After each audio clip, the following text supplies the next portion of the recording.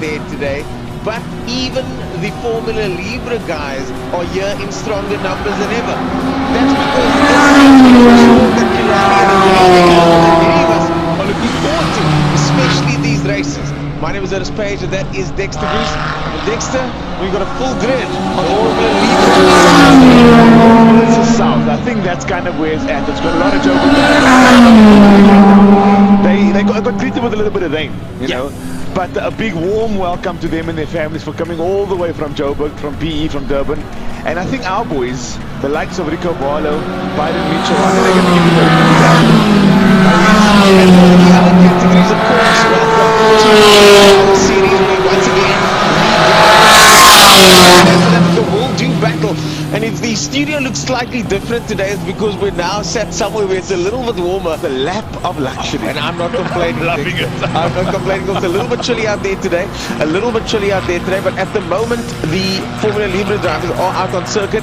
We are having some issues with the timing system, so they might be on either side of us. But if not, let's go through who's out on track at the moment, because it's qualifying right now. And the Formula Libre drivers, Class A, for the first time, today, Dex. Absolutely. Byron Mitchell, like I said, leads the pack. I apologize. Yeah, he leads the pack there in the Class S, Byron Mitchell. He's very well known for the time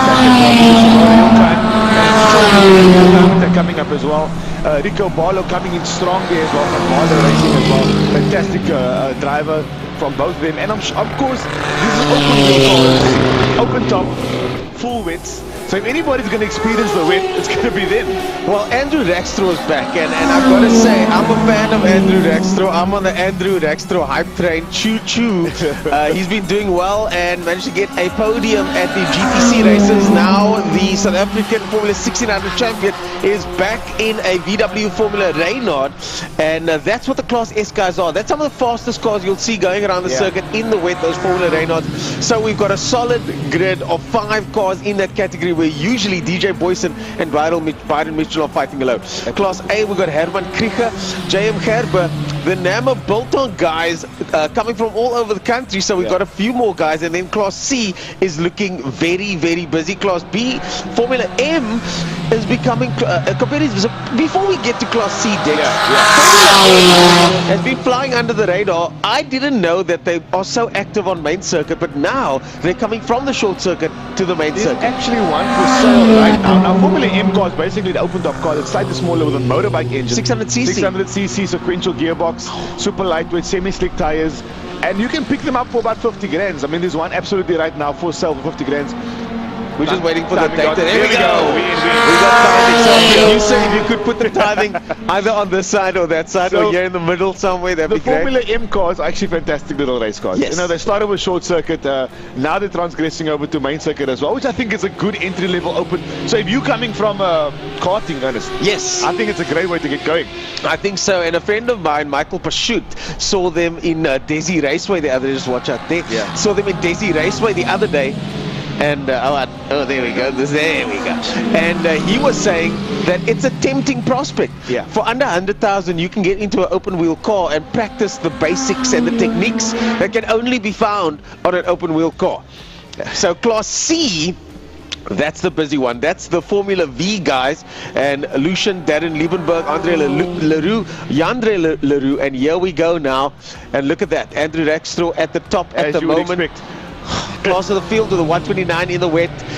I mean, what I chatted to him online the other day. Here's my name drop coming. I was chatting to Andrew the other day, and we spoke about results, and I told him I have no doubt that he will continue to get good results. He's just a world-class driver. He's done a Formula, at least a Jeep LMP3 test, and of all the drivers at that LMP3 test, he was the fastest one. So this is a legitimately world-class young driver coming up in the game. Thundercats, as you like to call them. No. we gotta play homage to the younger boys coming through the ranks, and I think he's definitely one of them. With the likes of RDSA by his side, I think it's only the best for Claudio and the rest of the team to do well. And they've got another driver as well in the Wild Rose Gin, just in a minute before we get to that. Yes. But the DJ Boyson, so the top 3 is Cape Town boys. Byron Mitchell is in second. DJ Boyson coming in their third. Lucian in Class C. But it's the rain outside there, Dex. It's the ultimate equalizer, as they say. Absolutely, absolutely. And these are basically motorbikes with 4 wheels. So Yeah. you got to tread very, very lightly with these Renault Pens coming in, then P6, P7, the Storm. Storm Lanphier, also the RSA driver. Yes. And finding his feet. Storm Lanphier doing the national series as well, but also finding his feet out there. Herman Kricher looking good. So the top 10 then rounded off by Andre Leriche and Herman Kricher in 11th position as they now finish their qualifying. Andrew Rackstrow on top with Byron Mitchell in second. DJ Boysen right behind him. No surprises there. No doubt that these guys are going to look for a dry line later on in the day. That's kind of what they're going to be begging for. That's where they put in their best times and really can give a good racing line. Moving over to Ernest the Wild Rose Gin 100. Now these boys are the quickest boys in the field. Steve Harp and the rest of them.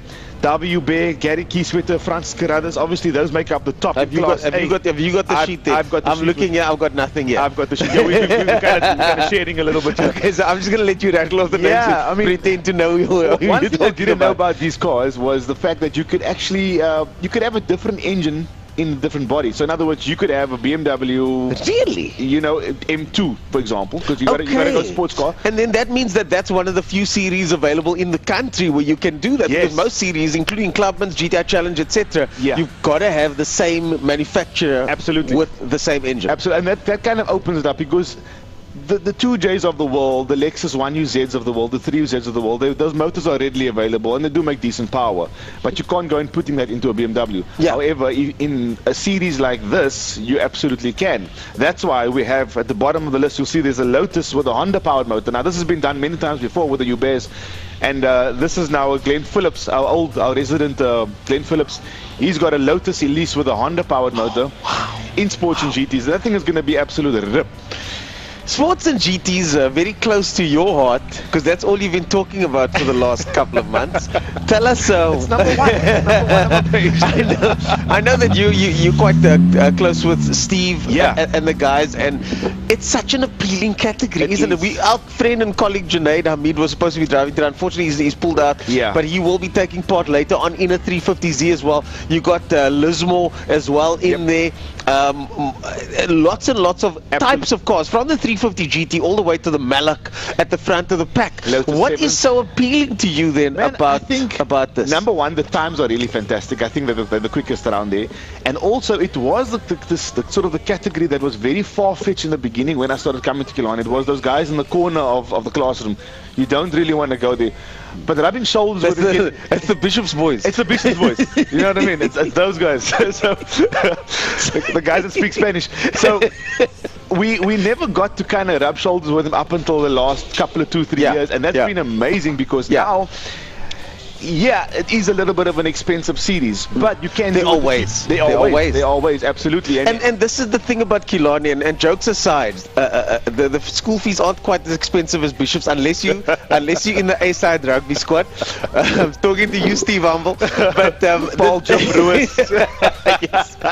But these are all the in-jokes. I apologize for the in-jokes, but the point of the matter is that when it comes to racing at Killarney, and Frankie is also in the tower with us here, when it comes to racing in Killarney, there are ways to access. We've just done a budget race car video on my channel performances page, and there are ways and means if you start getting close to these guys. Like you've spoken to Steve extensively, and you guys have gone through the options of what's the best entry point for this budget, for this budget, for this budget. Absolutely.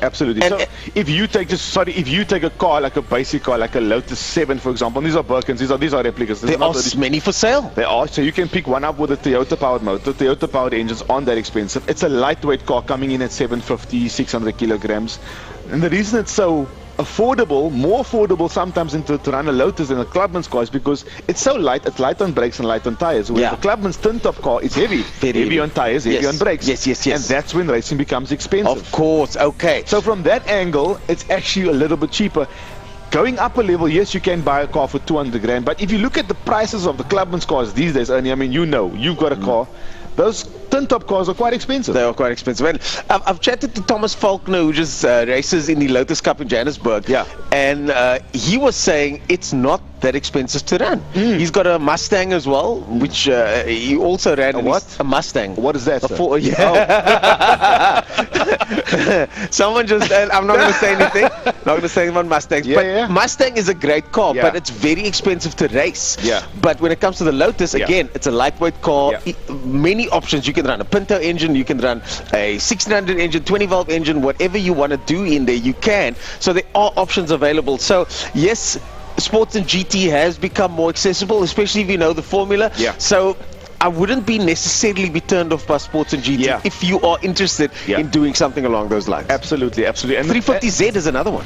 I mean, that's the next E36, like we've Yeah. always said. I mean, and they were cheap. I would say they were cheap coming in at under 100 grand. Now you're going to have to dig a little bit deep to get one that's in decent shape for 100 grand. And to get them into decent spec to do a decent time, to literally slap some slicks on that thing and then send it. Yeah. Rip everything out, put a cage in it. So let's put the budgets aside and let's go to a place called, I like to call Fantasyland. We've got unlimited budget. What car are you driving? Are you driving the Nick Adcock car, or are you driving the Harp Motorsport? I think like with the underdog thing with the Harp Motorsport, because it's a 1960 something car with the So Opel- that's the Malak. I'm talking about the other Harp Motorsport car. okay. If budget is no issue, I mean that's the fastest car in the land, man. That is the that's the fastest car that currently has, with Stuart White driving it. It currently has the record Yeah. around here. I think a 109 or something. Yes, to that and tune. that is the chassis is built by. It is the pull, not the Pull no, it beam. is the can't get to it right now. Oh, we need time for this one, but it's driven But at it's the Harp Motorsport It's the Harp Motorsport car, driven by Andrew Rackstraw at the Yeah. moment in the Endurance Series. Yes. And Stuart White set the record. That name will come to me Yeah, it later will. on. I can see the It car will, in my it will. head If at I the see moment. it, then I'll Yeah. know exactly It's an what it LMP3 spec car type of car. It's actually got more power than LMP3. Yeah, And it's a LS motor. LS yeah, motor, yeah, yeah. And they were doing 106s around here at one stage. So then there's Nick Adcock, who's just purchased a new car as well. Yeah. Also exceptionally fast. And I'm not sure if, let's see, may I have a look at those entries there? Sure. If He's I not in the may. mix. He's not in the mix. He's not in the mix. So Yeah. here they are. We've got the those- classic cars out that's at the the classic moment. cars after this, yeah. So the classic cars are out at the moment. And let's talk about them. We've got Franco Donadio out there at the moment. Ian Richards back again. Martin Bench. And I mean, this is a great list of cars here. But again, it is the ultimate equalizer when these drivers are out in the rain. Absolutely, And especially in absolutely. cars like this. And we now finally get a bird's eye view as Donadio goes through there across the line with with his first lap out now. So he should be starting to set the lap time when he comes back around again. And finally we get to see the cars go by, because where we normally sit, we can't see the cars at all. And it's obviously the cars are super loud. What I find very interesting, having a walk in the pits with these cars, especially the louder classic cars, a lot of them only run slicks, and they only have slicks. And the reason they do that is because they run these really wide tires, or wide rims. You can't get a stock tire to get on the wide tire. Okay. Because they take a stock rim and then they kind of extend it to give it that sort of 1960s look. Okay, You know, that deep kind of a vibe. So they do extend the rims. They cut the rims in half and they kind of make them wider, and that's going to give you that 10, 11J kind of a And look. is that a reliable, safe option? Oh, absolutely. They've been Okay. doing it for, I mean, Jesse Hugger's been doing it on his Beetle for many years back in the... I'm literally making notes for my car at the moment now, because I've always wondered, is that safe? The thing is, it's safe, I think, on a steel rim, and I'm sure there's somebody out there that's going to be looking at me now, but I think it's safe on a steel rim, not on an aluminium rim. Well, so a lot of these guys are running steel rims, you know. Yeah, so if you know the answer to this question, one of the guys from Zaki from Wheelworks, Mitch from the Mag Workshop, etc., comment below and let us know if it's a safe option or what type of rim can be made wider. This is just me being selfish because I actually want to know the answer to that question. I did it in my beach buggy though. But the beach buggy weighs like 700 kilos. Though. Even less. Yeah. Like 300, I think. Exactly. So on a beach buggy, I think it's a bit more acceptable. But if it's working for these guys, I mean, obviously, motorsport is the ultimate proving ground. So if it's working for them, then it is working. Sure. A couple of withdrawals over here. Glenn in the Ford Granada put on. I think it must have been a little bit too wet for the Granada. Michael Hitchcock, of course, in the Ford Mustang, the Cross Cape Forklift Services, who he withdrew. Ferdy Mouton as well. He's a stablemate Andrew Honeywell in the 944. I think Andrew Honeywell might be back. Oh no, it was Kuni Matia in the 944 Turbo. Now the 944 Turbo is a bit of a beast of a car. Yeah, of course. It's very compact. Even with a standard non-turbo engine, it's a potent package and a very nice race car.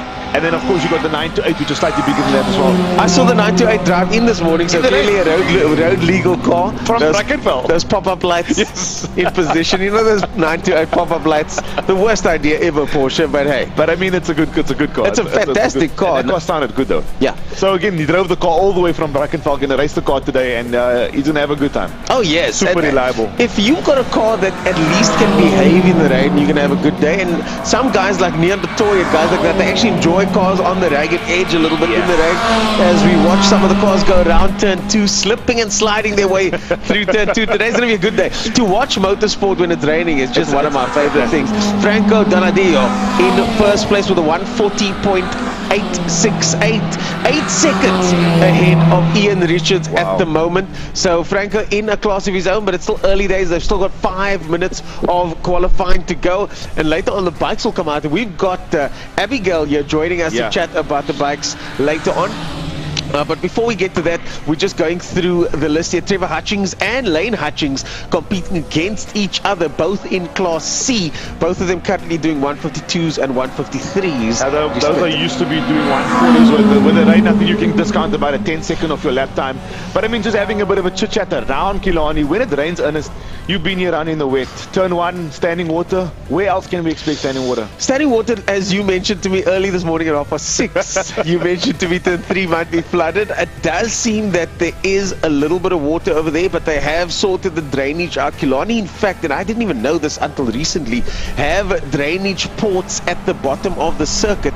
So there are ways and means to get rid of the water. As Tiny Brand comes in to say hi, there are ways and means to get rid of the water here and pump the water into locations. So they are draining. But what makes Killarney difficult, and anybody that's ever raced here will tell you that, is that there are streams going across the circuit here at Killarney, where if you hit those streams going at an angle, you go for a swim, as they say. So the GTI Challenge guys, I think they have some of the worst, because they're running the semi-slick tires, which work as an intermediate. When it rains hard, it's a bit of a problem. And also, if you're running a dry setup, that's the real problem. You're running a solid rear axle with a very stiff anti-roll bar. When you take a corner, and I've felt this, I've been backwards through turn 3 with the rest of the field coming towards me. You know, you take the corner and the back of the car just gets loose. So absolutely.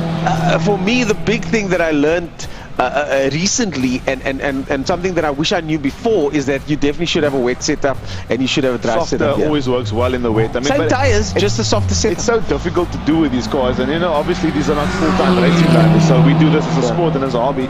So to change shocks on all 4 corners is a bit of a faff. And being Cape Town's weather, it could be very hot now, and then it could rain in a minute later. So, you know, Cape Town, you beauty.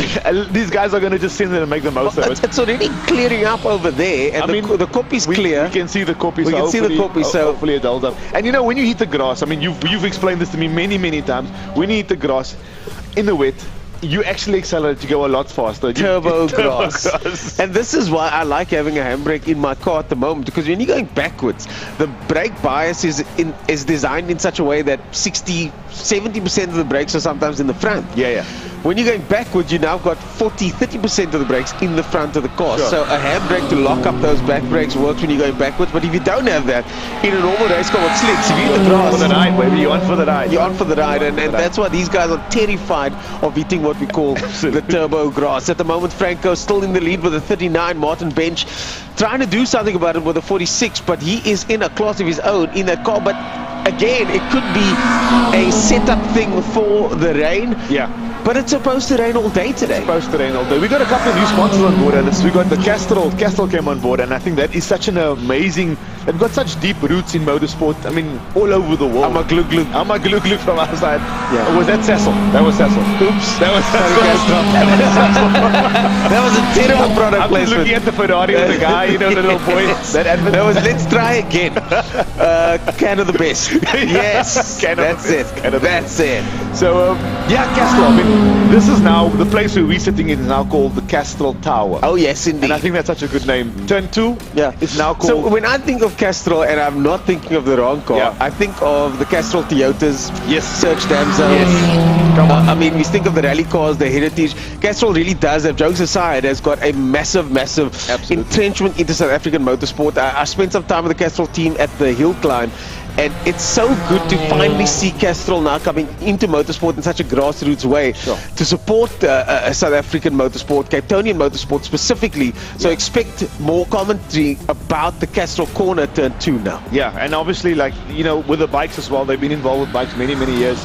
You can buy the complete livery kit for the bike as well. I think they were the CBR 1000 of the Superbike. So Castrol has massive, massive roots all over motorsport. So it's really nice to have them here at Killarney, the home of motorsport, Cape Town's home of motorsport. Turn 2 is also now known as Castrol Turn 2, which I think is a beautiful name. The signage looks good. So when you get here, have a look at it. It's all over the place. And I think they're busy doing, just behind us, the bridge as well. You know? So I think it's really going to set something off. Just getting back into the qualifying. We've got a couple of new drivers. Actually, Craig Blows in the 510, the Datsun 510. He's in Class X. This will be his last Class X before he gets classified into okay. It's a newly built car. It's a fantastic looking little Datsun. Okay, and who's driving that one at the moment? He is driving it, I think. Okay, okay. Bradley Rowe in a 202 Ti Turbo, actually, BMW. And then Jermaine in the other Datsun GX. Oh wow. On the list here at the moment though, I do not see those names that you mentioned. Maybe they're not going out for this qualifying in the wet. So. Because there are new drivers, but who is out? Jandre Boertes still parked at the moment. Neil Mouton out there, but most of them tootling along at a relatively sedate pace. Franco Donadeo though, a 138 now on the timing board. Brian Evans behind him, first in Class C. Martin Bench in Class C. Ian Richards, that shouldn't be in Class X. He's probably in a new car combination. But Trevor Hutchins now also fighting it out Class C. So in Class A is Franco alone at the moment, and Brian Evans leads off Class C. I just see the checkered flag in the left corner of my eye. They've just concluded their qualifying now, so it's probably going to be the clubman's going to be doing their qualifying. Yeah. Before we live into that, I think we should bring in Abby. Abby, yes, to the bike. Yes. Abby, I'm going to step off for a little bit, sure. And then I'm going to hand over to our lady bike racer, someone that's faster than both of us on two wheels. I hate to say, if we do 4 wheels maybe, but 2 wheels, it's all you, Abby. Abby, nice of you to join me. Good morning. Morning. Sure, it's a bit cold today. It is a bit cold today, but I think our hearts are warm and the bikes are there. Yes, definitely. Firstly, how are the entries looking? I mean, I had a bit of a chat to Wayne. Wayne is the chairman of the bike club. I had a bit of a chat to him. He said the numbers are a little bit down, but there are numbers.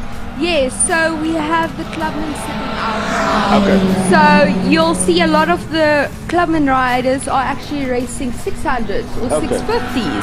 So it's nice to see that there's a little bit of an increase in the numbers, especially in 650s. Yeah. 300s are the same as always, about 7 races or riders actually. I want to just touch on the 300s. I actually watched the free practice on the 300s yesterday. It was very interesting. The pace on the 300s are not that slow. You guys actually go fast.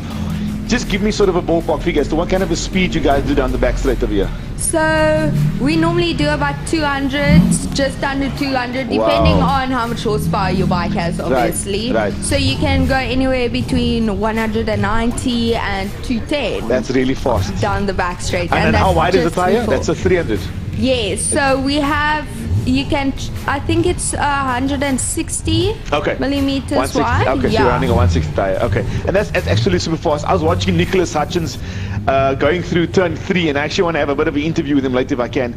He is a bit of a wild guy. I mean, he's quick. He's very, very quick. He's super fast. He was the one that actually had his motor blow up in turn 2. Yes, with that horrible accident. With the big accident. Going around turn 3 on the outside, he overtook somebody. I mean, is he the one to watch out for? Or is he the one that's going to be leading the pack? So currently with qualifying, he's on pole. Wow. With 5 seconds between him and second. And wet, or is he on slicks? So he was on wet, but he was hoing it. Sorry for my Afrikaans, but he was going.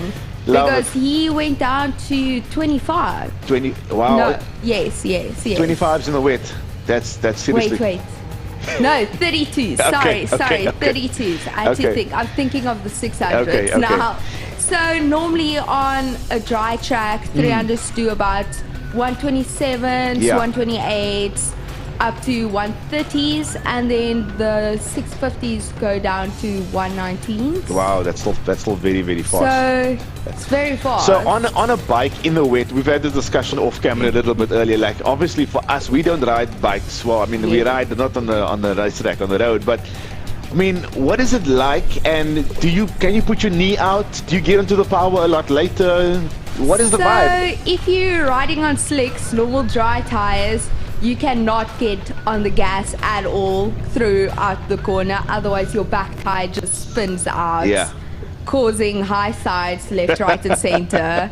So what is a high side? A high side is what? So when your back steps out and then it comes back and then it flings again and locks up, it throws you over high on the high side. Okay, great, cool. We should on the weights you can go about 10 seconds faster. Right. And there you can try putting out your knee, but I would not recommend it. Okay.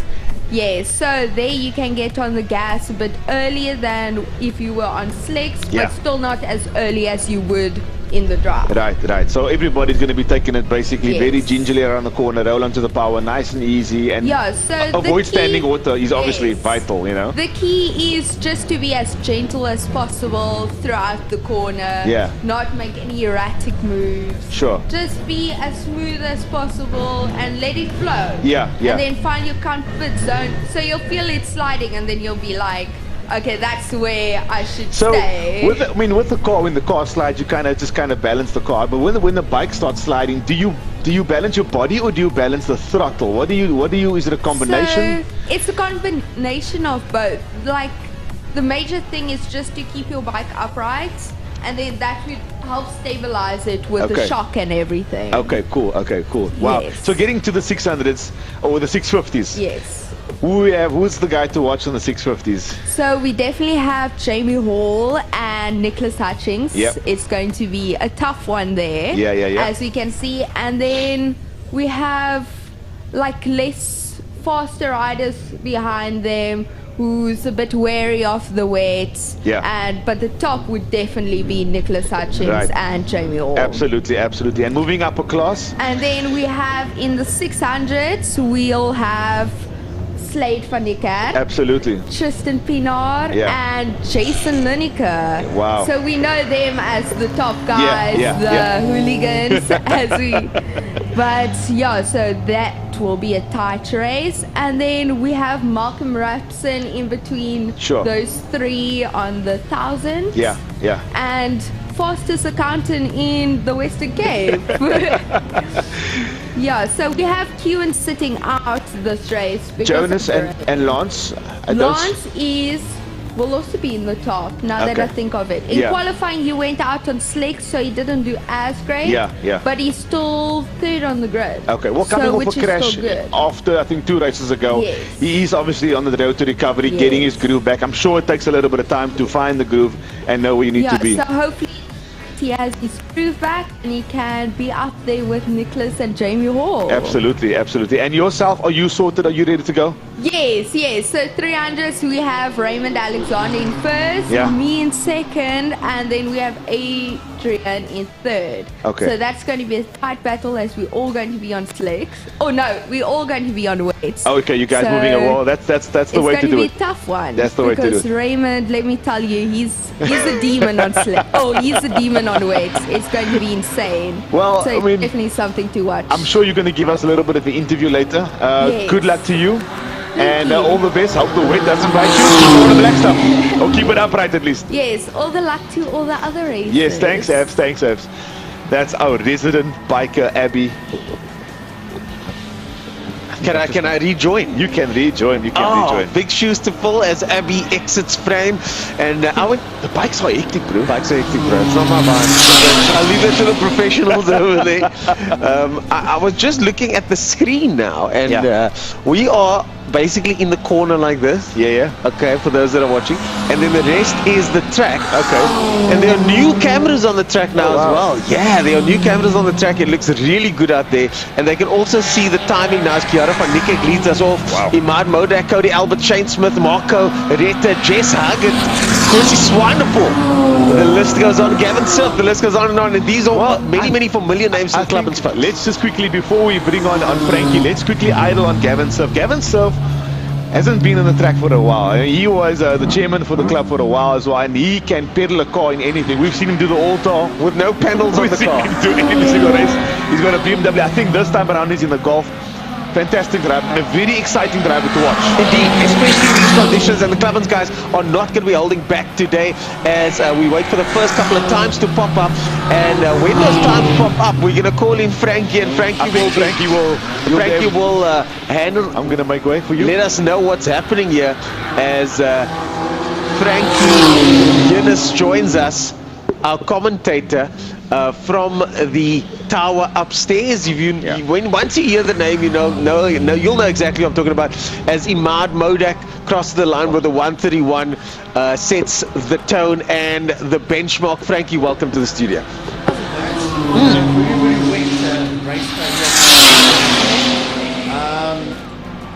When you have these type of days, the numbers aren't always the way it's supposed to be, but I see there's over 20 Clubman's cars that are out in the circuit, and I think we're going to be in for some good fun. And just as a matter of interest, GTI Challenge guys that are sitting out this one, they are racing in PE next weekend. I know. One of my drivers is out there. And guess what? What? Gary and Frankie's tickets are booked to Port Elizabeth already. We are going up next week, Saturday morning. We're flying up 6:30. We're going to do the challenge, and we're coming back home 7 o'clock the evening. So it's fly to PE, do the job, and fly back home again. So challenge is so we're going to have some exciting. fun out there. But yeah, the Clubman's guys out there, and so far we see that Imad Modak and Cody Alberts on the front row. They're good in the second row so far. Shane Smith and Jesse Huggett. That's the first four.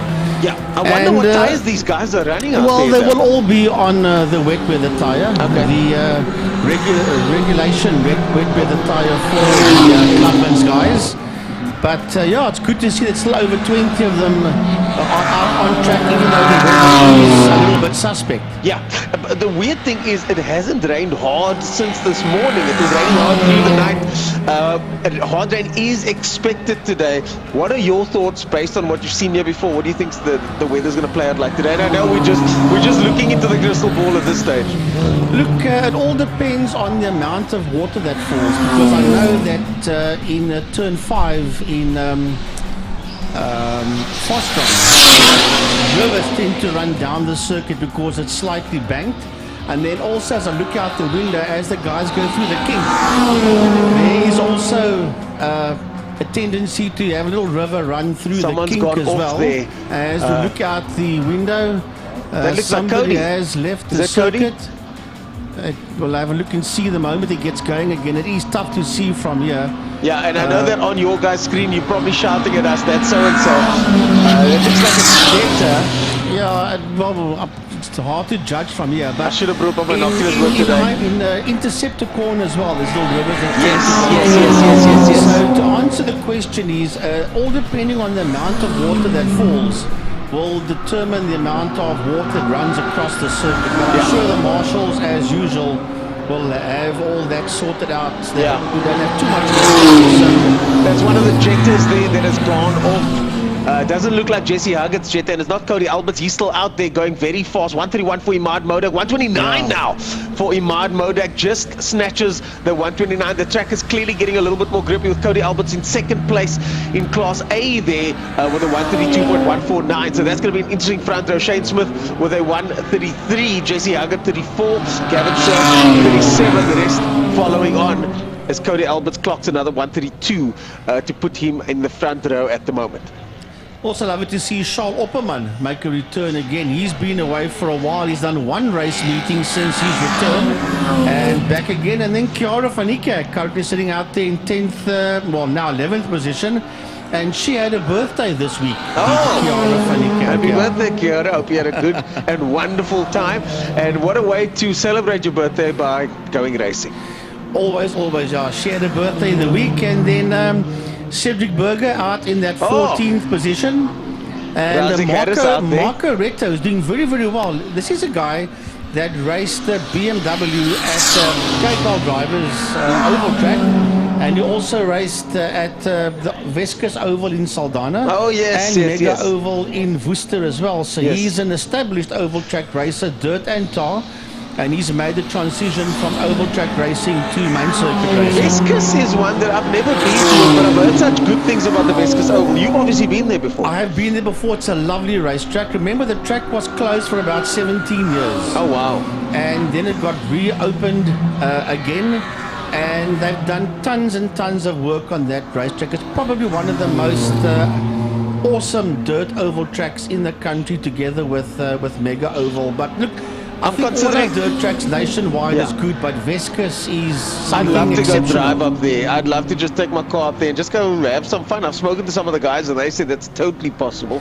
Yeah, the Furveys brought it back up on the map again. Nice. Jean and his dad Gary, they revamped the circuit again after 17 years. So yeah, and they're doing extremely well out there. Shout out to the guys at Vescus Oval, Royston, and the rest of the guys. You know, I'm talking about Gary Manwaring out there, Razik Harris out there as well, Cedric Burgers, JP Shea, all these familiar names. I mean, there's a lot of them out there for a day like today. I think we're going to have some good racing either way. Modex still on top. I think so, but what I think we can get Francois into chat about this is that we've got the North versus South derby in the Formula Libre single-seaters. I got some of those. I've got those details wrong earlier on. There is the Class B class, there's Class S, there's Class A and B, and there are a bunch of names on that list. This is the biggest Formula V grid, the biggest Formula Libre grid I've ever seen.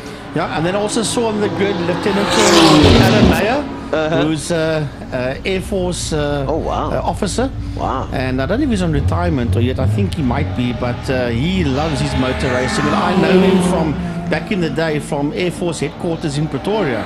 So I know Alan Meyer reasonably well. Yeah, and he'll be joining us as well on circuit. Back to the action here for Clubman. Imad Modak still leads us off, so clearly Imad have been practicing quite a bit, getting faster and faster in that car. These very treacherous conditions. Cody Albert's still in second place. Jess Huggett, of course, right up in front with that normally aspirated checker. I see he was in fourth behind Shane, but that has now swapped around. Jess is now on the inside of the third row of the grid, and Shane Smith is on the outside, and then row 3 is Josef Hendricks and returning Gavin Surf. The returning Gavin Surf. He's been missed, and I'm sure he's going to be giving his competitors a good run for their money in Class X at the moment. And if you're wondering what Class X is, if you come back with a new driver car combination, you get slotted into Class X until you get your categorization and your times. New driver car combination, and you start in Class X. Yeah, so oftentimes these guys, Gavin and the guys will say, no, I'm a new driver. No, you're not new, Gavin. No, he's not new. He's been around this track many times for many years. Indeed. It looks like time to go is done. It looks like the guys are slowing it up. I'm just checking. Yes, out the window I can see the checkered flag is out, so this qualifying stint is done. Isn't it much better to be sitting here on this side over here to be able to see what's going on? It's so nice to at least get a sense of the action, because downstairs we can't see anything. But the only negative part of being up here, for us it's lovely, but you can't get your competitors up here to have a chat because we are of the working VIP on that lounge thing. Exactly, we are working on that for next time, where we will queue the guys up and get them coming in here. Unfortunately, we just needed to get the equipment out the rain. But Frankie, any closing words from me before we get Dexter back on the hot seat over there? I think the guys that have come out to race today are very brave, and especially the guys on the two wheels. But yeah, you know what? You know the real racing driver if you haven't been out on the wet. Eh? This is true. I mean, you've raced on the wet, so is Dex. The ultimate equalizer. And I was just telling our producer earlier, and I've been practicing in the rain, and it's something that you need to sort of build towards, get over, get used to. Some guys are born with it, some guys have to learn it. But today, some of these guys, they're in the thick of things, and hopefully the rain does or doesn't come down hard. If as a spectator, I don't mind a little bit of rain. You see, if you're an ex-karter, There you get bred to race Yes. in the rain. They don't stop racing karting if it's wet because you've got to learn there. Yeah. So if you happen to be an ex-karter, then this on the main circuit will be easy for you. Yeah. Well, we'll have to wait and see how the ex-karters do. Ladies and gentlemen, Frankie Ennis from the commentary team. Frankie, what time can we expect for you guys to go live? We are scheduled to go live in about a half an hour from now. Racing is supposed to start at about 9:30. Okay, we look forward to hearing from you guys, and we look forward to handing over to you guys to walk us through the action today. Ladies and gentlemen, Mr. Frankie Ennis from the commentary team. Thank you, guys. Well, there you go. Dexter Bruce joins us once again. Listen, I just had a bit of a look at this guy's practicing. It's slippery out there. Is it? Kwesi Swanepoel, I mean, we know that Kwesi, KSD developments, he can pedal a car. Got it pegged completely sideways in turn 1, turn 2, turn 3, turn 4, and then that 2J motor, Lexus. Oh man, I missed that. I mean, at the moment, there's a Jetta stuck on the outside of turn 1. There's an Opel. Which Jetta is it? Is it the multicolored one? I think it's the red one. I'm not sure who the driver is. Because there was a Jetta that was spun out in turn 2 earlier, and I can only suspect that some it of was the College of Cape Town Jetta of Isaiah Davids. Okay, I can only assume that they are running the slicks at the moment. Yeah. And that's what's causing them to It be a bit again boils slippery. down to, changing the setup for the wet. A lot of these cars have not been set up for wet. No. They don't have the trick shocks or whatever, Yeah. They kind of just... I think the main setting for that for me would be anti-roll bars. They have adjustable anti-roll bars front and back, but it's not always possible. Makes a world of difference. It makes even with our rallycross cars, a world of difference. A small change makes such a big difference on any change of surface. And being adaptable, as we've spoken about so many times. Getting me excited now. Yes, it's being adaptable. Why are we excited? Because it's the All-Tar next week. Can't wait. Cannot wait for the Gonna All-Tar be next week. amazing. Going to be amazing. Lots of drivers, lots of rally drivers, lots of rally cross drivers. it's E36 Cup guys are going to be there. It's us versus them.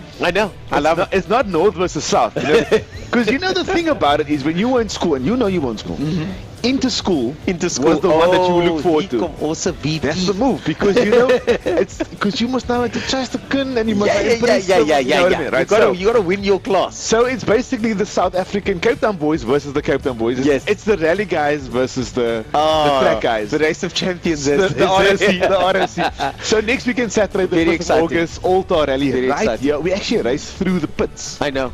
Yeah, it's nuts. It's one of those events where you think you know the circuit because you walked through the section many times, but when you're going through at 40, 50, 60 k's an hour, it's very, very, very exciting.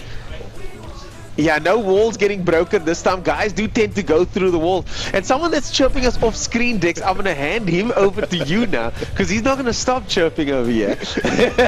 Francois from the commentary team. Francois, over to you. Morning, welcome, thank you. Good morning, our resident silver fox, Francois. Yeah, he sits on his phone if you will. No, I don't want to sit on his phone. Good morning to you. Dex, morning. I just heard you murmuring about that rallycross and the All-Star I rally. tell you, if you want to see big accidents, next week's Saturday is probably going to be the biggest. Well, I'll be in the middle there. I'll be at the Rock National Karting. This is the So thing. I'll keep a sort of a beady eye out for you guys. Keep an eye. This is the thing about because we race through the pits, you don't know where to park and where to stand. You know what I mean? This is it, but it's very exciting. It's a very different. And then of course next weekend, Wednesday, is a public holiday. We've got the time attack happening not too long after that. Yep. And then on Saturday we've got the. But getting back to today's racing, I like to talk to you about the weather. Yeah. You my weather guy. I see the copy. The copy's open. Look, from what I understand, I was on a app called Windy, which is very in line with Wind Guru. Yeah. But Windy's very sort of like active. You actually see what's happening. So the wind currently is blowing southeast. Right. Which I find strange. I don't know what that means, but I'm just saying right. Which is that way. Okay, so the viewers don't know what that way is. But that way is blowing towards the north, where probably the rain comes out the northwest. Yeah. Which is from that side there. Yeah. Yeah, it's difficult to say because remember, although it's blowing southeast, if you look at the weather map, everything's coming out of the north. Yes. So blowing southeast, it pushes that rain back at us. That's just gone past, it pushes it back. So it's sort of a swirl effect. However, I don't want to be the prophet of doom. Tell me, is it going to rain or not? That's Anything all I want after to know. 12 o'clock's looking rather dark and dismal. Wow, But wow. anyhow, but we'll have to see. I mean, At the moment, I'm not one of the Anunnaki weather gods, so I can't tell you that. there's a bit of a dry line forming. I mean, it's gone a little bit dry now, and it's not too cold. I mean, actually, we're in a nice warm environment over here. If it doesn't rain by 12, I mean, that means your race 1 is going to be a very decent race. It'll be a fairly good race. It'll be a bit green. Yeah. So you might still have to go on wets or an intermediate if you're in a car. 100%. Yeah, the only problem is I had to look down in turn 5 from the top of the commentary box.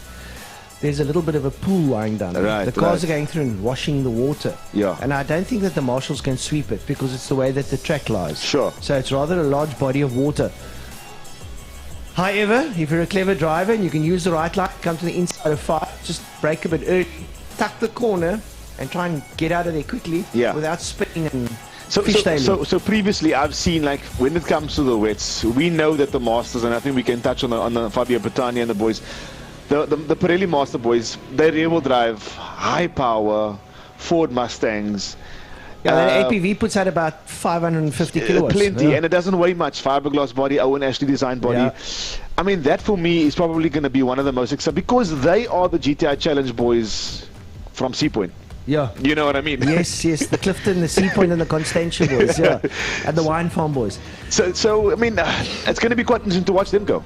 Yeah, it's going to be fun. Look, whether they're going to be running on wets, I don't know. They might run the intermediate race tire, which is the grooved slick. Look, the bottom line is I always maintain in the wet, ride like you ride in the dry, just a tad slower. Turn it down. Brake a little bit earlier. Just turn the volume down a bit, and you can get it right. Yeah. The big thing here is cornering, especially with a muscle car. You've got to run through the corner before you start feathering the accelerator or the throttle. I think challenges, as far as I'm concerned, turn 1, turn 3, and turn 4. Turn 5 is not so bad, because turn 5, it's a 180 hairpin. You've got to do your number there. You've got to slow down quite a bit, Turn 3, sometimes water can land on the inside. You come in there and you tap through. You're sort of going down the gear and you work your way through.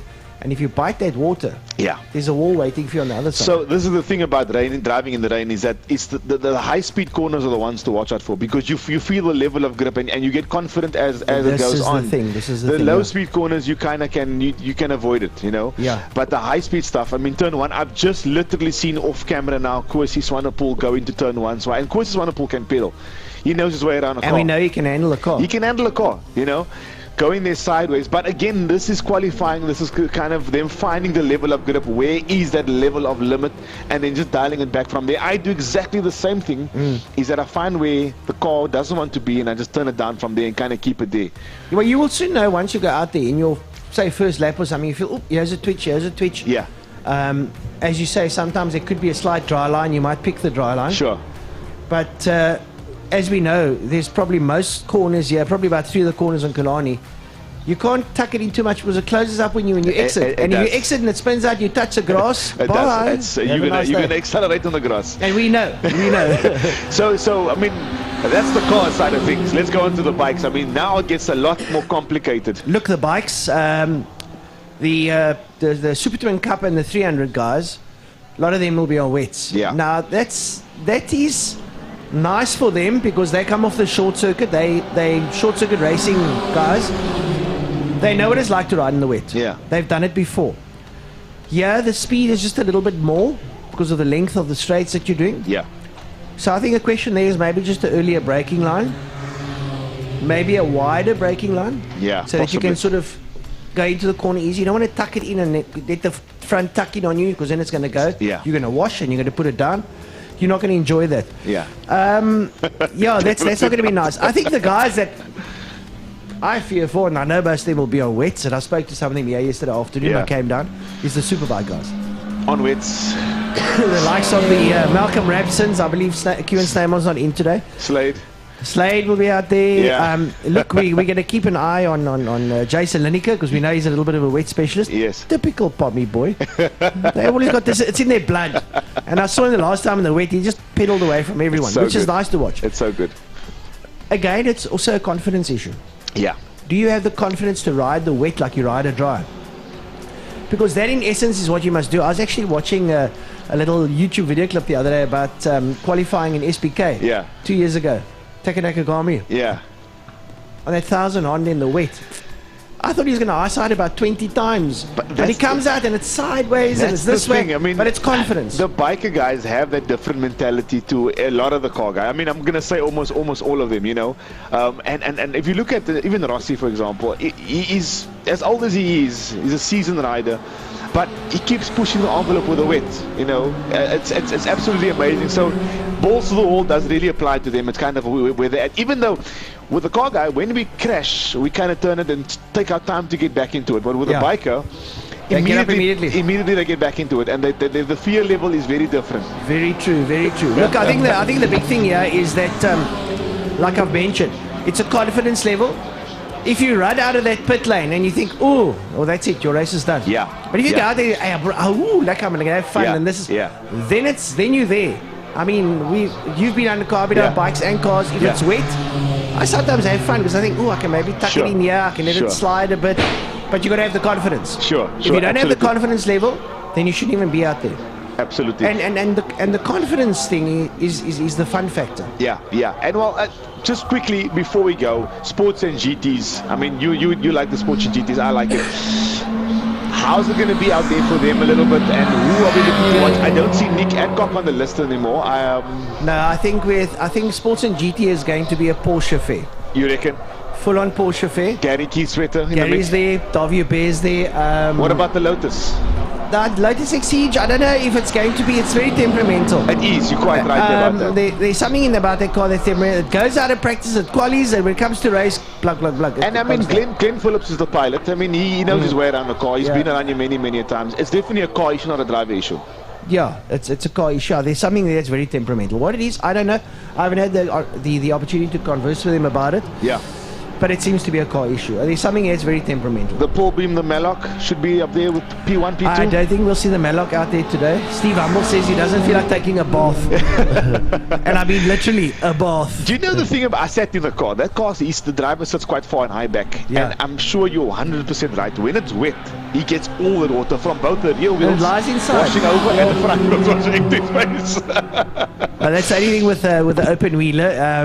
Rain is not your friend. Yeah. And I think concernedly, I mean, okay, we've seen F1, and I'll take my hat off to any F1 driver or any open wheeler driver. Yeah. I don't know how they do it in the wet. I don't know how they see where they're going, and they're doing 220, and it's white. It's absolutely amazing. And then lastly, the rise of the 350Zs at the bottom of the barrel in the sports and GTs. I spoke to a couple of the guys yesterday. So one of the 350Zs, and I'm not mentioning names, I don't want to discard the drivers. Just say it's Junaid, because I don't mind. No. It's the 350Zs, I was with him yesterday, they were good. One of them had a little bit of a braking issue going into turn 4, something blew under the car. Wow. I don't know if it was paper or something, and it faded the brake totally. The guy nearly lost it in 4, badly. Wow. But he managed to bring it back. One of the other 350Zs apparently ran a clutch.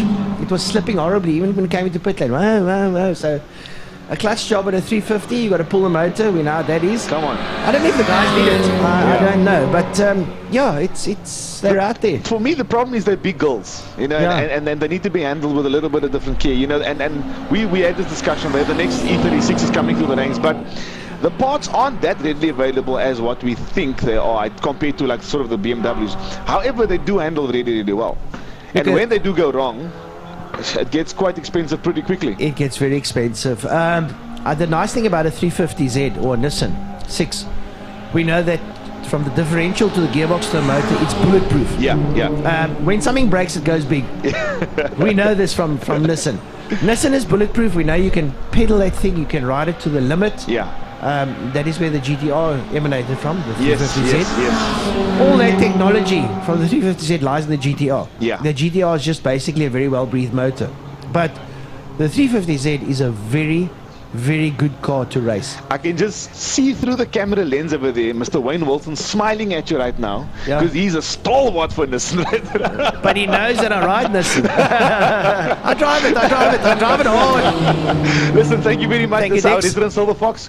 Come around a little bit later and come say hi. I will do so. And to all you and the viewers, have a lucky day. Thank you very much. I'm going to bring on Ernest back in again now.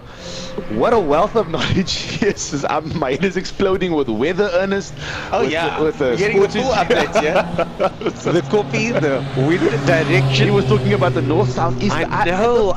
Honestly, the southwesterly. Just tell me if it's going to rain or not. You know what I mean? Well, what I can tell you is that we definitely will have some rain. How much rain we don't know. Watching the guys out there, Yassi Daman looking good at the moment. I saw him out there earlier on in the supercar. So the supercars are out there at the moment, and it's very wet. That's a tricky costume. Yeah, it's very, very, very wet out there. Supercars and fine cars. The live timing, however, on our side hasn't reset yet, so I'm not quite sure what's going on there. But it's very, very tricky out there at the moment. It's the worst kind of conditions, I think, because the circuit isn't wet. It's not dry. It's not drying. And there's a couple of puddles, and some of these guys, I think, are on slick tires. So now you kind of push the envelope, see where the level of grips, and you might just go a little bit too far and hit the hole. So the risk goes up a little bit, I think, in this weather. Because your visibility is good, right? Which is not a bad thing. Which is not a bad thing, but now you think that the grip level is there, and then you start losing it. So I think this is a very tricky phase to be in.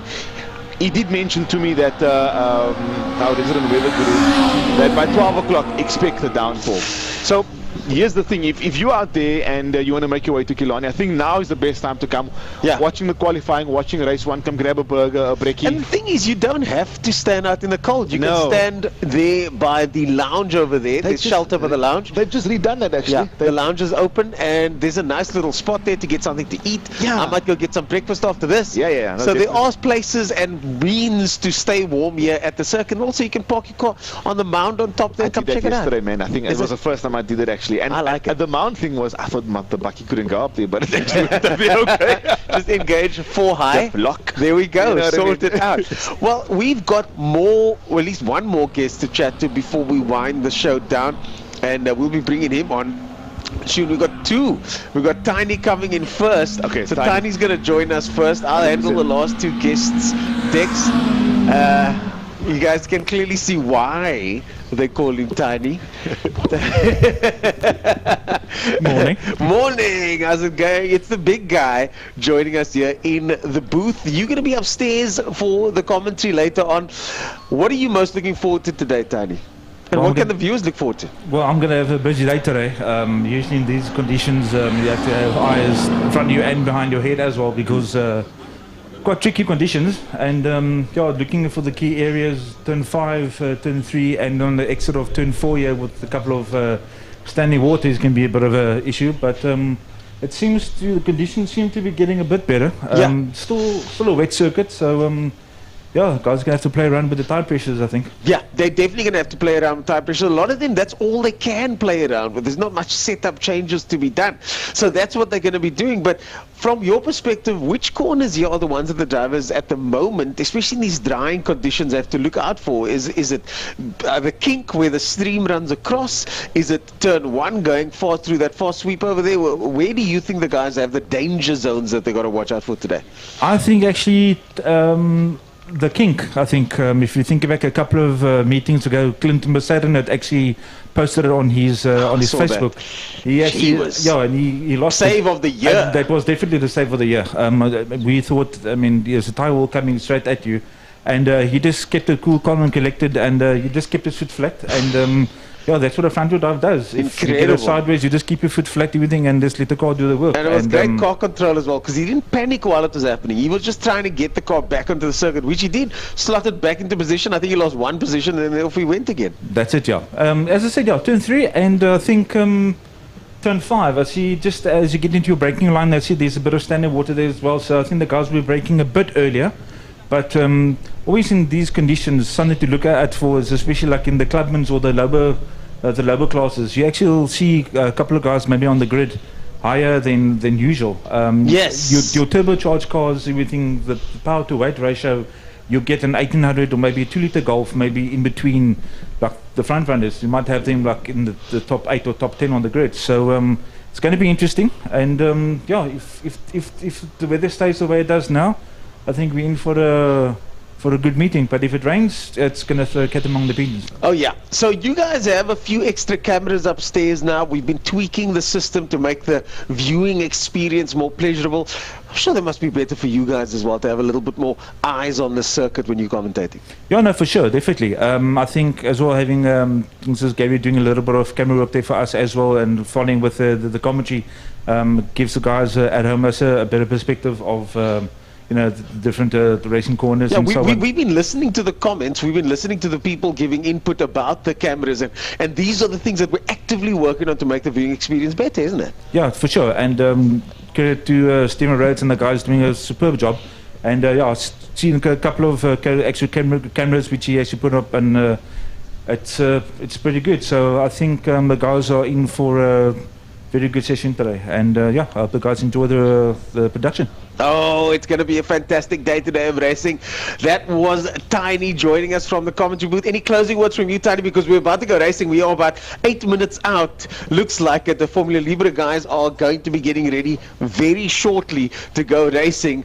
I mean, we're almost there. I can't wait. Yeah, I think, welcome to the guys from up north. I think it's going to be awesome. I think there's about 20 or 25 of those Formula Libres here. And I saw Mr. Andrew Raxtor here as well. So I think it's going to be good. Good to have some of the national guys here. And enjoy the production, and we'll chat to you guys later. Awesome stuff, ladies and gentlemen.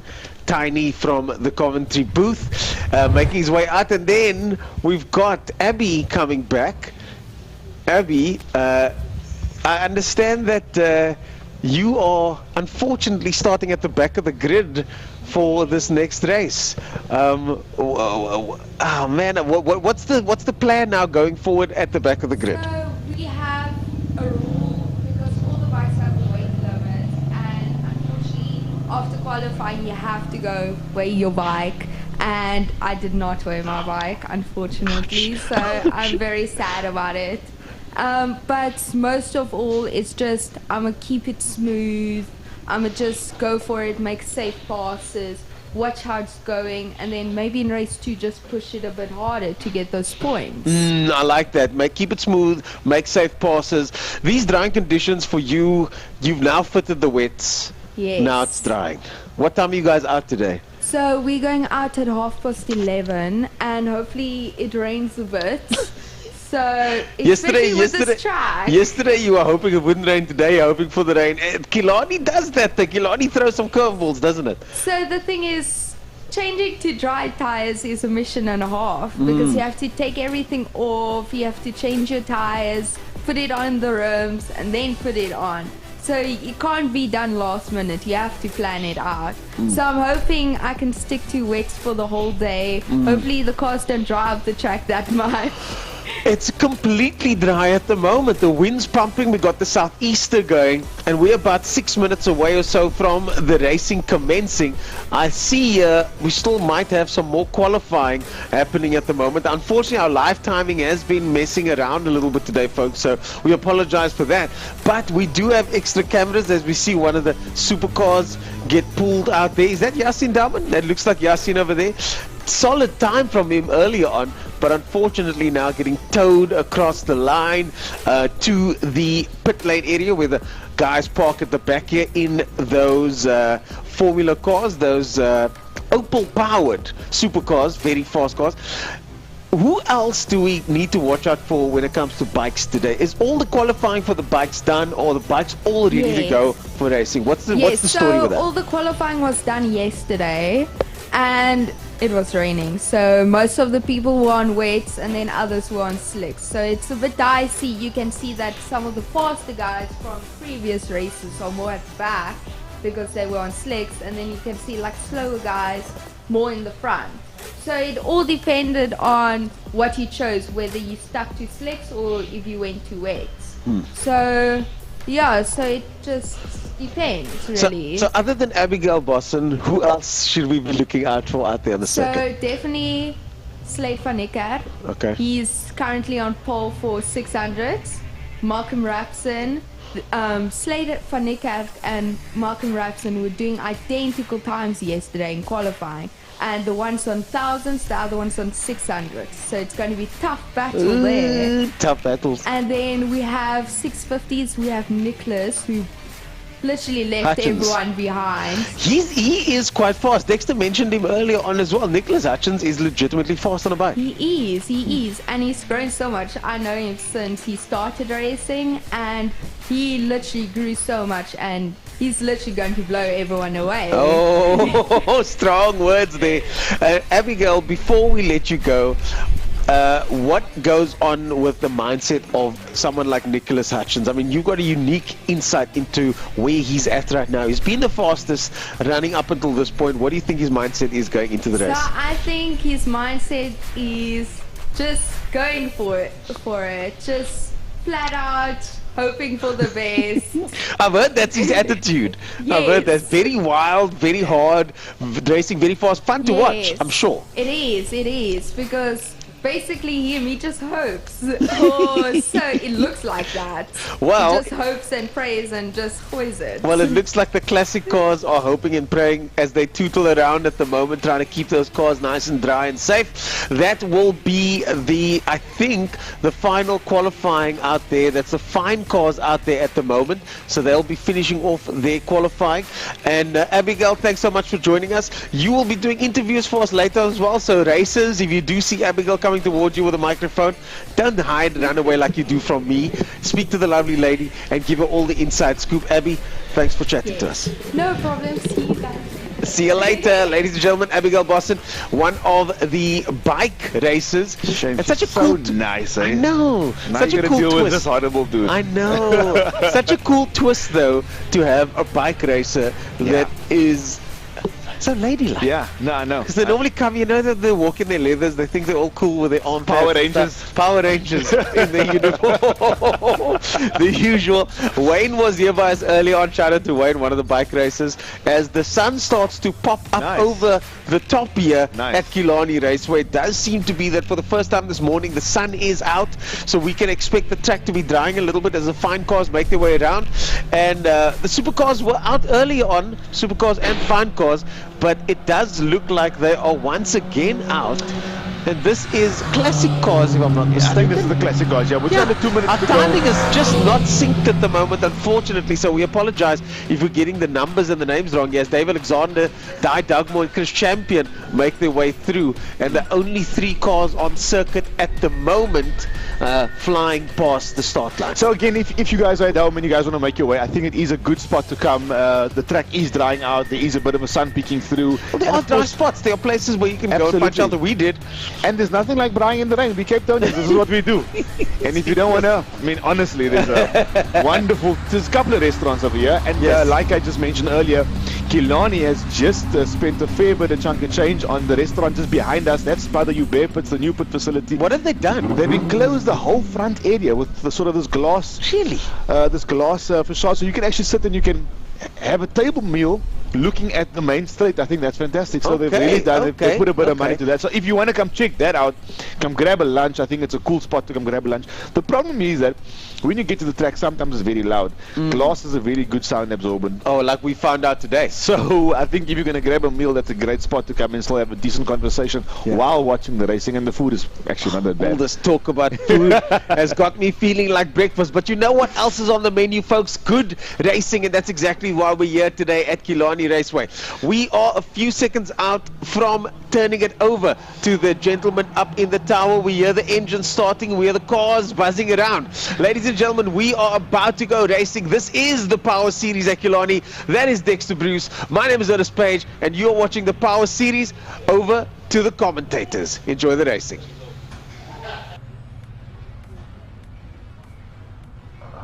Morning to you one and all, and we're just going live from upstairs, and well, this morning it's been brilliant. The crew from IMUSAT started off early this morning, and they've done lots of interviews and let the people at home know exactly what's going to be happening here today. So what is going to be happening? Well, it's a case of race, and race. We might have to move some events around just to make it a little bit safer, but in general, the thought is there is no reason whatsoever for any form of cancellation, and we're looking at a full day's entertainment, starting with the Formula Libras through the Lara Classic cars, Pirelli V8 Masters, Thermofires Clubmans, Caltron Formula Supercars, Vito Trustees Fine Cars, Bridgestone, the 650s and the 300 motorcycles. And we just had Abigail Boston that has been chatting about specifically that 300 class that she takes part in. Triumph Motorcycles, Superbikes, the SBK Challenge and the Masters, the 600 is also going to be out there with them. And then we're also going to do a tribute to some of our fallen colleagues that will be at the luncheon break, and then the Wild Rose Gin 100-kilometer challenge as well. So joining me in the commentary box will be the voice of West Bromwich Motorsport, Frank Yennis. Joining him will be Byron Height, and then also the somewhat good-looking, what's his name again? I think he goes by the name of Francois Butler. That's one of his aliases. Emil Tiny Brunt making his debut on TV earlier on this morning, and he'll also be giving us a bit of information from what's happening on the radio and down in the pit lane as well during the course of today. So for all the folks at home, good day to you. Send the link through to your friends, gratis, free and for net from IMUSAT.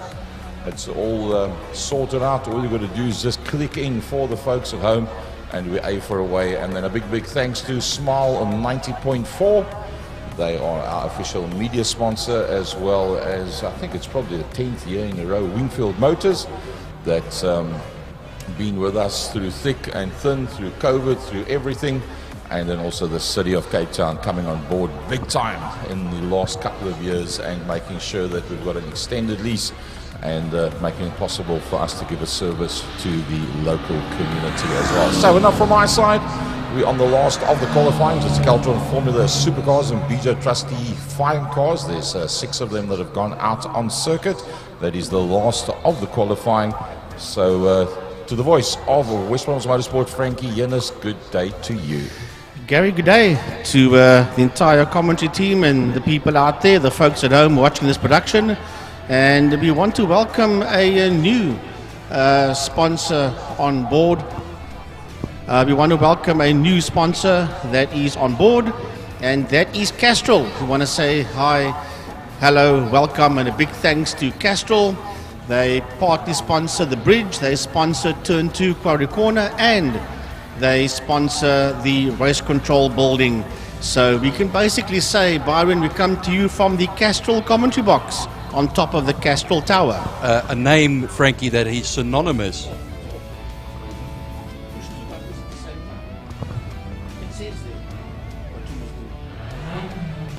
So as Byron gets his microphone sorted out, Byron, are you live with us? I'm with you, I think now. No.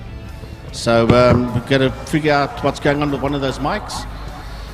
So yeah, Castrol, and then of course we still got Pertamina Fostron.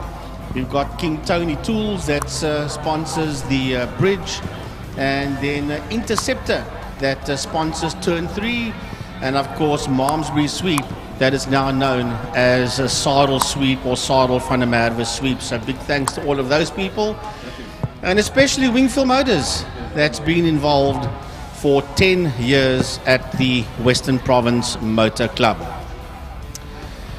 One testing. Testing 1 2. Testing 1 2. Right, so we've got the mics working. Byron, are you with us?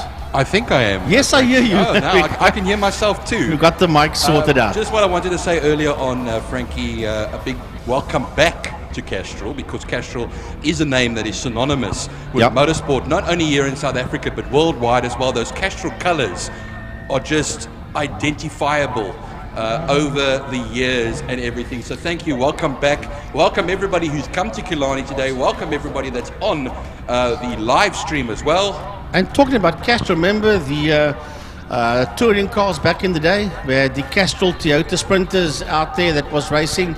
And I'll never forget Donnie Moritz and Greg Dreyer. They still raced the Castrol Hondas back in the day. So, and of course, very much involved in SA Rally as well, Castrol. So they've been around motorsport in this country and worldwide for decades and decades and decades. So yeah, as you say, welcome back, Castrol.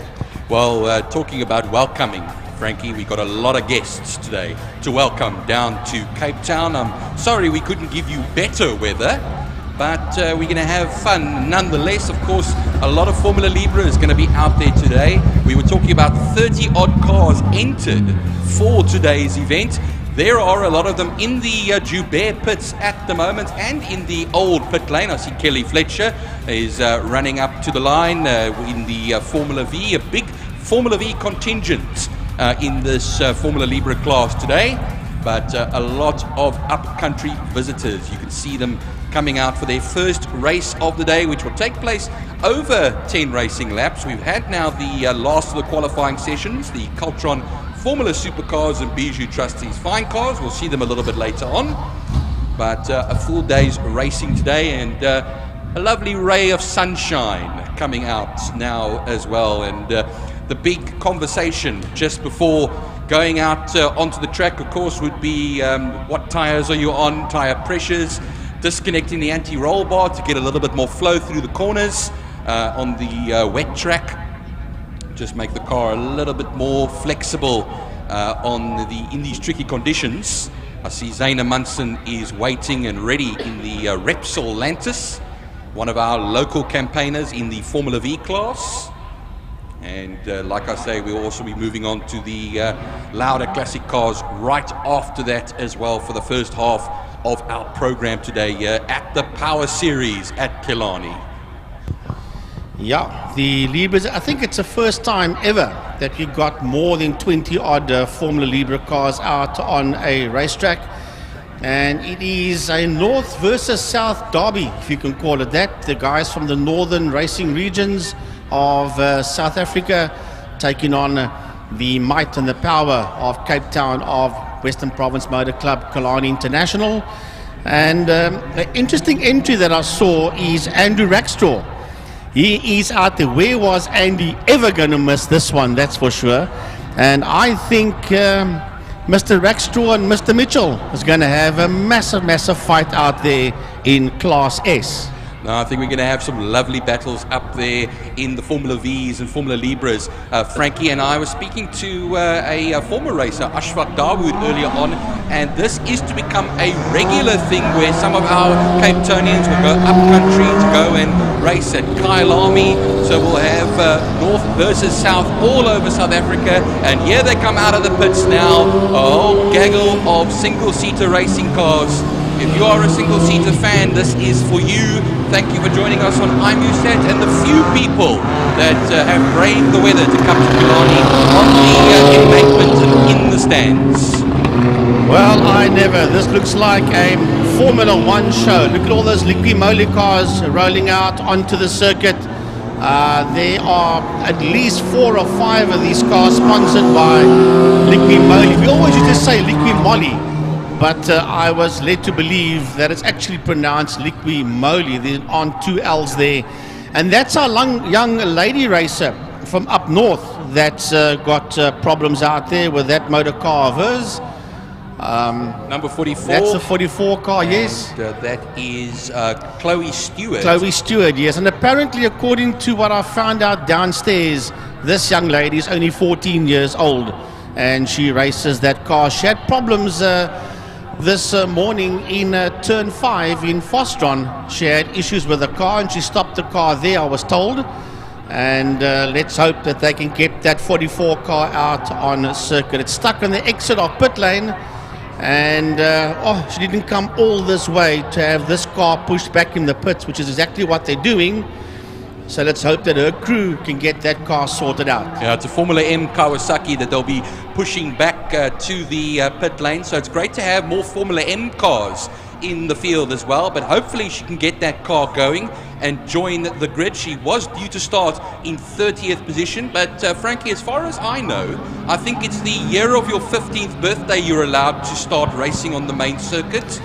She is 14, as you have said. So I think it is about 14, 15 where you are allowed to start moving from, the karting circuit or the short circuits and onto the main circuit. Look, if you're racing in Formula M, I think you're allowed to be there when you are a lot younger. And she is racing the Formula M car, so yeah, no problem. They've got that car back in pit lane as we watch the cars roll down the back, mate. A big thanks to Smile FM. They are the official media partner of the Western Province Motor Club.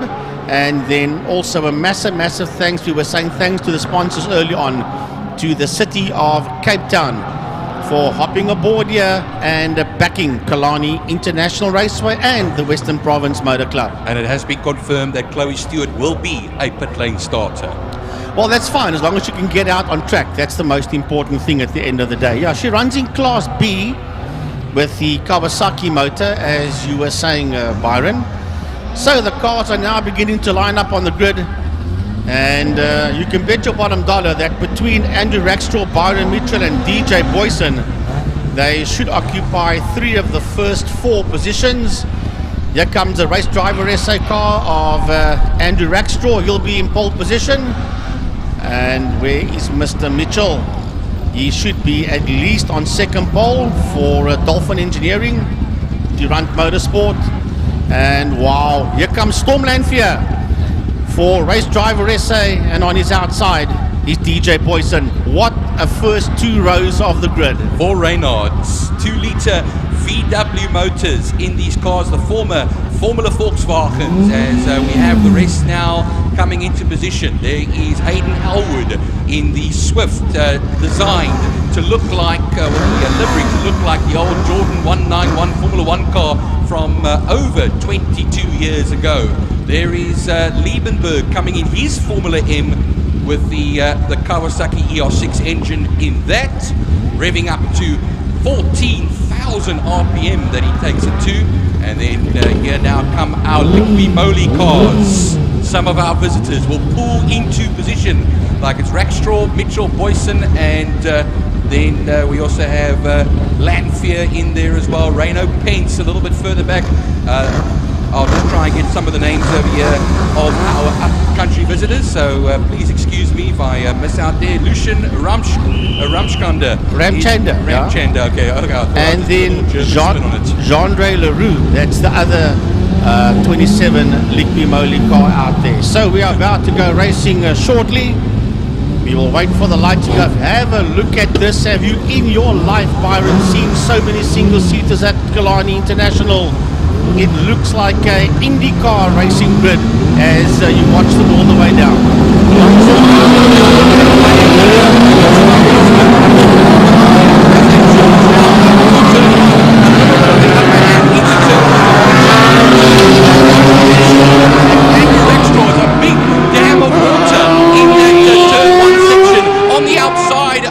Turn 1 section onto the Joubert Straight towards Castrol Corner will be our leader, Byron Mitchell, but Andrew Rackstraw's right on him.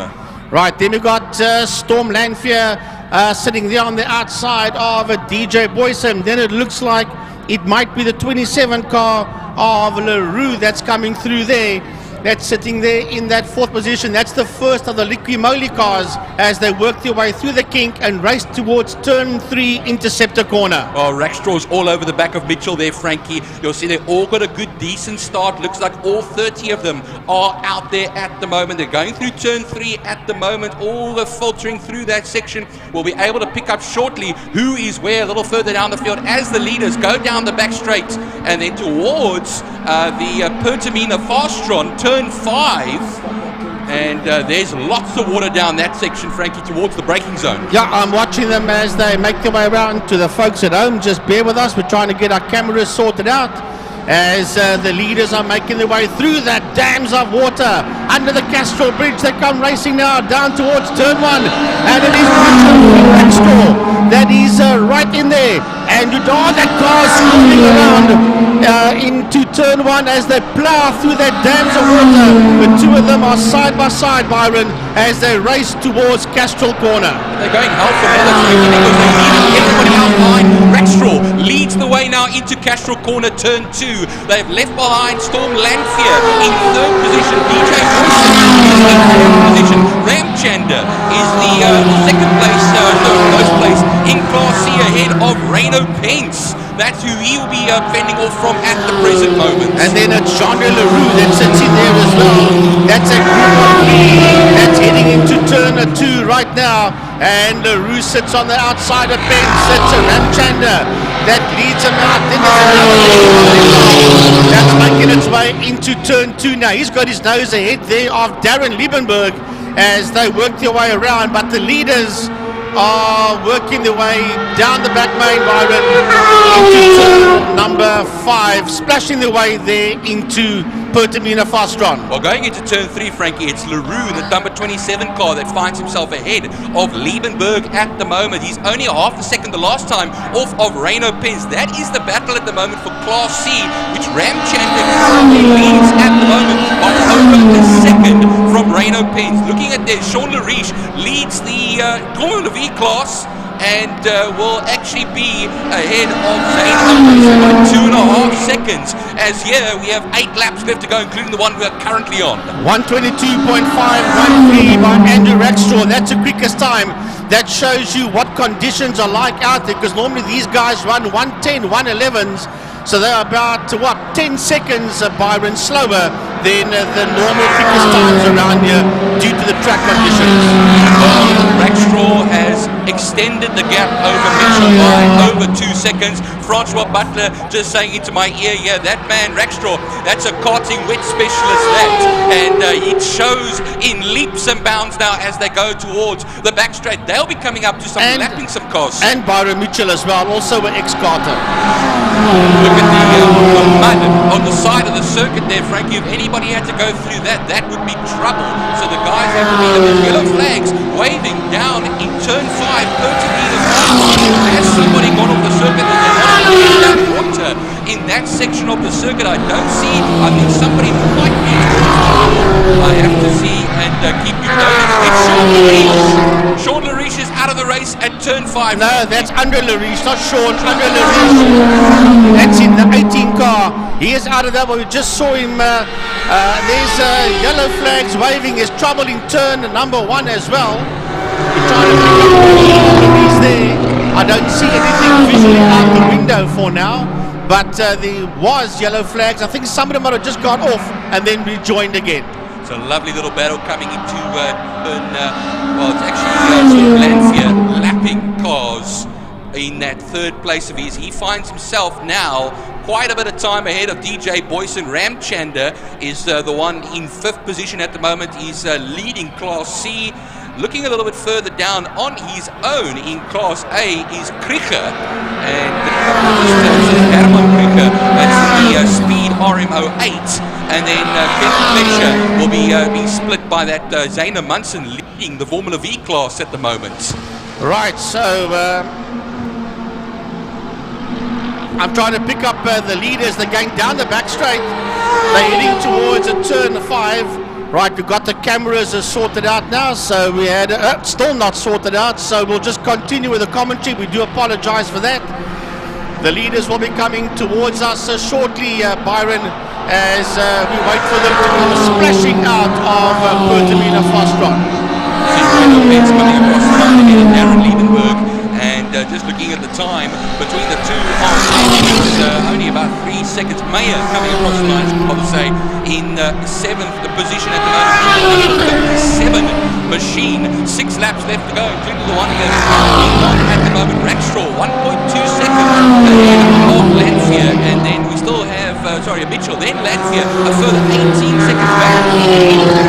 Now the leaders are now working their way through the kink and into turn number 3, into the second corner, and we've got them on our camera screen.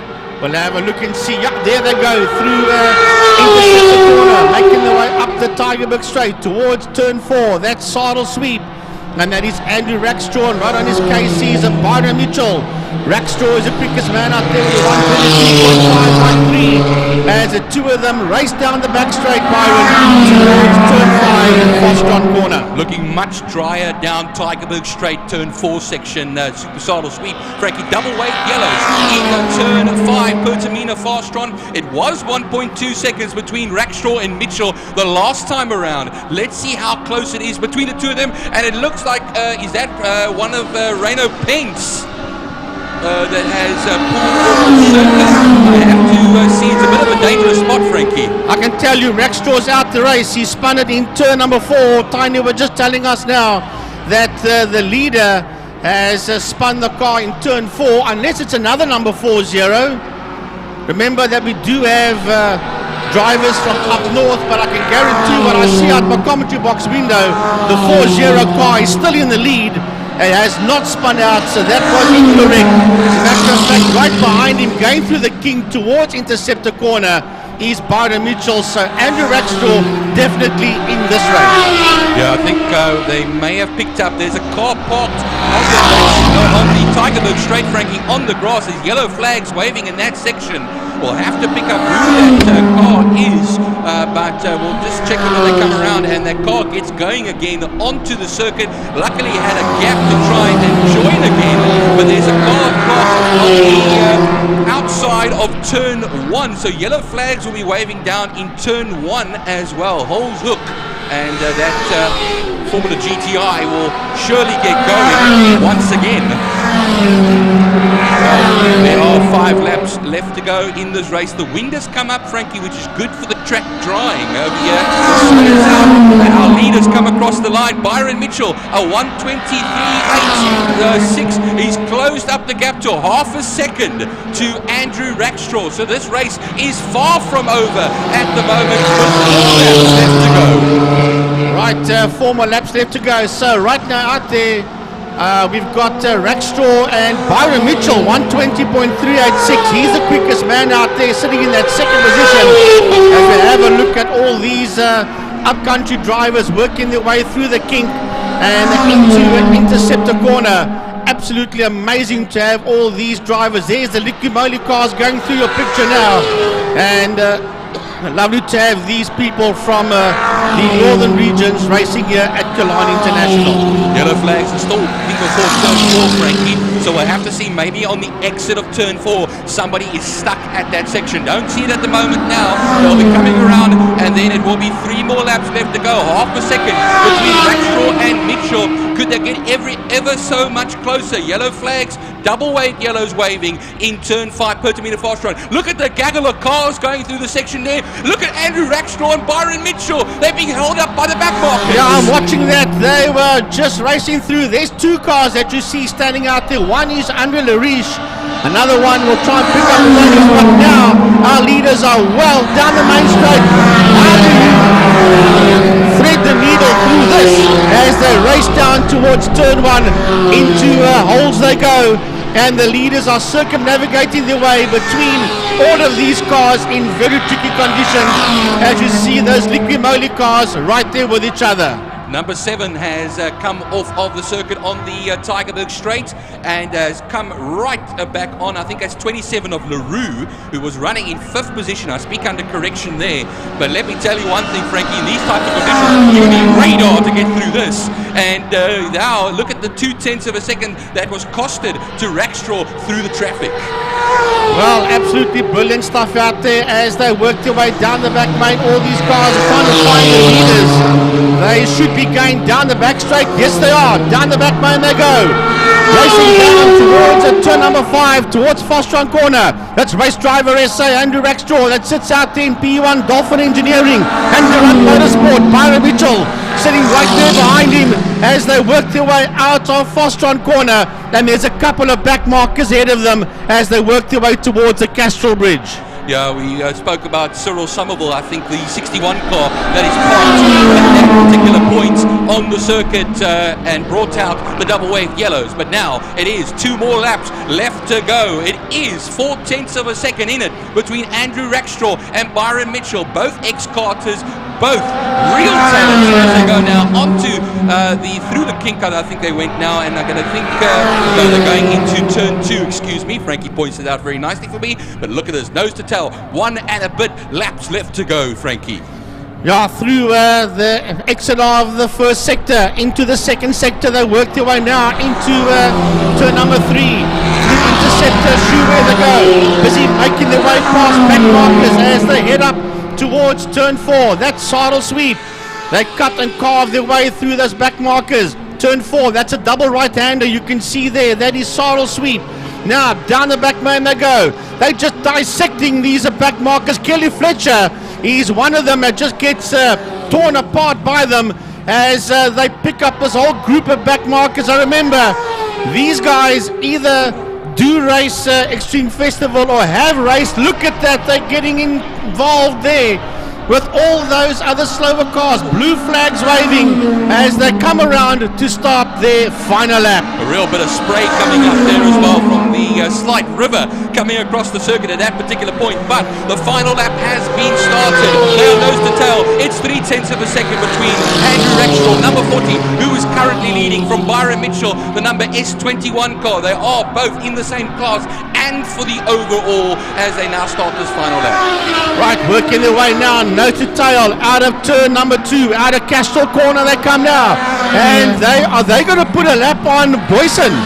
They're going to lap DJ Boyson as they work their way into turn 3, intercept the corner, Byron, with a half a lap to go. Yeah, DJ Boyson 4th in the class, 4th overall as well, so in the top 4. Storm Lanphier still in 3rd at the moment. We wait for our 2 leaders to come out of turn 4 and onto the back straight, where they will zigzag through the lapping of the cars ahead of them.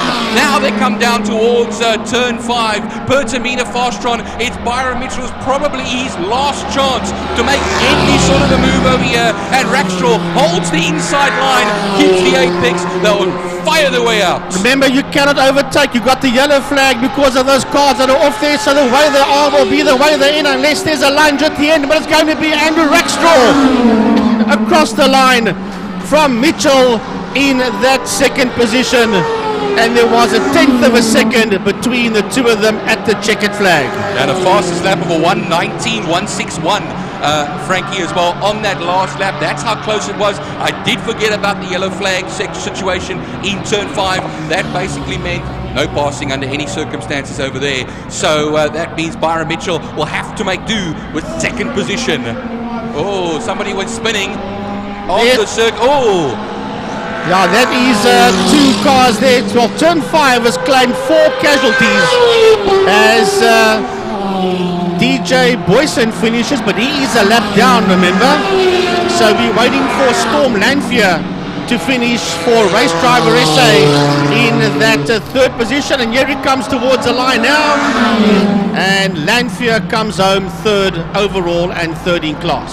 Jean-Andre Leroux will get 5th position and the winner of Class C ahead of Lucian Ramchander. Alan Mayer will be right off of them as well in that number 57 car in 7th position. Reno Pence, number 65, will come to the line to take 3rd place in Class C. And I think there was just Ben Jack Phillips that also finished now. Liebenberg will hold 9th position. Kelly Fletcher will take the Formula V class win, Frankie. Oh, fantastic. Well done to Kelly. Here come the 2 Liquimoli cars across the line now. And somebody went into the wall there, Frankie. That is quite a whack to the wall. I didn't see the number of that car, but that is quite a thump on the pit wall that somebody has gone into, and hopefully the driver is okay. Yeah, I just saw that car just veer off to the right and just slam into the wall here on the monitor, and there was heavy impact there on the wall. Never got to the checkered flag. You saw the checkered flag, but never quite made it. And I'm just going to go through the list here, Frank. I'm going to go out and have a look. See, look at all the casualties that Fostron Corner has claimed. My word. Maybe there were 2 cars that got tangled. They seem to have got going again, but there are 2 cars that's still standing there, and that's why the yellow flags were out, which neutralized that complete sector down in turn 5 in Fostron.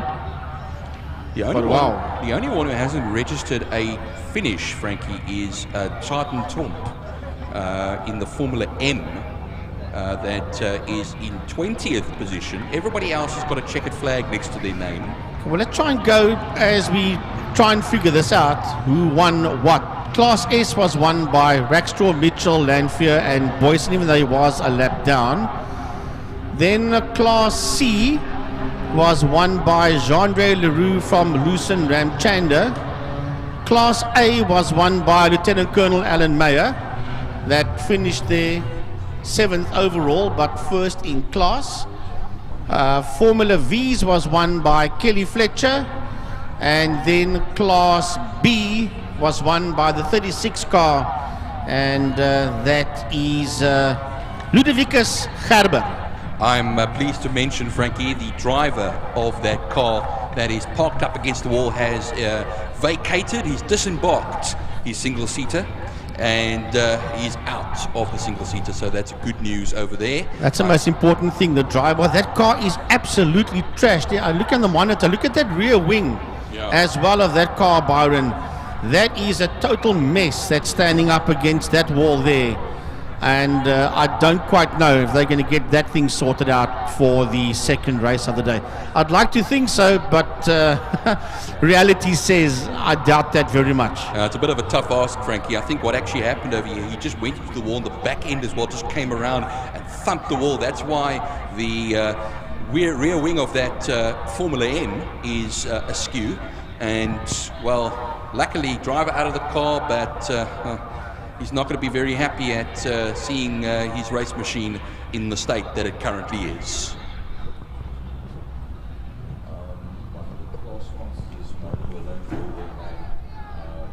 So just try and make a point of also making sure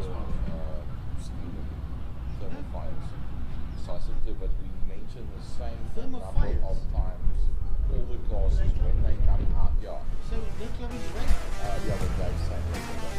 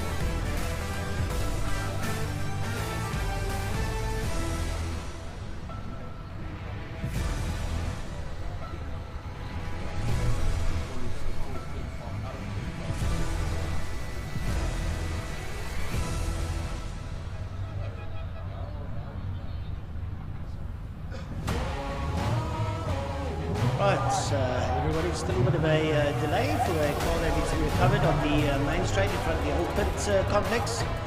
Mike Side from Sabata joining you from the comedy box. Up next we'll have the Lauda Classic cars. You can see them forming up in the new pits, the bare pits on the other side. If you're on the screen here and look at the truck recovering the car, the pits are to your right hand side. You'll see those red and white blocks. So Lauda Classic cars up next. After them the Rally V8 Masters. Looking forward to some exciting racing. The track dried a little bit, a couple of damp spots here and there, but I think we're going to have some excellent racing here today.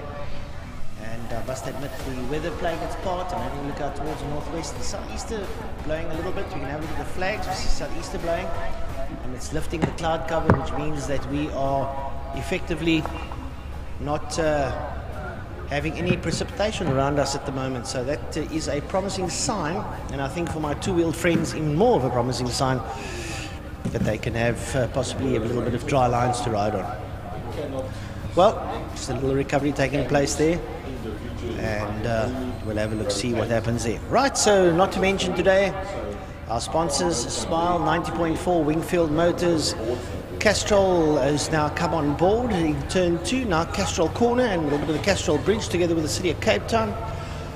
We have a couple of class sponsors out there: Pirelli, Thermofires, Bijou Trustees, Caltron, all the rest that will be joining us today. And if I've missed any, that's just out of my thought box. We want to say thank you to all our sponsors out there. We also got Interceptor Shoewear that are out there as well, and the Subway King Tony Tools. So everybody putting their pennies down to assist us in our endeavour of motorsport here in the Western Cape, and great to have them all out there. To all our visitors, wherever you've come from, those from up north or from the coast, welcome to Cape Town. Thank you for joining us during the somewhat cold winter month. Nice to have you here. And to our viewers at home and abroad, thank you for allowing us to crowd your screen and buzz in your ear And we sincerely hope that you have a wonderful day with us here at Killarney International Race. So we'll be taking a short break, just waiting for the clearance to take place, and we'll be back with you pretty shortly.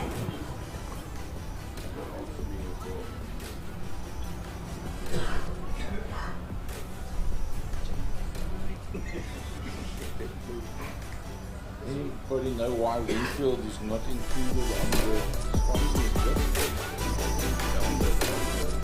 Why they are not on the sponsors list? Not on the sponsors list. Where is the sponsors list? They are not on the sponsors list. Understand? They say the sponsors sit with Cape Town. The sponsors not sit with Cape Town.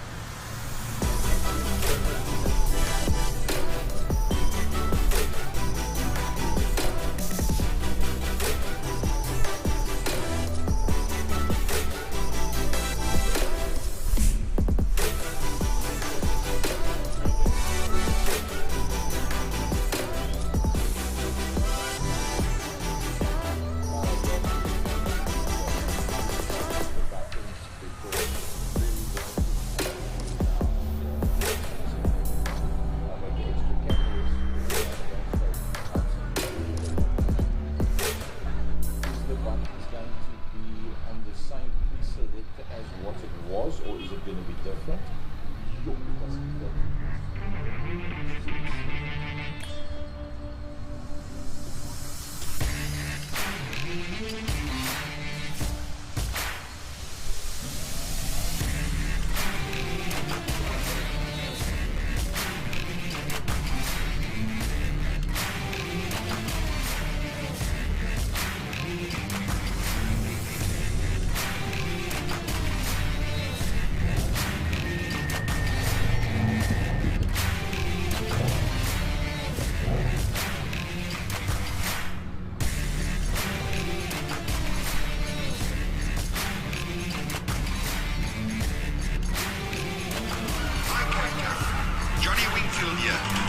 Let's get ready for summer.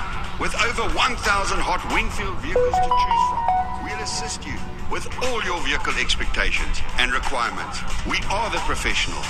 Pop in at Wingfield Motors Goodwood, Kales River, Bellville, Northgate, Friedenberg, private finance and best price from our car for world-class service and satisfaction. Also visit our website. Wingfield Motors is an authorized FSP.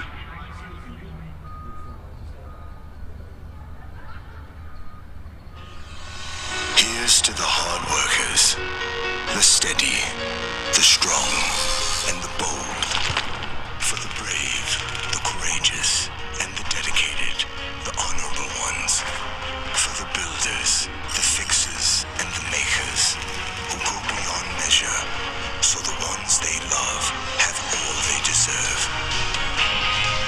Interceptor, great comfort, better safety.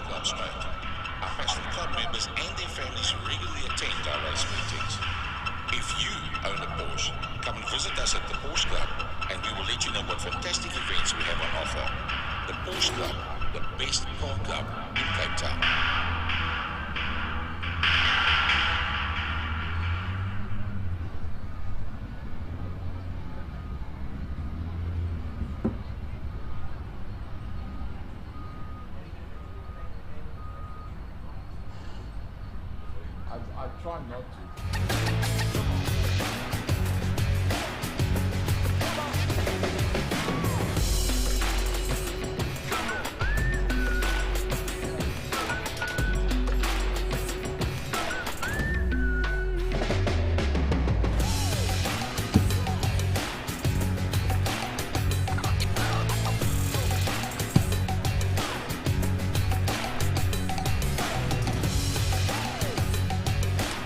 folks, while we got a bit of downtime, just sorting out some of the, I don't want to use the word carnage, because it is actually carnage right around the circuit.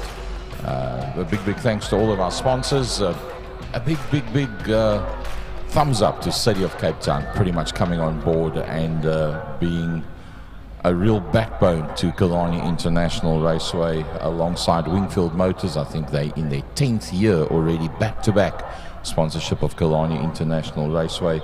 And Castrol South Africa coming on board, and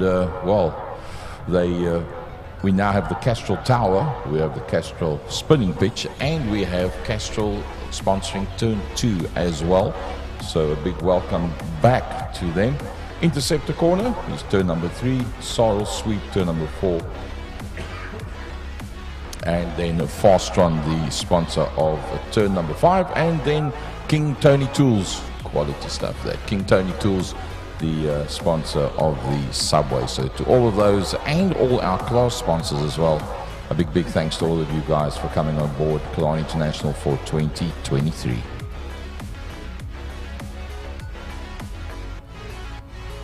I haven't seen that before for yonks.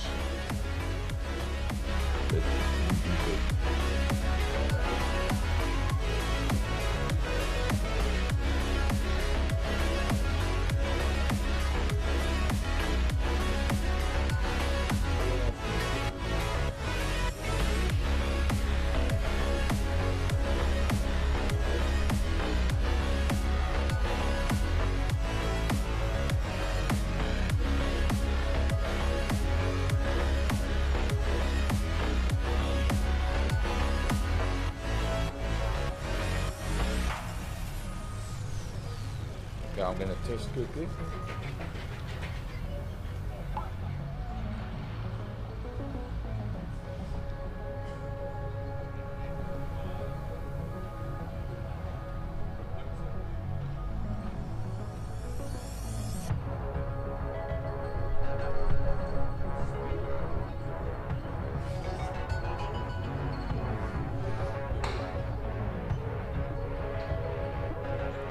Only 1 and 3 are selecting, none of the others are selected.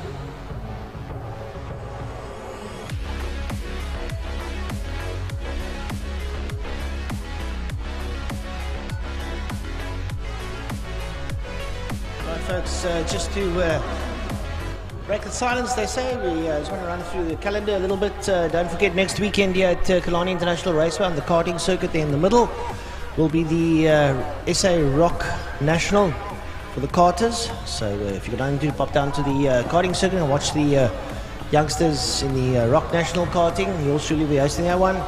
There will also be a little bit of racing around the circuit itself. Byron, you might be involved from what I understand. Well, I can confirm it actually. Okay. That I will be involved, and of course Emil Tiny Brunt will be with me.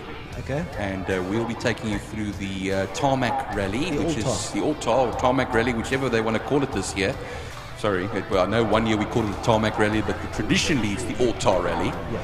7 special stages, including a super special stage, over 30 entries at the moment. I was speaking to Dexter Bruce downstairs. He's got a big smile on his face. Him and Ernest are both going to be an entrant. Well, when you said to me yourself and Tiny, I thought you probably had a car on the go there. I said the two of you in the little conquest, I could well imagine.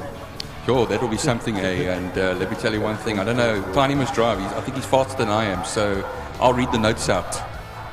Yeah, it's just, I don't want to, I can't picture that. I can't get that one out of my mind, but it should be a lot of fun. I just sincerely, excuse me, I just sincerely hope they don't break any walls and houses and buildings. Garages as well, it's another one. Yes. Garages are always in the firing line with the Tarmac Rally, and let me tell you one thing, they don't hold back on a Tarmac Rally. We've had it in recent years where we had Clubman's cars, we had GTI Challenge cars joining them, even motards going out there and doing the rallies on the stages. Well, speaking of that, the following Wednesday the 9th, which is Women's Day, we've got a time attack here at Killarney as well.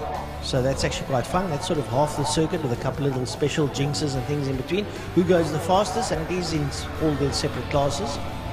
That's happening on the 9th. Then on the 11th and 12th, just down the road at Zone 7, a very special event. The motocross Africa Nations Cup. 38 African countries are partaking in it. We are talking about 140 odd entries and some. It's really going to be a big one. I'll be down there together with Derek Peake. We'll be calling that. I feel quite special. I've also been appointed as the host. 37 nations. That's most of Africa. That's most of it. Mozambique, Zimbabwe, Namibia, Botswana, South Africa, Zambia, Zaire, Kenya, Uganda, Morocco, Egypt, Ghana. I mean, it's unbelievable. You cannot believe all those motocross in Africa. I'm amazed by your geography skills there, Francois. It's a hidden talent of yours. Yes, the countries. But that's Ivory great. Coast, It's great Angola's there as well, Nigeria's there. You can stop now. Okay. I get what you're saying, but we to have so many entrants down from various parts of Africa here at Zone 7 for motocross, and let me tell you one thing, you and Derek are going to have a ball of a time. And we're going to have a hands full too, I'm going to show you that much. So it's going to be something special. Yeah, so the Lauda Classic cars now take to the circuit out there, Franco Donadio. Most spectacular man down in turn 4 this morning. Francois, I was watching down at the Harp Motorsport garages. He went out there, tail out, whatever. Well, that's his oval track experience coming to the fore there. And what happens is Ernst Fortuna, I should rather say, who's driving the Italian color Alpha GTA. He had a spin down there this morning, and I went to his garage. I went to go and take a look at what was happening there. He put his hand on the rear tire, which was a semi-slick. It had generated no heat at all. No, the track is cold, I can assure you that much. Right, having a look out there, Franco Dondio's out there. We've got Trevor Hutchins, we've got Mr. Bench out in the Capri. Brian Evans is out there in that beautiful blue Escort. I see John Ray Boertes is out there in the Skyline. Nice to have the Skyline out there, out of the Blows Brothers garage. I don't know. Well, there two Blows Brothers are going out. Now have a look at it. There's something special. There's Craig and Kerry Blows. Kerry's in the Nissan, the 260. And in the little Datsun at the back is his brother Craig. They've just built that car. That is very, and you'll enjoy this, period specific. The motor, everything.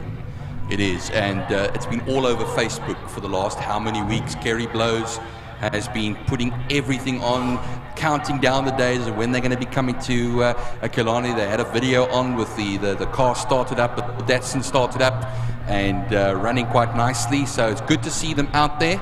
The Blows brothers. And the man that's driving that Skyline, Mr. John Ray Boertes, is the man that's responsible for building the car. He's the mechanic. So big shout out there to Jean Ray, and he's having oodles of fun in that Nissan Skyline. Yeah, it's the of which I've actually been promised I can go and drive one day. So I can't wait. I'm green with jealousy there, Francois, because that is an ex-Dick Sorensen and Henny van der Linde car. And that goes all the way back to the days of V8, with Westbank Modifieds. Yep. So, we'll see them come around. There's a reasonable field. I saw the BMW 2002 Turbo earlier on of Rowe. I didn't see him out on the circuit earlier on. I see he's there in the 2002. He's down the back straight there. He's going down towards turn number 5. Lovely little motor, that one. Yeah. And they all come. There is the Morris Minor coming into our view right now on the main straight. Just a smidgen under 1.3 litres for that one there. And Anton Rolino is behind the wheel of that motorcar. Like I said, Brian Evans out there in the Ford Escort Mark 1, a number of Mark 1s out there. The Ford Capri of Martin Bench. Ian Richards, that's a name that has come back in the Mark 2 Golf. Yeah, it's very strange to see Ian Richards. I think Ian Richards used to ride Datsun as well. Datsun as well, yeah, Martin Richards as well. Yeah.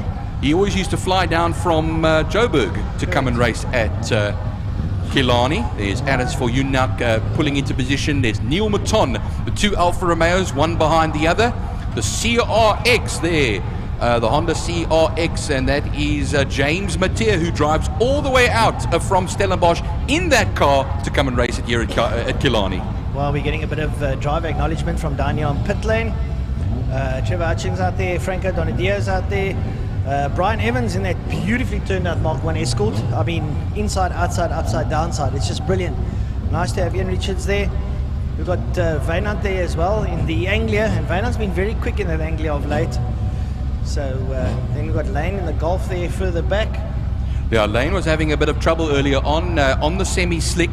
He was running his normal tyre pressures, I heard from Trevor Hutchings, and had to lower the tyre pressures to get the softer rubber and generate the heat in it. Of course, you'll then be able to generate more heat and get those grooves more pronounced for the weather. But luckily, a lot of dry places around the circuit. There are some wet places. Tiny was pointing them out earlier on through the kink out of turn 5 as well.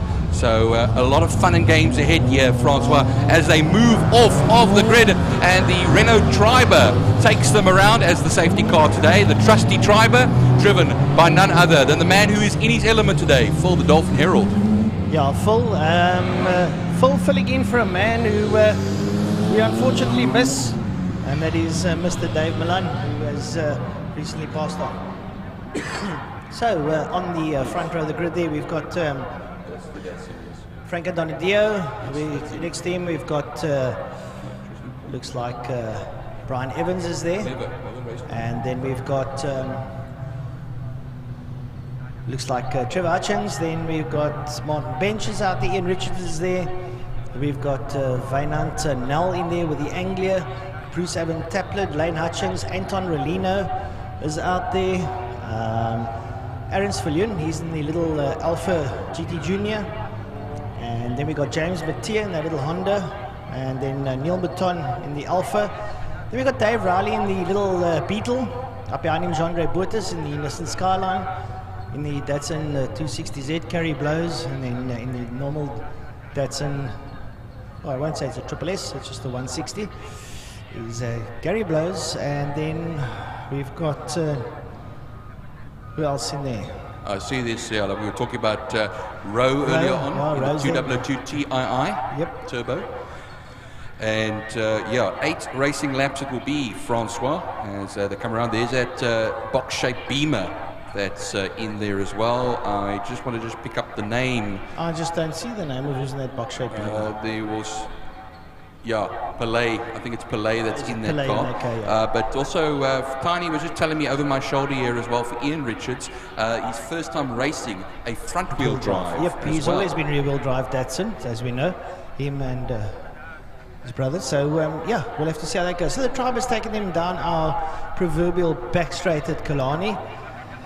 Everyone rolling up behind those modes have been nice and cool. Nice. The one thing I can say about this weather, lovely ambient temperature for a motor to breathe in. If you want to get performance, okay, the underside on the wet track surface is not the plus. But in terms of the air, it's nice and cold. The oil stays cold, the water stays cold, and the engine, you can actually take it right up to its optimum. But you have to stop in this wet. And that is something special. So let's have a look, see how that one pans out. It's all about those balances there. Francois, that's what it's all about. You know, you win some, you lose some, but you try and collect the positives where you can. There is Phil Herald in that safety car coming around Pertamina fast run turn 5. It is an all-Escort front row. Yeah, the Ford Escort, the Mark 1s worldwide now, really attracting a lot of attention, getting all the attention that they deserve, both from race drivers and car builders alike around the world. And some of them are really being dragged out from the dirt. Oh, Carrie Blows just spins off the back of the circuit. What happened there? Out of turn 5. And he's stuck in the dope squib. That was going to be a problem there, Franz. I saw the mud around the circuit. The lights are going to go off now, and the Escorts will take them around. And here we go. And now towards turn 1, it will definitely be Donadio. Brian Evans will be in second. Watch for Trevor Hutchings now. Trevor Hutchings onto third position, but on the outside is that Ford Capri of Martin Bench. Martin Bench will stick the nose ahead out of turn 1. Oh, there's a problem. I saw smoke coming out of the exhaust there for Trevor Hutchings. Francois, I have to see now there's some sort of terminal issue with that VW. Well, I don't know if the Sirocco has a problem. It could have just been some water on the on the manifold. They all go out of Castrol Corner now, make their way through the King down towards Interceptor, and getting away out front there is Franco Donadio. Brian Evans is in there, Martin Bench is in there with a Capri, so it's an all forward 1, 2, 3 as they make their way up towards Sarl Sweep. You see the rest of the cars coming up here towards the Sarl Sweep, and Donadio goes through there, Brian Evans, there comes Martin Bench, then we've got Trevor Hutchings. But have a look at Wynand Nel in that little Ford Anglia squeezing up on the inside. That car really tuned to perfection, and he gets ahead there now of Trevor Hutchings and works his way down the back straight, down towards Pertabina Fostrong Corner, turn number 5. Some beautiful camera views going down the back. There's a new camera angle for our viewers at home. I'm telling you what, absolutely brilliant stuff. And look at this little squabble going down into 5. Oh, it's lovely. There's Lane Hutchings is in there as well in the Mark II Golf. They will then run into turn 5. There is Ian Richards. It's an all-golf Mark II battle ahead of the Toyota there of Bruce Avan Taplin. And then you're going to go through, Hutchings goes through the moisture, the wet patches on the circuit as they come towards the line now. Donadio is now 5.2 seconds ahead of Evans. Bench 1.3 seconds back. Look at Nell, as you were saying there, Francois, up into 4th position, a second and a half ahead of Hutchings. Ian Richards, Class X leader at this moment in time. Oh, there's a Ford battle up front, and just behind them is this VW squabble taking place. And in there, just to ruffle their feathers, is Bruce Avan Taplin in that very, very quick Toyota Corolla now as they make their way up here in towards turn 2. You see Bruce Avan Taplin behind the 3 Golfs, and Bruce having a look to go around the outside. Is there a bit of a dry line? Does he know something we don't know? In there as well, we've got Aaron Svalun in the little Alpha GT Junior. Anton Relino in the Morris Minor having absolute oodles of fun in the little 1000cc Morris, and I can tell you something, that car has got the traction of a tractor at this moment in time in the wet. Well, 7 laps left to go, including the one they are currently on at the moment. The number 1 Mark 1 Escort goes down the straight. Look at there, going very slowly indeed. And then here comes Brian Evans now to take the lead of this race, with Martin Bench following suit. Wynand Nel will go up into 3rd position as they go now into that turn 5. It's actually not going to take the lead quite yet. He keeps it ahead, does Donadio. Or Donadio, I should rather say. There are troubles there in the Paradise Cosworth as now they go down to the straight, and now the pass will be completed as Brian Evans leads, I think, for the first time in a classic car race. Well, I don't know if Franco is waiting for Brian or if Franco's got a problem, but Brian Evans goes to the lead. Martin Bench is up there now, and Franco maybe just clouting the Pinto a nudge, maybe a little bit warm, holding it back to cool it down. The man that's impressing me is Wynand Nel in that Ford Anglia. Man, oh man, is he giving it a clattering now as he comes out of turn number 1 and makes his way up the base straight up towards Castrol Corner. And there's a squabble up front there. There comes Wynand Nel up towards Castrol Corner. Nel's got it up there. He's ahead of now the VW squabble. There's Trevor Hutchings, and here comes that man Bruce Avan Taplin.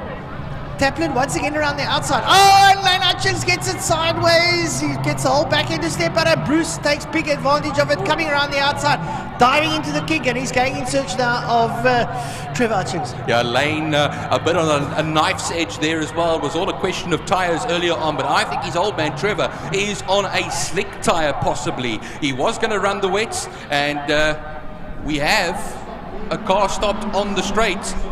It's the BMW 2002 of Rowe that stopped on it's Bradley Rowe that stopped on the Joubert straight here. So yellow flags will be waving on the exit of turn 1 there, Francois. Going down towards turn number 5, Pertabina Fostrong Corner.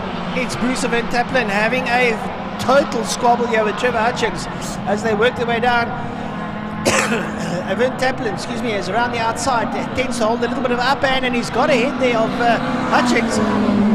Bruce Avan Taplin in the Corolla, the black and white Corolla, leads out.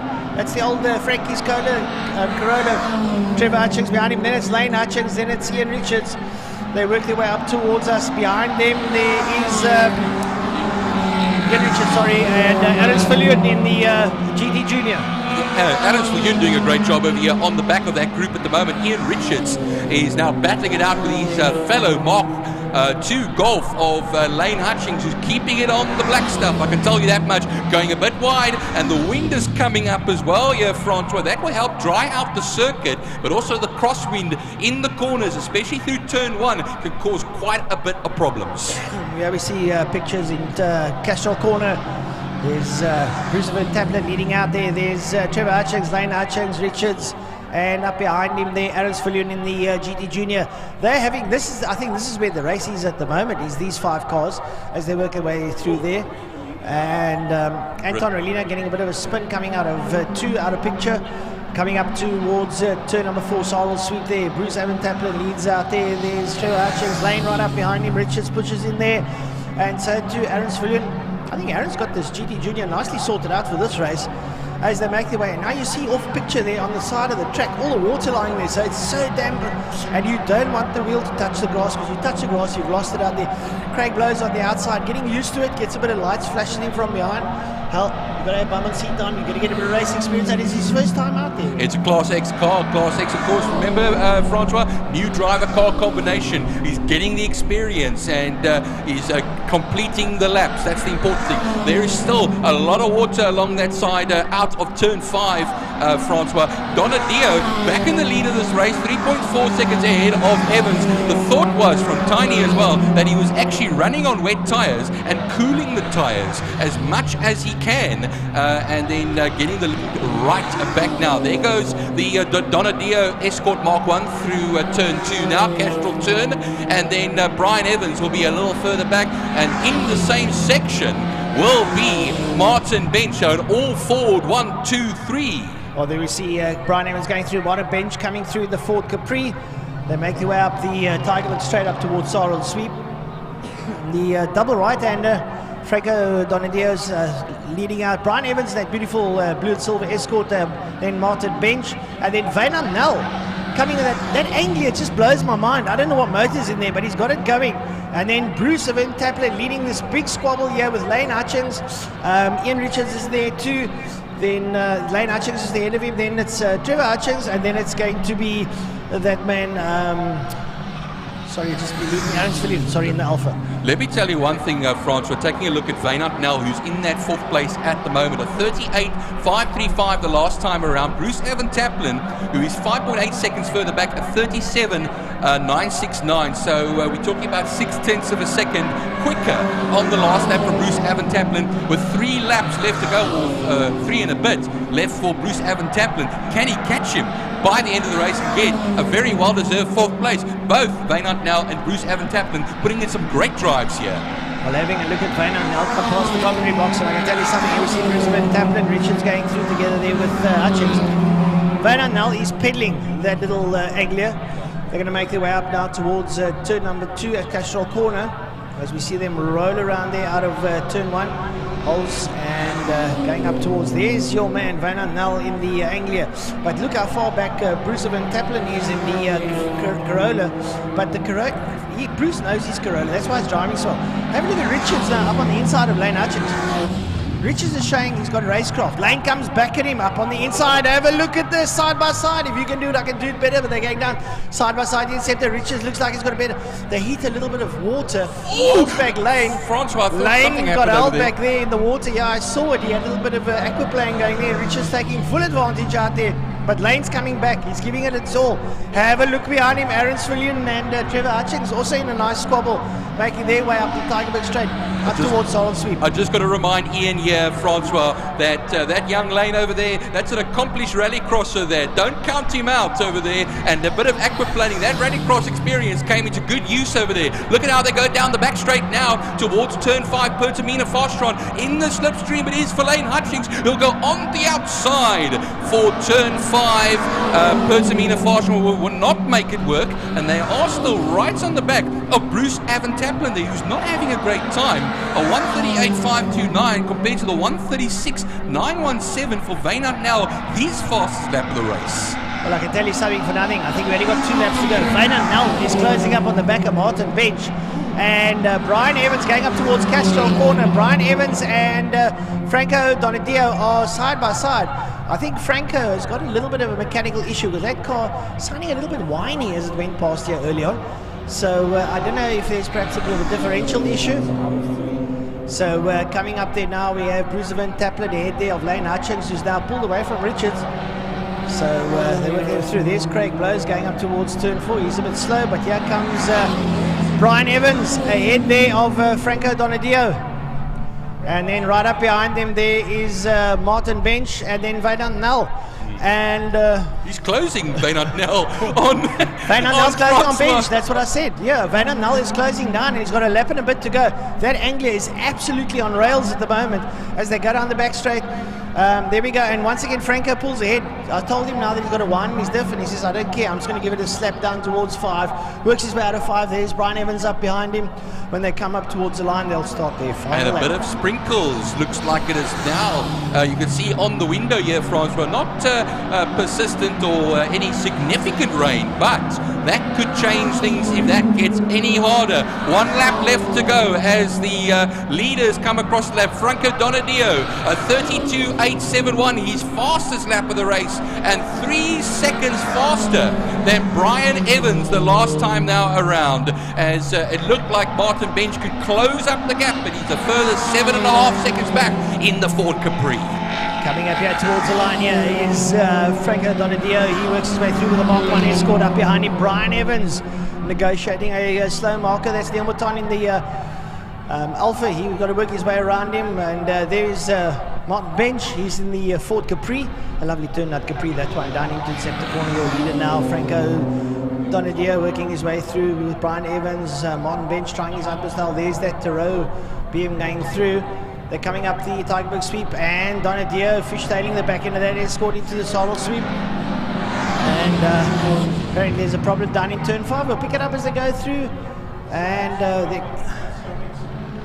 so the Honda's James Mathieu that spun in turn 5, Francois. Leader going down the back straight. There it is. Franco Donadio working his way down towards Pertobin and strong corner. That 180 right-hander, and it's also embanked.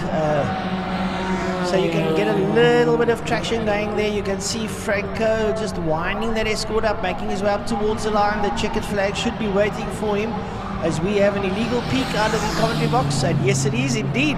So Franco makes way up to the flag. Race number 1, Franco Donadio. He'll be followed by second man, Brian Evans. And not too far behind him is Mark Bench. But have a look at Wynand now in that very quick little Ford angle. A master drive from Wynand Nel. He finishes 4.2 seconds off of Martin Bench. Here comes Bruce Van Taplin now, who will win Class B. Lane Hutchings will finish in 6th position ahead of Ian Richards, coming through Class X winner. Trevor Hutchings will finish ahead of Clarence Viljoen, 8th and 9th position. Now we wait for, it's going to be Robert Rowe in the 325 Beamer that will come along and towards the line to complete his race and win Class D in the 325 Beamer. Here comes now the Jandre Boertes ahead of Dave Rowley. So Jandre Boertes will bring the Nissan Skyline to the line, and there is Craig Blows also coming to the end of the race in the little Datsun 510. The rain's come, Francois. This is going to be interesting for our races to come now. The wind has picked up. The race has come. Here comes the CRX of James Mathieu. We had Dave Rowley cross the line in the Beetle and look sliding around in the 2002 Beamer. It is Bradley Rowe.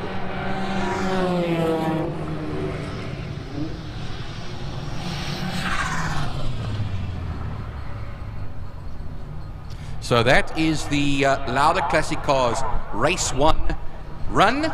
First 2 races of the day have been done. Like I said, anybody who's watching from home, the wind has come up, the rain is coming, and the marshals have got their umbrellas out. We just finished this Lauda Classic Cars race, and now you can see on the camera that there comes the rain now. We even had yesterday, where I was coming from, or the day before, a bit of hail as well. And those visiting from Johannesburg, the hail doesn't get quite intense as it does by you guys, the golf ball size hail. But yeah, every so often it does a little bit of hailing here in Cape Town as the Dave Rowley and Jean-Andre Boertes in the Flat 4 Racing Beetle in gold colours comes to the end, of course, in a very some legendary cars out there always to see, and we now have the Pirelli V8 Masters going to be coming out for their first race of the day, and it's them and the supercars that have a bit of a difficult time in rainy conditions, because those cars are particularly difficult to drive in the dry already, but rain just adds another element to that, and we'll go off air just for a short while and join you shortly with that 8-lapper of the Pirelli V8 Masters.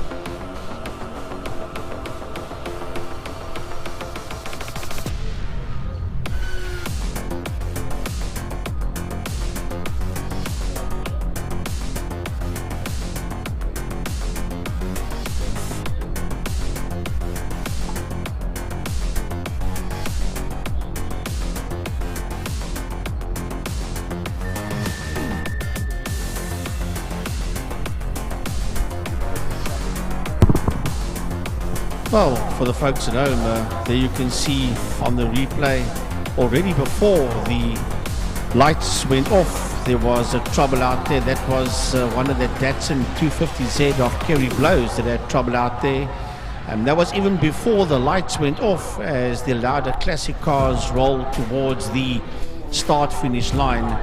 He already had issues with the safety vehicle that was standing waiting for him. Well, for the people at home watching the production, as the cameras pan around Killarney International Raceway, it's raining.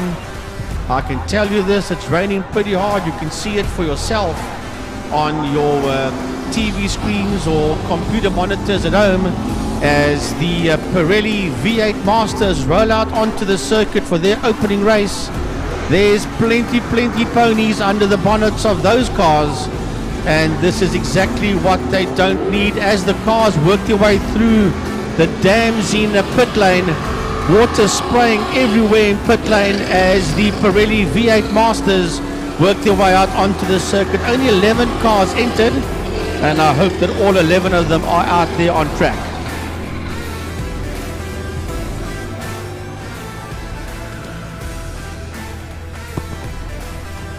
So Fabio Tofani leads them out of Castrol Corner, and looks like it could be Marcel Angel. It is Marcel Angel that is in there behind him, so they're going to have to get used to these wet conditions.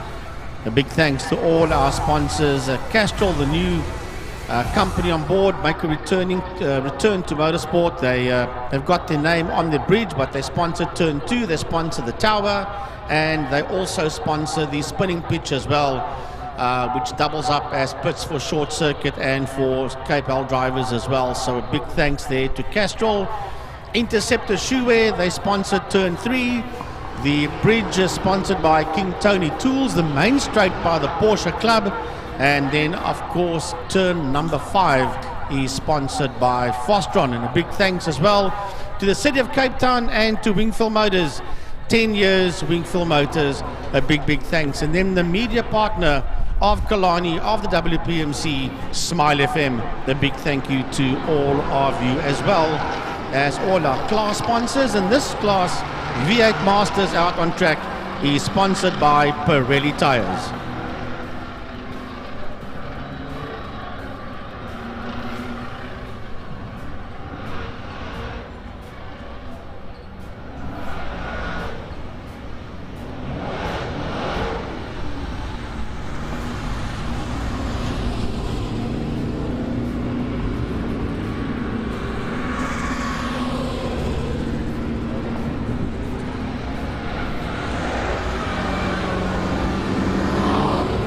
I've got voice. I got voice. Sorry, folks. Some of the cordless mics is giving the team problems up here, so we do apologize for that. Yeah, probably a battery issue. Right, so the V8 Masters decide to enter the arena as the heavens open. Yeah, the rain has stopped for now. If you look down for the people that are at the track, there aren't too many of you here. We could get a camera shot of the mountain, but the cameras are not exactly behaving themselves today. It is open in the CBD area. So the cloud cover is lifting, and our telltale hill between Bloberg and Melkbos is open, so the cloud cover is rather high. The rain has stopped, but that downpour has made this track very, very wet, Francois, and these V8s out there with plenty of ponies under their bonnets. And they're rear-wheel drive too, so if you get on the power a bit too early, you know the back end's going to step out. But yeah, look at them reeving, trying to just get that whatever heat it is back into the tires. It's not going to happen. That surface is probably about 12 degrees. It's wet, it's cold, it's windy. I don't know. I think this is going to be a race of real driver skill. Those cars pretty evenly matched. We've got the gold and silver cup with a little bit of power difference in it, but otherwise pretty close and pretty much the same. They'll be out there. Tefani, well, we know he's quick. Marcel Angel, very accustomed to Cape Town weather. Jason Ibbotson, well, he's pretty good. Barry Ingle, also very good. Gary Thompson's been around. Ken Finneran, new name there. Donnie van Niekerk's in there as well. So Donnie knows his way around. Brandon Dean. Mark Verger's been around here. Stuart Spooner's been around Killarney longer than I care to remember. And Dennis Geideck is, well, also relatively seasoned. So I think in essence, Frankie, no real excuses in between these drivers. Well, there's one name that's not out there today, and I would have liked to have seen him out there, and that is Sean Moore. He's not one of the entrants for today, and he is certainly indeed, Sean is a front runner and not out there on circuit today. So look at that water that you see on your screens. The main straight is wet. The lights on pit road is on, and Fabio Tefani and Marcel Angel lock out the front row of the grid. The lights will go off soon. Now the lights go off. They drop the hammers, and away they go as they race down into turn number one. And it is Fabio Tefani from Marcel Angel. Barry Ingle has moved up into that third position ahead of Jason Ibbotson. Right behind him is a 17 car of Gary Thompson. As they exit turn number one, the cars are squirming around as they, Francois, race down towards turn two, Castrol Corner. Going very quickly there into Castrol Corner, a couple of the drivers, but they're hanging on the outside, so maybe trying to chance a line there as they work their way now out of Castrol down to the kink. Having a look there, Tefani got it. Oh, we got a spinner coming out there. Two of them. Yeah, two spinners there. That's the 07 car. Isn't that not Donnie van Niekerk? Well, possibly. There's a 7 and a 07. The 7 is Brandon Dean, and the 7-0 is supposed to be Donnie van Niekerk. Yeah, so that's Brandon Dean. Yeah, it could be him that spun there. He's busy going again. But the leaders are going down the back straight. Down the back main they go, racing down over the King Tony Tools Bridge, down towards turn number 5, towards Fostron Corner. And it's all about Fabio Tefani and Marcel Angel. They are the first two that lead the cars out of turn number 5, and right behind them is the 22 of Barry Ingle. Barry Ingle showing some great style there. Bapian and Jason Ibbotson, Rick Thompson, then Finneran, then van Niekerk. They all work their way through there. Dean Verger all make their way now. We've got a spin on the main straight as well. That's a 17 car of Gary Thompson that has spun it in a straight line right up against the pit wall, but he flicks the car around and he will get going again. That's good stuff there. Good imagery coming out of turn number 1 there now as Tefani leads out. And Marcel Angel, Fabio Tefani got off the line very quickly ahead of Marcel Angel, and going down into Deceptor Corner at the moment is Fabio Tefani. There we see Tefani on screen coming through there. He's followed there by Marcel Angel with a back end squirming under him as he adds the power there. Barry Ingle right there. Then, well, there's Tefani. So Tefani actually made a mistake. He sits back further. Now he's down in third. So can't miss out on Tefani's car, the blue and the yellow car. So, Tefani's got the blue and the orange. They've changed their colours around a bit. Marcel Angel second, then it's Barry Ingle, and that is Dennis Hajduk, who's going through there. He's in that blue and yellow car. So he's up to 4. So Ibbotson has gone down. There's Hajduk going into turn 5, per to be in the fast strong corner. As he works his way through. There's Hajduk. There's Ibbotson behind him. And lots happening out here in the wet. I think this is where, Frankie, where the wet specialists come to the fore. Yeah, that whole field has been turned inside out and upside down because of the wet. So let's have a look, see the leaders heading into turn 2, and that is Fabio Tefani. Then right behind him is Marcel Angel. Then it's a bit of a gap before we see Barry Ingle going into turn 2, but Dennis Hajduk right there on his case, working his way out of turn 2 Castrol corner. Then it is Jason Ibbotson, and right behind him is Donnie van Niekerk. And then you got Mark Vogt that sits there right on the case of Van Niekerk as they work their way into turn number 3. But we've got trouble in turn number 1. There's problems in turn 1. There's a car off in turn number 1. And that is the 44 car. That's Ken Funneman. Right, so Funneman off the circuit. See a couple of cars. There's the going through Jason Ibbotson, up behind him Donnie van Niekerk and Mark Vogt as they work their way down towards the back straight, down towards turn number 5. We have a try and pick up, and then 5 pick up on the leaders. They're exiting 5, so the leaders are coming down the main straight. And Fabio Tefani leading out over Marcel Angel. They've got a stretch lead. They're going into 1. Donnie van Niekerk getting past Ibbotson out of... Oh, and Jason Ibbotson gets a... Is it Ibbotson that gets a fishtail? No, it's not. No, that's Vogt that got that fishtail. That's the 21 car. Mark Vogt getting all out of shape there. Just putting the power down at the wrong second. So the leaders are now working their way into turn number 2, into Castrol corner. There's a big gap, I must say, between Tefani and Marcel Angel, and heading out of 1 and working their way now towards turn number 2. Yes, this fight, and Barry Ingle is having a look up in turn 2 on the inside there of Dennis Hajduk. Dennis is holding his line, and there's contact. There's contact in turn number 2, Castrol corner, between Jason Ibbotson and Mark Vogt. Well, Vogt seemed to give Ibbotson a little bit of a clatter from behind as he went into Castrol corner. No space to turn, and forced Ibbotson, but I'm sure Jason will not be too happy about that one. So, going down the back straight is your leaders, the 2 of them, and there's a big gap now between Fabio Tefani and Marcel Angel. That is Tefani working his way through Fostron corner. Out of Fostron he comes. He is also the quickest man out there with a 127.692, and that shows you how wet the track is there. Working his way out of Fostron is Marcel Angel. He sits there in a distant second position, crossing the start-finish line now under the Castrol and City of Cape Town Bridge, working his way into turn number 1. Dennis Hajduk crosses the line, and right behind him is a 22 car of Barry Ingle, and then we've got Donnie van Niekerk coming through there, sitting in P5 and 4th overall in class, heading into turn 1 into holes.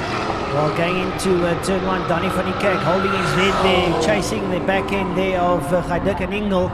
And he's not too far off the back of Barry Ingle, about 2.5 laps to go, or 3 laps to go. And they work their way up towards the Castrol corner. Right, so we go back down towards the Uber straight where Fabio Tefani is leading out. He's got a healthy lead out there over Marcel Angel, probably at the good side of about 3 seconds. Angel doing a little bit of gardening on the outside there, tucks up a bit of mud. Then it's Hajduk, who's really impressive here, sitting in 3rd. Up behind him, Barry Ingle, and there comes Donnie van Niekerk looming down on the back end there of Barry Ingle as they go into the saddle sweep. Yeah, into turn 4, the double right-hander, that is saddle sweep. They work their way down the backbone. Barry Ingle, he flashes into view there, going down the back straight. Donnie van Niekerk is in there as well, but the leaders are working their way, trying to pick up with the leading group. Across the start-finish line comes your leader with 3 more laps to go. That's Fabio Tafani, and he's got a sizable lead over Marcel Angel. That's in that second position, 7.449 seconds. As a matter of fact, he's ahead there of Marcel Angel. Dennis Haiduk crosses the line, and this one is on, heading into turn 1, and that is between Barry Ingle, and right on his case is Donnie van Niekerk as they work their way through one. But remember, Francois, no overtaking in turn 1, because the Ken Funneman car has been standing there for quite a few laps already. I think the only thing that wants to happen here is Donnie van Niekerk wants to close up on the back of Barry Ingle. We've still got 3 laps in this one. Here comes van Niekerk, watch him take a wide line. He's going to tuck it in California style into Cashel corner. Holds it in tight. He's going to get the power down this and work their way out towards Interceptor corner. So that happening out there as we pick up the leaders going into Sorrel sweep. That's Marcel Angel. So Marcel Angel coming through. We're waiting for the rest of the field to come through. Wait for Haiduk. He comes up into turn 4. Haiduk coming in there. Now we're going to have to pick up there. Now where is Ingle and van Niekerk? There's Barry Ingle, there's Donnie van Niekerk. The fight is on as they make their way down towards turn number 5, 30-meter fast track. Yeah, they are not too far behind each other.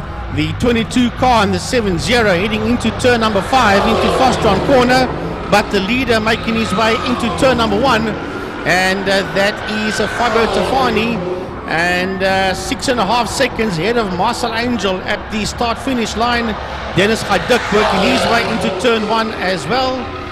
And then here comes this fight. Barry Ingle versus Donnie van Niekerk. They working their way across the start-finish line. They race out of view in that haze of water. You see these two, the 22 and the 7-0 car, working their way out of turn number 1 with the 1 3/4 laps left to go. Donnie van Niekerk showing his worldly experience, and look at his different lines he's taking on Barry Ingle. He'll cut back now to try and close down that Cashel corner as he comes up on the inside. So Barry Ingle under tremendous pressure there with Donnie van Niekerk sitting right up on his tail. There goes Fabio Tafani through there. And no, Tafani, that wasn't Tafani, sorry, that was one of the other cars. That is Haiduk that goes through there. That's Dennis Haiduk. And then here we go, Barry Ingle, Donnie van Niekerk, and there's a little bit of a couple of dry patches there, Frankie. I think they're taking advantage of that. Yeah, well, the sun's coming out now, but the track is still drenched with water as the two of them race down the back straight towards Fostron corner as the leader starts another lap. There is 1 more lap to go for Tafani, 127.692. He's the quickest man out there. Then we have got coming through now is Marcel Angel, busy making his way through. Dennis Haiduk should be crossing the line shortly, and here comes Ingle versus van Niekerk. Donnie's up on the inside on the home straight, down into turn number 1. Well, I don't know if he overtook him before the yellow light or after the yellow light. If it's after that Marshall's point, then he will have to give that position back again to Ingle. But for now on track, we see that the 7-0 car of van Niekerk racing towards turn 2 Castro corner sits ahead there of the 22 car of Ingle, and Ingle slides up on his inside on the exit of Castro corner. Well, you don't know if he slid up or if Donnie goes back to him, because Donnie sort of hung wide, saying to Barry, come up the inside, maybe I did transgress. He's given it back. They work their way through the King down towards Interceptor corner. There you see Ingle leading out van Niekerk. It's should be final lap time. Having a look, see, yep. The checkered flag beckons there for the leaders. The leader going down now into Pertamina Fostron corner, turn number 5.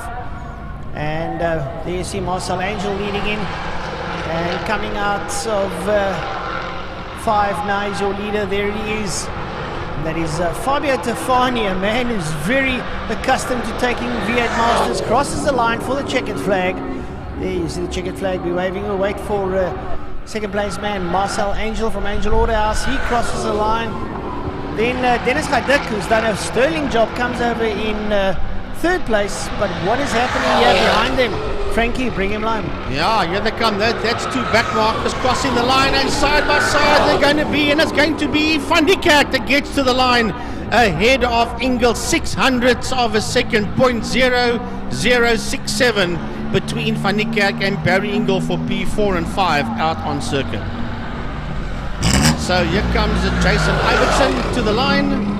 He finishes his race. With him there was Gary Thompson, but of course Gary is 1 lap down. So overall, Tafani from Angel, first and second, also in the gold class. Dennis Hadik ending third and first in silver class. Mark Vogt ending in P6 and second in the silver class, and then 8th overall and third in the silver class is the number 7 V8 of Brandon Dean. So that was the Pirelli V8 Masters, race number 1 in very tricky and trying conditions.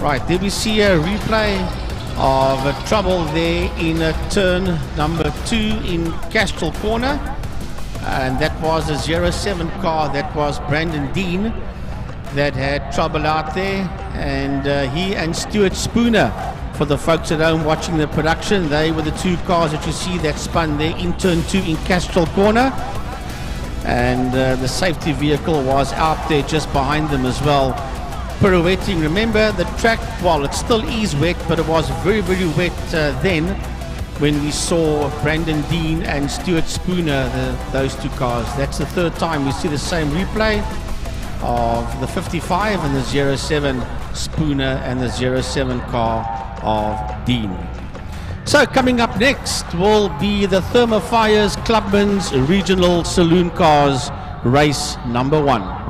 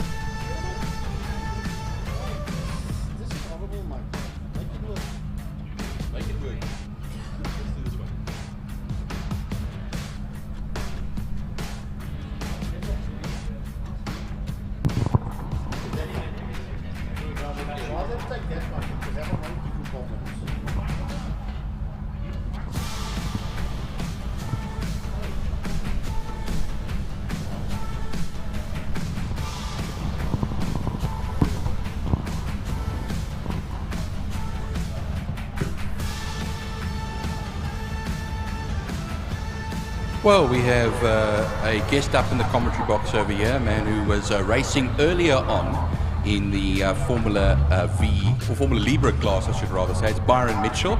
Welcome up to the commentary box here, Byron. And yeah, so how's it to have your old sparring partner, Andrew Rackstraw, back? Yeah, thanks. It's really exciting. I mean, obviously we've all wanted it for a while, and I'm glad. I think the last race I raced against him, we had problems with the car, so we didn't end up racing. So I'm really glad that everything's working out this weekend. It's tough. Andrew's extremely quick and he's extremely talented, so to beat someone like that, you really have to dig deep.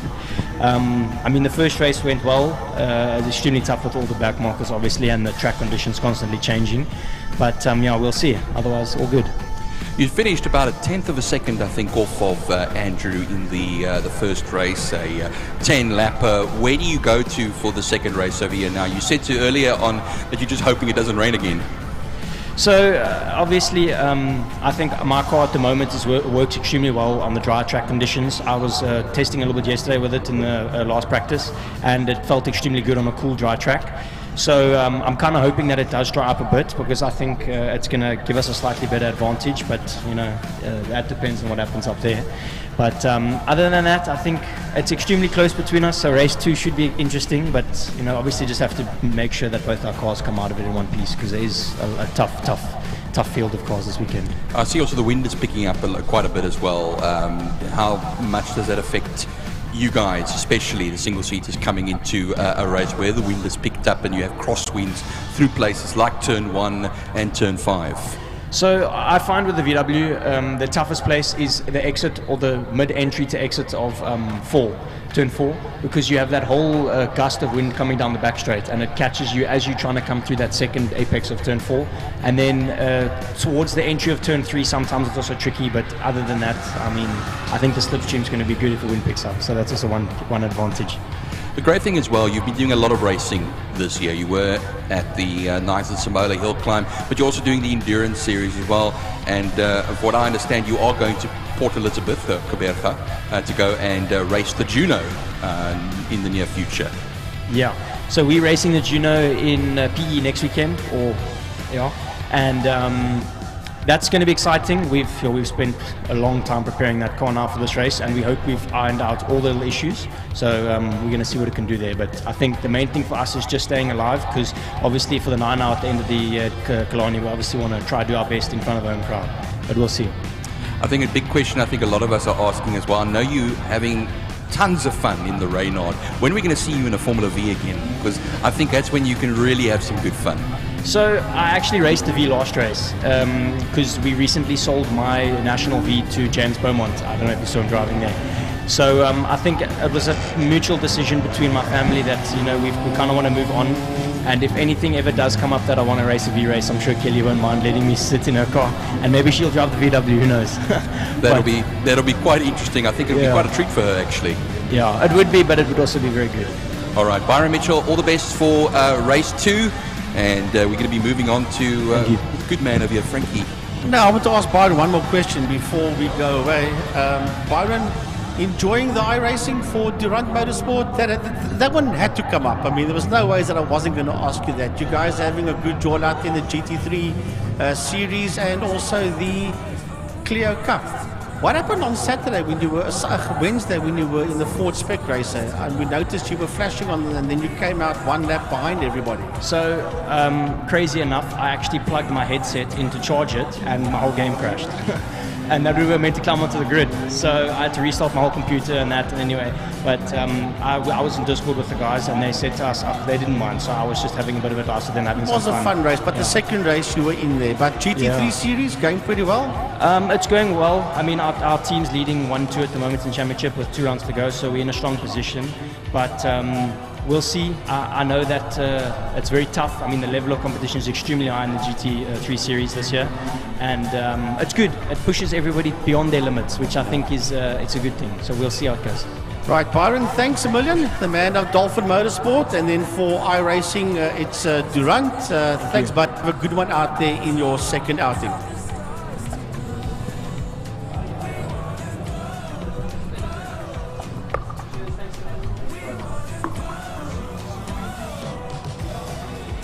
Well, just sorry there, Frankie. Yeah, it's amazing as well that even getting to the grid in an online racing and iRacing situation can be quite a challenge with electronics, but it's great to see like Byron Mitchell and many others around here at Killarney as well joining us and traveling the country and possibly the world as well.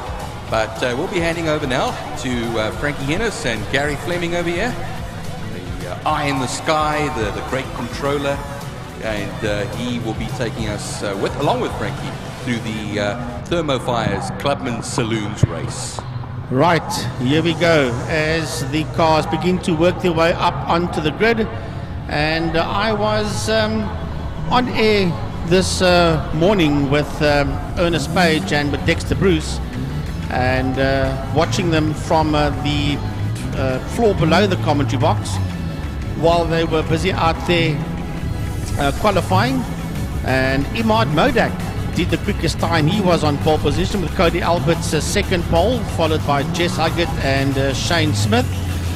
And also working her way through the qualifying field this morning was Greenfield Motors and Best Price for my car, Kiara van Niekerk, who by the way had a birthday in the week. So big happy birthday to Kiara. And JP Share, a little bit further down, he sits there in P10 as the cars roll through. Then a welcome back to Mr. Spur himself, Gavin Surf, in the 17 Golf, and he sits there in that 6th position on the grid as we wait for all the cars to work their way through into their respective grid positions. Well, Frankie, the better part of almost 30 cars out there for the Thermofires Clubman Saloons race number 1. Who's got slicks? Who's got semis? Who's got wets? To the best of my knowledge, Jess Huggett does have a set of wet weather tyres on there. I think Cody Alberts, that's 1 point adrift of Jess at the top end of the log. I do believe that they borrowed some slicks. Sorry, should I say wet weather tyres? So he hasn't had any time to really get out there on those tyres and see exactly what they can do.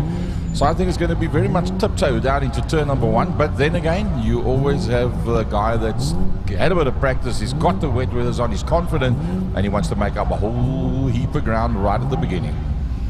So waiting for the cars to come through. I see that Charles Opperman is out there as well. He sits there on the outside of Gary Smith. Waiting for a few more cars to come to the grid. We're waiting for the pole sitter to come through. He's working his way down the center of the Thermofires Clubman's regional saloon cars, and that should be the 47 NSI Racing BMW of Imad Modak. Should be Imad out there. It says a Modak on the car, but it should be Imad Modak, not Nias. Is Imad Modak, yes, the 4-7, that is in pole position for NSI Racing. So the Renault Triber, the safety car, leads them off the line for 8 laps of Thermofires Clubman's saloon car racing. Interesting to see that we've got a couple of the big hitters. That's a long, long way down. For instance, Marco Retta down in 17th position, the man from Progress Precision Engineering. I see Kosi Swanepoel down with a 21 car down in 22nd position, so that's a long way down. Tischendorf also, Rusty Harris also in the Class X, he's down in 18th position, and he's out there with the VW Golf Mark 1. So the Maruka and Lee Fielding in the E36 BMW coming off the back end of the pack. And there's our favorite block of flats, Frankie, working his way through turn number 1. Oh, that's the Chrysler 300. Yeah, that is Andre van der Merwe. Now, that's just an office block. It's not a block of flats, that's just a plain office block working its way around. And he's there with John De Silva that sits there on his outside as they work their way through Castrol Corner. Yep, I think it's going to be mixed fortunes. If you look, the skies have opened up a bit. There's a fair amount of blue. And, well, the damage is already done in terms of do you need wet weather tyres. The problem now is if you are out there on wet weather tyres and it starts getting dry towards the end, you're going to eat those tyres up pretty quickly. Indeed, as we watch this group of cars work its way through Interceptor Corner and through the double right-hander that is Sadel van der Merwe sweep, or just known as Sadel sweep, heading down the back main. We'll see them coming to view now as on the monitor that Renault Triber is now taking them through the double right-hander that is Sadel sweep, also known as Malmesbury sweep, but we've got a big Sadel van der Merwe board there. And I think any racing driver that works his way through that corner and looks up and sees the face of Sadel van der Merwe should just get that extra inspiration to want to go a lot more quicker and a lot more faster around any racetrack, because if that doesn't give you inspiration, then nothing will, that's for sure. Yeah, it's actually fantastic that you have the legend of South African motorsport. I mean, who's bigger than Sadel van der Merwe? Probably only Jody Scheckter. And that's decades back. Yeah, that's back in 1979, Formula One world champion. And I think from a South African point of view, Willie Hepburn, I think, will also step up and be pretty close to that plate together with people like Larry Walford. However, as they work their way slowly down the back straight, the safety car, the Renault Triber, will be working its way out. I think Dr. Full, as I like to call him now, no more the Dolphin, although in this weather he could be a Dolphin. Full Herald is the safety car driver that will lead them out of Fostron corner, and he will peel off to his right, or in this case he's going to the left. Whatever I say, Full does the opposite. That's the first attack of commentators curse, and they haven't even come across the line.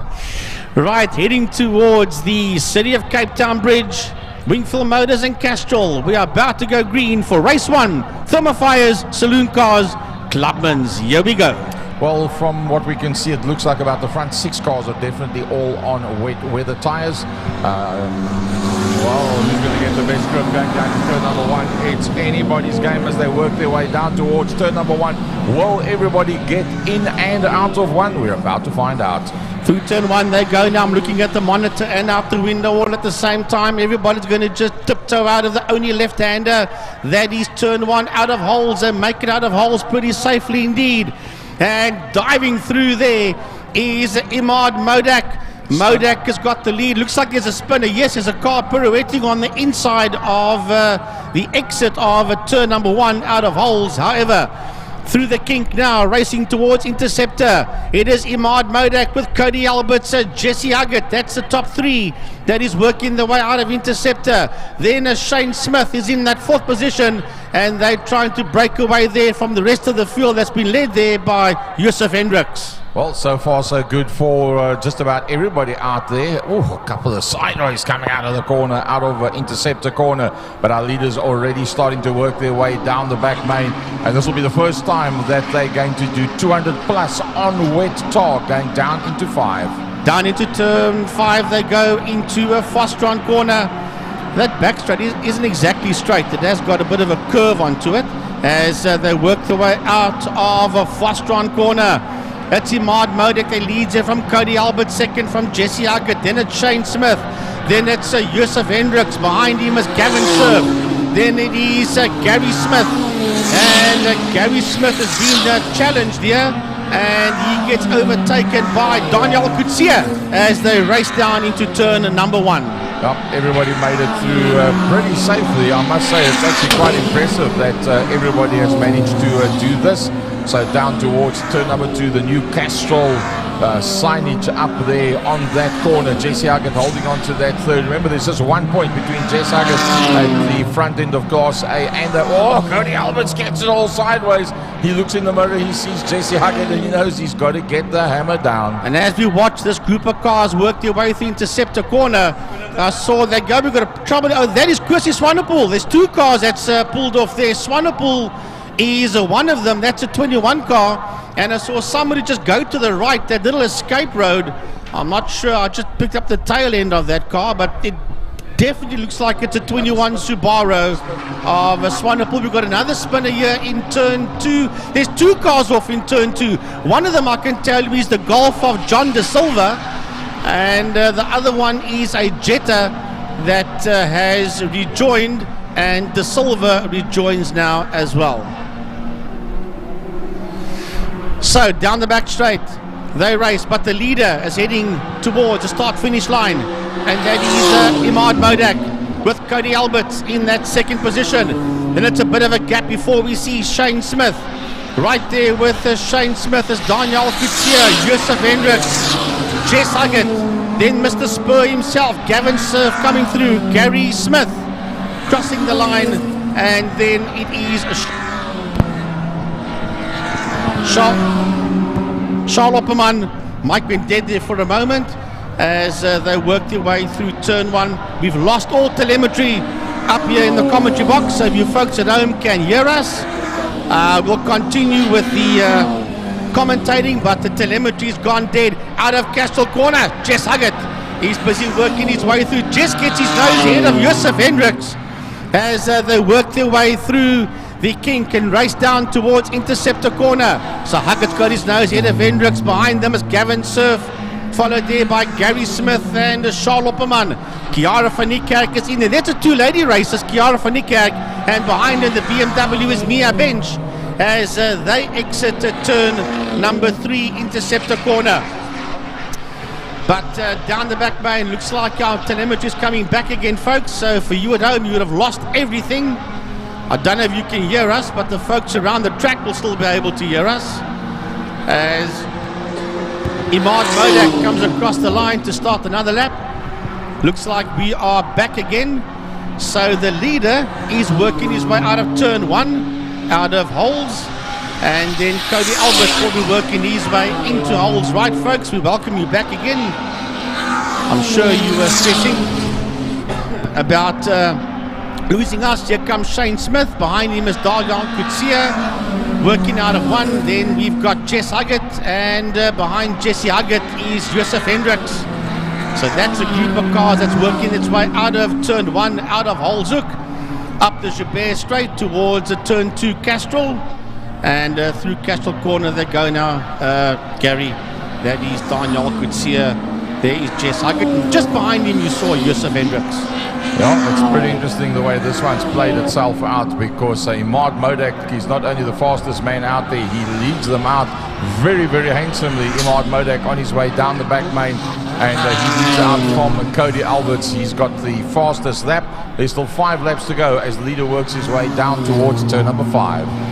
Right towards turn 5, that is a Pertamina Fostron corner as they work their way out of 5. Where is the man that sits in P1?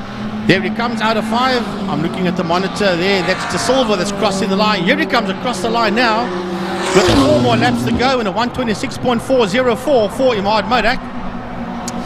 Then Shane Smith coming towards us now, followed there by Daniel Kutsia. A couple of back markers behind the two of them.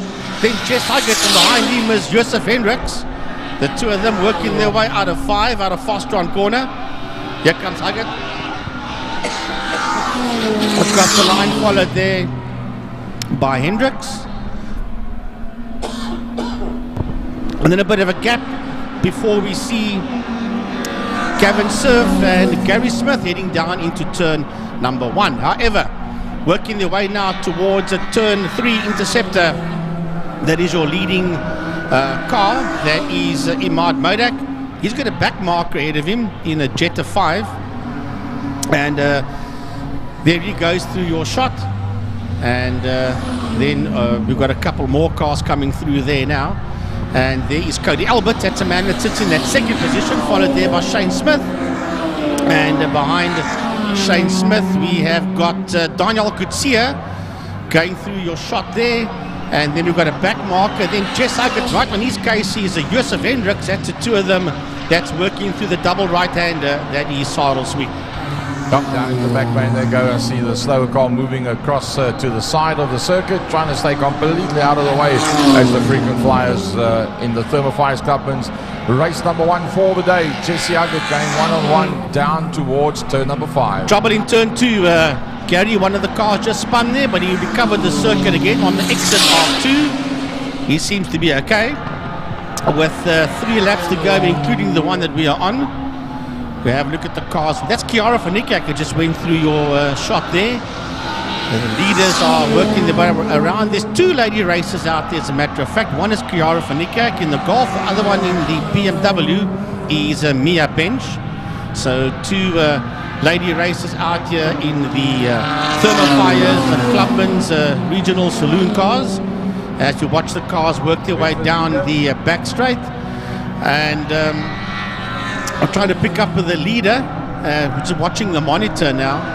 So I'd have to look and see exactly where the leading car is. Down the back straight he goes. Down the back main goes the NSI Motorsport car of Imad Modak. There's a blue flags waving. That's back markers there, so you must be careful. The back markers must just hold their line.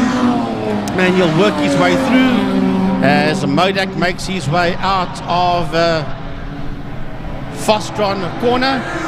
We'll pick him up down that long straight. Here he comes under the City of Cape Town Bridge. Your leader right up against the wall. And he is Imad Modak, the man that sits out there in P1. Algan Gasper is pretty far down. Here comes Cody Alberts towards us. And right on his case is Shane Smith.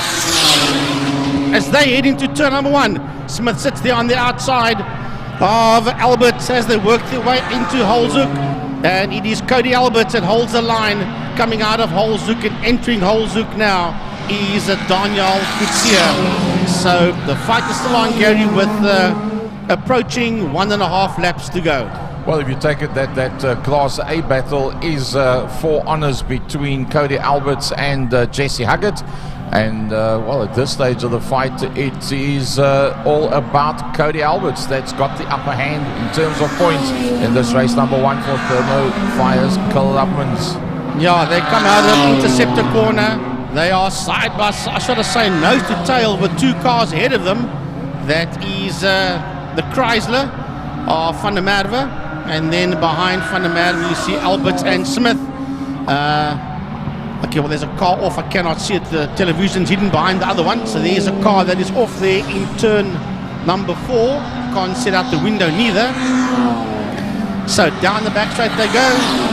Approaching the leaders, going into turn number 1 as a matter of fact. So he's started his penultimate lap as these two come out of turn number 5, and that position just changed around out of Fostrom corner, and now Smith has got his nose ahead of Alberts as the two of them work their way into turn 1 into Holzoek. And then we see Daniel Kutsia coming towards us, and now he also working his way into turn number 1, and behind him, believe it or not, a lap down is Ogan Casper. Right, Jess Huggett working his way now into turn number 1 as they are now starting their final lap. 122.080 is Imad Modak. He's the quickest guy out there. And the rest of the field just busy working their way through. There comes Gary Smith across the line. Gavin Surf working his way, but the lead is going down the back straight. Down the back main for the final time, and is heading towards Fostron corner, turn number 5 is Imad Modak. He might put a lap there on Paul Minnick, that gold color Golf. It's like a rusty gold color Golf, but Minnick will give him a bit of a fight, but it matters not, because Imad Modak will bring it home in first position. Modak will win this one. Now, who will it be? Will it be Smith or will it be Alberts for that second and third position? They're coming towards the start-finish line now. There's back markers in their way, but it's going to be Shane Smith that comes home just ahead there of Cody Alberts. Kiara van Niekerk finishes her race, and then Daniel Kutsia will be the next man towards the checkered flag. You're waiting for Hendricks and Huggett. They should be having a little fight out there, and Yusuf Hendricks will get to the line ahead there of Jesse Huggett. That's the first 6 cars across the line. Gary Smith, there he comes. Gary Smith coming out of turn 5 out of Fostrom corner right now in the 68 BMW, working his way towards the City of Cape Town Castro Wingfield Motors Bridge is Gary Smith, and then Gavin Surf there, the Spur Golf crosses the line. Welcome back there to Gavin Surf, Mr. Spur and ex-chairman Western Province Motor Club, as the rest of the field just cross the line. Sharp Opperman will finish his race, and Lady Racer Mia Bench as well, as the rest of the cars just filter through. So that was the Thermo Fires Clubman's Saloon Cars race number 1. Class A was won by Nias. No, well, he got classified as Class F out here, but in any case, he won that race. Sure as hell he's in Class F, that's for sure. And then we see Smith. Class B was won by Yusuf Hendricks. Trying to pick up, it's difficult to see with the background there. The first Class X car across the line was Gavin Surf, because he hasn't raced in a long time, so that's a new driver car combination. And then it was Gary Smith that won Class C, and Hintenhouse, that's at 76 BMW in P20, he won Class D.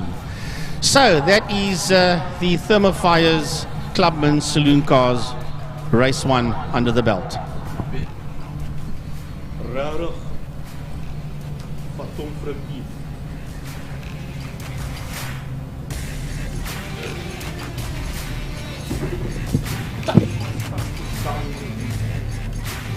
So for the folks at home, some of the replays that was picked up by the IMUSAT crew. A big thanks to the whole IMUSAT crew. Clocked in 7 o'clock this morning.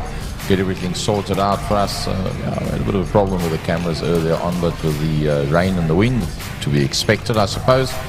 It does affect comms towards the early hours of the morning when it was raining very, very heavily. But they got it all sorted out there. You see a lovely shot on the exit of turn number 4, the double right-hander, the BMW going off.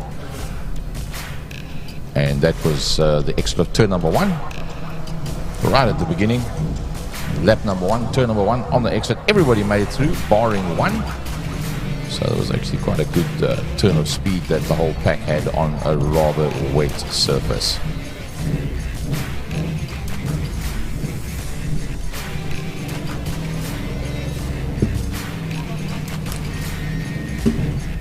Not everything is just okay.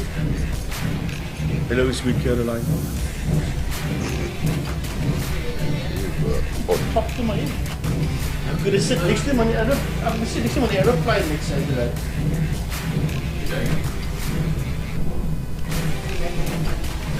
Now we'll be going up in the morning and coming back. You sit on the opposite side of the plane, so you keep it down, but you keep that little...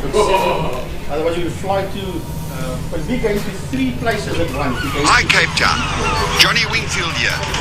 Let's get ready for summer. With over 1,000 hot Wingfield vehicles to choose from, we'll assist you with all your vehicle expectations and requirements. We are the professionals. Pop in at Wingfield Motors Goodwood, Kales River, Belleville, Northgate, Friedenberg, private finance and best price from our car for world-class service and satisfaction. Also visit our website. Wingfield Motors is an authorized FSP. Here's to the hard workers, the steady, the strong, and the bold. For the brave, the courageous, and the dedicated, the honorable ones. For the builders, the fixers, and the makers, who go beyond measure, so the ones they love have all they deserve. Interceptor, great comfort, better safety.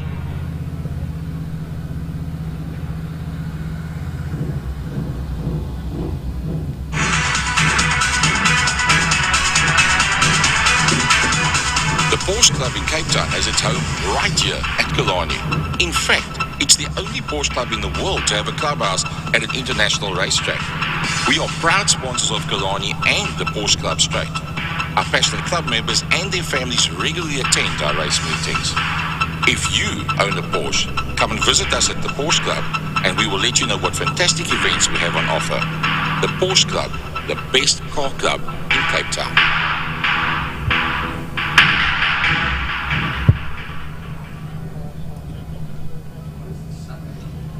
Master jobs.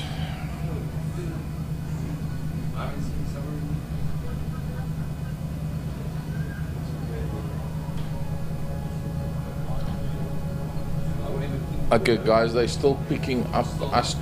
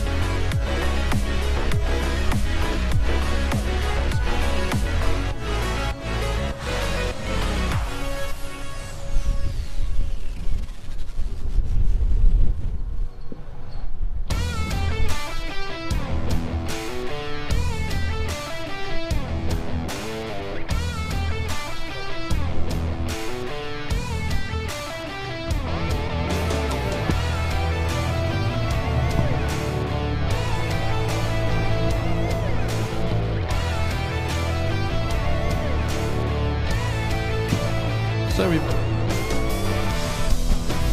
we move on to the Caltron Formula Supercars and VG Trustees flying cars for the first race of the day. 12 of them all out there. And the top 5. All gold class supercar, Opel-based supercar, rear-wheel drive. And we have the likes of Yaki Station enjoying Conquest, pole man in the fine car section ahead of Killarney, Porsche 928.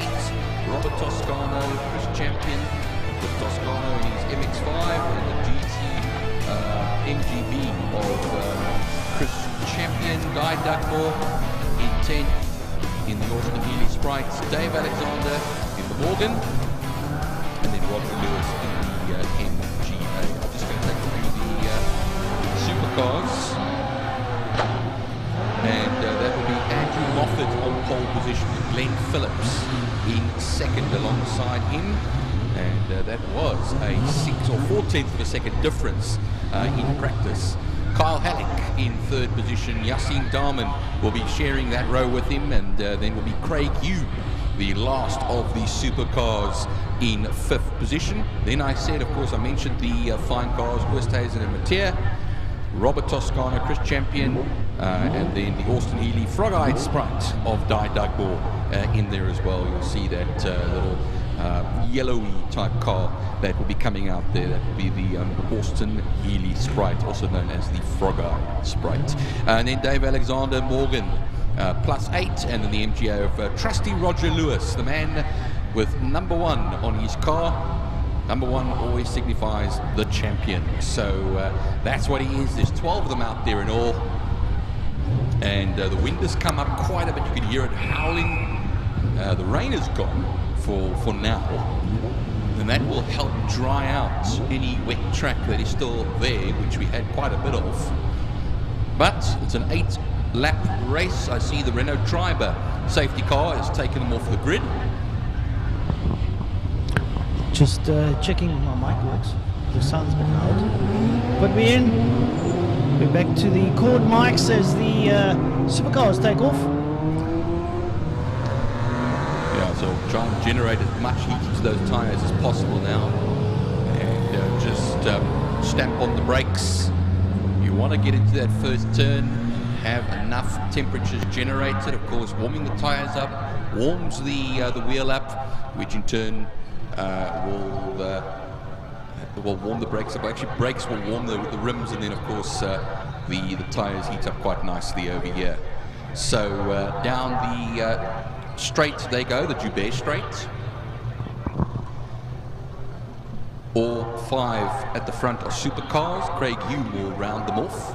Then we have those fine cars, and I was speaking last race meeting to Westhuizen in the 1600 Toyota Conquest. He actually was talking about a new motor in that car, which he has, looks like, put in.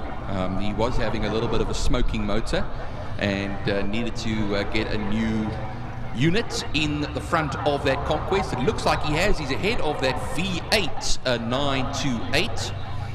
Of course, one of the great range of front-engine Porsches that came out many years ago, along with the 944 and the 924.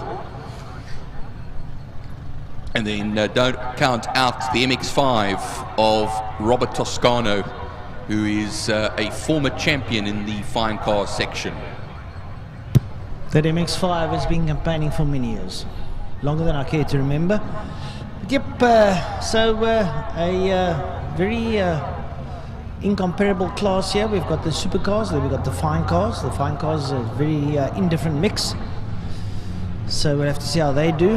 And we're talking there about Jaco Westhuizen. He drives that Conquest from his house to the track, Byron. Well, we have a number of those competitors. I think, and, I used to gymkhana a number of years ago at Killarney, and I used to do the same. Yep. Some of us can't afford fancy things like A-frames and trailers and mobile pit units and all. But I think that it holds an advantage, because you can sort of play around on the way to the track and you know that everything's working. So when you get here, you know it's going to work.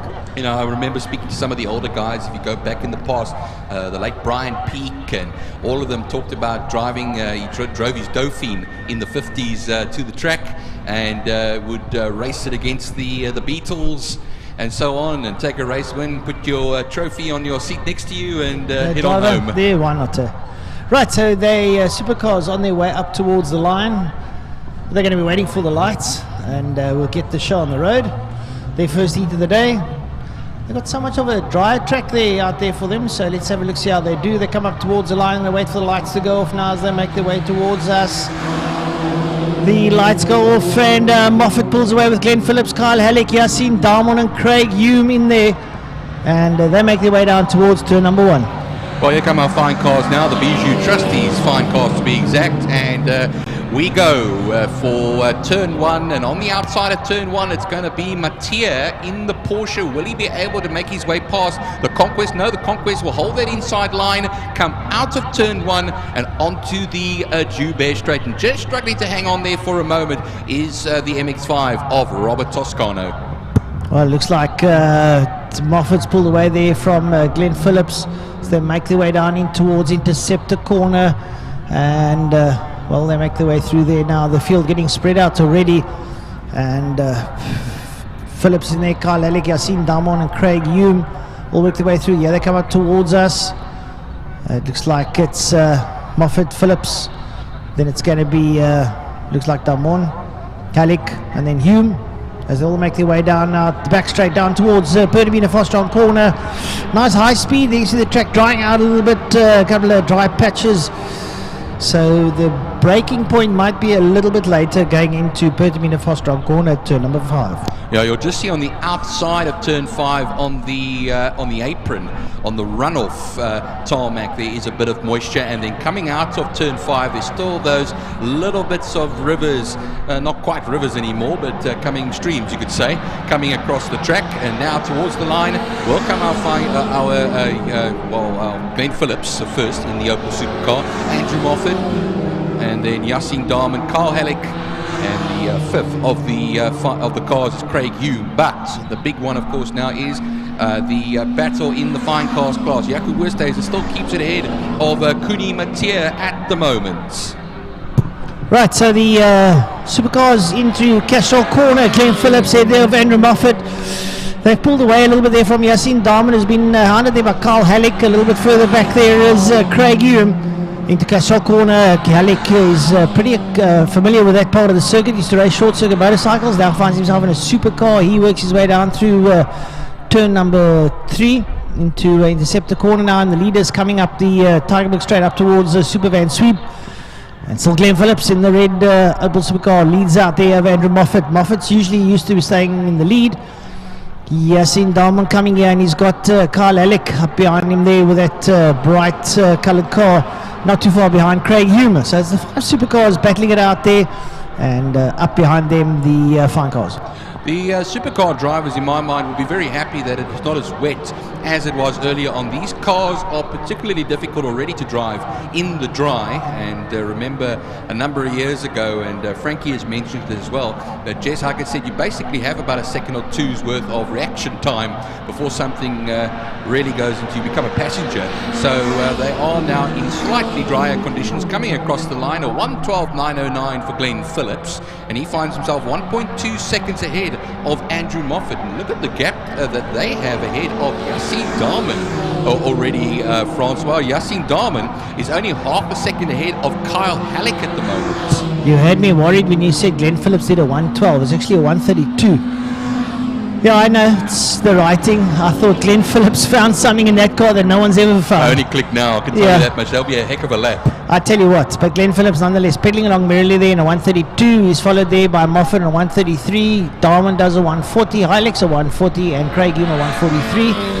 Kyle Halleck starting to challenge Yassine Darmon coming out of Castro Corner, turn number 2. Oh, and we got someone off. Somebody in the wall at turn 3, Interceptor Corner. It's Moffat. It's Moffat. Moffat's off. Oh, well, and Moffat won't be too happy with that one. And there's a little bit of smoke or steam coming out of that car, possibly a bit of radiator damage there. So that means Darmon will move up into second place with Halleck in third. Or matter, Halleck's going to second, going there into on picture. into Supervan sweep. Carl Halleck goes up ahead of Yasin Darmon, so Halleck takes over second place. Gloves off, they're making their way down now towards Pertamina far strong corner. Yeah, he had to hold himself there into turn 3 first, Francois, and then when the green flags are shown, he could make his move. Down the straight they go, and it is Yasin Darman and Carl Halleck now the new second and third place runners as Glenn Phillips crosses the line with a 1:33.019. But I'm just going to go a little bit further down to the line as it is going to be the 2 now. Andrew Moffat out of the race, unfortunately. Well, we see Kuni Westhuizen leading out now in the Conquest. There's Kuni Matia up behind him in second place. I would imagine Kuni Matia should be a bit closer. He's got all the power on the foot of that big Porsche. But obviously just idling around, and Robert Toscano down in third. Alexander, Chris Champion, Dugmore and Lewis follow suit. And we can see there on the picture, if you run off, you're into a mud bath of note. Well, we've seen a few cars get stuck over the last few races. The mud is quite thick. You can see on the screen a few wheel marks, tire tread, I could say, rather there. But is this number 21, Craig Hume, going just a little slowly over here? He's looks like he's being passed now by Jaco Oosthuizen and Kuni Matia right behind him. A 2.7 second gap between the two of them as there are 5 laps left to go, including this one they are currently on.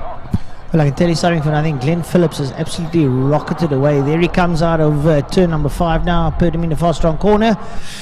And, well, he's unopposed at the moment. He's probably got about a 21-second gap over Carl Halleck.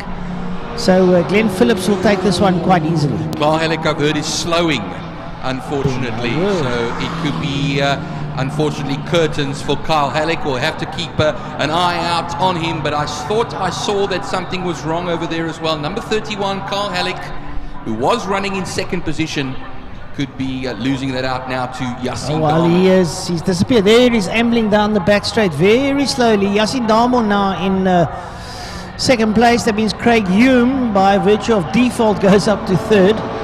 So that field has dissipated somewhat. That means that Craig Hume will move up into third position, and the likes of Jaco Oosthuizen, who's leading the fine cars class, actually finds himself, Jaco Oosthuizen will be in third. Craig Hume is not very quick out there, so it is Christmas in July for some of our fine car runners, because now on the main podium for Jaco Oosthuizen, Kuni Matia is only 1.3 seconds further back. Oh, smoke coming out of Darmon's car as well as he braked. I don't know if that was just tires or something, but there was a massive puff of smoke out of that car, so let's hope it's not falling apart.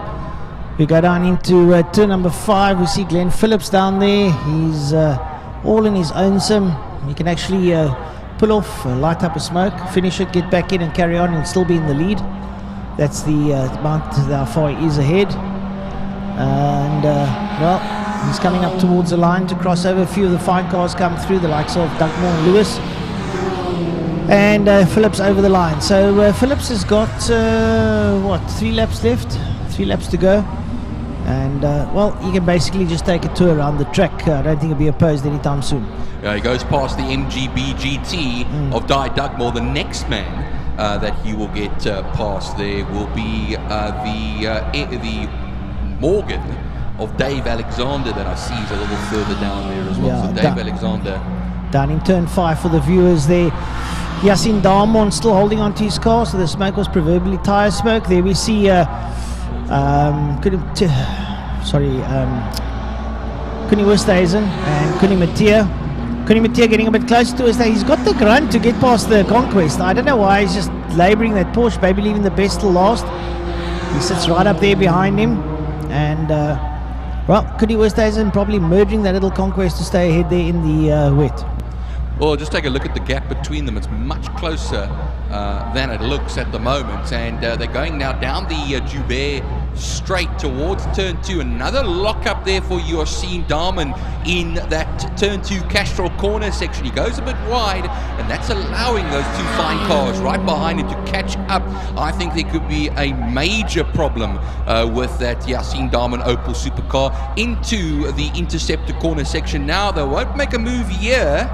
He goes, looks on the inside, does Jaco Oosthuizen, but he's going to have to complete that move as they force the Damen supercar wide, and will take that place right away from him. That's second place for Jaco Oosthuizen, and third place coming up for Kuni Mattia in the Porsche 928. Now, Kuni Mattia has got the know-how to drive it. It's just that it's an enormous Porsche, big V8. One of the only V8s that Porsche ever made, as far as I know. Everything else is flat six. So that was a sort of an exception to the rule. Is Kuni Mattia looking up on the inside there of Jaco Oosthuizen? Yep, he is. He's stuck his nose in. I was waiting for that one to come through. I was going to say he's got the legs, and the power underfoot. The MGB is off the track there of course that is Chris Champion, excuse me, that's off the circuit. Oh, and he's in the bath. Goodness, that's like Waterfront Harbour. No, he's stuck. No, he's not going to get out there anytime soon. It's a bit of a mud bath. So, Kuni Mattia, ahead of Jaco Oosthuizen, and down into turn number 1. They roll around the outer holes up the Uber straight, make their way up towards Castro Corner. Yeah, they'll be on their penultimate lap now. Glenn Phillips put in another fast one, a 1:32.787, and currently leads by 51 seconds. And he's already still putting purple sectors in Sector 1 and Sector 2. So this is going to be another fast lap for him as Robert Toscano crosses the line. And we wait now for Glenn Phillips to complete the lap, a 1:31.878. For the man in the Opel Supercar, leading by over 50 seconds, and one more lap to go. No, he's enjoying it. He's got no pressure from anywhere. He can do his own thing, and he just rolls out of turn number 1 up the Uber straight up towards Castro Corner, giving it a full hiding. He's gonna probably reel in the likes of Robert Toscano in the MX-5. But Glenn Phillips, well, he's a seasoned veteran of these supercars. He knows what's under him, and he knows what he can and can't do. Go down into turn number 5. That should be the yellow flags waving for the MGB of Di Dugmore. Sorry, Di Dugmore's in the Austin Healey Sprite. That is Chris Champion, excuse me, Chris Champion in the MGB. The marshals will be standing by that car. This is the final lap of the race. We have the second and third places coming through now. Kuni Mattia in the Porsche crosses the line now ahead of Jaco Oosthuizen. Not updating on our screen, but he is ahead, I'll tell you that much. And now down the back straight, putting a lap on Robert Toscano is our leader, the man in the red and white Opel Supercar, Glenn Phillips, who had a battle earlier on with Andrew Moffat. Unfortunately, Andrew Moffat and Carl Halleck out of the race. Chris Champion also out of the race. There he stands on the right-hand side of the screen. And to the line, we then run with Glenn Phillips to take victory. Well, Glenn Phillips will be happy with that outing. Robert Toscano is through the flag. He is down a bit lower there in 6th position. So he's going to wait for the rest of the field to bring themselves home. Yeah, so Kuni Mattia will be the next man. There's still those yellow flags waving down in turn 5 because of the Chris Champion car. They will not be allowed to pass under any circumstance over there, but down the back straight, out of turn 4, Salo sweep, and towards the Pertamina Fastron corner, turn 5. Double waved yellows, as we've been saying as well, because of the MGB of Chris Champion. But here comes Kuni Mattia now, in a fine performance from him, in a fine car. And then remember, that's not only second, that's the winner of the fine car class as well. So underneath the Castrol City of Cape Town bridge, to the line, Porsche 928 Kuni Mattia wins ahead of Jaco Oosthuizen, both of them putting great performances in. And then, now making it to the end, Yassine Darman. And after the trials and tribulations of that race, puffs of smoke coming from the side of that car, possibly a bit of bodywork as well, also on rubbing against the tyre. Then Craig Hume will get 4th. And, so I'm just showing over there. So Robert Toscano comes through in 6th. Dave Alexander with the Morgan will come through in 7th position. Now, here comes a little battle. Here's Di Dugmore in the Austin Healey, in the little Sprite, against Roger Lewis in the MGA. And they're going to run it to the line, and it's going to be Di Dugmore that will take that position. ahead of Roger Lewis, who will round off the 9 classified finishers.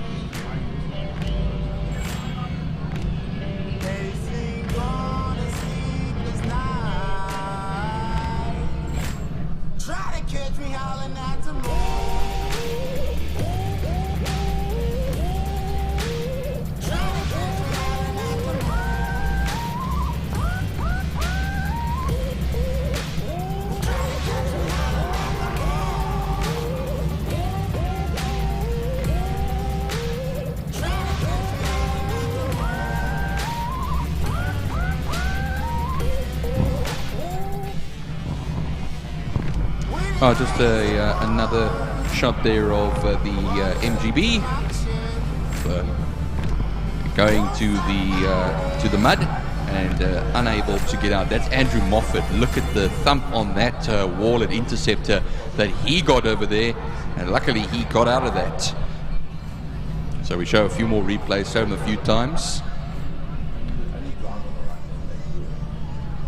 And then, oh, now he pulls off. I think he pulls off. He realizes there's a problem, and then he thinks, uh-oh, okay, maybe I should have just gone to, maybe I should have just gone a few meters up. But I don't know. It's an interesting place to stop.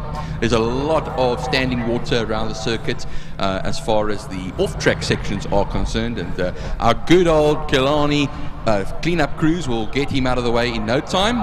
There is a car with its own swimming pool. Supercar with its own swimming pool over there, Andrew Moffat, and yeah, that's quite a bit of water. Yeah, Gary's doing quotes down there right now, moving trees around and all kinds of things to get the best for summertime.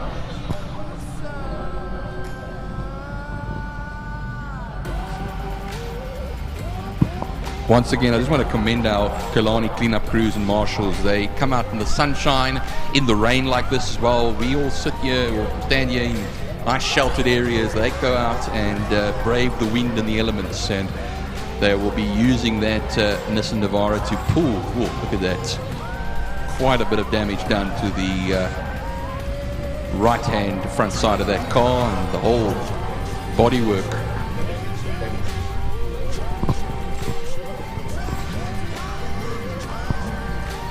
Damage to the swimming pool as well. You know, you have to get that right before summer. And yeah, so thankfully Andrew Moffat, a very experienced head, he is, and he will take this on the chin. Unfortunately, that car will not be coming out surely later on today for the second race. He will be sitting that one out. But yeah, there's quite a bit of work to be done on that particular motor car.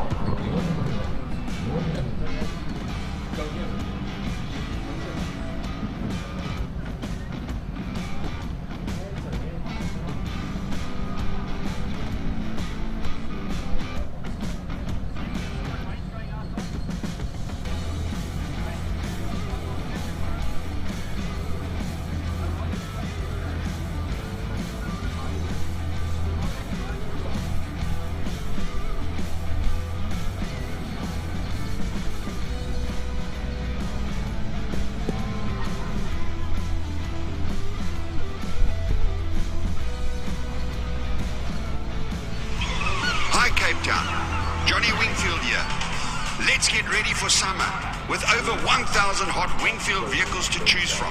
We'll assist you with all your vehicle expectations and requirements. We are the professionals. Pop in at Wingfield Motors Goodwood, Kales River, Belleville, Northgate, Friedenberg, private finance and best price from our car for world-class service and satisfaction. Also visit our website. Wingfield Motors is an authorized FSP.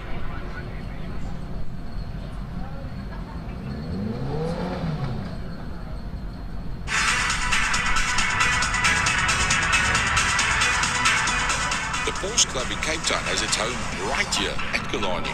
In fact, it's the only Porsche Club in the world to have a clubhouse at an international racetrack. We are proud sponsors of Killarney and the Porsche Club Straight. Our passionate club members and their families regularly attend our race meetings. If you own a Porsche, come and visit us at the Porsche Club and we will let you know what fantastic events we have on offer. The Porsche Club, the best car club in Cape Town.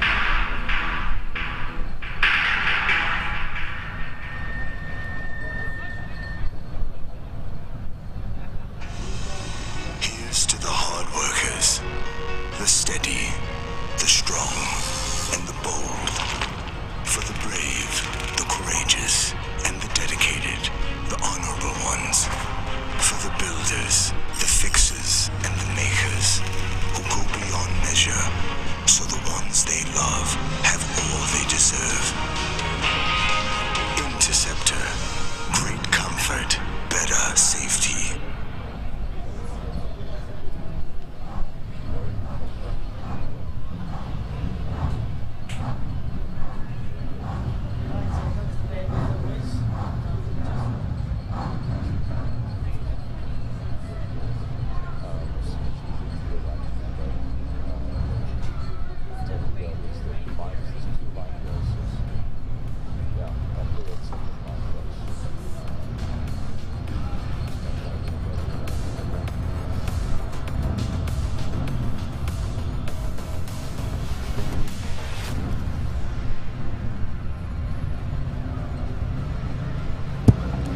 Right, folks, just for those at home and around the circuit, just a little bit of a delay, a bit of clean-up down in Interceptor Corner as the heavens open. And the rain comes pelting down for the motorcycles. Oh, my word. Trust that they must be clapping hands if they put on their wets. Poor bikes. We'd had a bit of dry circuit. Now the rain comes pelting down, and they fortunately put on their wets. So those that have put on the wets will be pretty happy that they've adjusted their motorcycles. Yeah, Francois, you say poor bikes. Well, I say poor bike riders more than anything else. But a big thanks to all our sponsors. City of Cape Town being on board with us 100%, which is fantastic. Wingfield Motors, 10 years down the line already. It's amazing how much Johnny van der Kerk and Wingfield have actually invested in time and money and effort for Killarney International. Castrol back with us again. They been here for many years, been away for a little while, and now back with us again. So the tower is now known as the Castrol Tower. The spinning pitch is known as the Castrol Spinning Pitch, and then also turn 2 is now known as the Castrol Corner. Interceptor for 2023 once again, the sponsor for turn number 3.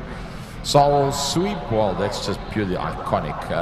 No money in the world can buy something like that. And then Pertamina Fastron for turn number 5, and then the Subway King Tony Tools. So to all of those sponsors and all the class sponsors as well, a big thanks for your input into Killarney International Raceway. Next week, Saturday, Frankie Ennis, the voice of West Bromwich Motorsport, and myself will be flying up the morning to Aldous Krabanti, and we will be joining up with our local riders involved with the SA Endurance Series, and we will also be commentating the GTI Challenge qualifying race 1 and race 2.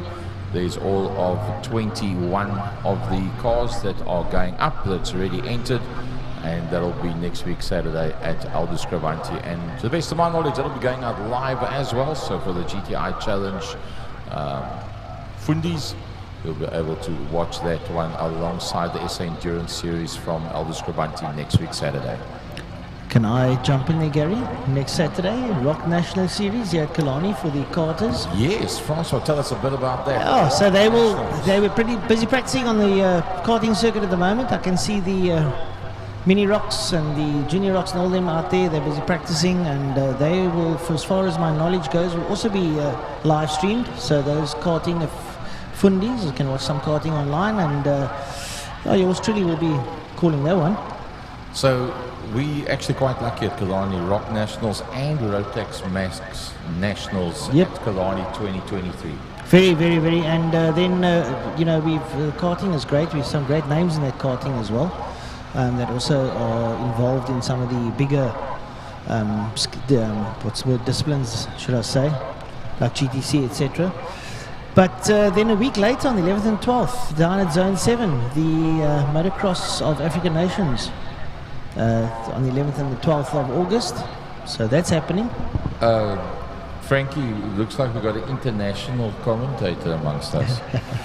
Yeah, well, before we get to that, also on the 5th is the Killarney All-Tar Rally.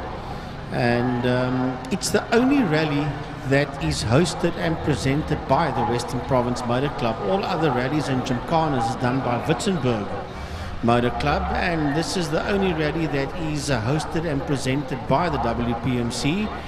It is the Killarney All-Tar Rally, and Byron Height and Emil Brandt will be calling that one for us next weekend.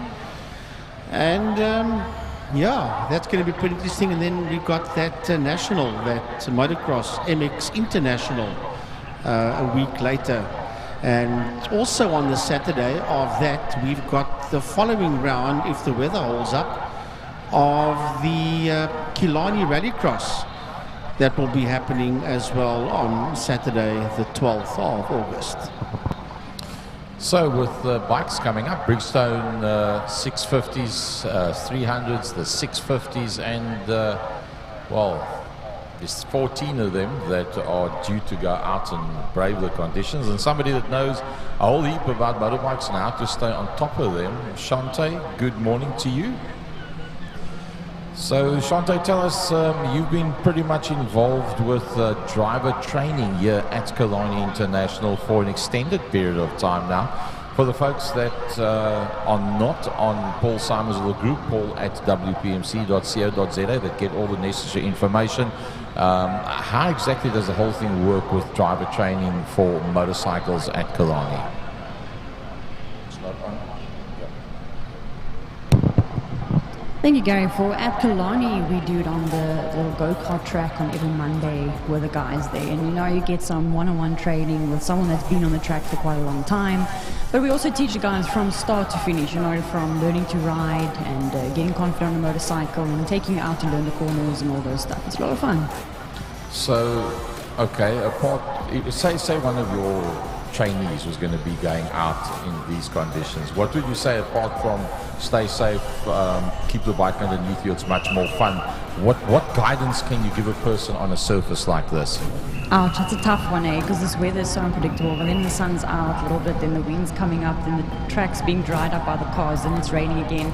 I think I've been listening to a couple of the guys in the pits now. They're all saying, they're hoping it's kind of raining because everybody's got their weights on, So let's hope it does rain a little bit for the guys. But I'm hoping for the wind's sake that the wind just dies down a little bit for them, because I know that plays a massive play in all of it. How quickly, we know with a motor car, when the track dries out, with the weight that you've got and the power that you've got, you can eat up a set of wet tires very, very quickly. How quickly can you eat up a set of wet weather tires on a motorbike? Wow, it really does depend on how dry the track is, how warm the tires actually get. But I know from watching my husband also racing a little bit, it can go pretty quick. After two race days, klar. So it wouldn't really affect you too much on the first race that you are out with that set of tires. It would still last you for heat number 2 reasonably well? Reasonably, sort of. Apart from losing the depth of the tread, does the tire compound change as well going through those heat cycles? Wow, Gary, you're asking a lot of technical questions right now. All right, so folks that would like to get involved with these training schools, how does it work? Who do they contact and when does it happen? You can contact us, Redbeard Riding Academy. You can check it out on Facebook, Instagram, and Google. Our numbers and email addresses are on there. I know giving a number is 068 446 1188, but you can check it out all on our socials. And to get in contact with us, you can find us here at Killarney Short Circuit or go-kart track every Monday from 2 to 6. There we go, the latest from Shantae, and you can then find out how you can learn to stay on the top end of the motorcycle. Well, Gary, here's a surprise. I'm reeling in Shantae to commentate with me on the bikes. How's that? What a pleasure. What a pleasure. We'll have a lady doing bikes for a change. If not, why not? Nothing wrong with that. I just want to clear something up here for the people out there. Gary and Shantae used the word about drive and driver. It's actually ride and rider. With Gary. Right, so the guys are just on their second warm-up lap. Shantae, what do you think? Do you think we can have a good race here? Looks like the rain has dissipated. The track's a bit wet here on the southern side of the circuit. It looks a bit dry down here towards the northern side. It's weird. It's blowing southeast. All the flags are still hanging southeast, as we can see. But look down there in the southeast. It looks like the dark and dismals over Cape Town Central are coming towards us, and it's that horrible sort of drizzly type rain that just wets everything. Yeah, wet enough to put slick, not to have slicks on. Yeah, but I'd have wets. Yeah, it's a but mixture. now the quandary belies us. You've got wets on. You can't punch them too hard because they're going to get soft, and you run them off, and they get a bit slippery and wobbly. And so you're going to have to sort of be very strategic about where you're going to plant the bike. I could see everybody was being strategic in it. It's, one's going, should I keep my weights on? Shouldn't I? Should I do this? Should I do that? And at the end of the day, it's decisions. It's going to be a hectic one. But let's have a look. See, they're going to be coming up to the line pretty shortly to line up. They're all diving down into Pertamina Foster corner, turn number 5. So making their way up, the likes there. I see on pole position we've got Nicholas Hutchins from the HSC team, Jamie Hall. Jamie very quick, he's out in a 650. We know him from the Breakfast Club. Raymond Alexander apparently had a blinder of qualifying. He had wets on out in the wet yesterday afternoon, so he qualified in 3rd position overall and first of the 300s. Then we got Lance Jonas, Ryan Kutsia, Matty Fanikak's out there. He's also an ex-Breakfast Club boy. Bones, Adrian Solomon is there. Raymond Besaidnot said he had a massive scare in turn 1 in the rain. He was on slicks during quali, but he managed to keep it upright. No, Mitch put it down during the warm-up lap, so I don't know if he's going to be able to ride. He's out of it. Boom, bang, up against the wall. Keegan Wasserfall's out there. Nice to see Keegan back out there. Max Munton, Abigail Boston. Abby, no, that's why I've got you here, because there's a lady out there. I heard Abby dropped 4 positions this morning. Now, I believe Abby and Bones, Adrian Solomon are at it. They're at 1 point. 1 point. 1 point. I've separated the hecticness in between those and two. Abby's got a bit of place to make up to catch Adrian Solomon. And the old man, Peter Hills there. Mitch put it down, so he's out. And then we've got Elmer Mostert out there as well. So let's see how it goes. Max Munton's out there as well. Max is a bit of a wild child. So absolutely. We've seen him on short circuit. You've been there. You've seen how well Max does on the short circuit. Now he's on a 395 KTM. Beautiful. 390, I should say. What a pity with Mitch Robinson, though. It's such a pity. I know he's feeling really bummed right now, feeling the FOMO. No, for sure. He'll be out of this one. Trust me, he'll be back for the second one. But I think if there's anything that he has lost now, it's just a lot of talent. He just ran out of talent there on the warm-up lap. Probably put a bit of a damp squib. Right, so they're ready to go. We're going to wait for the lights to go off. Lights on and off.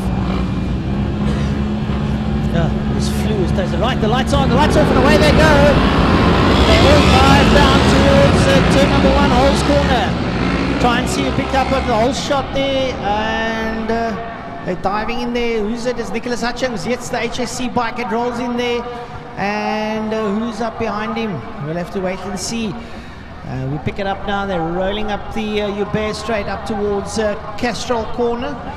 Coming up towards Castrol, Ryan Kutsia goes up into 2nd place. Ryan Kutsia starts up into 2nd. Ryan has been actually on fine form of late, I have to admit. And I'm having a look, there's Adrian Solomon in the green, and Abigail Boston's ahead of him. Well, one thing's for sure is Abby has no fear. No fear. Not whatsoever. They all roll down through interceptor corner. There they're coming in. There's Abby, Raymond Alexander. They're all going through there up towards the Sarl sweep. And Nicholas Hutchins trying to get away. Ryan Coetzee is going to have to try and reel him in. I reckon Jamie Hall's in there in third as they work their way down the back straight. Everyone sort of jostling for positions.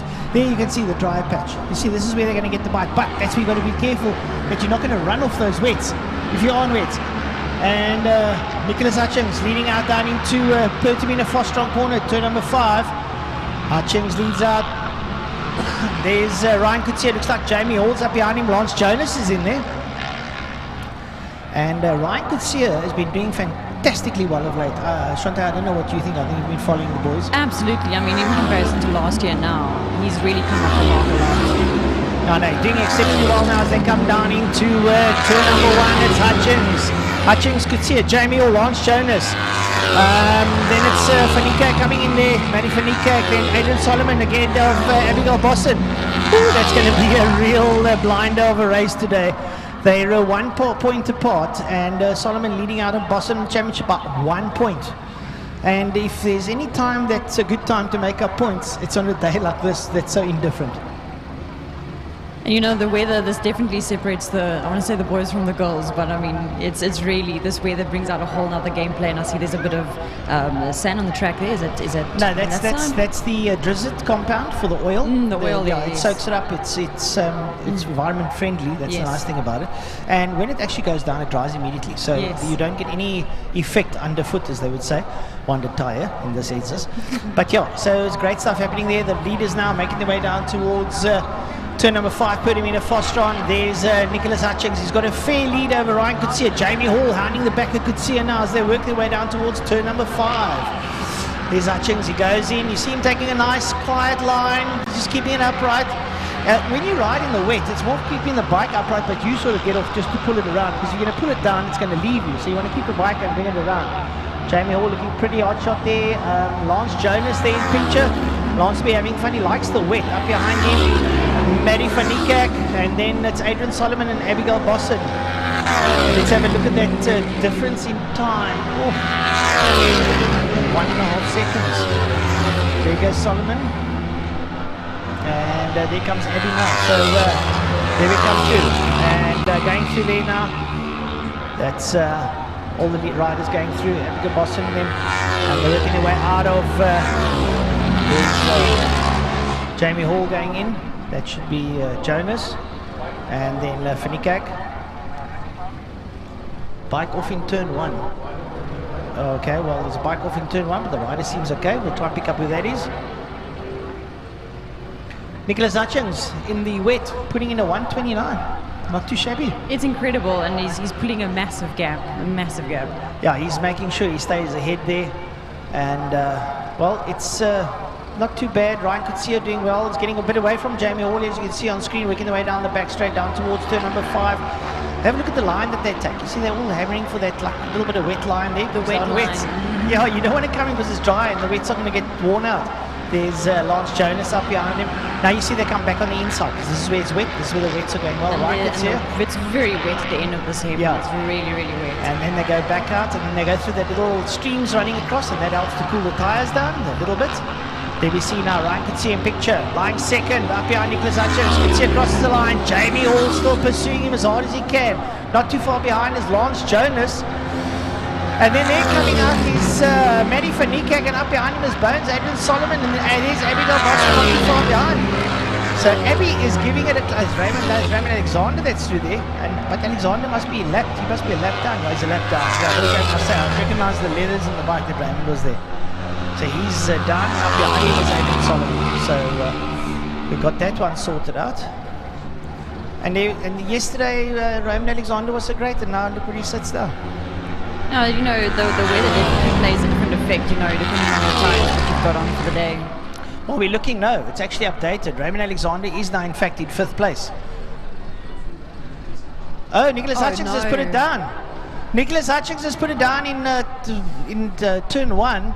So that means that Ryan Coetzee leads the race once again. Once again. And, it's terrible news. Poor, Nicholas is always all or nothing. He's either giving his best and he's making it a great one, or he's coming off doing it.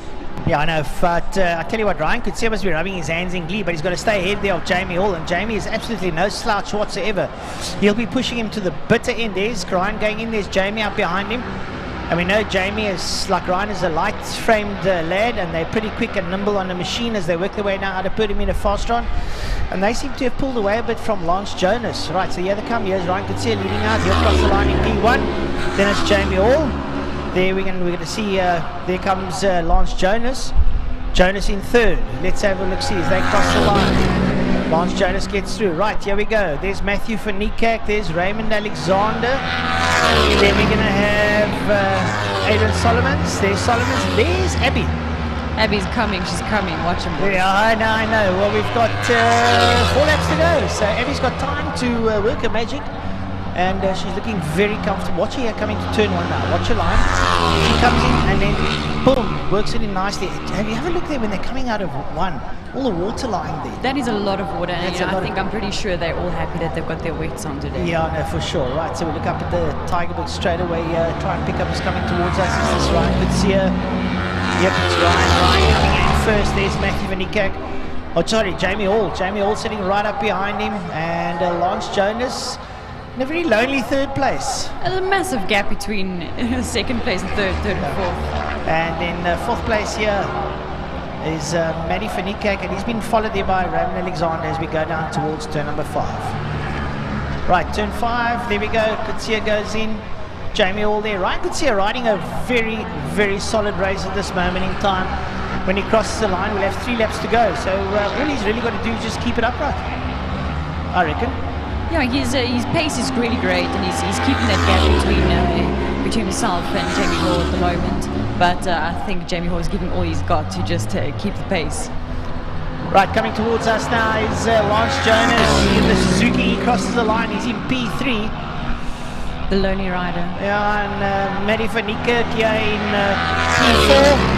Raymond Alexander on his heels. Yeah, but Raymond using that wet line. Have you noticed he dived to the inside on the wet line there? He's got Adrian Solomon chasing hard. Here comes Abby. Abby's a little bit closer. Abby goes through. She's absolutely murdering that Yamaha at the moment, trying to stay in touch with him. I think Adrian's on a Kawasaki, if I'm not mistaken. Adrian Solomon, yeah, he's on a Kawasaki 400, so a little bit of a power difference there, but Abby is definitely not giving up there. Going into Adrian Solomon, and there's Abby Bosson. So coming on screen, Ryan Coetzee, Jamie Hall coming over out of Sorrel Sweep, and they're going to make their way down the back straight. And we see them go down towards the back straight. So when they cross the line, they'll have 2 laps to start their penultimate lap now as they work their way down towards turn 5, Perdamina Fastron. Look how nicely the back straight's dry. The back straight is almost completely dry, and then you come into turn 5, and it's just water. Yeah, no, it's wet. It's wet, and that's where you want the wets to work. Is in the corners. I can see everybody's lines are sort of changing now as they're coming out of that turn because they're trying to stay on the wet side. Because even the main straight here is starting to dry quite a bit as well. Fortunately, they're coming to the close. Yeah, Lance Jonas looks over his shoulder, exiting 5 as he goes up over the line. And when they cross the line, they will have 2 laps left. Fantastic stuff. Jonas over there. There's Matty van Niekerk. Up behind him is Raymond Alexander and Adrian Solomon chasing Raymond. Raymond is murdering at KTM. And here comes Abby. Look at Abby getting a bit closer. She's definitely on a fly. There's Solomon going past. There comes Abby. I promise you, Abby she can't test that plastic any harder on that throttle. No. She's really stretching the cable, trying to get more out of the carburetor there as she goes down into turn 1. Taking great lines. Look at her coming nice and tight into turn 1. Brings it around. You get spat out as you go out. You'll see the bike go out towards the other side. But you can then climb on the gas, roll it on, roll your way up towards turn 1. Solomon on the back of Alexander. And here comes Abby. Here comes Abby. Abby's getting closer. You'll see her coming to picture now. And there she is. She is absolutely flying. The young lady is doing well. Shante, you must be happy there's a lady in there. You know, it's always great seeing females out there. You know, it's something different and it changes the game a lot. Makes it makes it exciting because the guys don't want to go to work on Monday and say, I've got to swipe out chicken in this restaurant. You know what I mean? It's not nice, yeah. Abby seems to be like on a race of her own there as well, though. Yeah, I know she's racing against herself at the moment. Ryan Coetzee still leading out, about to start his final lap. Ryan Coetzee on the Kawasaki 650 works his way down into turn number 1. Coming up towards us, it's Lance Jonas crossing the line. So Ryan Coetzee starts his final lap. And we've got coming out here is out of turn 5 is Betty van Niekerk. Oh, look at this. There's look at Abby. I tell you what, this lady is absolutely flying on this bike at the moment. Brilliant stuff here coming out of Abby Bosson here. She's lying down in 7th, but it's all about these points. And, well, it's still, they passed Alexander. Yeah, just said something must have happened. Did something happen there? Because no, I don't think so. But Abigail Boston's behind Raymond Alexander. But that means that now the points differential, no, Alexander got back ahead there of Aidan Solomon going into turn 2. But look where Abby is in this last lap. She has caught up, and it's become quite a race between her. She has done well. But you know what this means for the heat number 2? The times. The times. Where you're going to be on the grid. Because that's where this lady's thinking way ahead. And our leader now coming up towards us out of turn number 5 is going to be Ryan Coetzee. A sterling job. This deserves every round of applause in these treacherous conditions. Coming up towards us. Right up behind him with Jamie Hall. Right, the flag should be out. This should be the final lap. Cross the line. First, Ryan Coetzee. And he does a 1:29.295. Jamie Hall is second. Then comes Lance Jonas. Lance Jonas is going to take up 3rd position. Jonas up towards the line. He crosses the line. Wait for the rest of the field. They're working their way through Perdamina Fostron corner. Turn number 5. That's going to be Matthew van Niekerk. Matthew van Niekerk, and it looks like Adrian Solomon has got past Raymond Alexander. Matthew van Niekerk crosses the line, and here comes Raymond Alexander. He's got it, and this doesn't do Abby any good. Bounce past Alexander, and look where Abby is, right up behind them. What a race coming out of Abby Shot. No surprise. Eh? No surprise. That girl can go. I'm telling you, brilliant stuff there. Right, so the rest of the field, a lot of folk fully out. Hutchings out there, King of Asphalt. Mitch Robinson didn't even get a chance to start. He cannot be happy about that. Poor boy. And a couple of the slower riders still bringing it home. Here's Max Munton coming over the line. So Max Munton finishes in 8th. And then Peter Hill and the likes, and Raymond Besaidnot, Alme Mostert, they're still going to bring it home.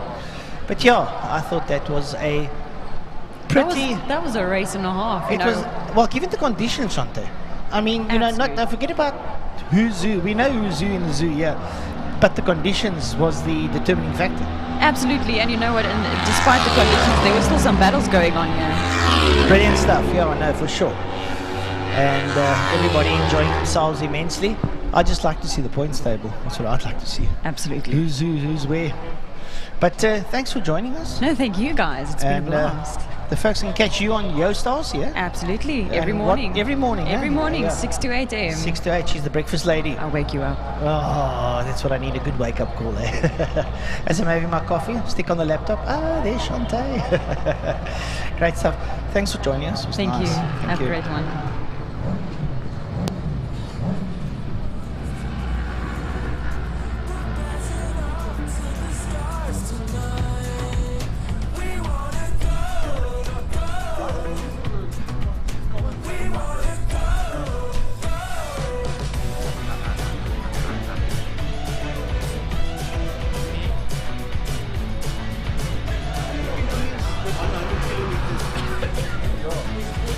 Take your time.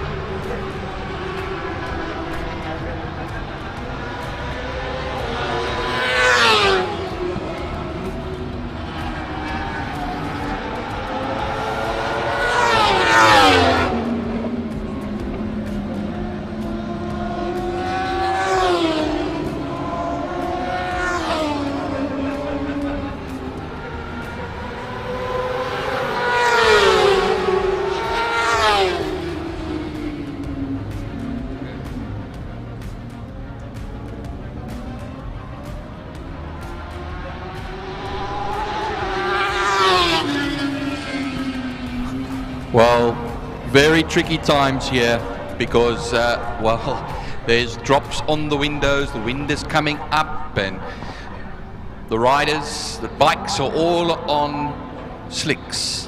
So some of them are wet, some of them have, but a lot of riders have gone out on slicks on their machines, and if it starts raining now, it's going to be some interesting times ahead. So we'll have to keep you informed on what is happening. It's a 9-lap race.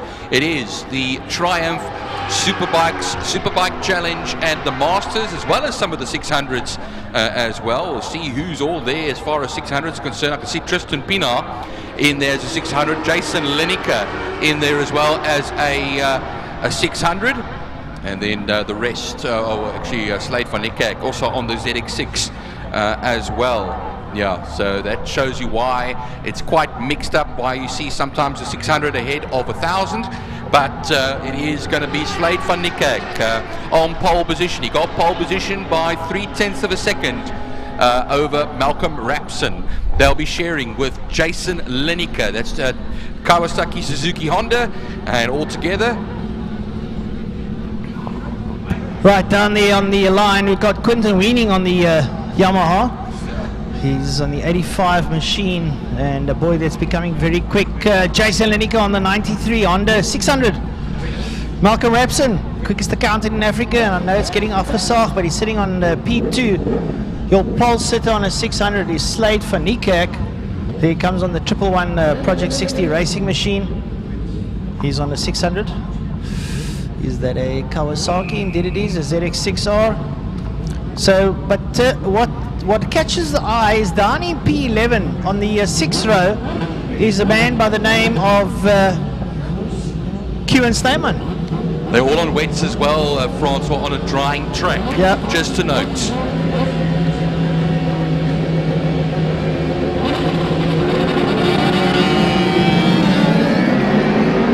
Go down towards turn number 1, and looks like Slade gets the whole shot. Malcolm Rapson on the bigger 600 or 1,000 looks up the inside, but Slade van Niekerk shuts it off. Looks like Jason Lineker's in there as they roll around. Kieran Steyman has rocketed up. He looks like he could be in P4 already. Up behind Lineker. Steyman's going to pedal that 1,000 Honda. He pulls up alongside Lineker and he moves his way quietly into P3 right up behind Slade van Niekerk. keep an eye out on Kewan Snyman, folks. This man knows how to pedal a machine.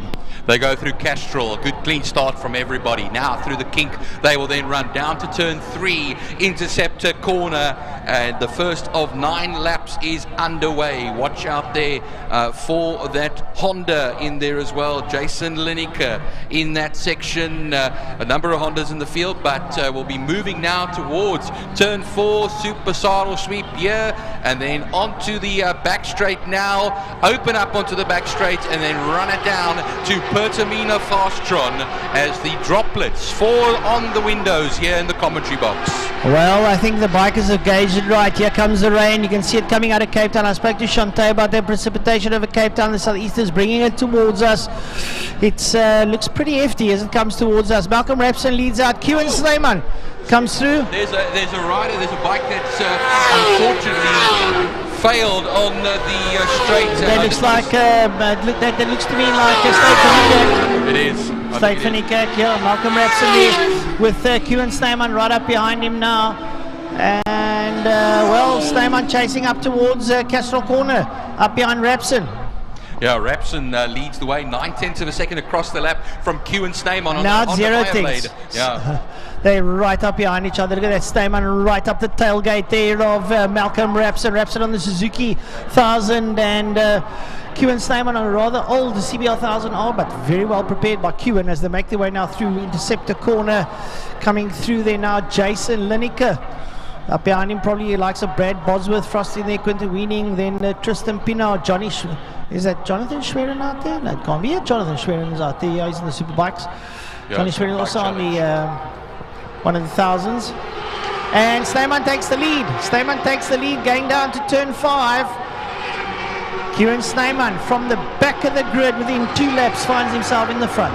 Yeah, so Malcolm Rapson on the Jigsaw loses out then to Snyman on the Fireblade. There's actually 3 Fireblades in the top 5, and then the 1/600 CBR of Jason Lineker still hanging it in there as well. Here they come to the line to cross once again is Kewan Snyman, the fastest lap of 1:22.249, 4/10 of a second, actually more, sorry, it's 1.2 seconds, 4 seconds faster than Malcolm Rapson. Brad Bosworth, Superbike Challenge bike, he is on the Honda Fireblade as well, up into the top 3. He's second in the Masters class. Jason Lineker leads the C600s at the moment.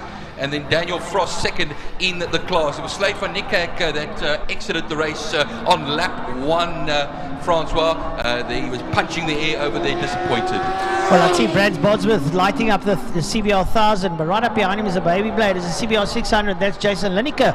Lineker just riding his race. Bosworth sort of has like these impulses where he lights up the bike, it wheelies a bit, puts it down, but then he climbs on the brakes. It's all sort of a disjointed affair, and in the meantime, very relaxed. Rider down in turn 2. Rider down in turn 2. Yeah. 28. All right, so 28 is Daniel Frost. Danny Frost. Oh, well, Danny won't be too happy about that one, I can assure you. Yeah, he was running second in the Superbike Challenge class on the Honda CBR 1000. That will allow Quinton Weening up into second place in class, and as well as that, 5th overall as well. The marshals are there helping in turn 2, but out of turn 5 now, Pertamina Fastron.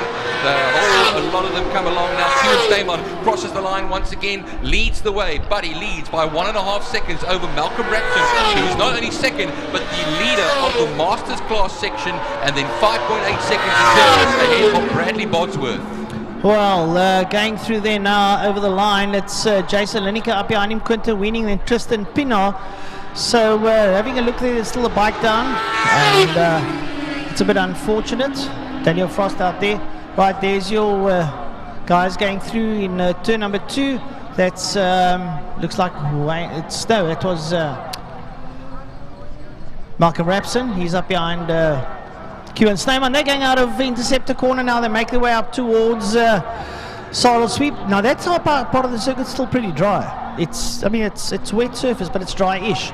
But then they go down towards turn number 5, where it is absolutely soaking wet at the moment. You can see the rain coming down there. But Snyman's going down towards turn number 5 like it's not there, like it's a dry circuit. Look at him go. 8 bikes left in the race. Wayne Orense rounds it all off. 4th place in the Superbike Challenge class, 8th overall. Daniel Frost off at turn 2. Slade van Niekerk out after turn 5. Evan Quirks not taking part, and Wesley Hendricks as well not taking part in this race. Kewan Snyman still leads the way by a mere 1.5 seconds over Malcolm Rapson. Crosses the line right now, was 1.5 seconds. It is now 2.9 seconds and a 1:25.194 for Kewan Snyman, which is quite a bit faster. We're almost going 1.5 seconds faster on the last lap than Malcolm Rapson. Yeah, Bodsworth and Jason Lineker go over there. Tristan Pienaar now ahead of Quinton Weening. So Pienaar also on the move on the R6. So lots happening out there now. And coming out of Quarry Corner, going down to the King, down towards the Interceptor is Kewan Snyman there with Malcolm Rapson up behind him. Then it's Brad Bodsworth, then it's going to be Jason Lineker up behind Lineker. Then it's Tristan Pienaar, who's now ahead there of Quinton Weening. Did Quinton come back at Pienaar? No, Tristan Pienaar still ahead there of Quinton Weening. Nice little squabble that. Yeah, it's about 0.7 of a second between them when they were crossing the line. Jonathan Schwerin will be a further 14.8 seconds back on his ZX-10. And then Wayne Aronson just still to cross the line now. You can see on your camera lenses as well that there is going to be bits of water and the rain is coming down in buckets over here. It's a deluge. And well, now Wayne Aronson crosses the line. That's 44.3 seconds off of Jonathan Schwerin at the moment. There will now be 3 laps left to go as Kewan Snyman crosses the line and extends his advantage to 4.2 seconds over Malcolm Rapson. Yeah, Kewan Snyman doing well there, exiting turn 1, Malcolm Rapson following suit. And they are about 7 seconds ahead there of Brad Bodsworth and Jason Lineker. So into turn 2 we see the water on the cameras. The cameras don't have wipers on. Bit of a slow marker there. Kewan around a slow marker is well ahead there of Malcolm Rapson. Kewan Snyman there through the kink. It's nice and wet, but with wet weathers on, that's what you want to get nice coolant down and traction, track drying on nicely. Snyman, you can see his body over, keeping the bike upright up the Tigerberg straight.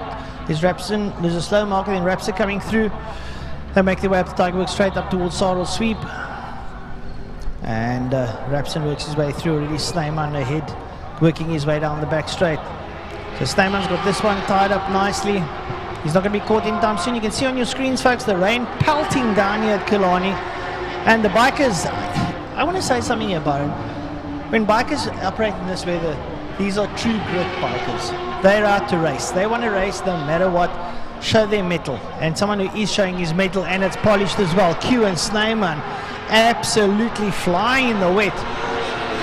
This is where you show, this is where you actually separate the boys from the men as Malcolm Rapson works his way through over the line. Yeah, the leader goes into turn 1. It is the penultimate lap of the race. 5.6 seconds between Snyman and Malcolm Rapson. Bradley Bodsworth, the Superbike Challenge leader and 3rd overall, will come across the line now. 15 seconds back of Malcolm Rapson. Then Lineker is leading the 600 class, and he's leading it by a little bit over Tristan Pienaar, who comes across the line now. Just ahead of, it should be Quinton Weening that comes across. Yes, so Quinton Weening still within earshot of the man in front of him, 1.2 seconds to be exact. And then it looks like Wayne Aronson has been lapped in 8th position, but Jonathan Schwerin still currently on the lead lap at the moment and will cross the line now. Well, I can tell you something for nothing, that someone who's having a lot of fun out there is Kewan Snyman. He started from the back of the grid, he now leads out. He's got a healthy lead. It's pouring with rain. He's going down the back straight like it's a dry circuit, making his way. There you see him rocket down the back straight, down towards, sits up. You're working your way through the gearbox. You don't want too much front brake there. You don't want it to wash away. You're going to use a little bit of back brake. And then work your way out of turn number 5, come through there. You'll use the wet. He's trying a different line there to get more drive, less turn, and works his way under the Castrol Cape Town Bridge up over the line down into turn number 1. There's Rapson only coming out of 5 now, so gives you an idea that Kewan Snyman's absolutely blasted away from Malcolm Rapson and holds a solid lead, and he's on his final flag lap. Well, that's it, and 9.6 seconds. He's increased his advantage now over Malcolm Rapson, Kewan Snyman, and he's had it all his own way at the front on the Fireblade. Unfortunately, did not have the company of Slade van Niekerk, terminal issues for the Quacker on lap 1, bringing him out with 600 of course, but he would have been out there. And Malcolm Rapson, Brad Bodsworth, second and third, Lineker in that lead of the 600 class, still in fourth at the moment on the CBR 600. We wait now for Kewan Snyman, who comes through. Saddle sweep, the double apex right-handed, turn 4, and then onto the back straight. He will then run now. He doesn't have to do anything heroic, he just has to keep it on the island. And well, I don't know if you can stop him from doing something heroic, because that's pretty heroic riding in this rain down towards turn number 5 at that pace. Extra heroic. And you can actually see him back end in on wet weathers. Magnificent stuff from this young man over here as well, as they come out of Pertamina Fastron towards the line. Kewan Snyman on the Honda Fireblade will take victory in the first of the Superbike races for the day. That's what he does. And then we have a short little wait for our second place finisher, Malcolm Rapson, on the 1000cc Suzuki. I think someone who's ridden a very good race is Brad Bodsworth. He comes up towards the line. Brad Bodsworth, fantastic ride. Yeah, he's being followed there by Jason Lineker on the 600. Lineker be happy with that one as he crosses the line. And yeah, Brad Bodsworth's actually put in a great performance here, the winner of the Superbike Challenge class. Yeah. And making sure that the podium is dominated by Honda Fireblades. Jason Lineker, 600 class winner, 4 seconds up the road. And Tristan Pino ahead of Quinton Weening on 1000 Yamaha, so not to be sneezed at there. We'll just wait for Johnny Schwer and Wayne Arendse to complete. I think Wayne Arendse will come through first because he had a lap put on him. Let's watch them as they come to the line now. I think, nope, there we go. There comes Jonathan Schwerin. He will squeeze his way past very quickly and will then take the 7th place finish ahead of Wayne Arendse. Remember, Jonathan Schwerin also 3rd in the master section ahead of Wayne Arendse, who is 4th in the master section. And then Malcolm Rapson taking victory in the masters class ahead of Brad Bodsworth. So that was our 2 first bike races for the day. We'll have some later on, and what challenging conditions we have had for these bike races today so far. Well, I think now, do we move on lunchtime now? And then that will be about, a half an hour or so. And then we'll be rejoining you as well with our Wild Rose Gin 1000 kilometer. That will be coming up shortly. But we'll go off air for a short while. Don't go anywhere. Have a good lunch, and we'll see you soon.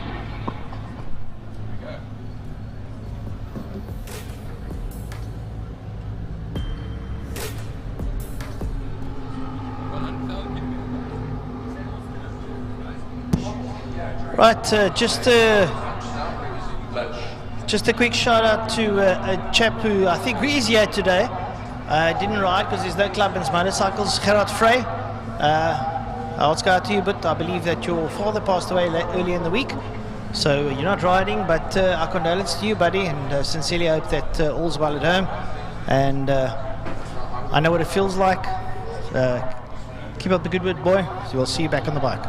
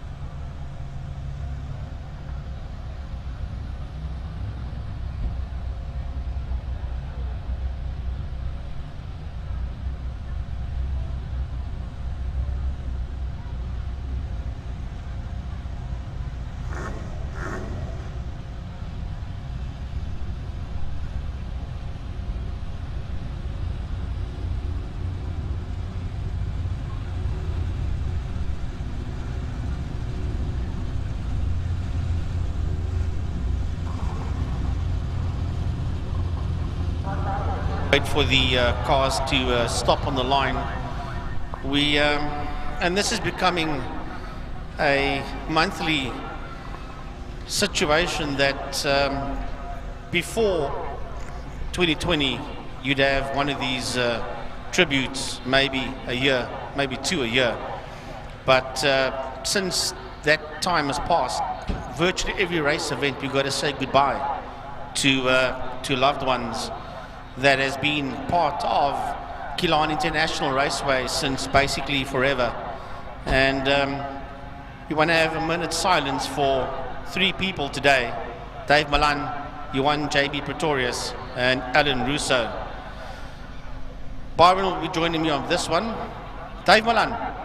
For more than a decade, Dave was our very own Stig, unflappable, ultra smooth pace car driver, leading the field in cars ranging from little family hatchbacks to the fire-breathing 5-litre Jaguar F-Type. It says much for his skill and his smooth driving style that dealers were always willing to provide Killarney with pace cars when they knew Dave would be doing the driving. He was also made an honorary and life member of the Western Province Motor Club for his extraordinary contribution to motorsport at Killarney, and served for a number of years as vice chairman of the MSA Regional Committee under the chairmanship of Brian Jeffries. He will be fondly remembered and sorely missed at Killarney. Our thoughts and our prayers are with Wendy and the family at this sad time. We would also like to pay tribute to probably one of the most positive individuals here at Killarney, right up until the end, and I'm talking of none other than Johan JB Pretorius. And you know, JB Pretorius was instrumental in the creation of fine cars, the section here at Killarney. Many of these fine cars you'll see on the grid now in front of you, and you know, he competed in a BMW 2002 for 27 years, and which is actually thought to be a South African motorsport record for the longest continuous car driver combination. JB was also a motorsport photographer of note, and he began taking photographs at Killarney as a teenager in 1965, and many of his images have appeared in prestigious histories of both Killarney and Killarney, and let me tell you, many on Facebook as well that he was still sharing right up until recently. And he was made an honorary life member of the WPMC for his exceptional service to the club, and was also honored by Motorsport South Africa earlier in 2023 with a special award in recognition of his outstanding contribution to South African motorsport. His passing leaves a huge hole in the fabric of the Western Province Motor Club, one that will never be filled. Our thoughts and prayers are with his family at this difficult time. And then last but not least, Alan Russo. I remember seeing him up in the VIP lounge on numerous occasions, and it is with great sadness that we learned of the sudden passing of long-standing WPMC member Alan Russo on the morning of Thursday, June the 29th, while he was having breakfast with his friends. Our thoughts and prayers are with all his family and his friends. We'd like everybody just to bow their heads now, and if you are anywhere around the track, please stand, remove your headdress in honor of these three gentlemen.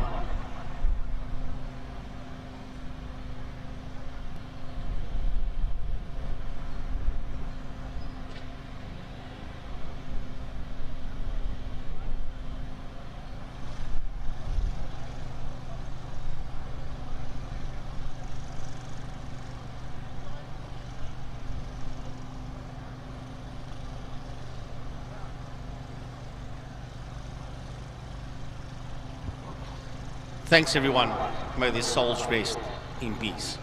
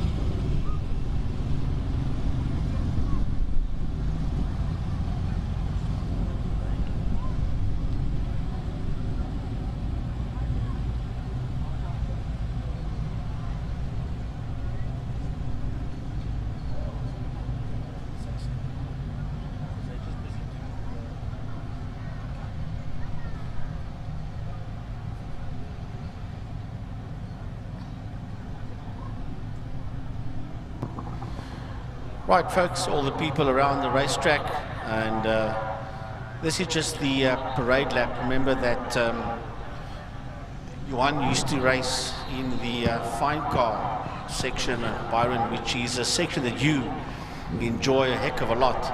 And we can see this cavalcade working its way out of turn 1, out of Holzhoek. And all the fine cars that are here today are behind the pickup truck that is taking this whole fine car cavalcade out of turn 1, the parade lap for JB, for Dave, and for Alan. Yes, and Frankie, even when he couldn't race anymore, he was always involved. I remember it was actually earlier this year at the prize giving, he was still talking to us about the results and what had to be done and what was the right results. He was there. And I always say he never complained, he never was negative. He was always positive to the end. I remember his emails years ago. If you spoke to him on email, it was always BMW groete that he would always put underneath the email on his signature, which I think was always very special. And you know, there's a lot of special characters that now have left us. Dave Malan, I can't even begin to say. It doesn't seem the same without Dave. And a lot of people might not know, but JB, as we called him, was battling the Big C for about 13 years, if my facts are right. And he was, as you say, he was always positive.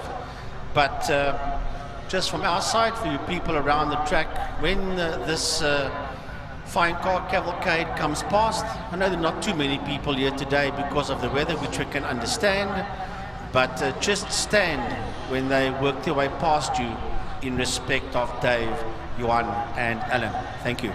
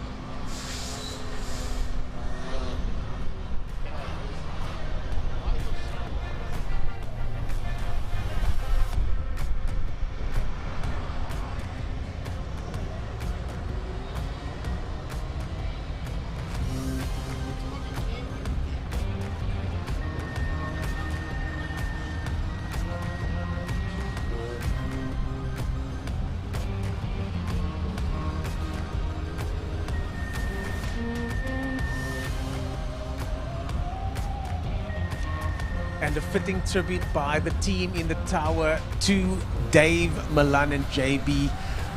It's one of those situations where all of us have stories of those three gentlemen. All of us have moments with those three gentlemen, and they will forever be remembered here at the WPMC and at Killarney. My name is Ernest Page, and this is the Lunchtime Show, and this is not Dexter Bruce. In fact, this is Shante de Beer.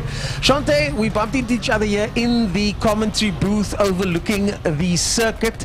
But you are with Redbeard Academy, and you guys do a whole bunch of bike things. So you're going to clue me up on what's going on with the bikes, the riders, and what you guys do at Redbeard, if you would mind. Absolutely. Thank you so much for having me. It's really been a pleasure, and what a beautiful day to be here. You know, when the rain pours, everything changes. The whole layout setup just changes completely.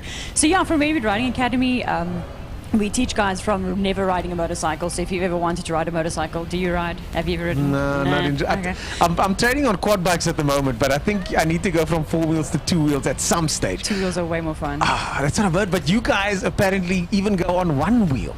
We do. So we literally train you from never riding to getting your license, you know, the legal bits. And then we do wheelie courses. Yeah, you literally learn I've seen to wheelie. Have you seen it? It's like a little machine that you jump into, the bike in, and then you do these wheelies. It seems a bit crazy, but also fun. It is fun, and it's also the best and the safest way to practice. You know, rather than do that than go out there and be a hooligan and... Yeah, exactly. Because I saw the guys were doing it in the parking lot. You hook this machine up, and now you can practice wheelies safely. Because that's one of those things that you kind of have to practice and not try it in 6th Avenue in Plumstead. And then all of a sudden, you know, things don't go according to plan. Absolutely, and you know what, you can get hurt, and I think from a biker's perspective, your bike can get very hurt, and that's more heartbreaking, and your ego breaks a little bit too. No, so yes. It's something you do want to try. So, what brings you here to Killarney today? You here to watch and enjoy the racing. I know the family's at home watching. So your husband and son, my little girl, okay, she's watching. What's this I hear you saying? She's eating, what's it, speckled eggs? She's currently she's eating speckled eggs, watching Paw Patrol. It's the okay, best watching of Paw both Patrol worlds. and mom now. You can't miss out. Yeah. But what are you doing here? What brings you to Killarney? What brings you to the circuit? You know what, I've been at the circuit almost every weekend for so long, and to be back after a bit of a while. You know, my husband had a massive motorcycle accident racing in PE end of last year, so it's been a bit quiet being here at Killarney. Yeah. And then the guys in the commentary box asked me to come show face a little bit and commentate with the bikes, and it was a ball of a time. And then I got to meet your face. And now you're the great. face of this lunchtime show at the moment. Well, but from your perspective, when it comes to the bikes, what are you looking for? What makes you enjoy watching the bikes as a bike fan, as someone a fan of the sport, obviously? You know, with bikes, it's so different. It's two wheels play a massive effect on how corners are taken. When rain plays effect, wind plays a massive effect too. People tend to forget about that. You know, you're coming out of one corner, the wind's hitting you from the left. You come out another corner, it's hitting from the front. You have to give a bit more extra. So it's to me, bikes are much more intricate. She said it. From my perspective, tire-wise, do you ride slicks? Do you don't? You know. Well, that's what we spoke to Abby about that earlier on, our bike rider, and also one of our co-hosts, and she was saying that they had to go in qualifying with slick tires in the wet, and it made it incredibly difficult. And you know, even before the race, they were contemplating, are they making the correct decision? Rain came down, everyone put their slicks, took the slicks off, put their rain tires on, and they were actually hoping it would rain just before the race because the cars went out and dried up that track quite a bit and made it an interesting combination. So any riders specifically that you look out for, that we should look out for in the second half of today? Because now obviously it's the lunchtime show. We've got the parade happening over here at the moment, waiting for the Formula Libres to head out. But from your perspective, any specific riders that we should be looking at? You know, that's a tough one. There's so many great riders and great riders coming up. I know Nicholas Hutchings, you know, he's really... We mentioned his name before. Yeah, you know, he's a kind of guy that he races, he gives it all. And if that means he's either going to win the race or he's going to come off. One of the two. And it's always fun watching. And unfortunately, he did come off today, leading the pack, and came off and pretty much proves my point. Oh, no. And then Abby, obviously, you guys know Abigail Basson. She just came up here and proved that, like, the only goal on the track. I love it. I absolutely love it. Females showing some respect there. And she just came, she did phenomenally well, and she came in from dropping 4 positions and just really, really showing that she can do it. Well, it's awesome to know that one of our team is representing and flying the flag out there. Abigail, thanks for that. Shante, if we want to listen to you, get hold of you, where can we do that on the socials, etc.? Rabbit Riding Academy, you can find us on Facebook as well as Instagram and Google as well, and it's easiest way to get our number. We are 06844611188, and it's, you can chat to myself and my husband, Billy De Beer, and Rabbit Riding. My husband looks like our logo. Red Beard Riding Academy. Billy De Beer, I know that name. I'm sure many people out there do as well. Shante, thanks so much for joining us, and we'll chat to you soon. Thank you. Cheers, ladies and gentlemen. Shante De Beer from Red Beard Riding Academy. But next up, someone that looks a little bit more familiar than Shante, maybe. Frankie, are you available to have a chat with us quickly? As Shante exits screen, Frankie will be coming through, and he will be chatting to us about today's events so far. Frankie, it's been a heck of a day. The rain really is the equalizer, isn't it? I'm not the sexiest one sitting next to you anymore, that's for sure. Yeah, I'm sure the whole team is going to jump in here. But yeah, the racing has been fantastic. The opening race of the day was the Formula Libras, and I must say that those 4 big Class S cars just disappeared down the road. Rackstraw, what Mitchell. a battle with Mitchell and Rackstraw. Yeah, Storm, they were 1/10 of a second apart near the end there. Yeah, well, at the end. But to prove the weather conditions, they were 10 seconds slower around. They'd normally do 1 minute 10s, 1 minute 11s. They were doing 1:22s. Oh, yeah. And that was purely the weather conditions, but still, Rackstraw and Mitchell had a fantastic dice out there. Oh, yeah. And it does look like the circuit's now dried out, but in typical Cape Town fashion, it's been up and down all day, dry, wet, and we are expecting another downpour as the koppie starts to slowly hide itself there behind the clouds. Yeah, well, when that koppie, as you call it, is gone, then you know this trouble is on the way. But yeah, the racing has been fantastic so far. The Clubman's was absolutely brilliant stuff out there. How good is Modak looking in that BMW at the moment? Unstoppable is Imad Modak. Yes, and of course Cody Alberts that tucked in there behind him, and then Shane Smith was involved in a good fight as well. Even Jesse Huggett as well. Not near the front like he normally is, but I mean, he's not running a turbo car, he's running a very compact, normally aspirated Jetta. I had a chat with Jess a long time ago, and he says there's no ways that you can bust out of Class A with that car. You drive it as quick and as hard, as fast as you can, and you're going to stay within the time limits of Class A. He had a good fight with Yusuf Hendricks at one stage. He got his nose ahead there. Yeah, and Yusuf's also running a turbocharged BMW. Yusuf himself, though, coming a long way over the last couple of months, having been a new driver quite recently. And then in the V8s, we were missing a name in Sean Moore. He never came out to Raceway, and he had 11 cars out on track, and that's when the rain came down. But Donnie van Niekerk is a name that's familiar. You know what? Donnie is one of those drivers. He's like Jess Huggett. People like Zach Groenewald, Shane Justice. You can put them in any damn motor car, and they will do well. Yeah. And we lost Kwesi Swanepoel in the Scooby in turn 1, unfortunately. And but yeah, you know, the racing was very good. Love to see Charles Opperman back again, as I said in the breakfast show. So yeah, the racing so far was good. We'll get the rest of the team up, and they can talk about the other classes as well. Oh yes, indeed, yes. But yeah, but from your perspective today, let's give a vote so far. Driver of the day for you. Oh, jeez, I haven't even thought about that. We normally wait until the whole race meeting is done, and then you choose somebody. So, yeah, I'm not going to stick my head out for that Not one. yet. It's not over yet. It's not done and dusted yet. Well, there you go, folks. Frankie from the commentary team. Not a long way to walk this time. Normally, you have to go all the way up the stairs. But we're actually setting up camp in your spot at the moment, so thank you for that. No, it's nice to have you guys in our lounge for a change. Oh, yes, and what a lounge, what a view, as we welcome the next person to join us. Francois, come join us. Oh, Francois, the silver. Francois, the youngest on the team here. Young at heart, maybe. But I don't know anything else, Francois. I just celebrated the 40th anniversary of my 18th birthday. Oh, congratulations, congratulations. Francois, today is racing. You know, when it rains like this, the stands aren't for as full as they usually are, but thankfully we do a live stream, and I think the live stream is going to be pumping at the moment because people are enjoying it from afar. From your perspective though, what do you think is the thing that you are feeling while being here today that you might not be seeing on the live stream?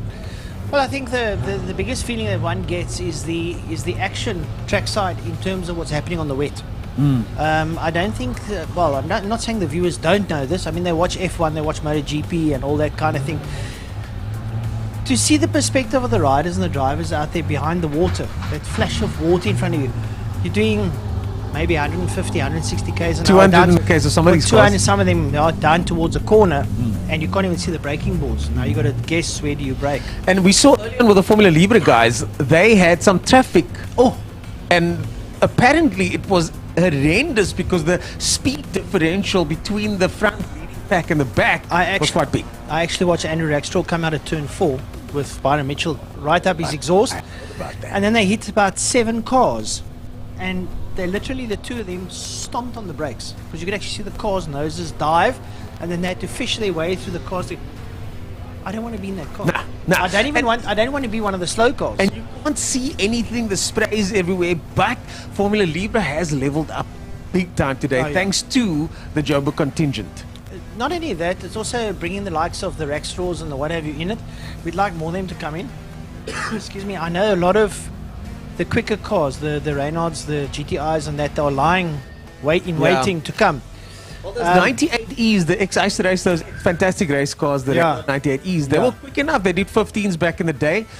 Paul Simon, I think, set the lap record with a 14.7 many years ago. They were very quick. They were very quick. Yes, the Formula VWs do 10s and 11s nowadays. But that's actually what we would like to come back. Remember when we had Formula VWs around here, it was the lap record at one stage. It was the cream of the crop. Yeah. It's the best open wheeler racing I've ever seen at Killarney in my time. Bar the old David Peddle used to race there, and many others. All of them, they were there out there. All the big karting names came to race there. So that was, I mean, Malcolm Cochran, all those boys, they were all out there. You know, the Werberski, Scott Werberski, they were all part of it, the DAWs. But that was the pinnacle to me of open wheel motorsport. When that went away, it's almost like it fizzled away. It kind of fizzled because one of the things that South Africa historically has had an issue with is the feeder series, the international series. Now, though, I mean, we've got competitors here that compete in the SAES, South African Endurance Series, etc. And it's one of those, thankfully now we've got feeder series to take guys over. We've got options for them to drive sports cars. We've got options for them to drive GT3 cars. And they can finally now drive a car in South Africa, go to Europe, and not drive something completely different. That's what was good about Formula VW, was it was effectively a Formula 3 car, where drivers could get used to the car. They went from Formula VW to Formula Renault, and then on to Formula 2 and 1, But then unfortunately, that's faded away. The heyday, and I've had this conversation this morning with someone in the lounge downstairs. An interesting one. I'd love to get your take on this. Claudio Piazzamusa and I were chatting, and he was saying, many people say that motorsport in South Africa now is not as vibrant as it was, and I certainly believe that top flight professional motorsport in the 80s and 90s was at its best. Definitely. But in 2023, there are many opportunities to go racing. It's not the professional level necessarily, but if you could do Gymkhana, drag racing, rallycross, spinning, GTI Challenge, SAES, etc., etc., etc. I think now's the best time to get into motorsport. And I think I'm also very fortunate. Let's not always think about the now. You asked my take. Think about tomorrow. There's the tomorrow. Karting. 100%. Okay. This is where everyone must get their kids into karting. We look at now a youngster that's just gone over to Europe to go race now in the ADAC Masters. Quantum McQuena. Ex-karter. The other day he was a karter. Yes. Now he's there. And also champion in the South African Endurance Series. Correct. He's a champion here with Rackstraw, who we saw today. Him and Rackstraw set the lap record in the SA Endurance Series. So they're out there. They've now gone overseas. Rackstraw's been overseas. He's got a taste of riding overseas. He did some LMP3 We've got testing. the Van der Lindes, we've got the Perels, we've got the Aberdeens. They're all ex-karters. Karting is, we can say what we like, that is the ground rule. And I've started to see that close up now, chatting to guys like Jono, that's also raced, and all from a karting background. But let's say you don't have karting, and I've had this conversation with Claudia as well. Let's say you don't have international racing aspirations, but you do just want to race. There is the element of just racing for enjoyment, isn't there? Oh, there is definitely. I mean, you can basically go out there and pick up a I'm going to say, for argument's sake, I've been looking recently at E36 BMW for 30 grand. Well. No, I'm Look just who's using it. joining us. Yeah, maybe. I just don't You want know to where to find us at the I don't want to put you in the eyes. Thank you. Yeah, I appreciate that. yeah. The E36, I mean, 35,000 rand, and you got to put in a roll cage and go race. Yeah. I mean, that's it effectively, and you don't have to That's do what I too did. much. I mean, I know a lot of you guys don't even worry about fancy tires. You can pick up second hands on the pits and Now you that's go burn them up. fancy. Now Dex Ah, is beating no. me so much. I needed to get fancy tires to try and keep up. Yeah, I saw you running around Burgundy testing your car. It's not allowed. But fortunately, the security company, Yeah, the 1300 can't catch you. JP didn't see me that Yeah, time, yeah, thankfully. One more thing before we go, and I see Gazza's just pulled up here. I'd love to hear from him and get his take as well. One more thing from you. What are you looking forward to most after the lunch break today? I think once again, as I normally do, the bike races, the classic cars, and I don't know how many of the cars are going to come out for the Onsa AC100, the 31 lapper. I was here yesterday and I saw a couple of the machines parked in the garage and something go out onto the circuit. Big power cars there. Yeah, big power. Big power in sketchy conditions. The circuit looks bone dry now, though. Yeah, but you know what it's like putting a 350Z into turn 2 or Porsche 991 GT3 RS. Oh my goodness It's carrying me. about 800 horses, Oh you know my what I mean? goodness me. Yeah. It's going to be different. But we'll see how that one goes. Yeah, definitely. I think it's going to be a lot of fun. Endurance racing or like longer race, about 31 laps is effectively not even as long as a Formula 1, so it's quick. Yeah, it's quick. I mean, But for them, it's quite long. When you're driving the car yourself. I actually worked out the other day. We had Aussie V8s here on this circuit. They would do 34 laps. Wow. Then the race is done. Okay. Because, I mean, this is a 3.1 kilometer circuit. There are some of the Aussie circuits only 2.4 Ks. Wow. So they're running on club circuits as well? All club circuits over there. Oh, wow. The only non-club circuit in Australia is Melbourne, which is the Formula 1 street later. Yeah. That's it. Interesting how they make even those club circuits look glamorous, eh?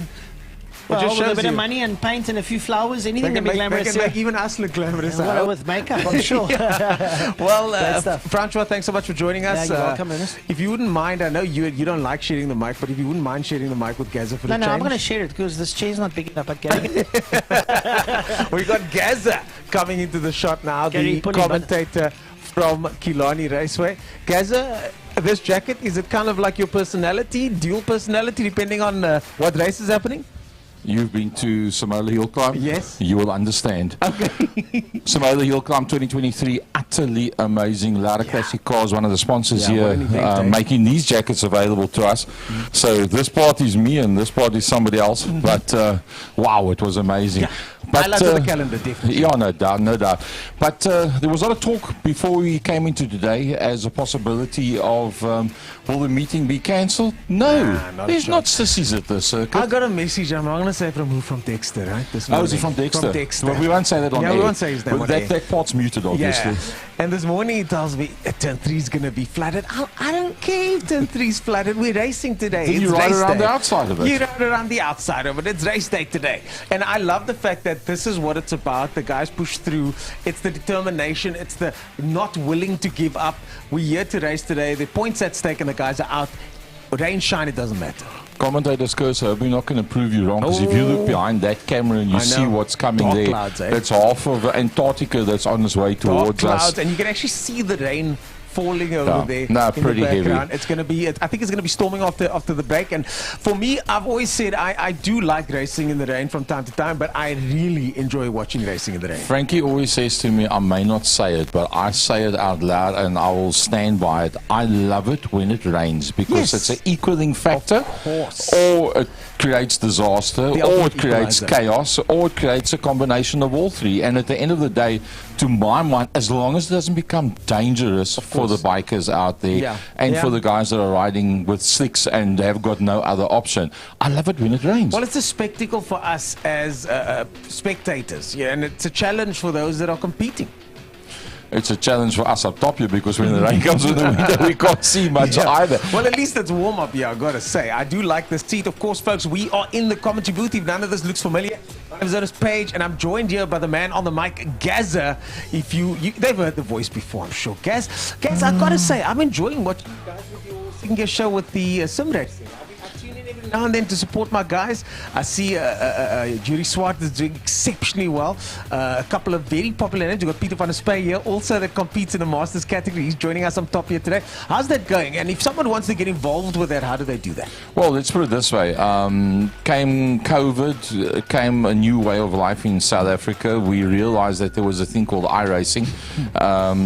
We got involved with it, Frankie and myself, initially with a inferior form, if you want to call it that, of motorsport, which was on the same basis where you on your computer you linked into a program with a Assetto Corsa. One thing led to another. Eventually we were approached by Dr. Mike Verrier, who's not racing this season. He of course races the Shelby Can-Am. He's driven up the hill climb. He sold that car. The car was for sale last I saw. And he's now doing endurance series as well, so he'll be joining. What's he driving nowadays? Man, I'm not sure which car he's actually using at the moment. Then he must have something else. No, he's got other toys. In fact, he bought a Getz that he used in Clubman's not that long ago. So SA Endurance Series next week, Saturday, at Aldous Grabanti. Peter and his crew with Byron Mitchell then will be there. Frankie and myself going up to do GTI Challenge. Fly up the morning, come back the evening. It's going to be great. But coming back to the question that you actually asked, the iRacing.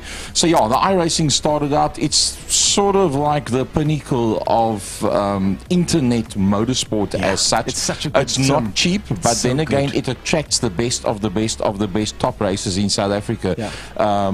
Trudelenchik, Rookie of the Year, Investec 1600 Formula Fords. This year, leading the class, Chase Herald's in there, Umpi Swart, Nathan Victor, Johan Ferree, multiple South African V8 champion, Nati and Samangi in there as well. You name it, they're all there. I actually asked, is that the real Johan Ferree when I was watching that? It is the real Johan Ferree, and he goes up against the best of the best. Well, there is someone here that's standing that I'd love to have a chat to, and that is Peter van der Spey. He races in the series as well. He is one of the top guys for West Bromwich Sports and GT Masters, which I spoke to him a year ago, or 2 years ago could have been. He says, you have to check my sim rig out today. You must check the sim rig. It's down in the, shall we call it Dad's Man Cave, which is up in town with a beautiful view all over Cape Town. And the bar counter is actually the rear aileron of a aeroplane. Because he's a pilot, of course. Because he's a pilot. There's a couple of other lovely toys that's laying around there. And then in the corner is this massive sound system. And inside this massive sound system is this massive rig. And the first time that I climbed on there, went down into the first corner and I went straight. He says, you must press the brake pedal. So I said, no, I pressed it. He says, no, you don't understand.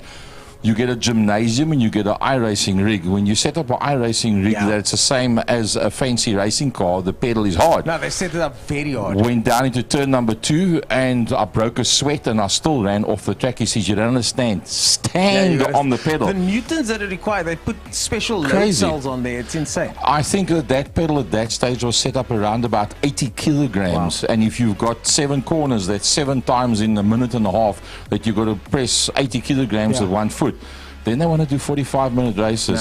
So yeah, Peter sold his gym rig and he just kept the iRacing rig. So when is your next iRacing event? First weekend of the month, GT3 IRSA iRacing South Africa Motorsport South Africa. That's got 60,000 rands worth. Yeah, this coming Wednesday. It's the first Wednesday of every month. 60,000 rands worth of prize money, and in fact, that prize money was handed over at the Killarney Motor Show last year. Was down here with the gig rig that we did that. And this year, once again, 60,000 rands worth of prize money. Then the next group, the Pro-Am Series, which is the next after the top 40 in South Africa. That's the Porsche Cup. That's the second second Wednesday of every single month. And then from there on out, there's 2 more rounds still to go. And then from there on out, we'll be running on a Monday Clear Cup, the one that Frankie doesn't miss. He arrives there 3 hours before the time. Uses up all my ice, drinks up all my Coke before the race even starts. But it's brilliant stuff. The Clio Cup. And then the new series, we've done 8 seasons already of West Bromwich Sports and GT Masters. It's now been decided to bring some of the youngsters, Umpi Swart, Nathan Victor, Chase Herald, Byron Mitchell, all of these guys into it as well. And that's going to be starting from week 3 of August 2023. Well, guys, we're going to wrap it up. I've got 2 more people I'd really love to talk to. One of them is Peter van der Spey. Yeah. You'd love that. I know. You'll have it too. Any final thoughts from you going into the rest of today? A big thumbs up to all the marshals at Killarney International Raceway and the folks downstairs. Brilliant job, everything organized. And then also a big thumbs up to IMUSAT bringing you this coverage, doing massive amounts of homework in the background. Are the new cameras working out for you guys? Actually, very well. Nice. There was a couple of gaps in between. We had a bit of a hassle this morning to sort out one or two of the cameras. But we are trying to level that up. It is getting a whole heap better, and I believe by the end of 2023, we will be the leading main circuit live stream in South Africa from a month-to-month basis. So IMUSAT, big thumbs up. And to what you and Dex do as well. Even my wife watches, and she doesn't even watch motorsport. So thank you very much to you guys. Absolute pleasure. We love to do it.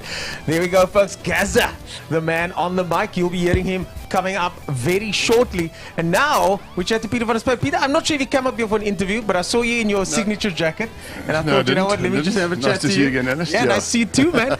I saw your name on. I always see you on the leaderboard of the sim racing stuff. You're taking this stuff very seriously.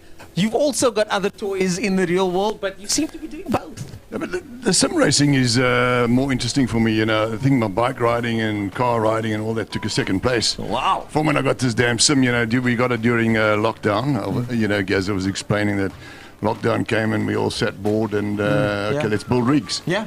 And it's damn entertaining, I must say. You know, so I love it. iRacing is so realistic. I've been practicing on iRacing. It's amazing. Yeah.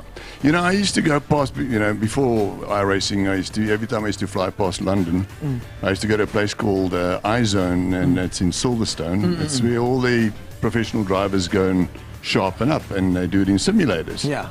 And that's where I got a really fancy to simulators, because every time I used to go and do that simulator for a couple of hours, I'd come back to Killarney and I'd be a second off my time. You know? feel sharper. It really does improve the breed, doesn't it? Well, there's no ways that you can't, that point can be argued, because look at Max Verstappen, for example. One of the best world's best sim racers. He's the Formula world 1 champion. And, you know, I watched an interview with him recently, and he says he does 50 hours of sim racing before every race. 50 hours. So if you've got 1 week before races, that's 10 hours a day. Yeah. Yeah. And he's the world champion in that. And we, unfortunately, with the rallycross, we don't get to practice the dirt. I've been practicing the dirt in iRacing, and the changing I shouldn't tell my competitors this, but the changing conditions can be simulated on iRacing. But you can't do that anywhere else other than the real world.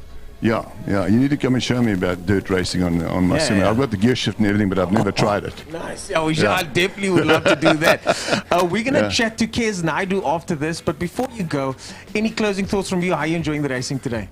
It's phenomenal. You're not driving today? I'm not driving because I've saved my car for the SAS race next week. Eh? Yeah. Big one, eh? You know, it's a 4 hours of PE, if I'm not mistaken. Yeah, and you know, we're doing pretty well at the moment. We're in the running at the moment, so we're focusing on that. You know, obviously it's a South African championship, so it's very important. And it's got national status now. National status. I'm not sure what we'll get if we win. Do you get a just another trophy? Do you get a Springbok jacket or what? Oh, that would be nice. It'd be nice to get provincial colours, wouldn't it? It's supposed to be on the cards, but so we don't want to risk our car today. You know, I mean, anything can happen. So, and we've been working around the clock to get our car prepared, and we got all the big guns there next week. I know. So it's going to be a big one. A lot of them aren't racing today either. I saw the provisional, some of the entries that are on there. It's going to be a fantastic one. Check it out, the Port Elizabeth event next week, the 4 hours of PE. There will be a live stream, I'm not mistaken, on the SAS absolutely. Facebook and YouTube channel. So check that out. Thank you so much for joining us, Peter. I know we just pulled you in. It's always good to chat to you guys. Good luck next week. Loving it. Love the stream, by the way. I watched it this morning on the Thank YouTube. you for your continued support. We appreciate it. Beautiful. There you go, Peter van der Spy flying in and out to Cape Town. Someone that's going to be flying in quickly, Kez Naidu. Join us over here on the hot seat. I'm more excited to speak to Kez this time than I normally am. Normally, we just kind of walk past each other and just like 1 or 2 words. But now, it's the All-Star next week. I'm entering as well. It's the event that many Cape Townians are talking about. We'll be looking forward to this for a long time. Kez, tell us about the All-Star. How's it, Ernest? How's the viewers? Thanks for having me. Yeah, this was absolutely unplanned. Good. I'm sure you wanted some inside info, but it's right there in your eyes view. I think firstly the entries are looking spectacular. 40 plus, I've heard, eh? We are on about 35 at the moment. I've heard there's a couple that haven't entered yet. About another 3 more, so it's really awesome. I think this is the entry that we've been looking for. And it's what we've had in the past couple of years, so we're grateful. When Riche Moodley was here and those guys. Yes. Yeah. So really a good couple of years ago, we had some good entries and some good attraction from the circuit racing. When I say circuit just racing, holding that up there. I know you're new to this public speaking thing. Actually, sorry, I haven't done this before. I apologize. I'm so super nervous. So the circuit racing guys, we used to have a lot of the GTI club, your clubmans. Yes. Yeah.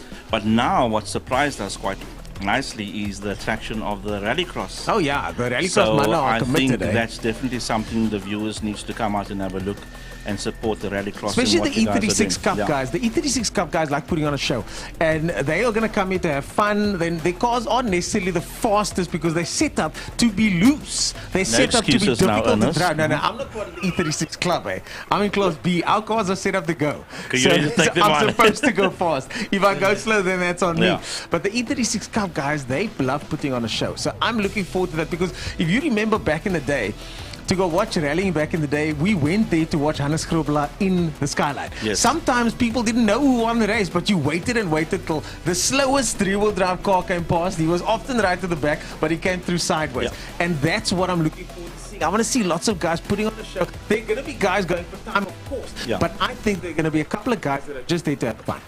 I think there's going to be a lot of guys having fun, and the sideways action is definitely going to be there, especially with the BMs. I mean, you're probably looking at about more than 10 rear-wheel drive BMWs at the moment that are super fast, so there's going to be some competitiveness to it. But also, I think the sideways action is inevitable, especially with the rallycross track, with a bit of the gravel that we're going to be touching on. And weather doesn't look too favorable for us. No, the weather looks fine. On the tar, it's not something we're used to. More on gravel, yes. No, but I heard it's not raining on the weekend. It might have some showers. Okay. Some of the names that we're looking at, Gavin Surf is tipped to come through. Yes, I believe so. I'm waiting for his entry. And from the rally side, who are the names that we can look forward to? I know there's some very fast. The Sassmans are back. Keenan Sassman's back. Clint Sassman might be back as well, I think. Not sure yet what their plans are at the moment, but if they do enter, it will be with their BMW, which will probably be Keenan. Okay. Emil Shaw also driving as well. Previous stage winner, if I'm not mistaken. And from your perspective, who are some of the fast names right to the top of that list as well? So on the rallying section, you've got Llewellyn Jones. Yes, in the previous Subaru. winner. Yeah. Owen Jones as well in the Subaru. His father is his son. Cousins. Okay. So they're quite competitive with each Very other. fast, both of them. In their class in the S5, and then you've got the BMWs that's chasing them as well. Kwesi in the S5. as well. Kwesi is there. Kwesi Swanepoel. Kwesi Swanepoel, Ines with his rear-wheel drive BM, Warren Kohler. Ines is very fast. Give me some tips, because that BM is flying. So we're missing out on Wagner. He couldn't make it. I think his car's so busy on repairs. Then you've also got Warren Scholes in another Subaru. So your four-wheel drives are there, and then ironically, you mentioned Hannes Grobler and Winston Neethling. He's actually got a Hannes Grobler X-Sentra four-wheel drive. Is the Sentra up and running now? So it's up and running, and I just confirmed with him this morning. So we're hoping to see him there. So that's going to be nice for him. I saw some old footage of Winston back in the day, sideways. No, he can pedal, and that car is really nice through here. The sound is phenomenal. Nice. And his son is joining him for the first time, so that's going to be nice. Those are your big boys in terms of power-wise. Then you also got Ishmael and Yusuf coming in there with the S2000. So they Serge Damso prepared S2000, so that's going to be quite a nice Ishmael, of course. Sorry, I apologize. Yes, of course. Yeah, Ishmael Davids, yes. So that's the S2000, which... Ishmael Davids has been making waves. I mean, he's got some crazy cars. He's been committed to the rally side of things. He's loving it. He hasn't rallied this year yet, so this is good for him to come in. Nice to come back, And I think just last year he did a full season, I'm not mistaken. He did a few events last year, He did a few events. I think what I'm seeing is also just the media presence of someone like Ishmael Davids. He does a lot of videos and things like that. So someone like me that's not necessarily on the scene gets to know a lot about these things. But we're going to wrap this up as the Ons Hayes event is about to start. Kes Naidu, thanks so much for joining us. I, for one, am very much looking forward to the All-Star next week at Killarney. The All-Star race is the 5th of next month. I'm not going to forget that date. Thanks so much for organizing everything, and we appreciate everything you do. Welcome. Thank you, guys. Kes Naidu from the CCMCC, who are organizing the event happening next week, the All-Star. Well, we're going to wrap this up and send it on back over to the commentary team. My name is Ernest Page, joined earlier by Shante de Beer and others. We will chat to you guys very shortly, but for now, it's over to the commentary team. Let's go racing. Well, folks, for those of you at home that have been watching the live stream, that is the man himself, Ernest Page, that's been bringing you the latest inside information as to what's happening at Killarney International and upcoming events here as well. So big thanks to the IMUSAT team for their lunchtime insert. Also earlier on this morning, Frankie Ennis, Francois Butler, Byron Height and Emil Tiny Brunt that also went live with the IMUSAT team and brought you as much information as what they could get together. So as we go to the end of the luncheon break, it is time for the Wild Rose Gin 100-kilometer challenge. That's based on sports and GT racing, and that's going to be pretty interesting stuff. Some of the entries that's in there, 12 entries in total.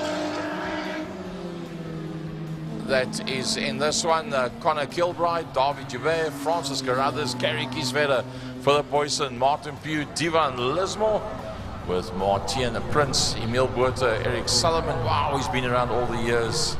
Simeon Penev and Olivier Hintenhaus that's going to be out there. And what an amazing lineup. This is 350Z, a Porsche 991, a Pullbeam MP84, a Porsche GT3 Cup car, a Honda Lotus 2-litre, that's Philip Boyson, that's the Honda powered Lotus that he built up. The Shelby Can-Am of Martin Pugh, yet another 350, in fact 2 more 350Zs out there in Divan Lismore and Simeon Penev, the Porsche GT3 Cup car of Martien Piens, the Alfa S06 of Eric Salomon, and then the BMW E36 of Oliver Hintenau. And that's the only Class X car out there. Class A being David Joubert, Francis Carruthers, Gary Kieswetter. Class B being Martien Prince, all by himself. Class C, Eric Salomons and Divan Lismore. Class D, Simeon Penev with Emil Buerta. And then also Connor Kilbride in the Class D cars. And then Oliver Hintenau in the Sports and GT Class X, that's the E36. Joining you mic side will be Frankie Yennis, the voice of Western Province Motorsport, and the somewhat good-looking but getting slightly podgy Francois Butler. Hi guys. Where am I getting podgy? This is the bit I want to find out. 30 Ks down. Yeah, he's got it right. The rest of us are getting it wrong. Yeah, looking out there, I was fortunate to be down at the track yesterday afternoon just for a couple of minutes. And just speaking here to Peter about it, Martin Prince, that GT3 Cup car, that orange and black one, man, what a beautiful machine. I mean, let's not take anything away from David Joubert and Gary Kieswetter, who also got GT3 Cup cars. Beautiful stuff out there. But they're coming out of turn number 5 up towards us now. They're going to start their 31 lap, also Hasey, 100.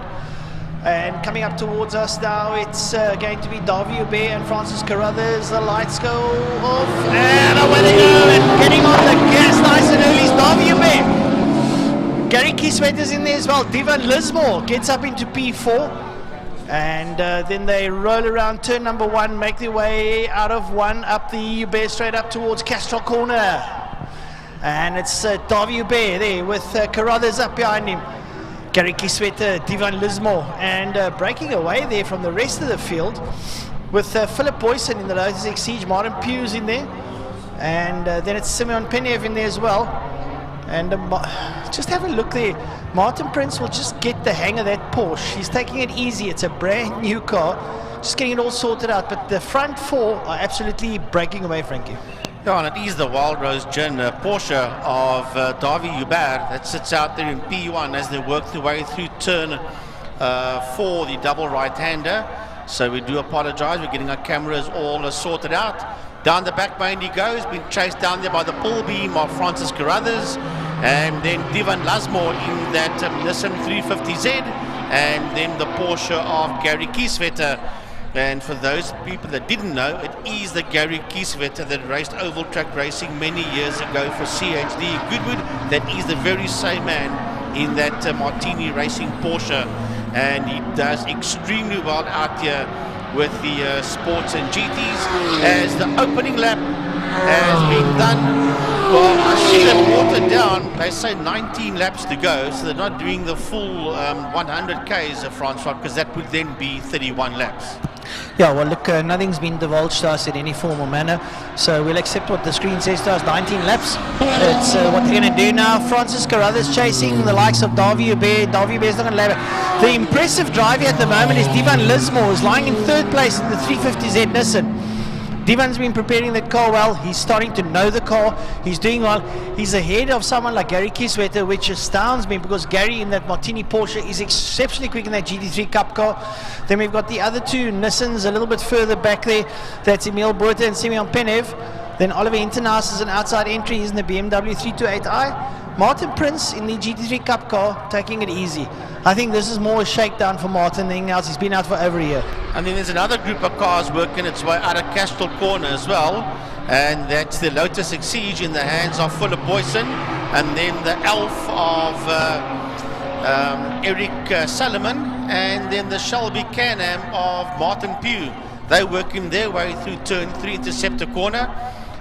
We'll get the cameras sorted out for now. The weather is causing havoc with the cameras out there, the wind that we had yesterday and the rain, as the leaders are heading towards us.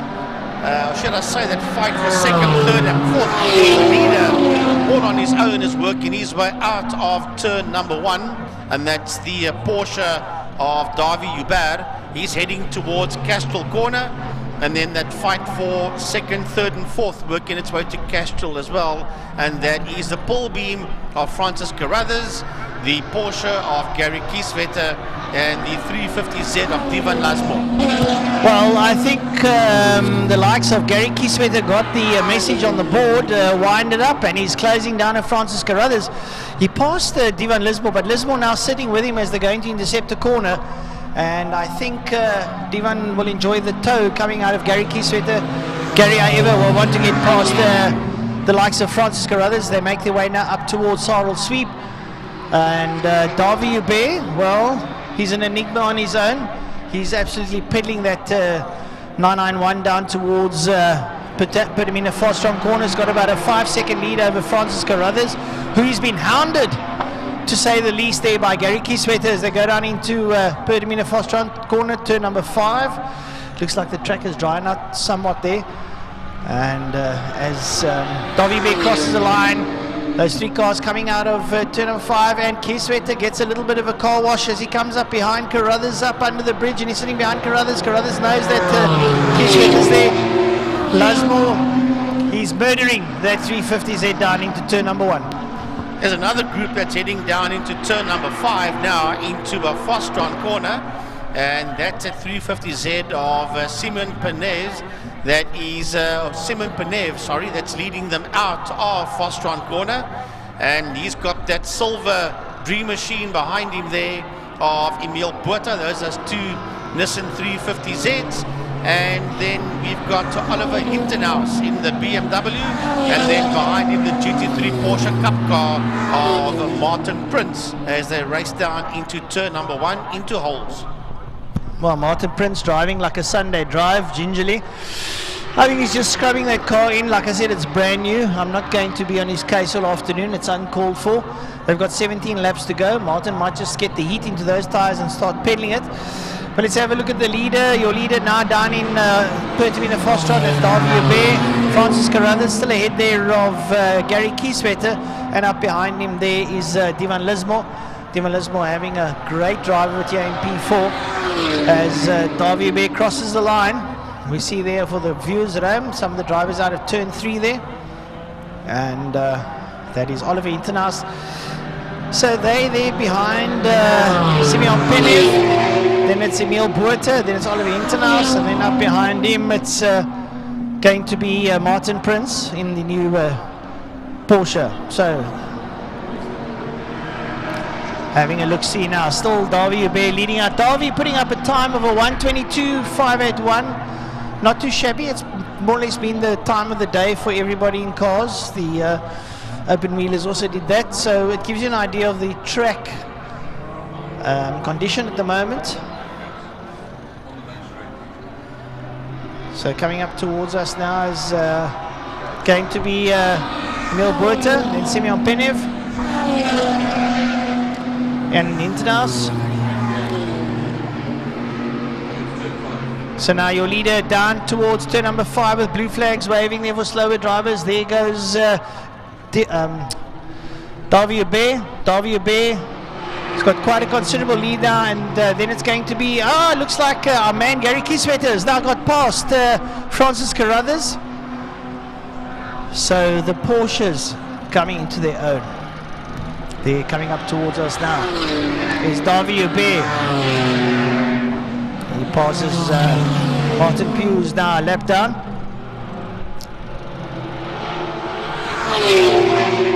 So Martin Pugh goes through there. And he's going around quite slowly.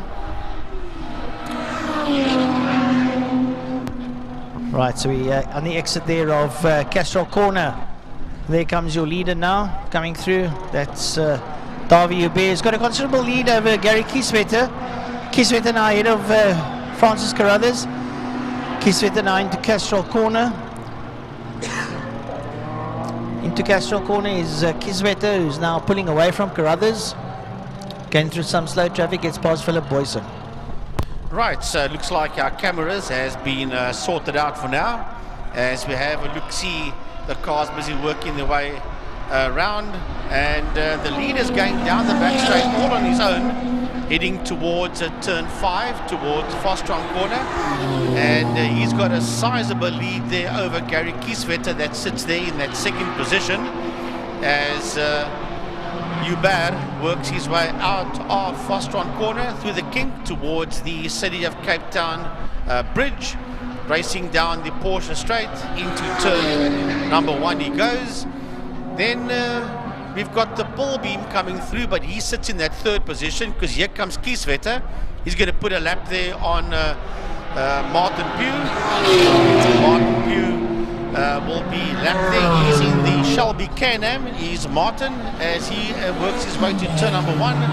And right on his case, you see in your screen there that white bull beam of Francis Carruthers. There he goes through. He sits in that third position, and he'll put a lap there on the Shelby Can-Am, the 21 car of Martin Pugh.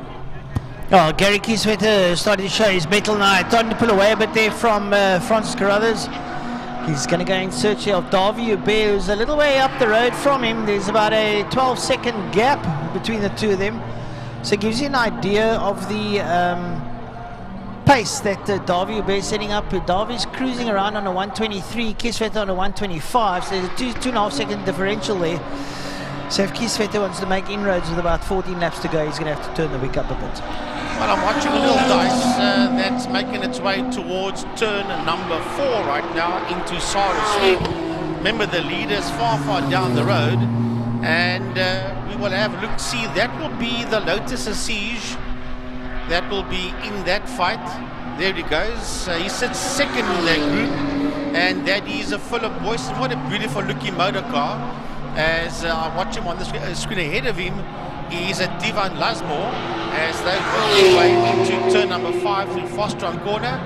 And then that beautiful Lotus, and right behind him is the Elf 23B replica, and that's in the hands of Eric Salomon. Now, they say that Malcolm Rapson is the quickest accountant on 2 wheels. Well, then I suppose Eric must be the quickest on 4 wheels, because he's also a chartered accountant for those people that maybe did not know. Yeah, with the company of his own, Salomon & Co. in Canal Walk. Yep, very much so. Having a look around, see what happens. There's Philip Boyson on screen. He's going around turn number 1 there with Eric Salomon up behind him. But your leaders making their way down towards, I think, turn number 5 would be Davio Bear. A couple of cars coming up behind him. There goes Martin Prince, who's a little bit down. Martin, that Porsche is absolutely the numbers, but I think Martin's just getting his bum on seat time sorted out. Once he gets the hang of that car, I'm going to tell you something, it's going to be a handful. He used to have that other white Porsche of his, and he used to be exceptionally quick around Killarney, one of the top 3 contenders. So once Martin gets all these things in check, then he's going to be something to be contending with. At the moment, Davio Bear leading out, and he's got a sizable lead. Let's pick up where he is. I think he's on his way now.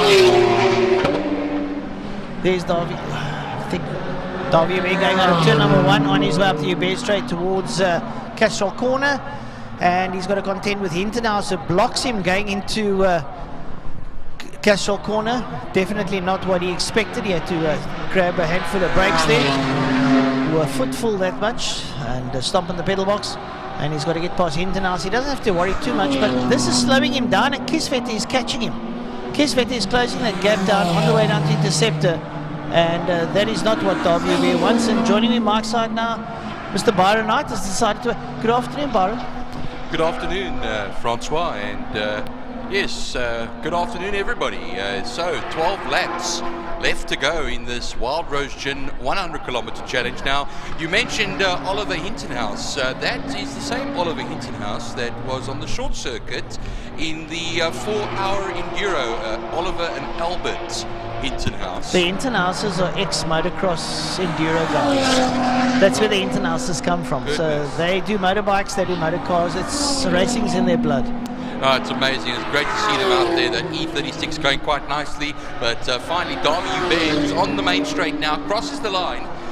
11 laps left to go. He's leading by quite a way. Gary Kieswetter in that lovely Martini grey Porsche, the GT3 Cup car, fastest third sector over that last lap, but 6.1 seconds between himself and Davy Hubert. Francis Carruthers Pilbeam, third place still, but I like to always see the gaggle of 350Zs, and that's exactly what we have here. The number 99 of Divan Lusmore will be coming through shortly.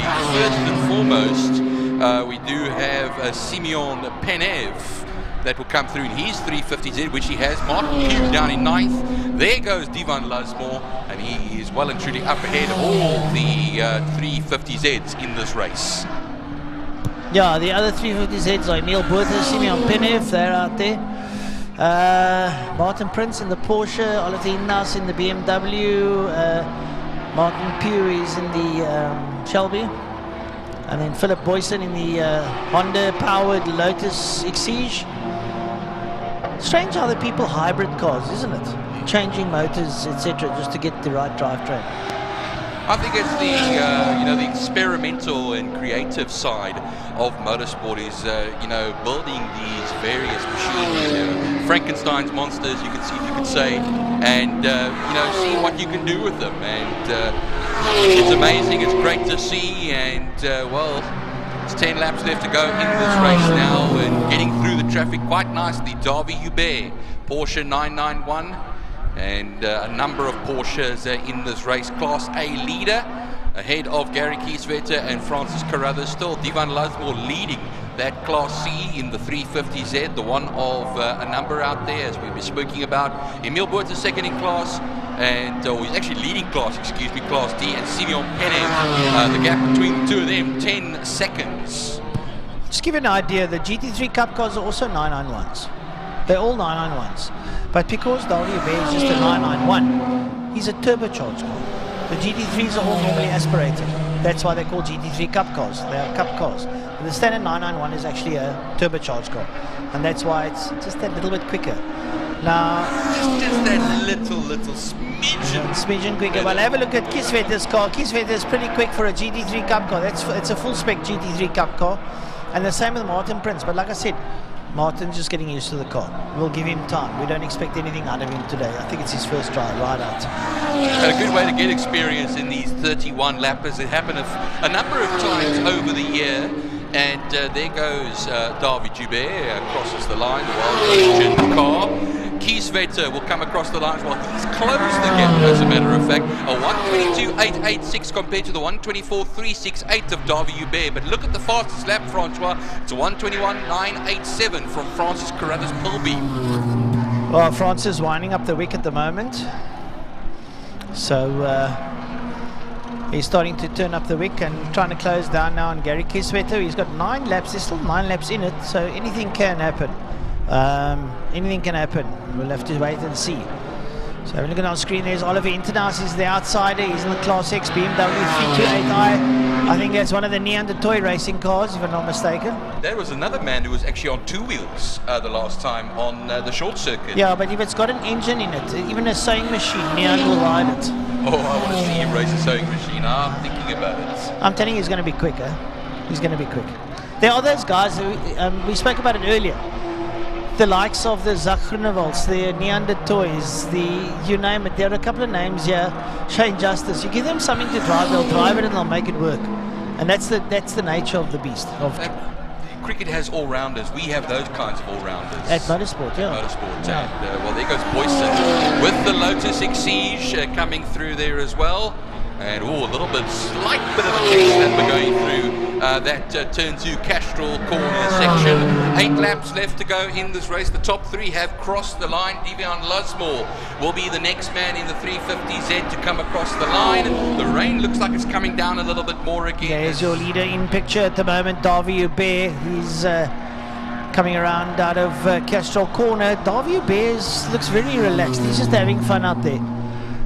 With about 7.5 laps to go, and it's not too much of a job for him. I don't think, quite frankly, I mean, I know he's quick and everything, but I don't think Davy's at full tilt at the moment. I think he is just having fun. There's your second placed man, Gary Kieswetter.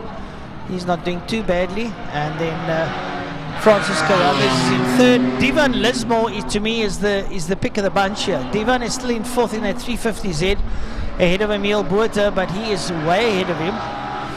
So I think the pick of the bunch here, definitely Devan Lismore, and let's hope he ends there.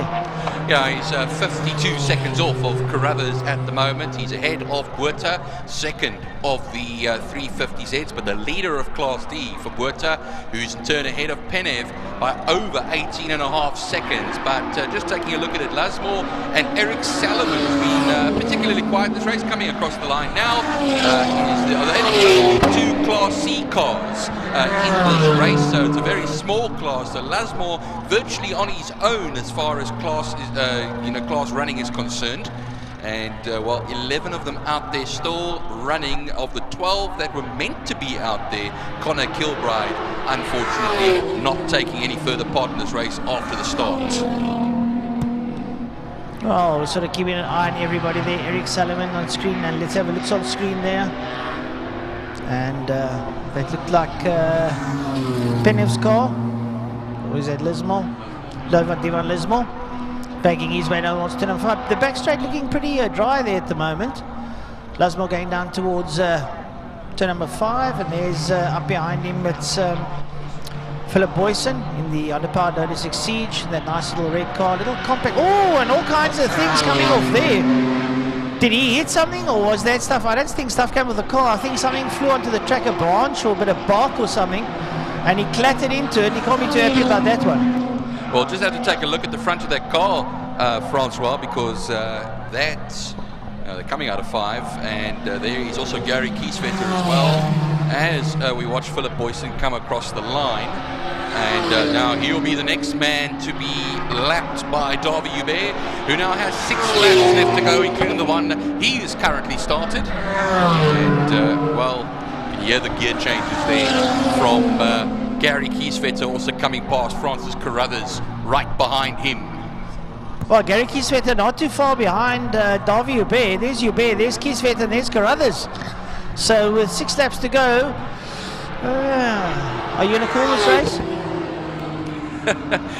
Well, Francois, let me tell you one thing. If we try and call things, it's not really a good idea. Anything can happen. And what did they say? And will happen. And will happen. It usually does. The great. Yeah, well, let's not dish out the curses right now. But at the moment, Davy Hubert doing a sterling job. Gary Kieswetter only 5 seconds behind him. A further 3 seconds back is Francis Carruthers. And then a good 20-odd seconds behind him is Devan Lismore down in P4.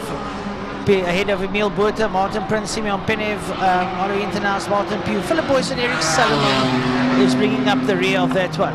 Connor Kilbride, unfortunately not taking any further part in this, in the 350Z. I had the pleasure of meeting Connor yesterday afternoon. What a fine young gentleman. Great chap there. And I'm sure he'd be disappointed that he couldn't continue in this race. Right, so over the line there goes Davy Hubert in the Wild Rose Gin. Porsche. There comes your second place man, Gary Kieswetter. Up behind him there is Francis Carruthers. Lovely camera shots in this rain. You can see all the speckles of rain on the screen. So it has been raining here today. However, I must say the weather gods have been somewhat kind to us today in terms of the rain, because most of the day has been relatively dry, and let's hope it stays like this so that the bikers can have some fun. Yeah, that is true, Francois. Remember, before the bike races we had the sprinkles of rain. They'll be hoping that everything stays dry.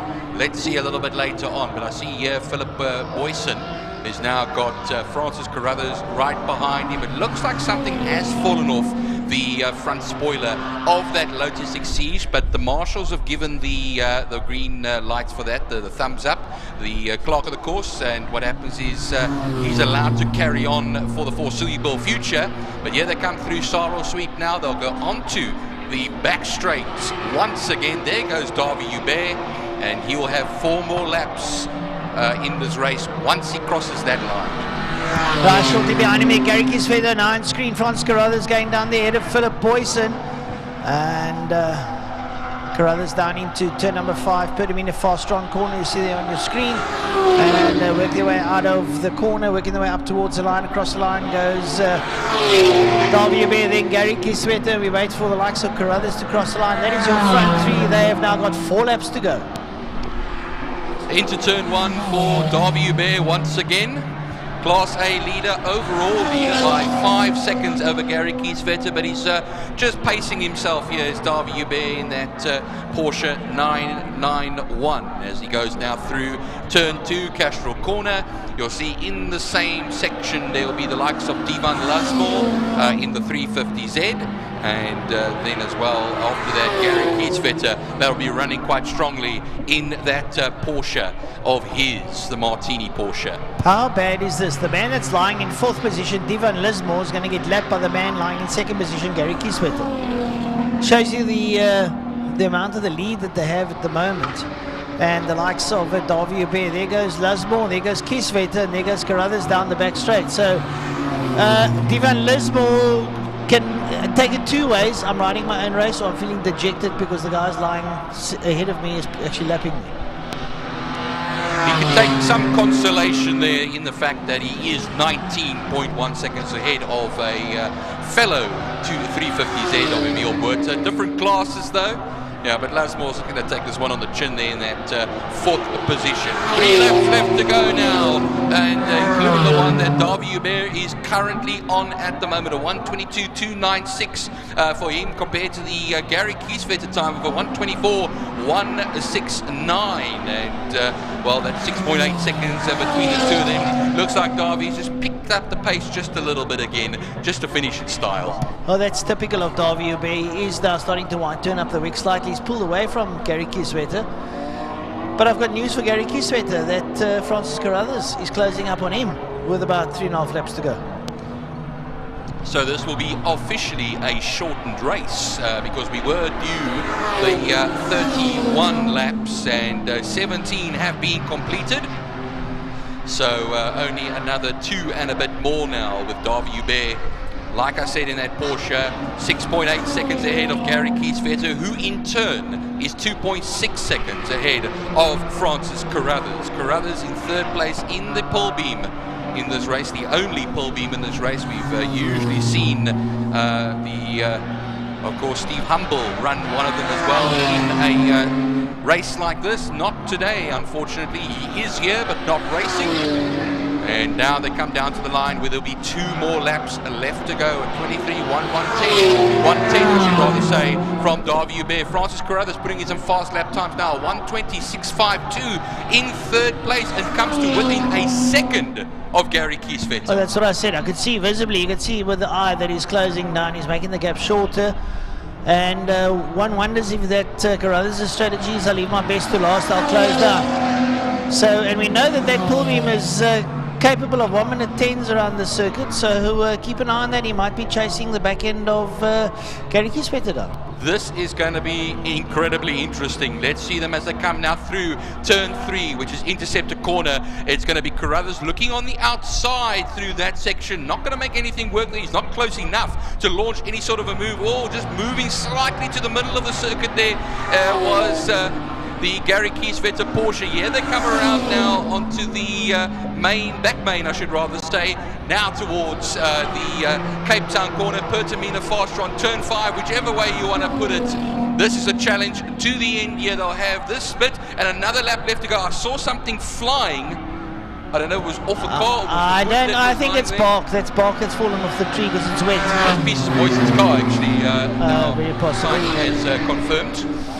Okay, so it's the last lap now. They start their last lap. Davio Bell is out. But have a look there. We got Carruthers right up there behind Gary Kieswetter. So the pull beam versus the Porsche GT3 RS down into turn number 1 holes. And you can see there on screen that Carruthers in the open top car is exceptionally close. There's your leader going up into turn 2. But have a look what's going on in there into... coming through there is going to be... There we go. Gary Kieswetter, Francis Carruthers, they are literally nose to tail. This is the final lap, if I'm not mistaken. It is indeed the final lap. lap. The flag marshal is out there, so let's pick up if we can find the leading car, which is Davio Ube. I think he's down in turn number 5. No, he's not. Down the back straight, I think he's going into turn 5. Yeah. He'll be turning now, Francois, and he will just coast it home now. But it's this little battle over here that we're going to watch, because Davio Bear will cross the line. I think they could be side by side now, Francois, onto the turn 5 section. It looks like Kieswetter still got the upper hand. Now Internaus is blocking them. It's going to be, where do you choose to attack Internaus as they come out? Davio Bear crosses the line. He takes the win. Ube takes the win.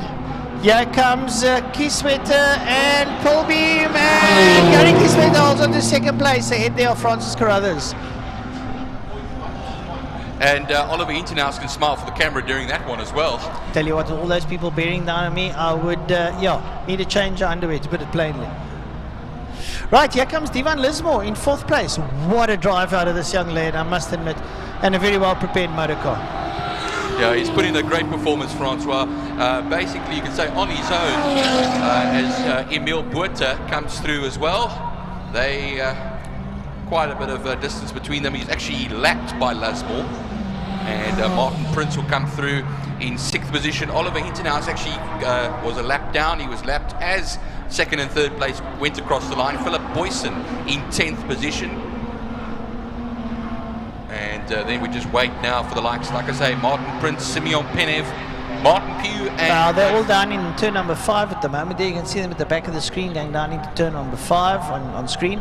They're going to work their way now out of 5 here under the bridge. Here they come towards us. That's Martin Prince there with the GT3 RS coming up towards us, lights ablaze. And Eric Solomon comes over the line ahead there of Simeon Penev, Martin Pugh across the line. There we go. I think everyone's finished. Everybody's classified. And, well, that was the Wild Rose Gin 100-kilometer challenge for sports and GT cars.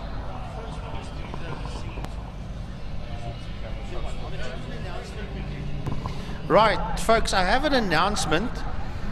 Will Stefanie Sarah Esterhuizen, will you please come up to race control to the 1st floor? Your purse with your cards has been handed in to Terry Philander. Your purse with your cards has been handed in, and you must please come and pick it up at race control. That's the Castrol building that you see in the pit area. Please come to the office to collect your stuff, and that is Stefanie Sarah Esterhuizen. So Stefanie, jy moet asseblief jou goed kom haal hierso. Jou beurs en jou kaarte is by Veteran Beheer in die Castrol Toring in die admin kantoor. Dankie.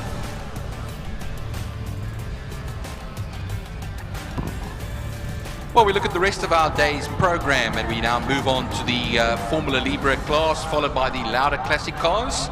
Now, these are all the second races of the day for each of these classes. Pirelli V8 Masters, Thermo Fires Clubman Saloons, the Cultron Formula Supercars, and Bijou Trustees Fine Cars. And then we round everything off with two bike races, the Bridgestone Super Twin Cup 650s and Supersport 300s, and the Triumph Motorcycles Superbike Challenge Masters and 600s. So we just wait a short little while. The Formula Libres are lined up in the Joubert pits, and also a few are on the old pit lane side. So we'll wait for them to be coming out shortly. Hi Cape Town, Johnny Wingfield here. Let's get ready for summer. With over 1,000 hot Wingfield vehicles to choose from, we'll assist you with all your vehicle expectations and requirements. We are the professionals. Pop in at Wingfield Motors Goodwood, Gales River, Belleville, Northgate, Friedenberg, private finance and best price for my car for world-class service and satisfaction. Also visit our website. Wingfield Motors is an authorized FSP. Here's to the hard workers, the steady, the strong, and the bold. For the brave, the courageous, and the dedicated, the honorable ones.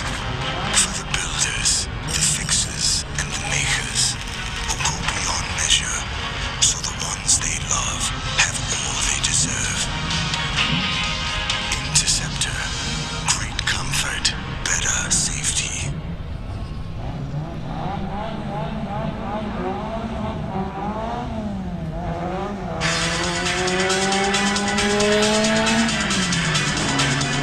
The Porsche Club in Cape Town has its home right here at Killarney. In fact, it's the only Porsche Club in the world to have a clubhouse and an international racetrack. We are proud sponsors of Killarney and the Porsche Club Straight. Our passionate club members and their families regularly attend our race meetings. If you own a Porsche, come and visit us at the Porsche Club, and we will let you know what fantastic events we have on offer. The Porsche Club, the best car club in Cape Town.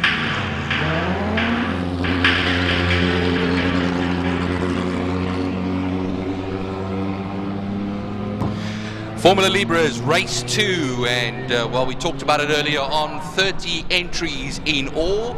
We had a number of cars exit the race in Race 1. It was a bit of a heavy, hectic race because of the conditions, but we're back, and well, we'll see now who will be out there. A number of cars, Byron Mitchell, Andrew Rackstraw, front row in the VW Reynards.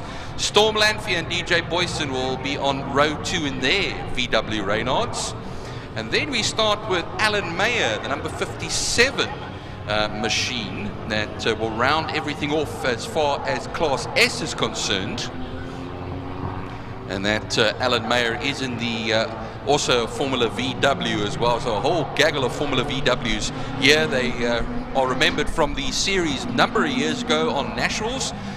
In Nationals, I should rather say, that were the Formula VW class, which was the South African Drivers' Championship at the time. But Lucian Ramchander in the Super V Formula Forza. Super V, of course, 1600 fuel injected, as opposed to the Weber carburetor, twin Weber carburetor 1400 Formula Vs. Car that's smoking down the back straight. Number 36 is Ludovicus Gerber, and that is the Honda-powered Formula M that is smoking down the back straight. They might have to bring him in over there, either burning oil or some fluid as well.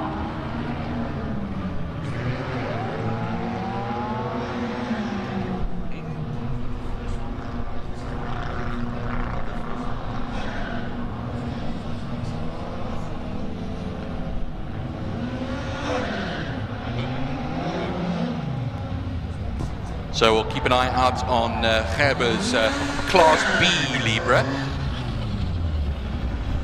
And he was due to start ahead of Hayden Elwood, because she shared the row with Hayden Elwood, I think.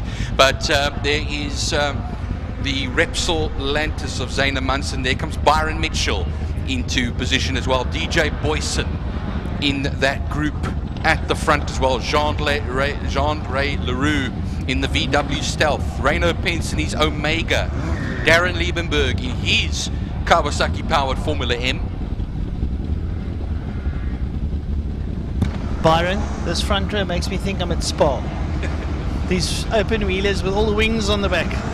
Andy Rackstraw, Byron, Mitchell's there, Storm Lanfear, DJ Boyson. Man, oh man, it's looking pretty. And all those Liqui Moly little cars, they all look lovely. Yeah, it's great to have the Liqui Moly cars down from the northern regions as well. They look very official, I can tell you that much. No wets. I see no wets for the number 57 Mayer car, and the top four are all on slicks. So now that's a gamble, and that's those tires. If it looks the way it does for the rest of this race, those tires are going to overheat definitely. Byron, watch the wind direction and look what's lying over here. That greyness. I don't know. It's a gamble. It's a big gamble because... Yeah, I lost 50 rand last night on the gamble. The wind is it consistent? Is it persistent? Is it going to bring those clouds? That's the big question over here. Meanwhile, the revs are rising, and we wait now for the countdown, as it is the 2-minute board coming out. 30 seconds board, I should rather say. Then we have our 5-second board. Get out of the way, let's go racing, and it's off we go. A bit of wheel spin there from Byron Mitchell, but running into now turn 1 ahead of Andrew Rackstraw. Byron Mitchell, and it looks like Andy Rackstraw got a little bit of a bad start there as well, and almost got taken by DJ Boyson, who has got his way ahead of Storm Lanfear. Watch out for Mayer, he's on the inside of turn 1, and they run it down to turn 2, Castrol corner, everybody getting through turn 1.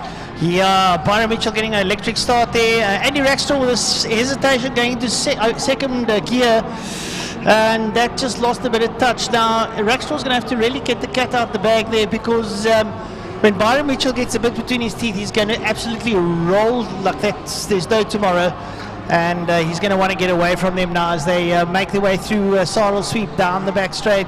And Byron Mitchell leads out, and he's pulling away there from Rackstraw. Rackstraw's going to have to really know his P's and Q's. Then it's DJ Boyson, then Storm Lanfear.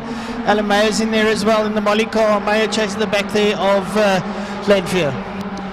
Okay, they go down the back straight. Mayer still hanging on to Storm Lanfear at the moment, France, where they go through the turn 5 Pertamina Fastron section. Now they'll run it to the line and start the first real flyer of the race here. And now down towards turn 1, Byron Mitchell will turn in. The gap between himself and Andrew Rackstraw is 2.2 seconds. DJ Boyson, Alan Mayer actually got up ahead of Storm Lanfear as they cross the line, but he goes wide there. He'll be looking for a little bit of moisture just to keep those wet tires cool. Yeah, that's going to be a gamble, those wet weathers in this dry condition. The precipitation is not too far away. We can see it moving towards us, but whether that's going to count in Alan Mayer's favour, I don't know. We have got 8 laps to go. I think it was maybe a bit too ambitious, that gamble, Francois, but we'll see when they come around the next time how it all looks there. Byron Mitchell goes out of Saddle Sweep, turn 4. Down the back straight, he will then run. It's the driest the track has been today. And yes, there are big dark clouds looming around, but it's nothing to say that they may not even arrive here at Killarney within the next few laps. Byron Mitchell will power it down to underneath the city of Cape Town and Castrol Bridge and start yet another lap, a 1:20.864 the last time, a 1:13.343. Now this time around on the first of the flyers with 8 laps left to go. All right, so having a look there, see now Mitchell leads out the Rackstraw. There's Alan Mayer crossing the line on screen there with Storm Lanfear up behind him. Then not too far behind is Ramchanda. Ramchanda doing fantastically well, leading out in the Class C. He's ahead of Reino Pence and Leroux. Things happening out there. It's getting a little bit darker towards my left. So yeah, the guys out in wets, their gamble might pay off halfway through this race. as they work their way through there. Alan Mayer there, head there on the Storm Lanfear. Nice to have the boys from the north here, as they call him, Lieutenant Colonel Alan Mayer. And he works his way through here into Interceptor corner. Nice little squabble here with Storm and Alan Mayer. Yellow flags waving down in turn 1, Francois. It is Mark Tucker, number 3, that has put it down, or beached it in that particular section. There it is. And that's in the Super V that he is in. So unfortunately, Tucker out of this one. Car off turn 5, double wave yellows, Francois. They're in the stands, one of the Liqui Moly cars, I think. There goes, of course, right past will be Mayer and Lanfear. They won't be able to go passing through that section. We'll have to check again who it is, as Byron Mitchell puts in a 1:13.114 as his fastest lap of the race with 7 laps left to go. In this weather, 1:13 is exceptionally quick. He's carving through traffic at a great rate there as well. Stunning rate, yeah. He works his way up the Tigerberg straight away up towards turn number 4. And he's got a couple of slow barkers ahead of him. Although they don't feel they're slow, they're driving as fast as they can. But there we go, Byron Mitchell down the back straight, down towards turn number 5. Not too far behind him, Andrew Rackstraw. Behind Andrew Rackstraw, we're going to have a look there for... it's going to be... Well, it'll have to be someone picking up there. Byron Mitchell, Rackstraw, then DJ Boyson, then Alan Mayer, and then Storm Lanfear. And he's still holding it, Alan Mayer, within 7.6 seconds of Boyson, and just ahead of Lanfear. There goes a slow-moving machine on the main straight now. I'll try and pick up the number of this car, and it is one of the Liqui Moly cars. I just unfortunately could not see the number.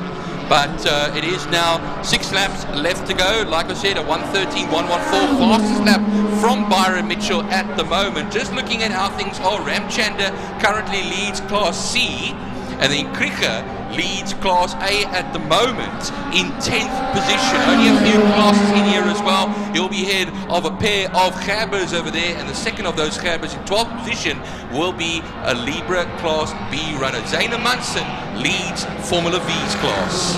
Just shows how big the field is. Zane down in 14th and leading class.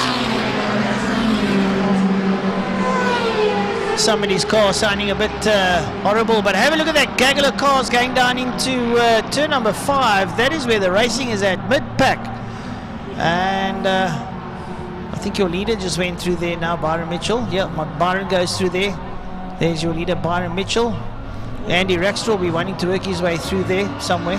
There's Zayna Munson. There's Zayna Munson, yeah. Leader of Formula V, ahead of Lariche, ahead of Fletcher and Phillips. Yeah. So that gaggle very close at hand there. The wind coming across now quite a bit there in turn 1. It's changing, it's changing. The direction you can see has considerably changed. 25 cars still in this race, unfortunately. Tucker, Van der Westhuizen, Van Heerden, Steve Venter and Tromp didn't even start this race, unfortunately. Yeah, I know, it's a bit unfortunate. Right, so going through there, looks like there's Rackstraw going through, a couple of cars behind him. There goes Rackstraw through Interceptor corner now, works his way up the Tigerberg straight. And there's a whole gaggle of cars up behind him. Lovely dices in between. So Mitchell reads out over Rackstraw, then it's DJ Boyson, Storm Lanfear, Alan Mayer, then it's Ramchander. Car slowing down into the back straight. Yeah, it looks like Storm it could be rain. Storm's off. Storm's off onto the off the Joubert straight, but there's problems I think with that car. I think he might have collapsed suspension. Yeah. And then it looked like Reino Pence was going down. There's another car going off the back straight there, you can see in your picture. And Reino Pence looked to me like he was going a bit slow. I'm not sure if it is him. So a little race of attrition taking place. Cars going off all over the show. Yeah, we just go back to turn 2 again. Spinner, turn 5. I think that could be Lariche. I think it is Lariche. He's got the black car. Yeah, he's back. He's back. And while turn 2. We have it right now. That is, unfortunately, Storm Lanfear, which what looks like collapsed rear suspension on that car. And there's rain coming down. Yeah, the rain is coming down now. So where's Alamea? The mayor, could that gamble pay off? We were all being cynical, or at least I was. No, well, that's what I said to you. Watch this space. Alamea is lying in 5th place. This could just, well, he's in 4th actually, because Landfield went off. So anything could happen here. Well, we have now 4 laps left to go, including the one that is currently being completed at the moment. There is another car off before turn 5 on the back straight, Francois. One of the Liqui Moly cars. And here's a car going very slow here. Is this what I think it is? 2 cars off in 5. Kelly Fletcher is one of them from the Formula V section.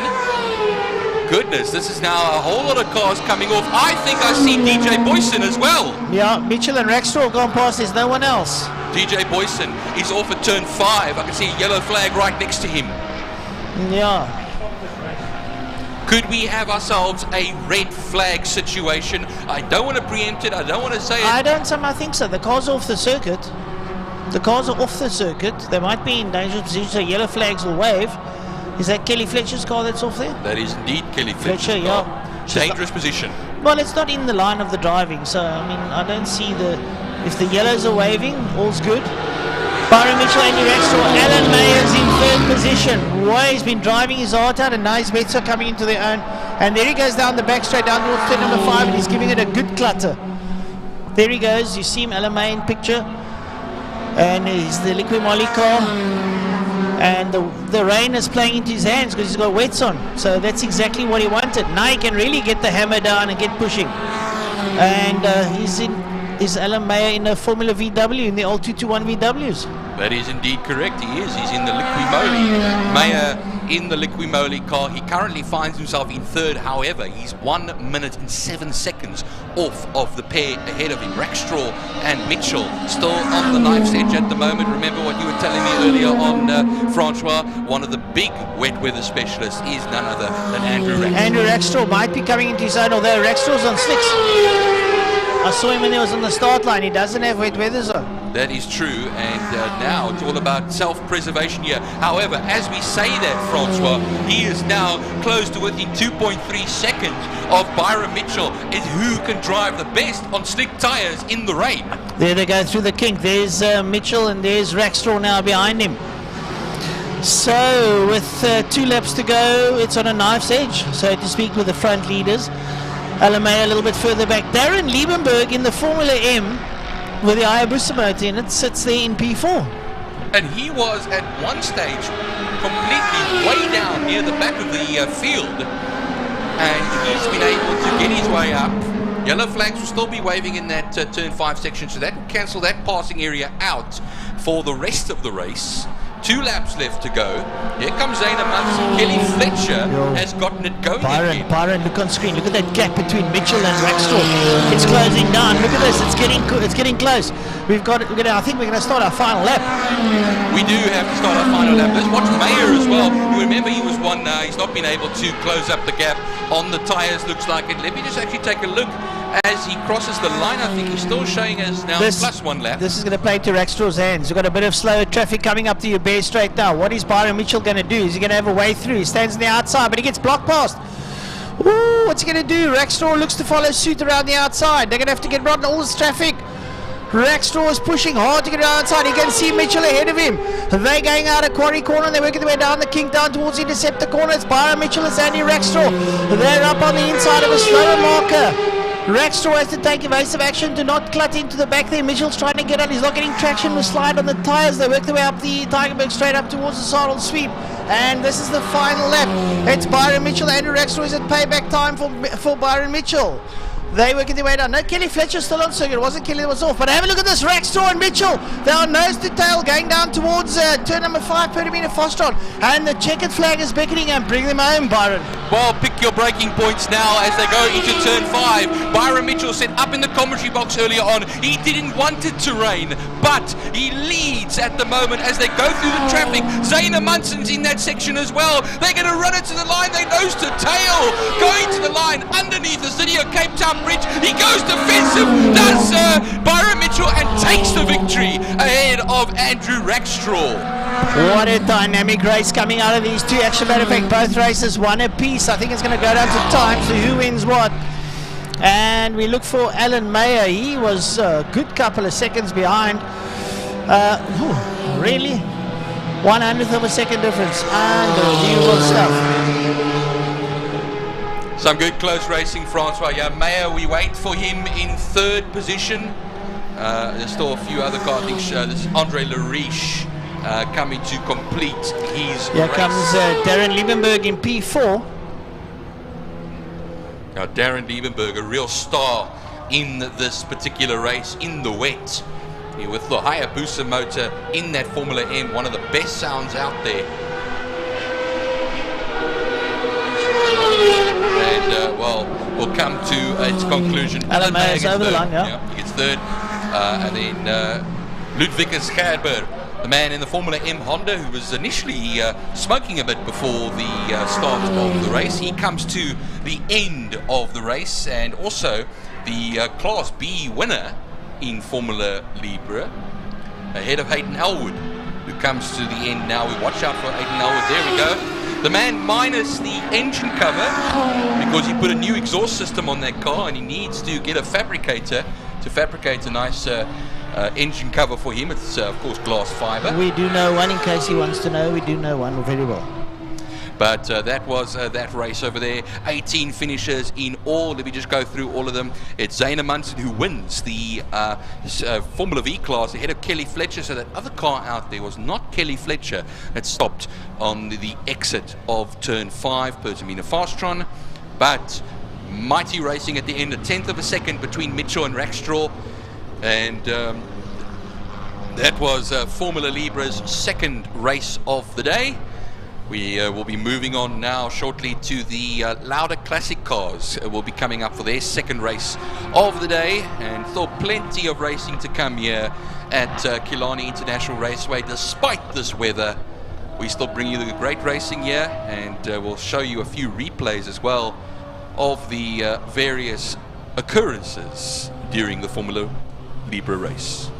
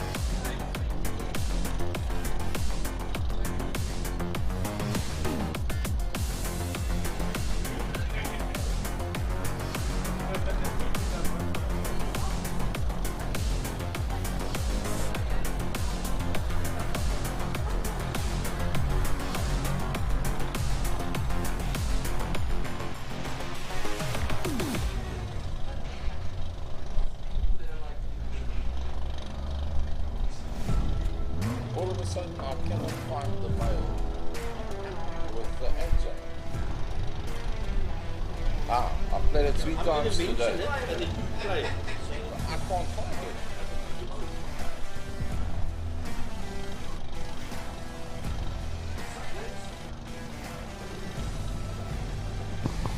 Right, folks, want to say a big thanks to all our main sponsors here. Let's start off on the main straight, sponsored by the Porsche Club. A big thanks to Porsche Club for that one. They've got their clubhouse on the main straight, just to the right-hand side. A couple of bomas down before you go into turn 1 into holes, you'll find the Porsche Club there. So a big thanks to them. Then a massive thanks to Castrol, South Africa, for coming aboard again, and they sponsor turn 2, they sponsor race control, which means they sponsor the commentary box as well. They also sponsor the spinning pitch. A big thanks there to Castrol Lubricants. Then Interceptor Shoewear for turn number 3. A big thanks to everybody at Interceptor. And then Pertamina Fostron. A big thanks to them for sponsoring Cape Town Corner turn 5. And then, of course, King Tony Tools. They sponsor the subway. Then Wingfield Motors. Johnny van der Kerk, 10 years involved in the game. And a big thanks to Johnny. And then a big thank you as well to the city of Cape Town, to everybody involved there in the city for backing the Western Province Motor Club and Killarney International. And then a big thanks to our official media partner, Smile FM. A big thank you to everybody. I actually did hear the added work yesterday where Smile FM, now called Smile FM, it was previously called Smile 90.4 FM. It's now known as Smile FM. So big thanks to Smile FM for all that they do from the media side, from the radio side for Western Province Motor Club. And then, of course, all our classes, as our classes come out on the circuit, we mention their sponsors as well. Thermofires and Bryce for Clubmans, Louder Cars for Louder Classic Cars for Classic Cars, Beta Trustees for the fine cars. A big thanks to all the sponsors. Big thanks Keltron for supercars. And then as well the Wildrose Gin that took the sports and GT cars around. It was supposed to be 31 laps, 100 Ks. It was brought down to about 20 laps due to the weather conditions. So a huge thanks to everybody. Motorcycles, a big thanks to, I'll get to their sponsors now. I know Bridgestone is for the STC 650 and Super Sport 300s, and then Triumph Motorcycles for the super bikes, the Masters, the 600s, and the SPK Challenge. I don't think I left anybody out, but yeah, from my side and from the commentary team and from everybody involved. Oh, the V8s, Pirelli tires for the V8 Masters. A big thanks to Pirelli. And we need to get sponsors on board for the Formula Libras as the year goes on. So a massive thanks to everybody that puts their money down here at the Western Province Motor Club. Thank you all.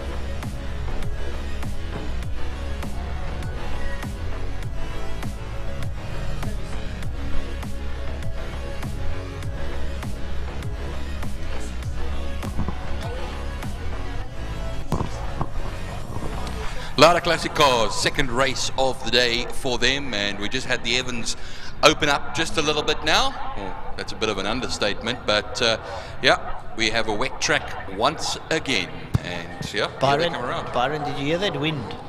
I actually phoned my mother. Mom, I'm scared. Yeah. But you were saying now as well that the raindrops don't even reach the ground. No, well, I'm sitting in the commentary box, the rain's dropping, and as the drop comes past, it like turns sideways and it dissipates into the wind. Breaks the lap record. Oh, for sure. The drag record, yeah. It's like, we don't worry about 8.5s here. This thing like a 2.2 has went past me. Yeah. Yeah, they come down the back straight now. Here comes Donadio, who's been having plenty of fun in the wet. Oh, he loves the wet. And yeah, he thinks he's on gravel. Especially through turn 4, saddle sweep over there, getting the back end to step out quite nicely over there. And there's Craig Blows with Kerry up behind him, and Dave Riley. The Blows brothers, the Datsun boys, out of Plantation Road in Ottery. Nice to have them out here. Let me tell you something.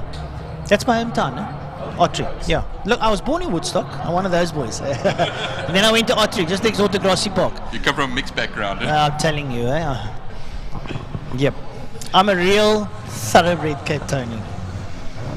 And toe gaan bly ek in die noorde. Now, that's where I come from all the way. Born and bred in the north. Now I are staying in the north. Only joking. Lovely. Cape Town's a great place. We all know that. The best city in the world. I mean, chosen by some of the best newspapers and publications in the world as the best city in the world. Well, this is going to be 8 laps of an interesting race. I can tell there. Here we go. Donadio into position. Alongside him, Brian Evans, an all Mark 1 Escort, row 1. Then we have Fords on row 2 as well. There's a Capri, the Lucky Strike Racing Capri of Martin Bench. And to me, I think so far the driver of the day, Wynand Nel. For sure.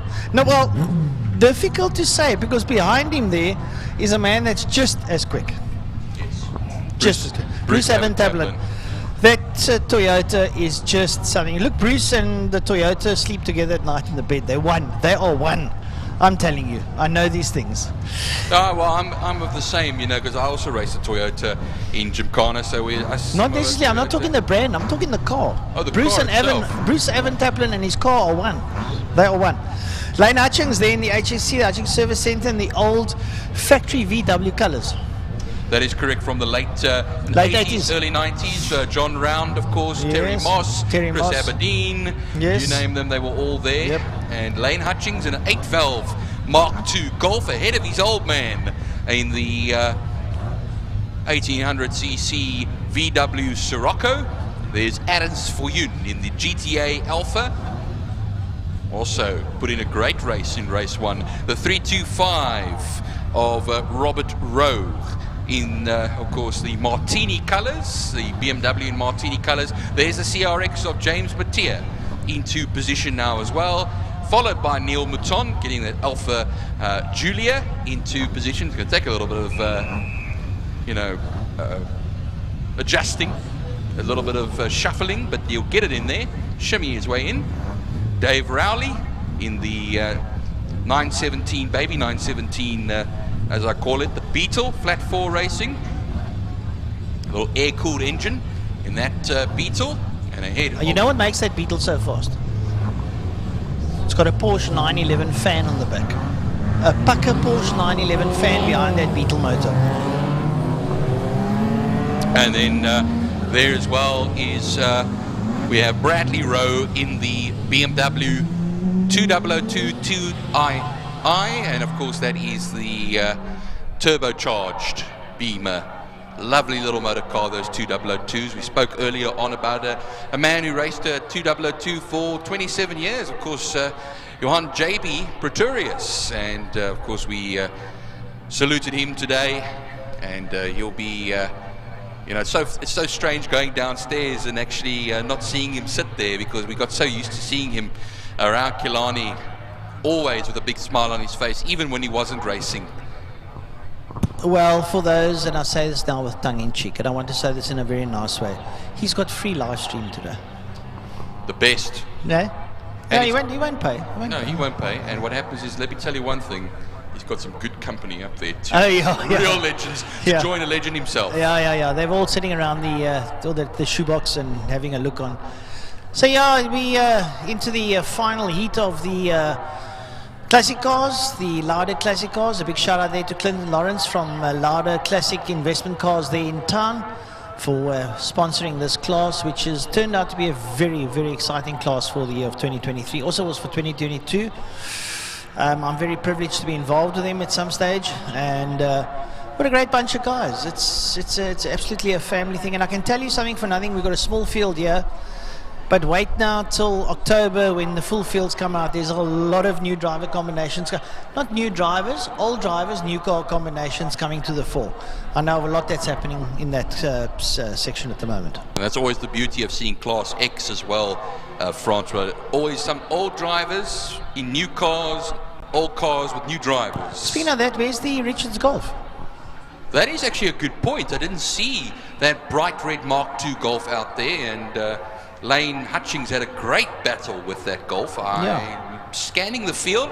Nope. There is unfortunately no Ian Richards out there. We also got no Kerry Blows out there in the 260 Nissan, or the Datsun 260Z. But I thought I saw the... No, it the wasn't. Datsun. No. I also thought I saw it, but I see Craig is out there. Now, I take my hat off to Craig, who's come out, it's his first time out in the Datsun, and he's doing both heats. He doesn't care where he comes. The fact is that he starts and finishes, and he's completed, and he learns what it's all about. And there is absolutely no better way to learn than in the wet. No better way. Howling wind as we have now, and they'll gingerly make their way down to the turn 5 section, Pertamina Fastron. Some of them have the windscreen wiper on, or wipers, sometimes just a mono wiper, a sole wiper. But we'll see them as they come around now, Francois. It's going to be 8 laps of some very, very tasty racing. Yeah, some of the guys are on slicks, some on intermediates, and some are on wets. It's not raining now, for what it's worth, but it's wet out there. So an intermediate can help you. A slick, well, you've got to be a real meister, the likes of Franco Donadio. And if you've got wets on, well, it's going to be to your benefit. That's all I'm saying. Yeah, they're right up towards the line. I'm going to wait for the lights to go on. The lights go on. They're going to go off. And racing. Off they go down towards Holes. Turn number 1. Who's going to get the whole shot going down there? Looks like it's Franco Donadio. Coming down to turn number 1. Franco Donadio. It's Brian Evans. And Martin Bench sticks his nose in there with a Capri. Oh, man, has built up a bit of gumption. Martin Bench sticking his nose in there with Brian Evans hanging around the outside. Evans and Vainan Nell, 4th place. And here comes Bruce Van Taplin and giving it a good thump up towards Castrol Corner. Is Bruce Van Taplin in the Corolla, but it looks like Vainan Nell's going to stick it up on the inside. If I was Bruce, I would have closed that door in his face. Boom, just like that. And Lane Hutchins hanging in there for opportunity. Yeah, trying to push his way through. Lane Hutchins and Martin Bench has spun it on the exit of turn 2. Martin doing himself no justice. Well, unfortunately, he's going to have to wait for everybody to come past now, Francois, because he has to have a safe passage back onto the circuit. He'll find himself behind Dave Rowley, the Beetle that's now at the near tail of the field. There is Craig Blows, who's just getting himself started there to try and catch up with the rest of the field. But after that, it looks like everybody else has made their way through, as Bruce Van Taplin now is ahead of Vainan Nell, just a little bit further down, and Vainan Nell is fending off from Lane Hutchings. Lane Hutchings really putting in an early race performance here. Lane Hutchings, and it looks like it is Trevor that's pulled in there behind him as well. Vainan Nell might not have wet weathers. This is what B thinks, and he doesn't have, so he's on slicks, so that is why those that have maybe wets or intermediates might have the upper hand on him, and he's fighting with that angler to keep it onto the circuit. But hats off to his approach. Well, he's now in the Hutchings sandwich, and the Sirocco will be coming to make a move on him shortly as well. But here comes Franco Donadio. He started his 2nd lap of the race. Brian Evans still holds it there in 2nd position at the moment, whilst Bruce Van Taplin in the Toyota Corolla leads Class B and is 3rd overall, ahead of Lane Hutchings, who's the Class C leader at this time. Just going a little bit further down, just to tell you about the leaders in classes. Robert Rowe in the 325 BMW currently leads Class D ahead of James Mateer in the Honda CRX, 4.6 seconds, and then Bradley Rowe in the BMW. Of course, the 2002 in Class X currently leads that class at the moment. Martin Bench back in the race though. Have a look at that dice there between Wynand Nel and Trevor Hutchings. Wynand Nel, if he's on slicks, he's driving this thing absolutely beautifully. And, well, let's keep an eye there. There's Lane Hutchings, there's Wynand Nel. Stays ahead of Trevor. He's keeping the door closed. He doesn't allow Trevor through. Coming up towards us now. And there we go. That's Bruce Van Taplin. Then it's Lane Hutchings. Then it's Wynand Nel, then it's Trevor Hutchings, then it's going to be Ernst Viljoen, and then Robert Rowe. The only man actually with headlamps on is the Sirocco actually of Trevor Hutchings, who finds himself at the moment in 5th position, the number 71 car. Bit of drops on the camera lens, but they'll be making their way now towards the line to start another lap. 6 laps left to go here. A fastest lap of a 1:42.601 for Franco Donadio, or Donadio I should rather say, and it goes from 6.8 seconds now as the gap. Bruce Van Taplin comes through, closing up the gap to Bruce. It is Lane Hutchings now. Wynand Nel, despite not being on wet weather tyres, doing a mighty job here to keep Trevor Hutchings at bay. Wynand Nel doing a sterling job. Trevor Hutchings goes deep in there and he's found himself in the kitty litter, and I'm afraid he's going to have to really try and get out there, but he's going to battle because it's an absolute damn squib. Well, he does rally cross, he can pull the car, he knows that. That is a good point actually. Him and Lane are very accomplished motocrossers, but it's quite a crosswind over there as well into turn 1. Thankfully he got out of the sand and back out onto the circuit behind Ernst Viljoen, and then of course the BMW here that looks like Robert Rowe. He's going to take the corner. I thought he was just going to drive off the circuit onto the runoff. He's giving Trevor Hutchings the space to operate in. How nice of him. Isn't it? That's what happens when you're chairman of the club. You let the people come past you. Anyhow, on screen there, Dave Riley, the head of John Ray Boertes. That is like 2 iconic motor cars, a Beetle and a Skyline GTX 2.8. Yep, Sabat Skyline, and that of course you see a lot of on Facebook as well, along with the blows, but Jean-Ray Boertes, yes. Oh, and we have just coming out of turn 5, Pertamina Fastron onto the rumble strips, those rear tyres just sticking out there a little bit of a fishtail. Meanwhile, a little bit more conservative from Brian Evans here, who keeps that second place at the moment in the 441 machine. Bruce Van Taplin there fighting it out with, it almost looked like he was ghosting on the screen of the water on the camera, working his way through. Craig Blow stays out the way there for Wynand Nel. Nel coming through.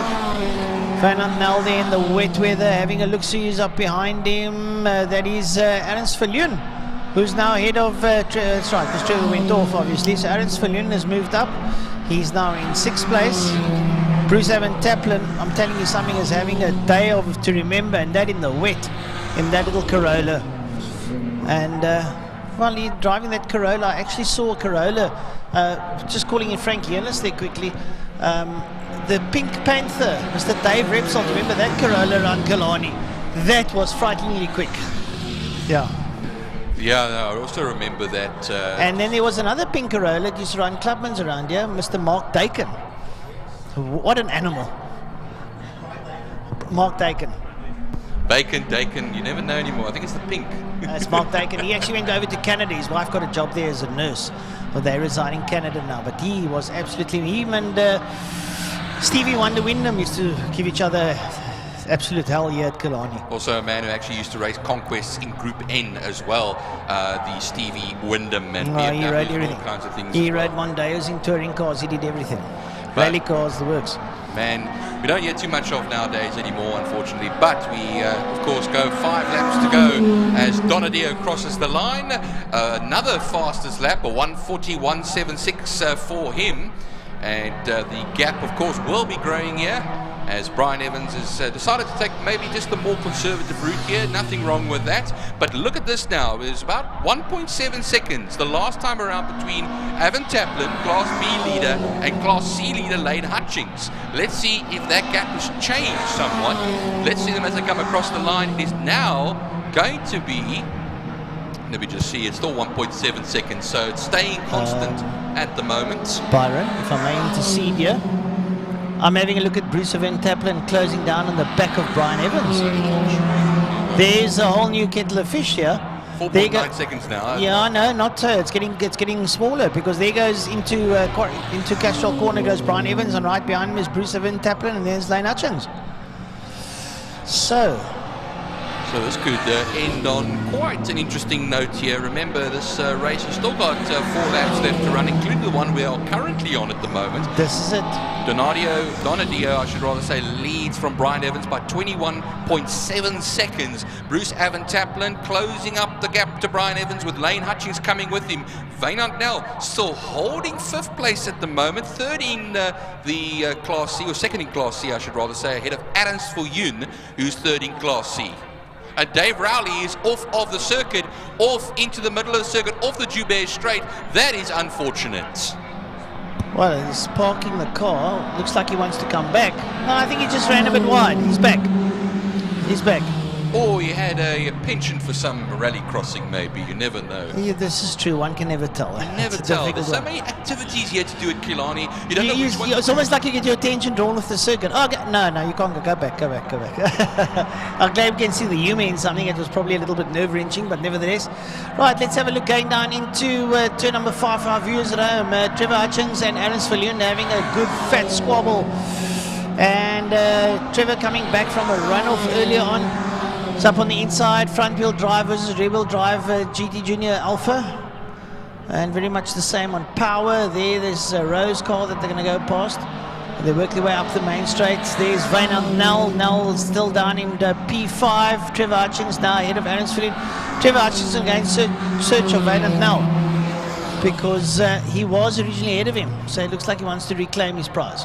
Well, there's about 5 odd seconds between them. Adams Viljoen will drop to 4th place in Class C. Ahead then, Trevor Hutchings will go back up onto the podium of Class C. Martin Bench fighting his way through the field now in that Class C Ford Capri now is 9th at the moment, so quite a bit of work to still do just to get up closer to where he was earlier on. James Matthias crossed the line in the Honda CRX, and then Jean-Andre Boertes will be ahead now of Dave Rowley, who ran wide on the Joubert Straight at the moment. Martin Bench is going to go now into turn 2 at this time in the Ford Capri, so turn 2, and he's right on the tail there of Robert Rowe at this time. So we'll watch them as they come now out of turn 2, through the kink, and towards turn 3. As I can see they're just ahead of them. That's the Bradley Rowe BMW, and then just behind them is the Robert Rowe BMW with the Capri of Martin Bench. Right, so going over the line just now was Franco Donadio. But coming out at turn number 5, here's something that's making me get a little bit excited. Here's Brian Evans, and not too far behind him, Bruce Van Taplin together with Lane Hutchings. This is going to be special going towards the end. And Bruce is not hanging around, as he's going to go dive there. There you can see on screen Brian Evans. There's Bruce Van Taplin not too far behind him. He's right there, and so too is Lane Hutchings. And this is the fight for 2nd, 3rd, and 4th. Yeah, 2.3 seconds to be exact now between Evan Taplin and Evans, and then reducing the gap to 1.3 seconds between himself and Evan Taplin was Lane Hutchings. It looks a little bit more now over there. Yeah, they come into turn 2. And it's much closer this time now, but he's only got this lap and the next lap left to go. Does Bruce Van Taplin, and that, remember, is the 3rd place man overall, the Class B leader who wants to go for 2nd place overall in this race and overtake Brian Evans, who is the Class C leader at this time. Yeah, no, Bruce doing a good job there, chasing the back end of Brian Evans. Evans is not going to want to let him come through, but I can tell you what, Bruce has worked his way closer, shows that he's got the pedal to the metal. And having a look here, there's a bit of a dice here between James Mattia and Jean-Andre Boertes, but here comes your leader. It's his final lap, that's Franco Donadio. A 1:37, 6:23 on his last lap, the fastest lap of the race there, Francois. Oh, Franco Donadio lighting it up because the track sort of drying out. Still a bit damp squib out there, but it is drying out a bit. And going down into turn 5 for the people at home. Lane Hutchins there behind Brian Evans as Bruce got past him. Let's have a look. Oh, look at this. Bruce Van Taplin has got ahead there of Brian Evans. Man, has this guy been riding the wheels of this Corolla as he makes his way down on the final lap. Well, I'll tell you something. Lane Hutchins now is going to be chasing Brian Evans. But Bruce Van Taplin, this has to be the driver of the day. If we see, he's really doing fantastically well. And Brian Evans, remember, currently leads Class C. Lane Hutchins is second in class. He's looking for the win in Class C today, and he might just get it. Here they come now towards turn 2. Bruce Van Taplin will extend his gap ahead of him now. On the inside, on the outside, there will be Lane Hutchins. On the inside will be Brian Evans. And here comes our victor now. Franco Donadio will be coming into turn 5, Pertamina Fastron corner. And all he needs to do now is keep it on the black side, but he's still let the back end step out just a little bit because he's having all the fun in the world. Here he comes towards the line now. The Mark 1 Escort wins once again, and he does it as he puts a lap there on Robert Rowe's BMW. Right, going down the back straight now. Bruce Van Taplin. It's Brian sits up there behind him, and then it's going to be Lane Hutchins. So they make their way down towards turn number 5, down the back straight. There you see them on screen coming towards you. And Bruce Van Taplin in that 69 Corolla works his way down into turn number 5. Brian Evans sits up there behind him in the Ford Escort Mark 1. They come out at turn 5, fast on corner. The checkered flag is beckoning, and I tell you what, this is a great drive coming out of Bruce. This man can really drive well, but Brian Evans is sitting there and dogging him, and they're going to come up towards the line. Is Bruce going to bring up? Bruce brings it home. Bruce Van Taplin second, third Brian Evans, fourth Lane Hutchins. That was what I call a proper drive. And let's watch out now for Vainant Nell that will come along and take a very confident 5th place. I'm actually going to say, I know Bruce Van Taplin did a great job today, but Vainant Nell, my driver of the day here for this class. Here comes Trevor Hutchins on a fight back. He gets 6th position, and of course 4th in class, I should rather say. Vainant Nell gets 3rd in class. Adams for Yun will be the man 5th place in class in the Alpha GTA, 7th position. And then Martin Bench, also a comeback kid here. Martin Bench will get the Ford Capri home to the 8th position, also in Class C. Robert Rowe will take the victory in Class D, ahead then of Jean-Ray Boertes, who will be 2nd in Class B, 2nd in the Class for D. It is going to be Dave Rowley ahead of Neil Maton, the only Class E classified finisher. He crosses the line. Bradley Rowe will win Class X in the BMW 2002 Turbo. And then Craig Blows, don't forget about Craig Blows in that 510 Datsun. Big thumbs up for that young man as well.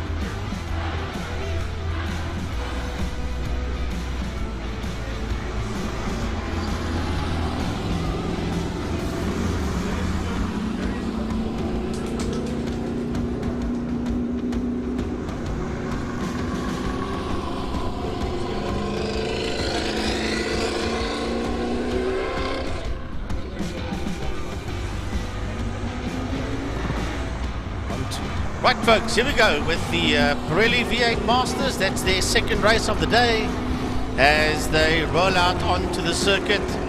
11 of them went out for race number 1. Let's have a look and see if all 11 of them will be out there again. The opening race was won by Fabio Tafani from Marcel Angel. That finished in that second place. Dennis Hajduk did very well in the opening race. He finished there in that third position. And let's have a look, see who's in, who's out.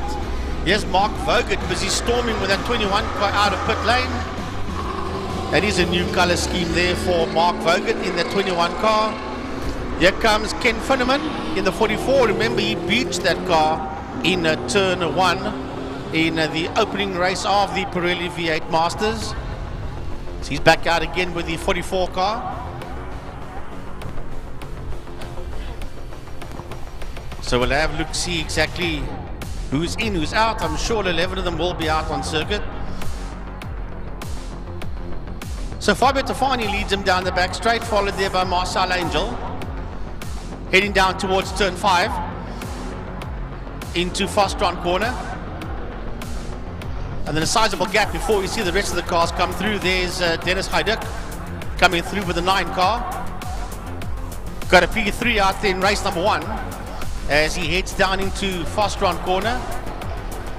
Jason Iverson in the sister car, the Autohaus Angel car, and then Stuart Spooner in the 5.5. Barry Engel in the 22. Then in the 7 is Brandon Dean. There is Gary Thompson, but there's one driver that I don't see out there, and that's a 7-0 car of Donnie van Niekerk. That car is not out on... Oh, there it is. He just blasts down the back main. He is there just ahead of the 21 car of Mark Vogt and the 44 of Ken Finneman. So this is race number 2, Pirelli V8 Masters, their second and final race for the day. They just work their way around the circuit. And looks like the clock of the course is just giving them a bit of a wave through. Get the feel for it, sight it out. Expensive motor cars. You can't just go and throw it at the scenery. Not actually sure what these cars cost these days. Probably around, I think they were around about 150,000 rand mark originally. Yeah, once upon a time. I think they touch more now. I think you buy a second-hand one now, you'd probably pay 450 for it. But immaculately maintained. It's a arrive and drive type of scenario. They've got a full pit crew that works on all the cars. You tell them how you want it set up, they set it up for you. You arrive on the day, put on your monkey gear and climb in the car, and away you go. And when you're finished, you park it. They wash it and sort it out for you, do whatever changes you want. You come back again for the next race meeting. So yeah, this is pretty much for those that want to arrive and drive and get it all sorted out and set up for them by the people with the right kind of knowledge. Right, so as the Pirelli V8 Masters, they're heading now through turn 4, through Sadel van der Merwe sweep. Out of Sadel sweep, they'll come right now. Head down the back straight, and then the lights will go on and off for 8 laps of racing action in the Pirelli V8 Masters. A big thanks to Renault Table View for the Renault Triber. That is a safety car for today, leading these V8 machines down the back straight. Plenty of horsepower, 20 kilowatts under those bonnets. In total, there's a couple of thousand HP. It's a lot of ponies going down that back main, that's for sure, towards turn 5, towards Fostron corner. And they'll be set loose the moment the red lights go off on pit lane. So, out of 5, Fostron corner they come towards the City of Cape Town, Castrol and Wingfield Motors Bridge. As they work their way through the kink, the safety car has peeled off. It's now in the hands of Fabio Tafani, he's the pole sitter, as they work their way under the Castrol Bridge. The lights in pit lane are going to go off shortly. And away they go as they drop the hammers and race down into turn number 1.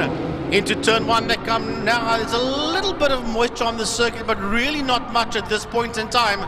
And it is a Fabio Tafani from Marcel Angel. That's the first 2 cars. Jason Iberton is in there as well. He is side by side with Dennis. No, Iberton's a bit further down. That is Donnie van Niekerk actually, who sits there in P4 as they work their way into turn number 2. Ahead of them is Haiduk, and here comes Donnie up on the inside of Dennis Haiduk. Behind him as a run through the kink is Barry Ingle. Behind Ingle is Iberton. Behind Iberton is Mark Vogert, Gaza, as they race through Interceptor corner, turn number 3. Well, Fabio Tafani doing what he loves, and that's lead the pack out. There's been a long extended period of time that Tafani was the man. You had to catch him if you wanted to get decent points for the day. Then a couple of months back, he started battling to be totally dominant, and it looks like he is back to that again as they work their way down the back main. Those thunderous V8s, super duper quick in a straight line, and down into Pertamina Fastron. It looks like it's going to be Marcel Angel that's on the inside line. Geduk comes right in there behind him, but Donnie van Niekerk in the 70 car is having a pretty good run. He lies in that 4th position. As I think we've got a spinner in turn 5. Yes, we have. We've got a spinner in 5. Now we'll try and see where that is when he turns himself around. Oh, Tafani's gone as well. Tafani's gone. Oh, we've got 2 cars that's gone off. Yeah, Dennis Haiduk, yes, he's the other one. Both cars going off in the entrance of turn 1 towards the outside. We've lost the race leader and we've lost Dennis Haiduk. That means heading into turn number 2, into Castrol corner, Barry Ingle will be the man that leads, and the 2 Autohaus Angel cars on nose to tail, followed there by the 7-0 of Donnie van Niekerk. Working their way through the kink towards Interceptor corner. Fabio Tafani has rejoined again, but he'll be the 2nd last car out on track as a matter of interest, as towards turn 4 to Cyril Sweep goes your leader. That's a 22 of Barry Ingle sitting out there in P1, making his way down the back straight now. And then we'll see tucked in there behind him is at the 14 car. It should be the 14 car. Yes, it is. Marcel Angel. Then it's a sister car just in there behind him of Jason Iverson. Iverson dives up onto the inside. He's got the line for turn 5. But will the line be covered there? Yes, it is covered by Marcel Angel as they work their way out of turn 5, out of Pertamina Fastron. Well, the cars look very similar, and they are on very similar place as well. Iverson all over the back of Angel. But don't forget about the guys that's sitting directly behind them. It's not just a two-car race at this stage of the fight. That group is making its way into turn number 1 into Holzhoek now. Never mind the guys a bit further down. Right now it's all about those 4 cars that are working their way out of turn 1, out of Holzhoek. And there's nothing between them as they race towards turn 2, towards Castrol Corner. Barry Ingles sits out. Oh, but Marcel Angel gets a tail stepping out, and Marcel Angel's gone. Marcel Angel got the tail hanging just before Gaza entrance to turn 2 Castrol. Well, that opens the road up for Iverson as Barry Ingle leads them out. Marcel Angel losing out there. Iverson in the sister car, and then Donnie van Niekerk in there behind that. Mark Vogt, the next man coming through, and he in fact is the leader in the silver car with Ken Finneran in second place in silver and 6th overall out on circuit. So the leaders should be making their way. Yes, down the back main they go. We've gone from 4 to 3. Down the back straight the race towards turn 5, towards Fastron. That's Ingle, and right behind Ingle it's Iverson, and here comes Donnie van Niekerk. Donnie shoves his nose up on the inside. Ingle will have the line for the exit of the corner just before they go to the kink. And Iverson, will he hold it? I'm sure he does. Yes, he does. Just ahead there. Through the kink they come towards the set of Cape Town Bridge. He hangs on to P2 ahead there of Van Niekerk. That's in that 3rd position. And moving up now to P4 is a 21 car of Mark Vogt. Well, Iverson's doing a brilliant job at this stage of the fight. They're getting slightly away from Vogt, but remember, Vogt is the leader in the silver class. He's not too worried about what's happening with the 3 cars in front of him, although it's a boy thing. If you're there and thereabouts with them, you want to stay there and thereabouts with them. Iverson losing out on the sister car of Marcel Angel now finds himself under a whole heap of pressure. The 70 car that Frankie originally didn't notice out on circuit, then we saw he had made it out, and Donnie is having a brilliant run. Probably the best that we have seen from him so far. He's up into 3rd place behind Jason Iverson now. Is Iverson losing out to Ingle because he's covering the line for Van Niekerk? I almost think so. Well, we'll see now. Down the back man they're going. This, to my knowledge, is the debut of Donnie van Niekerk in a Pirelli V8 Masters. What does this guy not drive? He's driven Clubman's Class A, and he takes part in the Super Cup for Extreme Festival as well, together with his teammate Paul Luthi from Scotland, as they head out of turn number 5, out of Fastron Corner. And Donnie's right in there. He is right on there. You give him half a chance to have a go at the Autohaus Angel car of Jason Iverson. That's in that 2nd place. The leader's Ingle, as the 3 of them run down into turn 1 into holes. Oh, there's nothing much between them at this stage of the fight. It's gone! He overdone it, sorry Gaza, and Donnie van Niekerk spins the car into turn number 1. Now, how quickly can he get it going again? Vogt comes through, Finneran comes through, and I do believe that's Thompson that's coming through as well. Donnie van Niekerk still standing, stranded on the exit run of the entrance to turn number 1. And Donnie van Niekerk has not got the car restarted. I think van Niekerk is out of it. Yeah, that's game, set and match sadly there for Donnie van Niekerk. It's all over by the shouting. He'll be performing under that crash helmet, that's for sure. Not the way he wanted his day to end, but he's made an impression on everybody here in Pirelli V8 Masters. Not his best stunt, Frankie. No, he's not. And those who don't know, he's actually a stuntman. He actually went overseas to do stunts as well. So he, yeah, as you say, not his best stunt. Well, talking about doing a stunt, Iverson's doing a stint right now because he's all over the back of Ingle.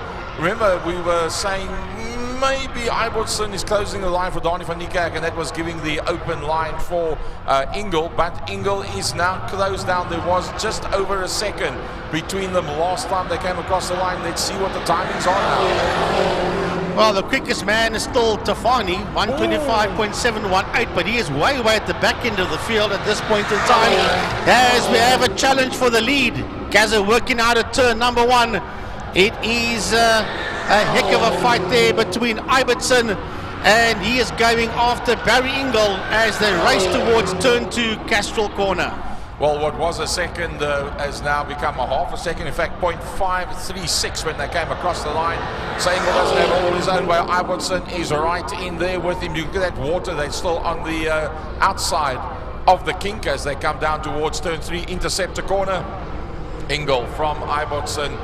We lost out on the second of the Autohouse Angel cars when there was a spun by Marcel Angel, and that took 4 down to 3, and now down to a 2-way battle. Ingle holding out on Ibbotson. I think he's taken just a little bit of ground out of Ibbotson. Mark Voggett is the next car to come through, and remember that Voggett is in fact leading out in the silver class, and that from Ken Finneran as they work their way down the back main. Talking about Finneran, he sits right on that back bumper there of Voggett as they head into Fastron Corner into turn number 5. So that is the fight for first and second in silver class behind these two. That's working the way under the city of Cape Town Bridge, racing down towards turn number 1. And Ibbotson has a lunge up on the inside. Ibbotson into turn 1 has a lunge up on the inside.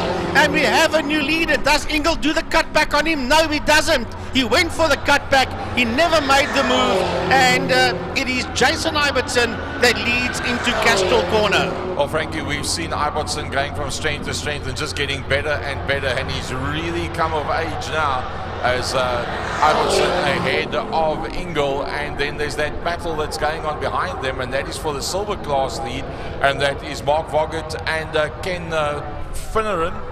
And you see them coming out of turn number 2, going down now towards the King. A bit of a gap between the gold class and the silver class. Oh, getting onto the water, but holding it all together was Finneran in the 44.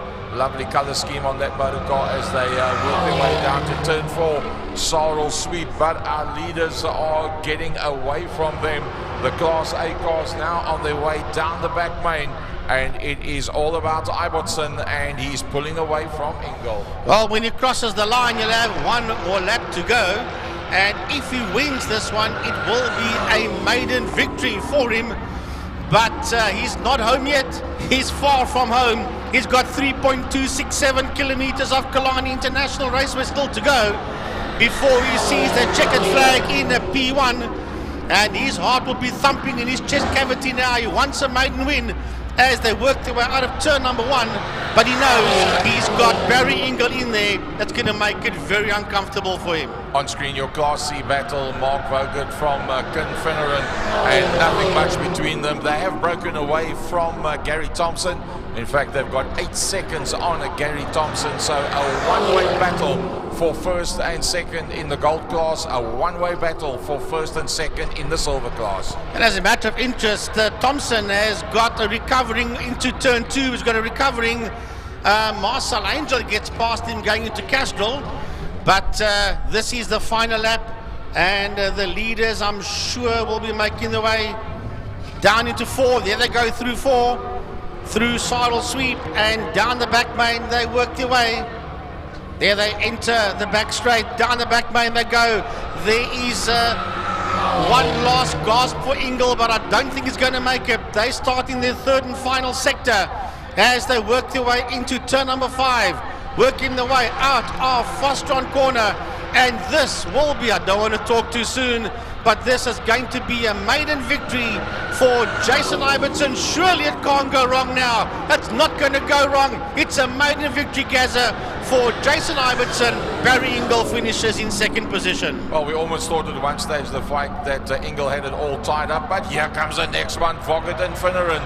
Is it going to be Mark Voggett ahead of Finneran? Yes, Finneran in that lovely blue livery. He was not able to close at the last, and then recovering Marcel Angel, the next man that comes across the line, that ahead of Gary Thompson, and then the recovering Fabio Tafani that comes through behind that. Yeah, Fabio Tafani, we're going to pick up where Fabio is. He's not out on, I think he is going to, well, he's on the lead lap, is Tafani. And he has taken the checkered flag. Stuart Spooner in 7th, followed by Brandon Dean. These guys were all lapped, of course. Daniel van Niekerk, only 4 laps, and that's a DNF. And then Dennis Heiduk, only 1 lap, and that's also a did not finish. So that was race number 1, Pirelli V8 Masters, and race number 2, should I say. Well, I can only be half wrong because it's in 2 races. So Pirelli V8 Masters, race number 2, a lovely race that was, and Jason Ibbotson, in the absence of his cohort out there, Marcel Angel, that had the spin earlier on. So 2 of the big hitters that actually fell out of the game up front, Marcel Angel and then also Fabio Tofani, both of them losing out due to spins. But that just shows you, Frankie, there's much less of a gap between the top runners now in the Pirelli V8 Masters, and you really got to go some if you want to get to the front. Well, heads up to all of these guys. Well done, some great action there by the drivers in the Pirelli V8 Masters.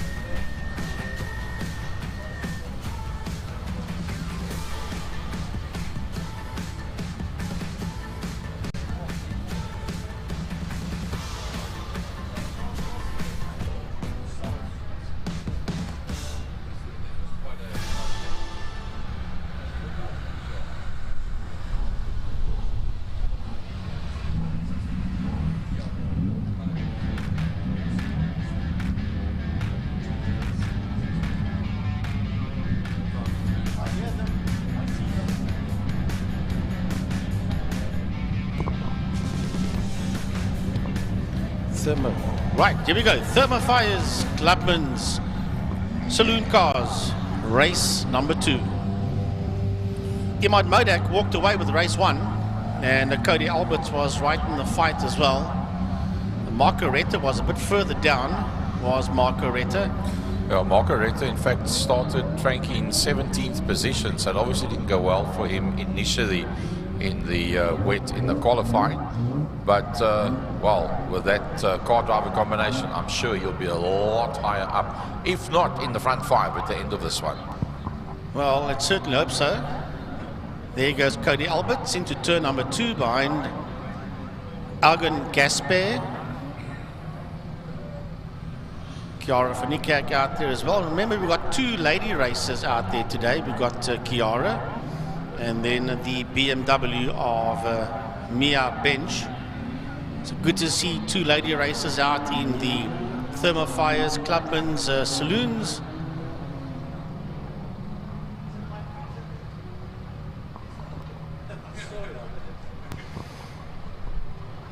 Just waiting for all the cars to work their way. There is Gary Smith. Shane Smith is in that group that's going through Castile Corner. So is the Golf of John De Silva. Of course, his Swanepoel is in that lot as well.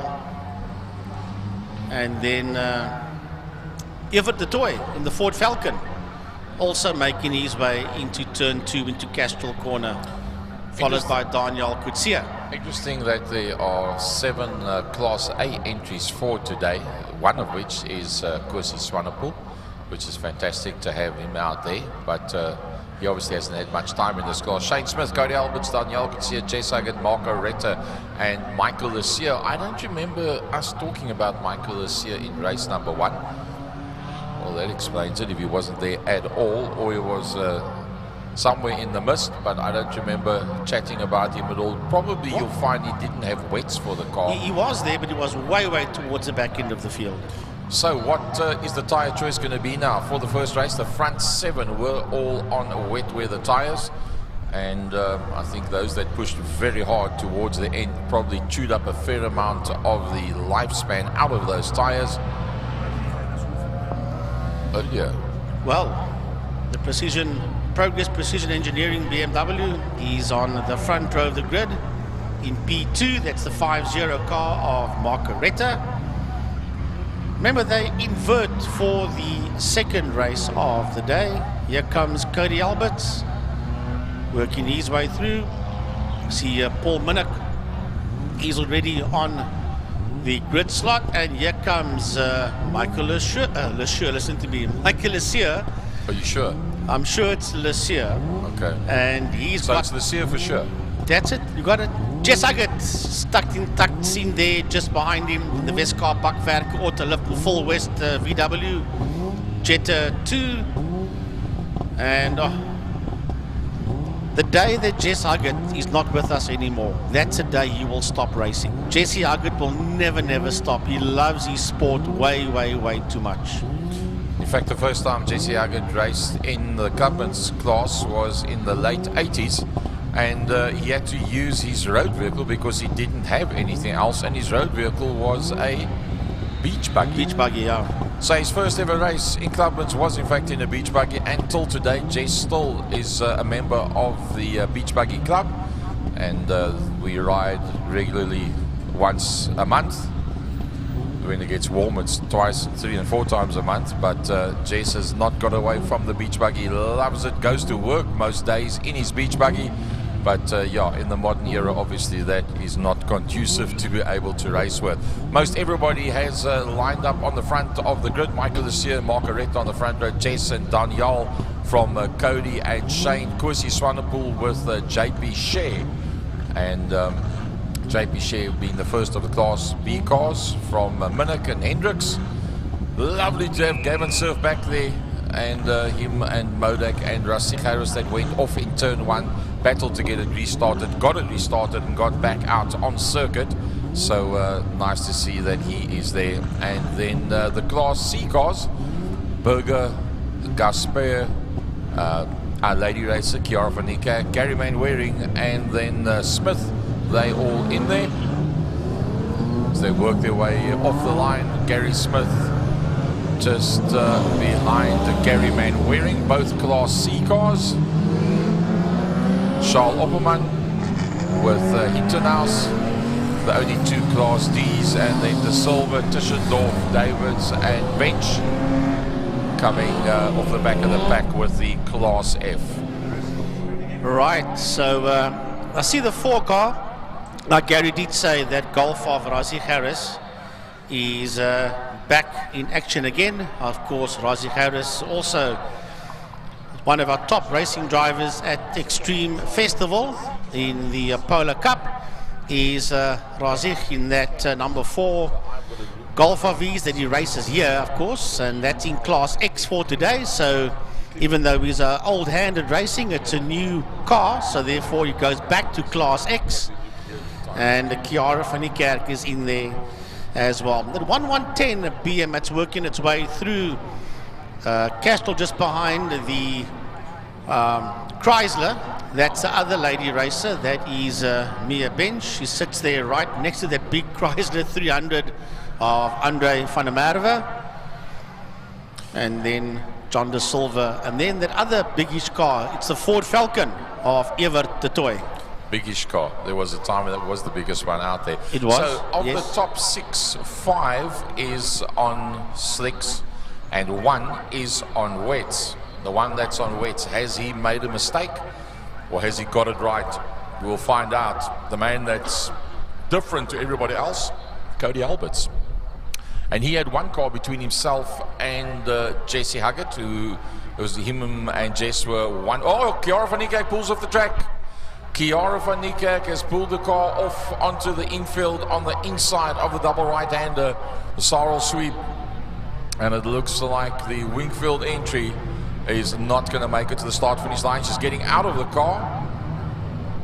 Going to open the bonnet. There's no marshals there by her. Let's just keep an eye on that one as the rest of the pack run down the back main. She's all by herself. That's where the pack is right now. It always gets me, Gary. Any race driver, main circuit, oval, the moment the car stops to open the bonnet, like you can do anything at that point in time to that car out on the circuit. So she's not the only one that does it. They all do it.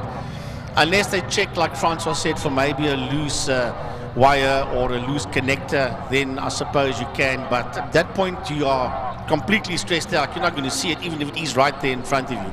However, we are about to go racing. Michael is here, and it's going to be Marco Retta on the front row of the grid. That's going to be the pace setters, and they are on dry tyres. Will Cody Alberts come into play in the latter part of this race? All those tyres. Well, we're going to find out. I think he might have gone the wrong way in going to those wet weather tyres. He's probably going to chew them up big time. And it's Marco Retta that goes to the front. It is Lucia that drops 2 positions down as they just about all have made it through. Everybody through turn number 1. No casualties so far. Right, here we go. Racing towards turn 2, Castle Corner. It is Marco Retta. Daniel Kutsia is there in second. Cody Alberts has a lunge around the outside over Shane Smith. Shane's got that line followed there by Jesse Huggett. Then it's Imad Modak. That's working his way through. He finds himself through the kink ahead there of Kwesi Swanepoel. And behind Kwesi Swanepoel going into interceptor is that Golf of Michael Lucia. Well, Cody having a look around the outside. Is that in search of the wet, or is that just as much as it'll turn?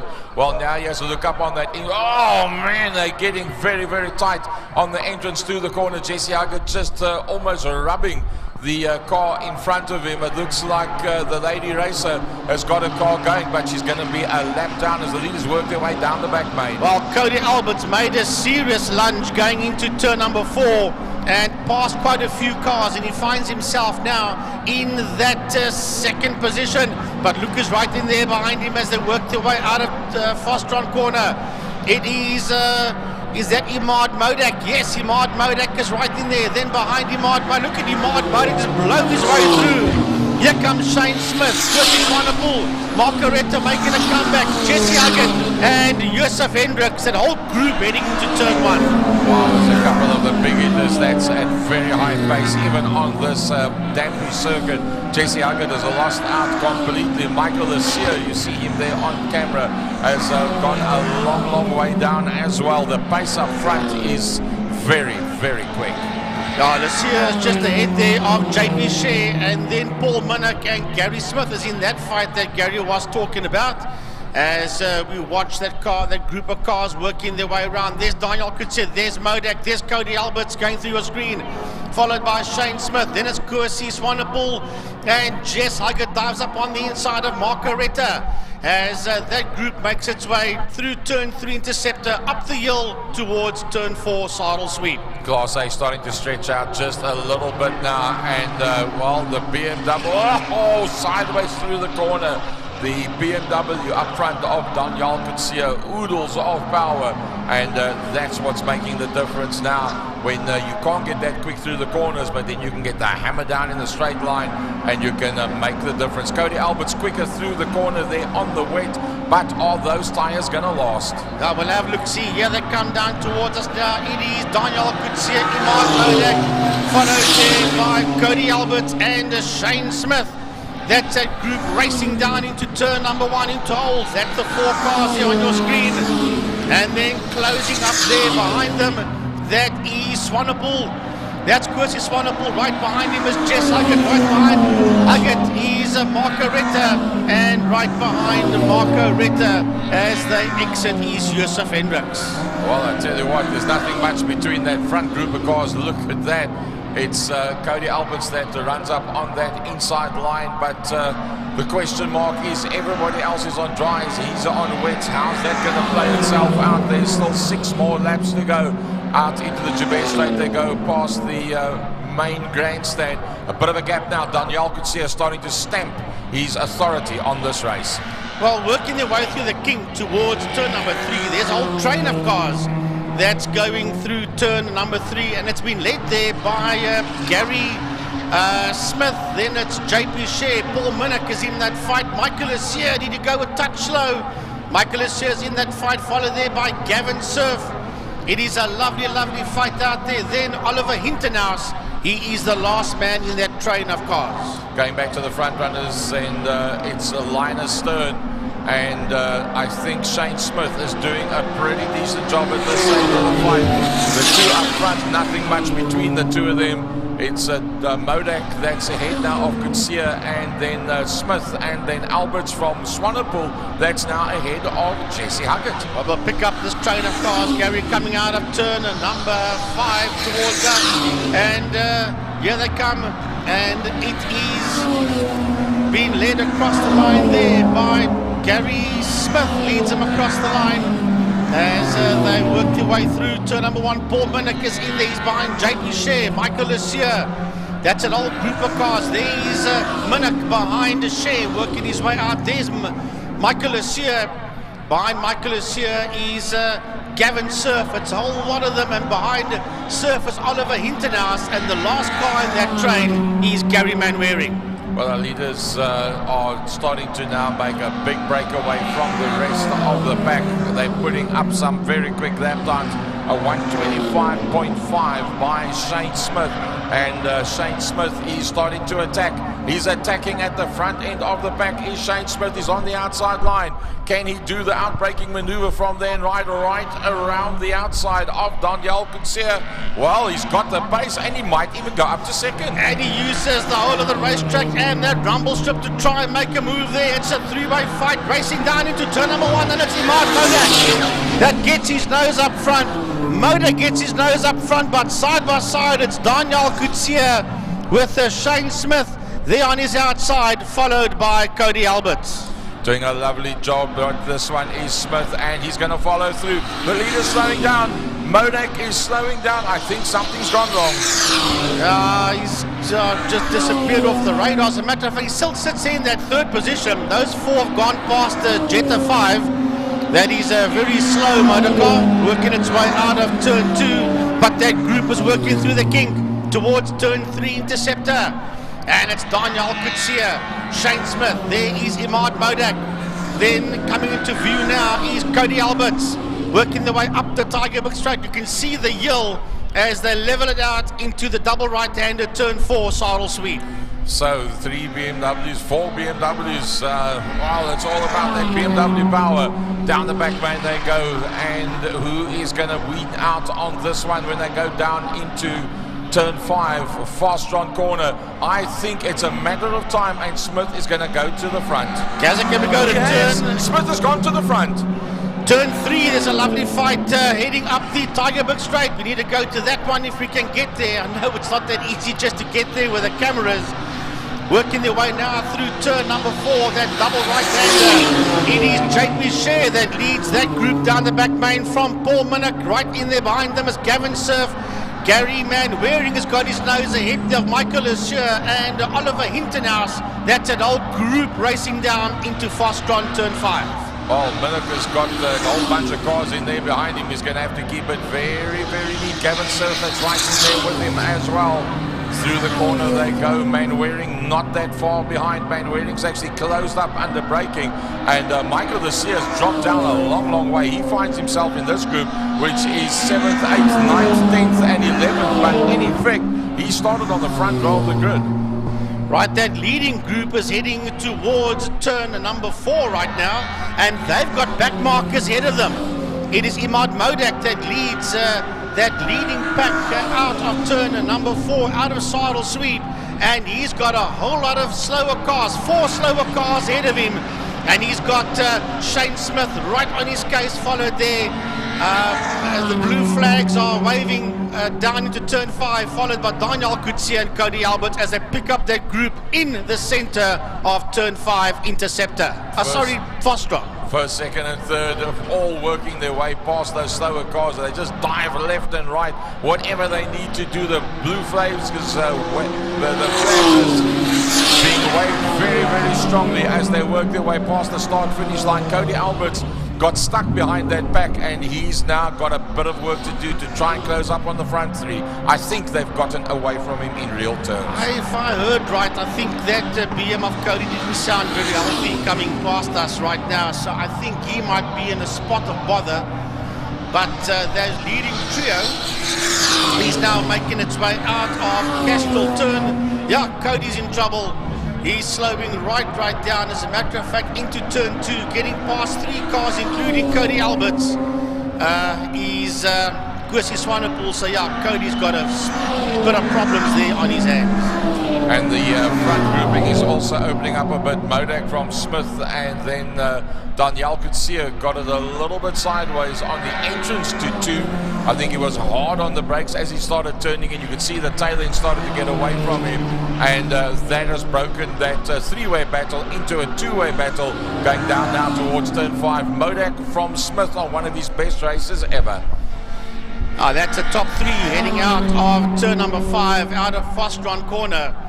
It is Modak from Smith from Kutsia heading towards the Castrol Bridge, and Wingfield Motors and City of Cape Town. I'll pick up on that fight that we were talking about a bit earlier on. However, we'll go back to that one later on as the rest of the cars work their way around, and Cody Alberts crawling down that back straight, and he'll work his way into Park for May, and that will be the end of that for Cody Alberts. Well, that's going to cost him big time, because him and Jess Huggett were just a 1-point adrift leading out on Class A going into today's races, and well, with that turn of events, that will probably mean that Jess will be leading the class at the end of today's races.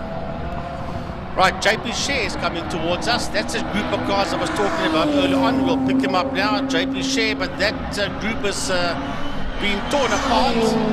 Coming across the line now is Michael Assure. Behind Michael Assure is Gavin Surf, and behind Gavin Surf, Gary Manwaring and Oliver Hintonhouse. So that group, it was very tight early on, has now opened up gaps between them. Leaders going down towards Potamina Fast Run on their it's their final lap. Can't believe the time has passed so quickly. They're going to come out of the corner now, first and second after all of those laps. That is all there is in it between first and second. Emad Modak comes home in P1, followed there by Shane Smith. He'll finish in that second position. Daniel Kutsia dropped way off, but he will still get to the flag in third. And that is your top three across the line. And right there, not too far behind them, is the Subaru of Kwesi Swanepoel. He'll finish in that fourth position. Margareta crosses the line in P5. And that is your top group. Where is Hendricks? I don't see Joseph Hendricks. No, he's not. He is there, but he's behind Gary Smith. Yeah, they come down towards us now. Gary Smith will get to the flag just ahead there of Joseph Hendricks. Then JP Shea will finish his race. He's put a lap there on the toy. Then coming through now is Michael Assia. Gavin Surf behind Gavin Surf. That's a back marker. And then we have got Gary Manwaring that will get to the line ahead of Oliver Hintenhouse. Yeah, so that is your top 12 cars across the line. Charles Opperman working his way towards us, and he will finish in 13th and 14th on track. Will be the BMW Silver Dream Machine of Algan Gaspé. The block of flats comes to the line as well, and that is Andre van der Merwe, and limping across the line is Paul Minnick. Chiara van Niekerk also finishes well. That does sometimes help to open the bonnet. Like Francois said, it could be just something small. She connected and got going again. At least she got that sorted out all by herself. So well done there, Chiara. As we said, she had a birthday during the week. Well, she was a lap down, but at least she got the laps in there. It just shows she knows something about what's happening underneath the bonnet. Whatever Daddy, it was, Daddy, she found Daddy it. taught her well.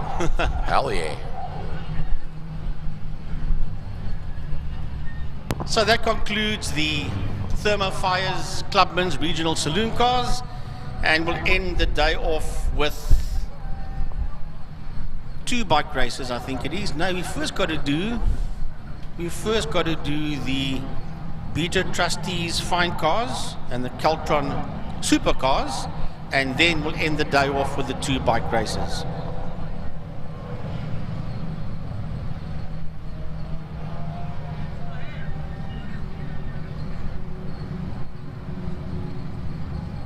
My imagination is getting kind of blustery and chillies outside. Have you got layers?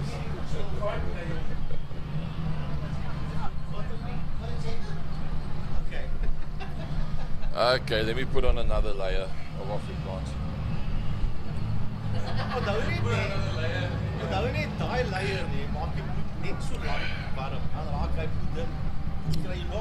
Oh, in the meantime, that's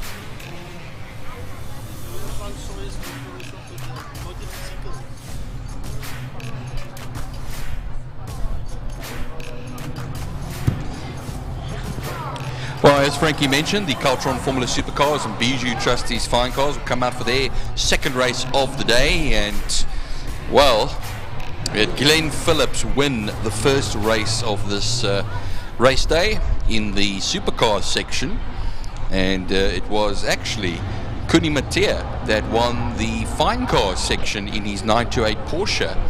Another great performance from him and from Jaco Oosthuizen's Conquest. But of course, in the first race, Andrew Moffat had the coming together with the wall, and I doubt he'll be out there because that was quite a heavy hit. It took a little while to clean up. But, well, here's Glenn in the pole position, Darman, Hume in third position, Halleck in fourth position, and then rounding it all off, the number 39 of Moffat. Actually, Moffat is out there. So they've put a new front bumper on, put a bit of tape on it, and he's ready to go. Right, so we've got 5 Caltron supercars out there, of which the man in pole position is Glenn Phillips, Yassine Darman, Craig Hume, Carl Halleck, and Andrew Moffat. So they work their way off the line behind the Renault Triber. That is the safety car that will lead this group of Caltron engineering supercars off the line.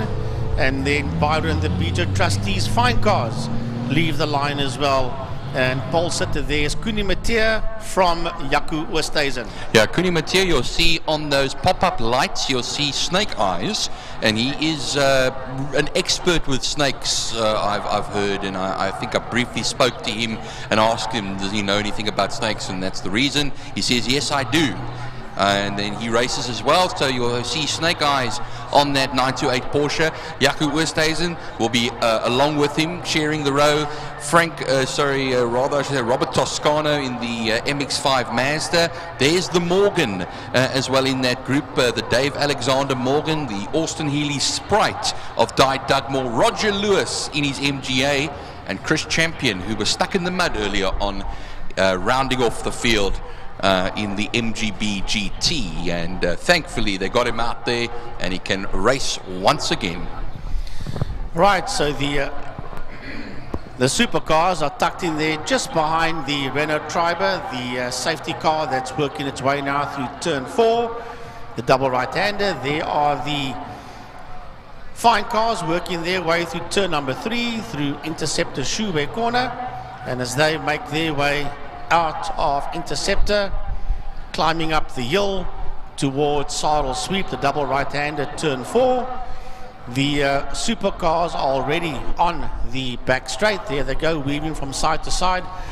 I doubt you're going to get any heat in those tires on that semi-wet track at that slow speed, but yeah, it's a racing thing. It's what they do. Yeah, they'll be stomping on the brakes a little bit there just to get that heat into the brakes. Then, of course, get the heat into the tires, get the molecules just, you know, getting circulating inside there just to get the tires to heat up. And yeah, like you said, Frankie, a very cold wind I can hear here as well around the circuit. The rain has stayed away for the last few minutes. Tap on wood, I'll say that. And well, looks like we're ready to go racing, Frankie. The Triber leads them through turn 5 Pertamina Fastron and will turn into the pits shortly. Yeah, I'm led to believe it's Phil Herald that is the safety car driver, and he moves out the way. It's now in the hands of Glenn Phillips as the pit lane lights are on, and we're going to go racing shortly.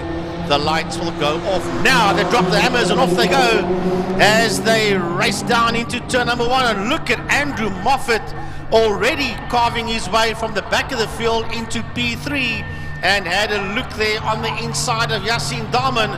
And it's only going to be a matter of time before he moves up into that second position. But Byron, Fine cars off the line. Fine cars are off the line, and it's towards turn 1 that Kuni Matia will take the whole shot ahead of Robert Toscano. The Mazda coming up alongside first the Toyota, but he could poke the nose ahead now as I see something happening out of turn 2, Frankie. Heading towards the kink, Yassin Darman has slowed right down, and I'm afraid that's game, set and match for him. He's out of it, and that car, hang on, wait, he picks up pace again. Maybe you should turn the fuel pump on and then you'll be able to go. I'm just having a joke. Maybe he's just playing with you, Frankie. Maybe he wants you to think something there. But thankfully, yes, he's got going again and has a little bit of work to do. Down the back straight, they run the Formula Supercars now. And this will come to the completion of lap 1 in this 8-lap race. And then into turn 5, Pertamina fast round will be Glenn Phillips, the man who won race 1 of the Formula Supercars for Coltron. Well, Darman is going down the back main very, very slow, but quick enough to keep on going as the lap is done. It is Glenn Phillips from Andrew Moffat in that second position as we watch those fine cars heading to turn number 5, and it is Kuni Matia that's in P1 from Jaco Oosthuizen in second as they work their way out of Fastron. Well, charge towards the line now, Frankie, and look, in the slipstream, it's going to be for the Toyota. Coming across the line now on the Porsche that leads of Kuni Matia. Underneath the bridge they run, and then towards turn 1, and he's nowhere near close enough to make any sort of a move is Jaco Oosthuizen, who got his way past the Mazda of Robert Toscano, who's now being kept company by the Morgan of Dave Alexander, British Racing Green Morgan. That's a classic car, if you could ever see one. Right, meantime, the supercars, they should be working their way down towards the back straight. Yeah, there they go. Down the back main goes your leader. In the supercars, an overall leader, that's a 54 car of Glenn Phillips, and he's been hassled there by the 39 car of Andrew Moffat. Moffat closing up on him as they head down into Pertamina Fastron into 5. Well, just looking at where the leaders are, of course, turn 5, as Frankie said, that is still Glenn Phillips from Andrew Moffat. 1.8 seconds the last time around. They've been trading faster sector times. Here we go now towards the line, and they will start another lap. Meanwhile, we look on the back straight once again. Kuni Matia has now kept it ahead of Jaco Oosthuizen. The last time around, between the two of them was 9/10 of a second. We'll watch them as they come towards the line to complete another lap here, and there will be 6 laps left to go for them. Meanwhile, Frankie, Carl Halleck crosses the line. Yeah, there the two fine cars come down towards us, Kuni Matia and then the conquest of Jaco Oosthuizen. That's first and second. They had the Morgan in third position. Fourth. It's still in fourth because Robert Toscano in the MX-5 is just ahead of the Morgan of Dave Alexander as the two of them work their way into turn number 1. Just taking a look at the gap between them, 0.3 of a second as they cross the line, 8th and 9th positions respectively. And there goes the Mazda onto the sand of Robert Toscano, turn 1, and he outbraked himself, missed his braking point there quite a bit, and went off of the circuit onto the apron. Luckily, back again. Meanwhile, the leaders, Kuni Matia and Jaco Oosthuizen, on nose to tail with each other through Interceptor Corner. Onto the Tygerberg Straight they will then run now, and then into the double apex right-hander at Sarel Sweep, and that of course is turn 4. Now, let's see if Jaco Oosthuizen can capitalize here. In the slipstream he will be, and then when will he make the move? That is the big thing over here. Let's see them towards turn 5. Yeah, to turn 5. There's a lovely fight for third, fourth and fifth. It's Carl Halleck from Yassin Darman and Craig Hume. They are sitting in third, fourth and fifth, because keeping in mind that Phillips and Moffat, they are in P1 and 2. Here comes that fight for third position under the bridge. It is Halleck from Darman, from Craig Hume, and right behind them is that fight for first and second across the line in the fine cars between Kuni Matia and Jaco Oosthuizen. 5 laps left to go. There's battles aplenty in both classes, whether you Formula Supercars or Bijou Trustees Fine Cars. Looking at these leaders coming along soon, but it's actually Carl Halleck and Yassine Darman that are having a good battle with each other. Craig Hume in the same picture as well as they go through Castrol Corner. They have left behind the likes there of Kuni Matia and Jaco Oosthuizen. 1.4 seconds between them as they come now through turn 2 Castrol Corner and into the kink. Yeah, into the kink, and Yassine Darman through Interceptor has now got his nose ahead there of Carl Halleck and trying to pull away from Carl Halleck, followed there by Craig Hume as they work their way through turn number 4, the double right-hander, that is Sarel Sweep, and right in there behind them, there the two leading fine cars go through Sarel Sweep of Kuni Matia and Jaco Oosthuizen. A lot of smoke coming across the circuit over there. I don't know if that's any bride grills or anything around here that's doing that. I was just trying to check if anybody was running in that direction. But here come our second and third places for the Carl Halleck and Yassine Darman for the supercars, and behind them will be the leaders for the fine cars section. Meanwhile, here comes now through Interceptor Corner. That's the MGB that is being lapped there of Chris Champion. And you'll have now ahead of him Andrew Moffat, who leads the way by a 1/10 of a second the last time around, and into turn 4, double apex right hand, as I always say, of Sarel van der Merwe Sweep. Yeah, I took that lead away from, as a matter of fact, no, it's still Phillips that sits ahead of Moffat going down the back straight. So he did get his nose in front of Glenn, but Glenn took that lead away from him again.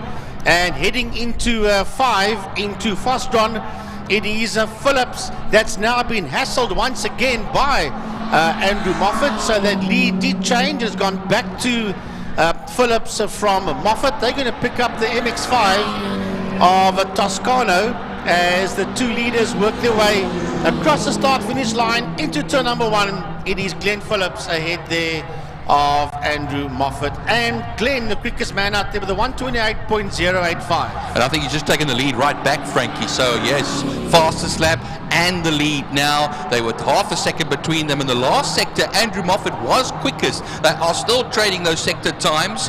They're coming up now to the back of Robert Toscano, the former champion in the Bijou Trustees Fine Cars. He's giving them the long way around here. He'll hold the inside, and the two supercars will make their way through now on this 2 and a bit laps left to go. You could see there that Mazda going through the bit of wetness on the circuit. Blue flags are waving, and the MG is next on the list for the leaders of the Formula Supercars. Well, the fine cars are busy working their way into turn number 1, and the two leaders are right there with each other, Kuni Matia and Jaco Oosthuizen. The other two of them work their way through 1, and there's not much between the two of them in the fine car section, as we have that fight for the lead, chopping and changing once again into Fostron Corner. And I'll tell you what, Moffat is not going to let Phillips get away with this one.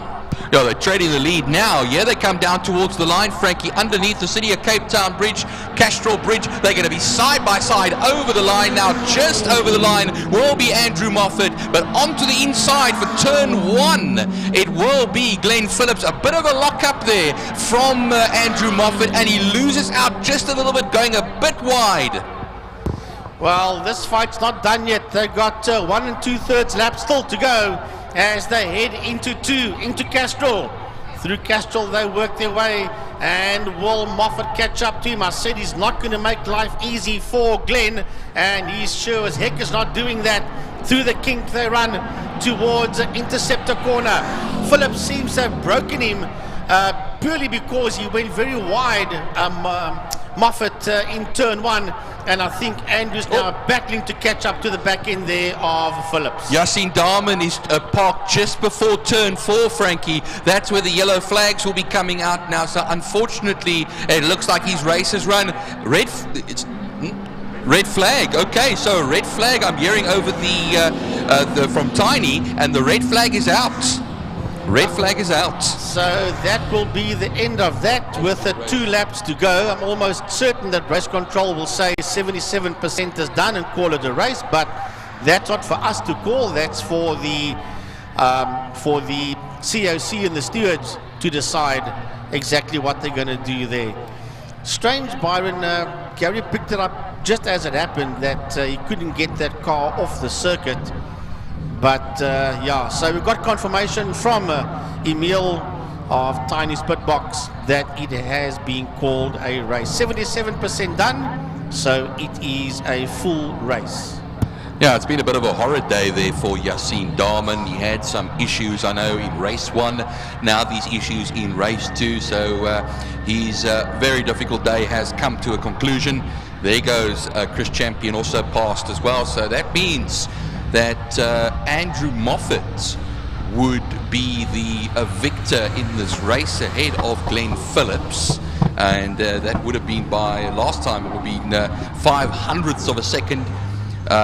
Yassine Darman was running in 3rd position when he pulled off. So that tells me they've gone a lap back, because remember, Moffat went into turn 1 very wide and lost ground to Glenn, and I was still saying as they came out of Interceptor, he's not going to catch up to Glenn that easily. So the fact that Moffat gets classified as first means that they've obviously, only guessing, they've gone a lap back, which then will give the victory to Moffat. And even though Darman is out the race, he will be classified as 3rd. That would be, I think, the logical way. That's what it looks like to me on the screen. Yes, and we'll have to watch the space and keep you informed on that. Glenn Phillips would be then 2nd, Yassine Darman out of the race, but still 3rd. Carl Halleck in 4th, Craig Hume in 5th position, and that's the 5 supercars. Then Kuni Matia would be the victor in the Bijou Trustees Fine Cars section in his 928, and that would be just ahead, 1.9 seconds ahead exact, of Jaco Oosthuizen. And Dave Alexander coming up into 3rd place in the Morgan ahead of Robert Toscano in 9th, 4th in the class. Chris Champion in 10th. 5th in the Bijou Trustee Fine Cars class, and then in 11th spot and rounding everything off, Roger Lewis, whilst Dougmore's Frog-Eyed Sprite was not classified as a starter. Right, so 2 more races to go. That's in the bike category, and I've just got information here from Tiny that it will be 2 8-lap bike races.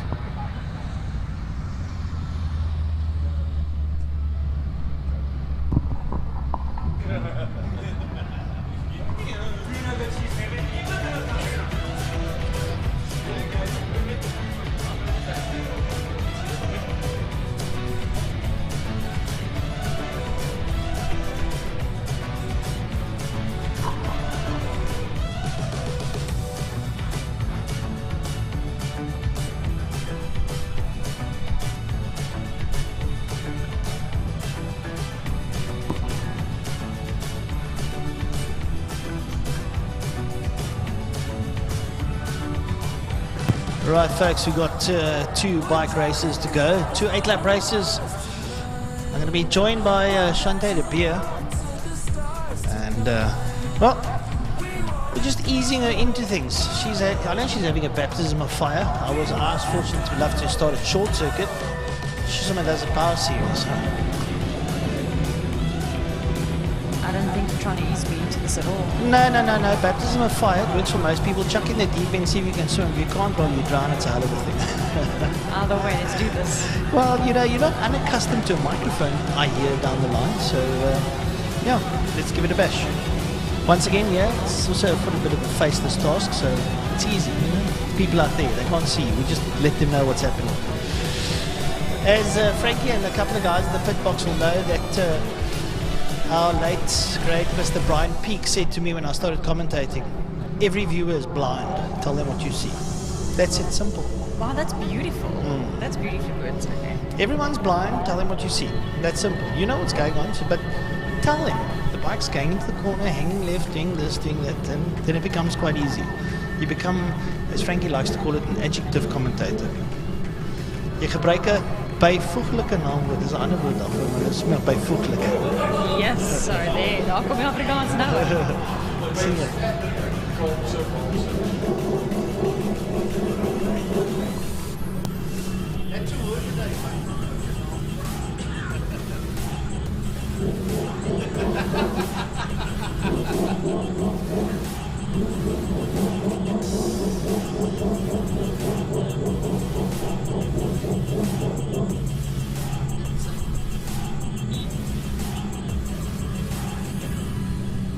Right, so first up the Bridgestone Super Twin Cup 650s and the Super Sport 300s will be out, and the day will be rounded off by the Triumph Superbikes, the SPK Challenge Masters in 600 category.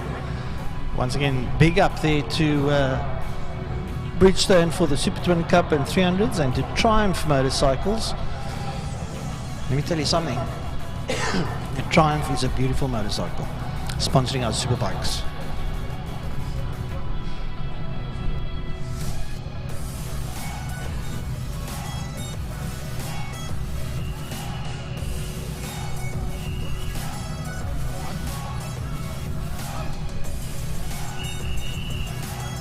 Right, so the whistle's going. The Super Twin Cups and the 300s need to get out on the circuit. Go and ride, boys, go ride. The weather's coming again. Just get out there while it's nice and go and ride. Get finished, get the job done. Don't hang around. I see the sun is shining beautifully at the moment. The wind's blowing that way, and it looks ominous once again in the distance. So let's just get this job done. We might have 20 minutes on hand, and they got 10 minutes a race. Yeah. That's right, I said 2 8-lappers, so it should go pretty quickly.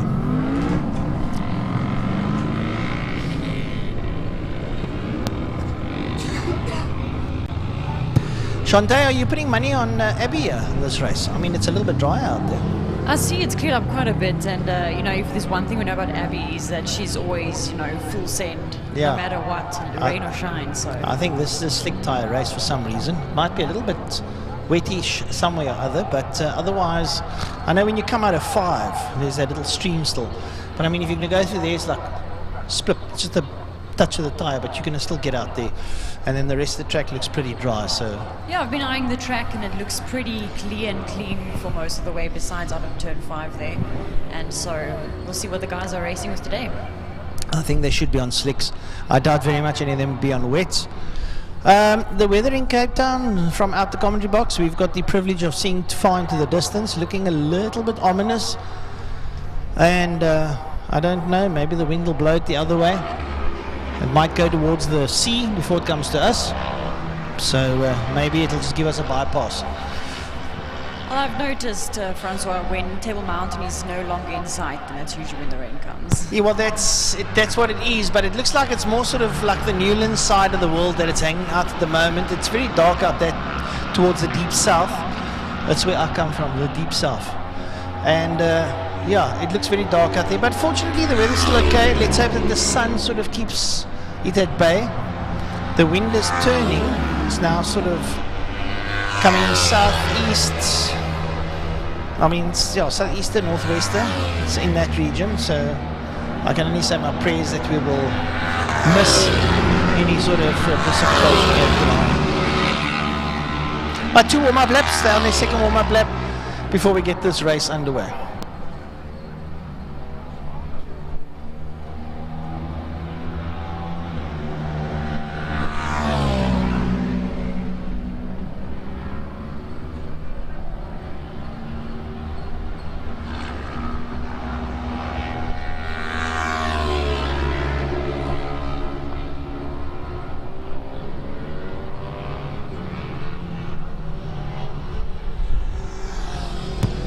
Just once again a big shout out there to Bridgestone for sponsoring this race. I see Mitch Robinson's back in the pits after, yeah, maybe has a problem after that tumble earlier in the day. So having all the necessary looked at. But Mitch not feeling happy with his bike, the 71 machine.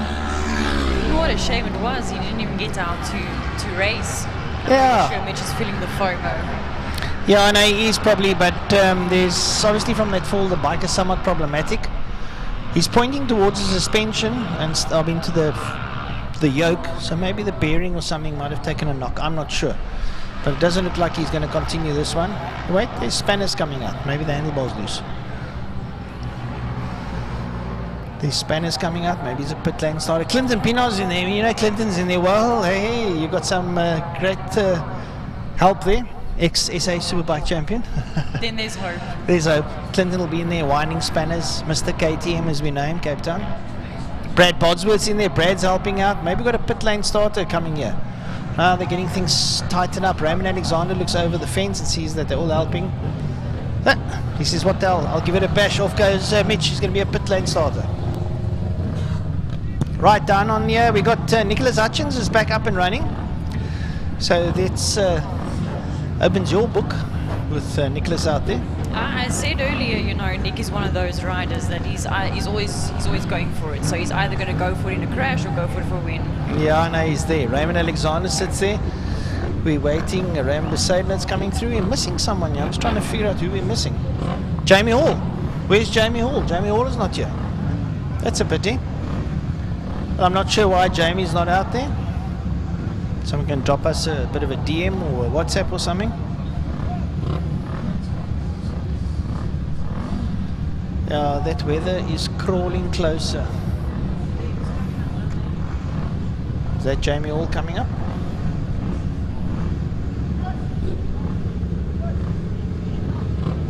There comes Adrian Solomon by the look good. Is that Solomon? No? Have a look at that second row. That second row is, everyone's got the hammers down. Matty van Niekerk, Ryan Coetzee and Lance Jonas. Ooh, that second row has looked demonic. But here we go. Boards are out. Boys go race. I'm telling you what, the weather's crawling. The superbikes are going to have the bad lash. John Green runs out the way. We wait for the lights. The lights are off and away we go. Nicholas actually gets a bit of a wheelie. Jamie Hall slots up in beside him. And Ryan Coetzee comes through. Ryan Coetzee, Matty van Niekerk, and Matty van Niekerk around the outside there of Lance Jonas. They roll around out of holes. Jonas forces van Niekerk wide and going up. It's have a look at Jamie Hall chasing Nicholas Hutchins. Here comes Ryan Coetzee up there. Coetzee in the third place. They're into Castro corner. They roll around right hand, pitch it over, leaned about 52 degrees. They pitch it out. They bring it back up through the gearbox, down through the kink, down towards the interceptor corner, and it's still Nicholas Hutchins leading out on Jamie Hall. As they go into the interceptor now, you drop a gear, bend it right, and you work your way up the Tigerberg Straight. So up the Tigerberg Straight they go and making their way into the double right-hander. Shantae is too interested in the racing. Just tell the people what you see. It's that simple. It's quite a race. She's in awe. And Nicholas Hutchins leading out. Jamie Hall's in there. Ryan Coetzee. Lance Jonas looking a lot stronger this time. Matty van Niekerk now finding his feet. Then Adrian Solomon. Then Raymond Alexander. Peter Hill comes through there now. And working their way through, making their way down towards Pertamina Fostron corner. They roll out of turn number 5. Shantae, your money is still good. You know, my money is definitely on Nicholas Hutchins. He's looking good. He's making a bit of a gap, and then he's losing the gap, and he makes it back again every single time. He's looking beautiful out there. And I see for second, third, and fourth, there's quite a battle happening there. But I can tell you something, Hutchins dropping down now. Ryan Coetzee getting through there. Ryan Coetzee is one of those riders that's tasted a win and is now showing that it's got what it takes. This boy's growing leaps and bounds. Started bike racing about 5 years ago, and look where he's at the top of the table. He's ahead there of Nicholas, then Jamie Hall, then Lance Jonas, then Matthew van Niekerk. Then it looks like Aidan Solomon, and then Raymond Alexander, Peter Hill. Where is Abby? Is that Abby going? Abby going through there now behind Peter Hill. Yeah. Abigail's currently sitting at 8th position. Yeah. She's got to get past Peter Hill. Let's hope that Peter's not a mobile chicane for her, because she's quite quick as she closes up in the back rim there in Interceptor corner. You see them coming out Interceptor as they roll up, and Abby needs to make hay while the sun shines, as they say.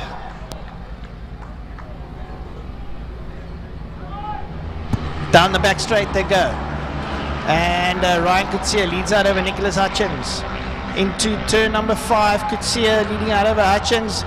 And is Lance Jonas trying to make a move there?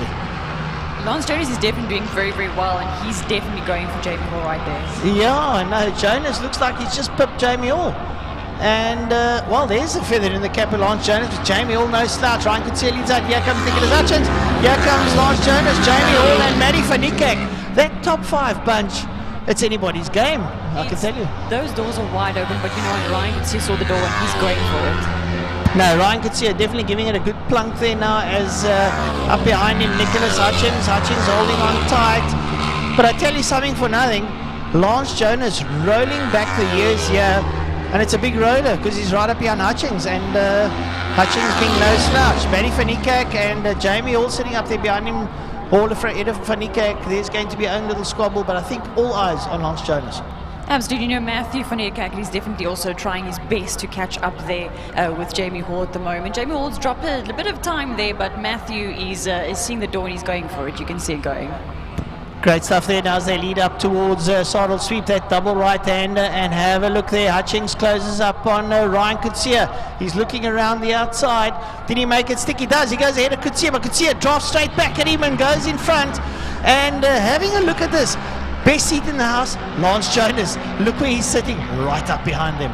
He's waiting for that door to open, but between Ryan and Nicholas, they are giving nobody else a race here. This race is, if you look at them, they're on their own race at the moment. Well, I can tell you something that Lance Jonas is saying, come boys, make a mistake, just back and I'll take it easy pickings. We've still got 6 laps to go. This is the joy of this race. Lance can just sit there all day and just watch what's happening because they've broken away here. And Matthew van Niekerk is giving Jamie Hall a little bit of a press for time now as they go down into turn number 1.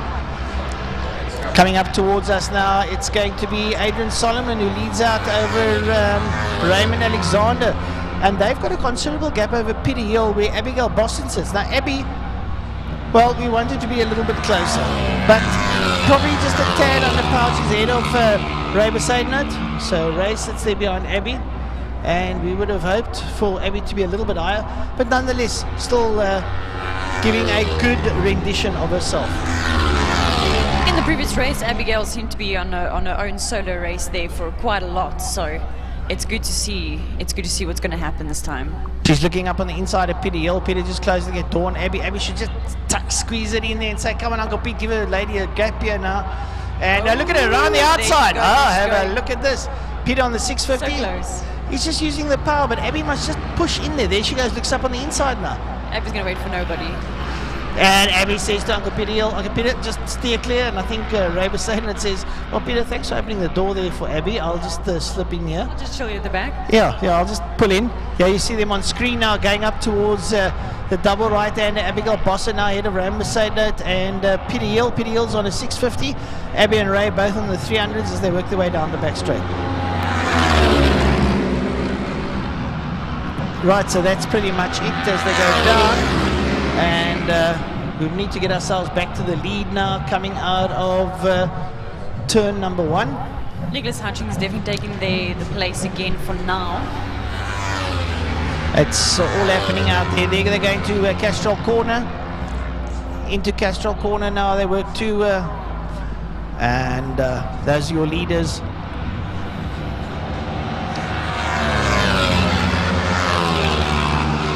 Peter Hill getting past Abby and Ray again, using the power of the 650. Isn't that just rude?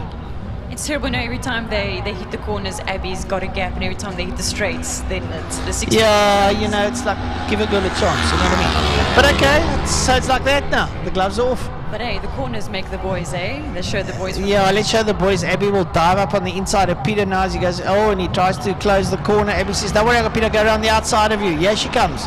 Round the outside. It reminds me of a song. Hey, late night. Yeah, and here comes the drizzle. The shizzle, the drizzle. This is going to be, when this stuff starts, it's not going to stop because I can see it for miles. So coming out there now is your riders coming up towards us. Is it still going to be Nicholas Hutchings? Hutchings leads. Right comes Ryan Coetzee. He steps out on the inside and Nick going down to turn number 1. Ryan Coetzee has got that braking under control now. He's learned that over time. He's now found out where his points are, and he gets ahead there of Nicholas Hutchings. They will come up towards turn number 2. And can Ryan hold out over Nicholas? Ryan has grown in leaps and bounds. He's doing fantastically well. And Lance Jonas just sitting there. He's just waiting for it.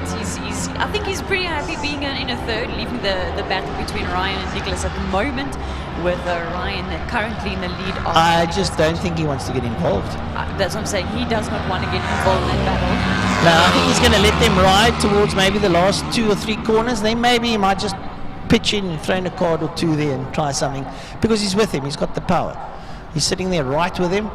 And Lance is a seasoned veteran. Did he just go on the outside of somebody? Did Lance just move up a place? I think he did. I think Lance has gone to second. Has he passed Nicholas? No, he's passed Ryan Coetzee. Lance Jonas has gone up to second place, behind Nicholas Hutchins. Oh my word. Well, it's not quite wet. It's a fine drizzle, so it hasn't wet the circuit too much. Nicholas Hutchins, Lance Jonas, and they're coming out of turn number 5 up towards us here. Yes, Nicholas Hutchins. And up behind him, Lance Jonas, ahead of Ryan Coetzee. Ryan must have made a mistake somewhere. Can Ryan come back now? Lance looking up on the inside. No, Lance closes the door firmly in his face and says, "You stay there, lad. This is not happening." I think Lance was hearing us there for a second. Yeah, because I told him, I said, "You've got 3 laps to go. You're going to have to make a move now." Here comes Ryan Coetzee back at Lance Jonas, up on the inside. Coetzee, very late braking, a full dive into Castrol corner. And he's back into second, but Lance won't take this one line down. It's not like he can't ride a bike. So now they come down. Yeah, they come through the kink, Shante, and they're looking here. And you can see Nicholas here ahead of Lance. There's Nicholas, Lance, and then it's Ryan, and then Lance Jonas. You see Ryan going a lot tight into the corner. Nicholas holding out first place. He's about to start his final lap. Nicholas just has to hold it there at the moment and just keep going, buddy. Just keep going. Well, he's got to keep going there. He's got the likes of Lance up behind him. Lance going to push out. Ryan Coetzee can bring in a last-ditch effort. This is what is going to happen. They all dive down into Pertamina fast round corner, turn number 5. Nicholas leads out. Lance is there. Ryan's a little bit further back. I don't know if Ryan's run his tyres, that he can't press on them. And Lance has gone to the front. Jonas has gone to the front. Lance Jonas takes the lead. Or is it Ryan Coetzee? No, it's Ryan Coetzee. Then it's... Ryan has taken it. Yeah, Jonas has dropped back. So Ryan has come right back from third, taken the lead back on the last lap. Unbelievable stuff here coming out of Ryan Coetzee. What a race to be between these 3, Ryan Coetzee and Nicholas Hutchins with Lance Jonas. These 3 are just been battling it out. Right, so coming through now, it's Jamie Hall and Matthew van Niekerk on screen, turning into turn number 1 in holes, and still it's Hall that has the upper hand on van Niekerk. Further back we'll have the likes of Adrian Solomon, Ryan Alexander, Peter Hill, Abigail Bosson and Max Munton. So there's your leaders now. Final lap. There they're coming up towards us. Some slow markers. Here's Ryan Coetzee has pulled away now from Nicholas Hutchins. Ryan definitely leaves the best to last. And I think he's planned this one well, Shante. You never know. Is he, what times is he racing at the moment? What? Is he on slicks? He's on slicks. Yeah. Nothing wrong with that. Absolutely. Chancing your arm here in the final lap. There's a little bit of drizzle around, a little bit of precipitation, but checkered flag is beckoning. He's got to bring it home. That's all he's got to do. Right, so out of turn number 5, Ryan Coetzee leading out. Coming up towards us, a few back markers. But it's that man, Ryan Coetzee, who brings it home. Nicholas Hutchins and Lance Jonas back in third. What a brilliant, brilliant scuffle. Jamie Hall and Matthew van Niekerk, you know, ooh, those 3. There's a few of those that are in their own race at the moment, and here they come. Jamie Hall just above Matthew van Niekerk there over the finish line. And 2 very, very good friends. They must have enjoyed that immensely. The whole race, they were sort of at each other's throats. You know, we're gonna, no, I'm gonna win. No, you are, no, you don't. No, and eventually they win. And at the end of the day, they're still great mates. Right, let's see who's coming through here now. It should be Adrian Solomon. Yep, all in his lonesome. He's ahead there. Race. And behind him, Raymond Alexander. Yeah. I think Raymond could have done a bit better. And then we're going to like for Pidiel, Bosson, well, Abby's and Max Munton. I think they were lapped. They were caught up in the previous flag. Nicholas Abigail over the line in 8th position. And then we're going to have Max Minor. Peter Hill goes past Max with the power. So there we go. I don't know if any of the more bikers are going to come over the line. Yeah, a couple of riders. So this will be Mostert, Wasserfall and Bosseinert that will bring it home.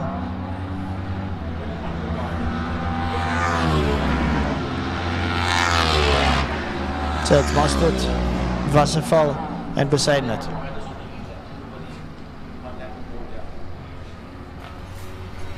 Right, so there's a bit of a drizzle around. Let's put the hand out the window and feel what's happening.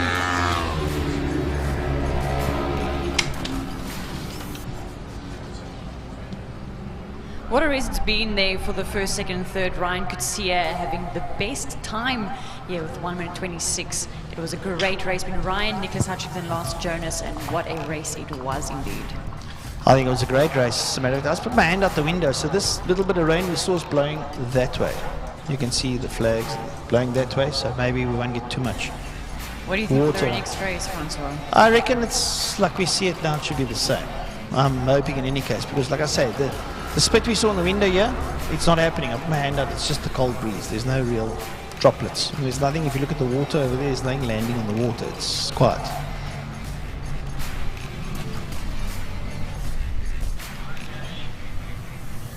I think today's weather's really shown the complications with tire Choices, strategy. You know, it's that's the thing with motorcycles. You have to, it's strategy all the way. And you got to throw caution to the wind. You know, do I ride on slicks? Will it rain halfway through the race? Fortunately, Killarney is a small circuit.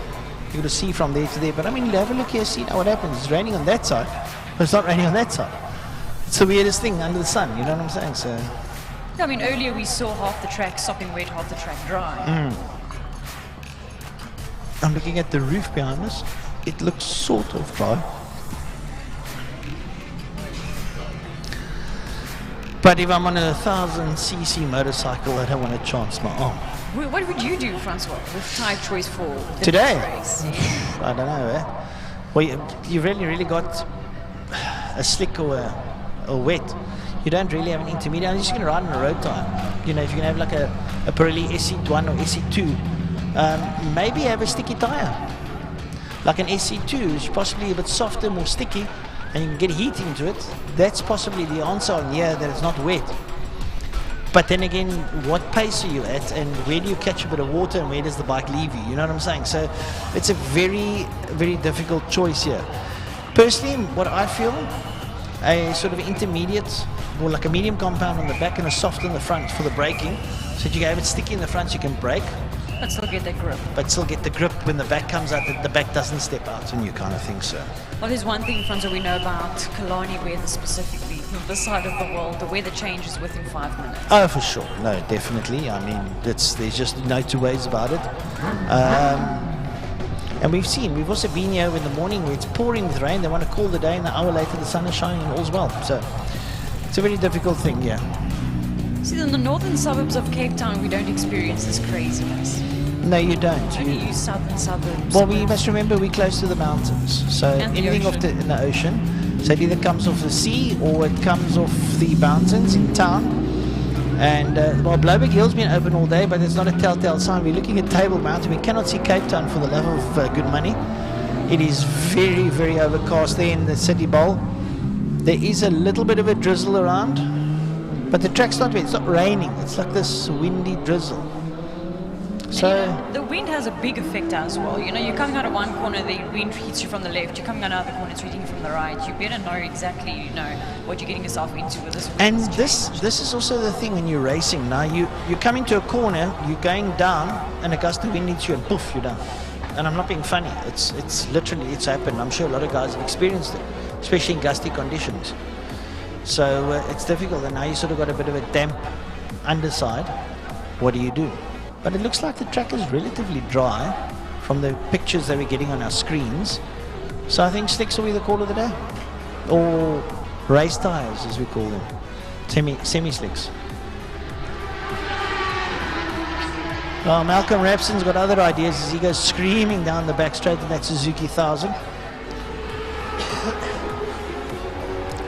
So yeah, I think they're all feeling pretty positive, if I can use the word for this race. 8 laps, 8 tussle laps. I don't know, are there Kewen's out again? There goes Kewen's out. So, but we'll see when they come on the line what they've got on their bikes.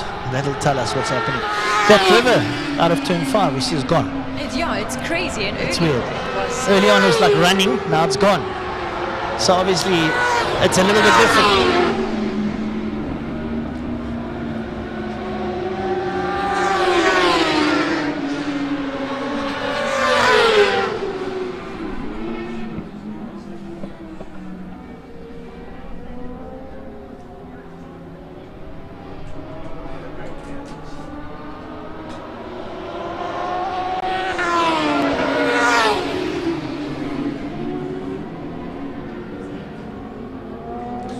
Right, so the only red Honda I see out there is Jason Lineker. I don't see Q and Snyman.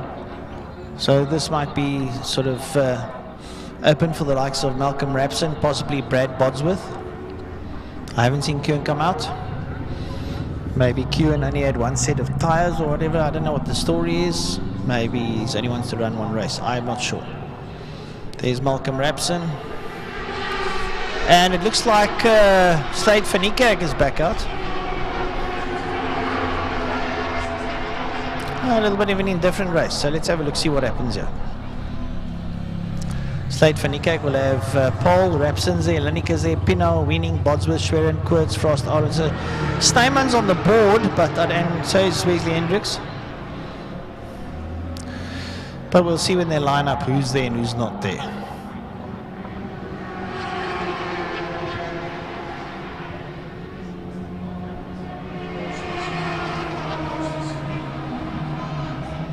Right, so the guys coming up to the grid proper to line up.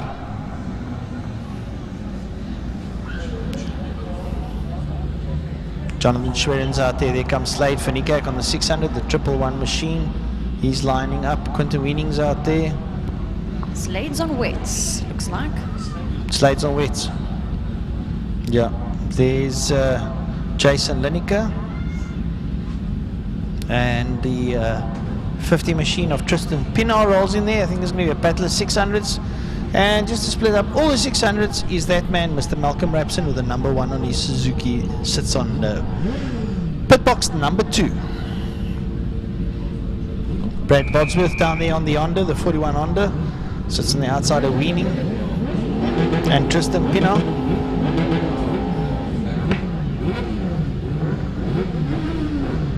Oh, there we go. There's Q and Snowman at the back of the grid again on the number 19 Honda. So let's go racing. 5-second board up. We're going to wait for the lights to go on. They go on and they go off and we go racing. And Rapson and Slade van Niekerk go down towards turn number 1. Van Niekerk gets the whole shot. Is Rapson going to look up on the inside? No, Slade van Niekerk gets in there. Now Van Niekerk's on a 600. And coming through, have a look at Q and Steinman. Oh my word. Boom! Into 3rd from the back of the pack. True. Now who's there? Rapson, van Niekerk, and Steinman. Let's have a look, see now as they go through the kink. And Q and Steinman, what an electric start. You know, he saw the gap and he just took it full speed ahead. So as they go up the Tigerbook straight now towards the double right-hander, it is going to be Malcolm Rapson that leads out, but for how long is the question? Rapson comes out there now and he comes down the back straight. It's going to be Q and Steinman goes second there with Slade van Niekerk, and then it's Tristan Pinar, then it's Brad Bodsworth as they make their way down towards turn number 5. Into turn number 5, and how long is that man Rapson going to hold on to the lead there with Snowman up behind him? I reckon it could change going down into turn number 1. I think Ewan's trying to take some gap there. Rapson holding out Snowman decides that fortune favours the brave as he closes up on the back there of Rapson. I think just about. And yeah, he's going to give it a good thonk here, but Rapson's up for it, and Steyman's late on the brakes and dives up on the inside of Castrol. He goes in, he holds his line, and once again just shows what he's made of. You know, it's crazy because Kewen started at the back of the grid and he's currently leading this race. And we've still got 7 laps to go. So how does this work out now? Is Rapson going to stick with Kewen, or is Kewen just going to light up the circuit? Slade van Niekerk is there in third, leading out the 600. The end of Tristan Pienaar, there's Brad Bodsworth and Jason Lineker. Jason, I would expect to be a little bit higher, but he didn't have a great start. So can he come back? That's to be wondered as they make their way all down the back straight. Behind him, Jonathan Schwerin, who's riding a liter bike, who should be up higher. Jonathan's busy slowly rebuilding his gumption. He's getting his confidence back, which is a good thing. He had 1 or 2 accidents last year, which sort of depleted his confidence, but he's working his way back. There we can see Malcolm Rapson holding on to the back here of Kewen Snyman. Snyman coming through now, crosses the line, followed by Rapson. Then it's going to be Slade van Niekerk, and then it's Tristan Pienaar, Brad Bodsworth. Having a look at Tristan Bodsworth, trying the inside. Tristan very late on the brakes, and Bodsworth gets through. So Bodsworth moves up now to P4, and he might just go and chase Slade van Niekerk. All the riders now moving into Castrol corner, and Malcolm Rapson still hanging on to the back of Kewen Snyman. I see Kewen and Malcolm have definitely breached the gap there for Slade van Niekerk trying to keep up and trying to make his way, and with Tristan Pienaar just behind him trying to catch up with him too. Yeah, they're definitely going to give each other a little bit of a run for their money. The 600 category is respectively 3, 4 and 6. Lineker a little bit further back. Tristan Pienaar's got Brad Bodsworth giving him some food for thought. But I must admit, I'm very impressed with Malcolm Rapson that's holding on to Kewen Snyman, not letting him get away here.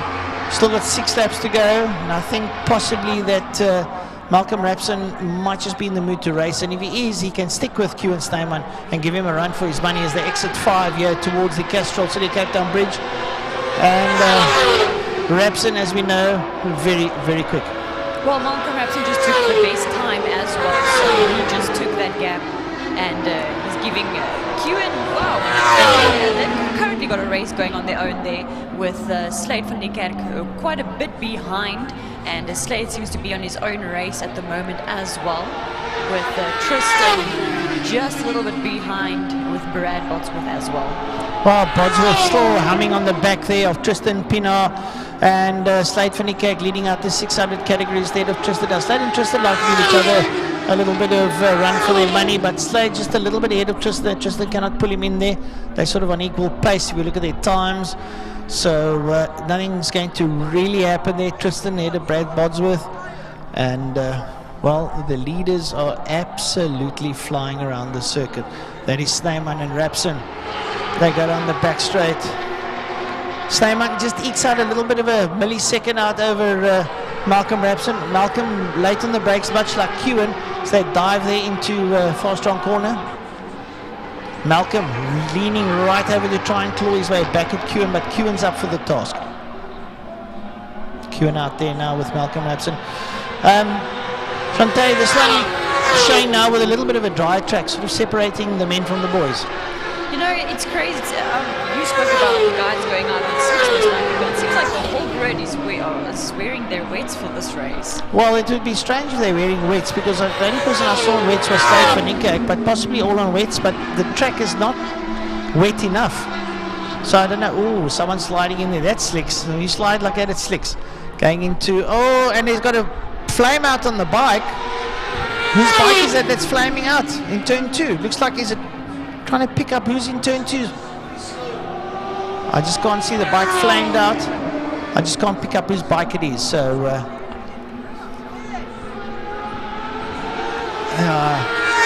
just not sure. We'll try and pick it up as it goes along. But that bike flamed out proper. So obviously something wrong with that. Is it Rapson? Yeah, it's Malcolm Rapson's bike is flamed out. So that bike that's gone poke, when it flames out like that, you must know the motor's given the ghost. So that means it's released Kewen Snyman into the distance. Kewen is leading this race by a heck of a mile, and it seems like he's racing all on his own. No one's going to catch him now. That I can assure you. He's still got 4 laps to go. He's out, ducked and disappeared. Here comes to cross the line now. And I don't think that he will come back.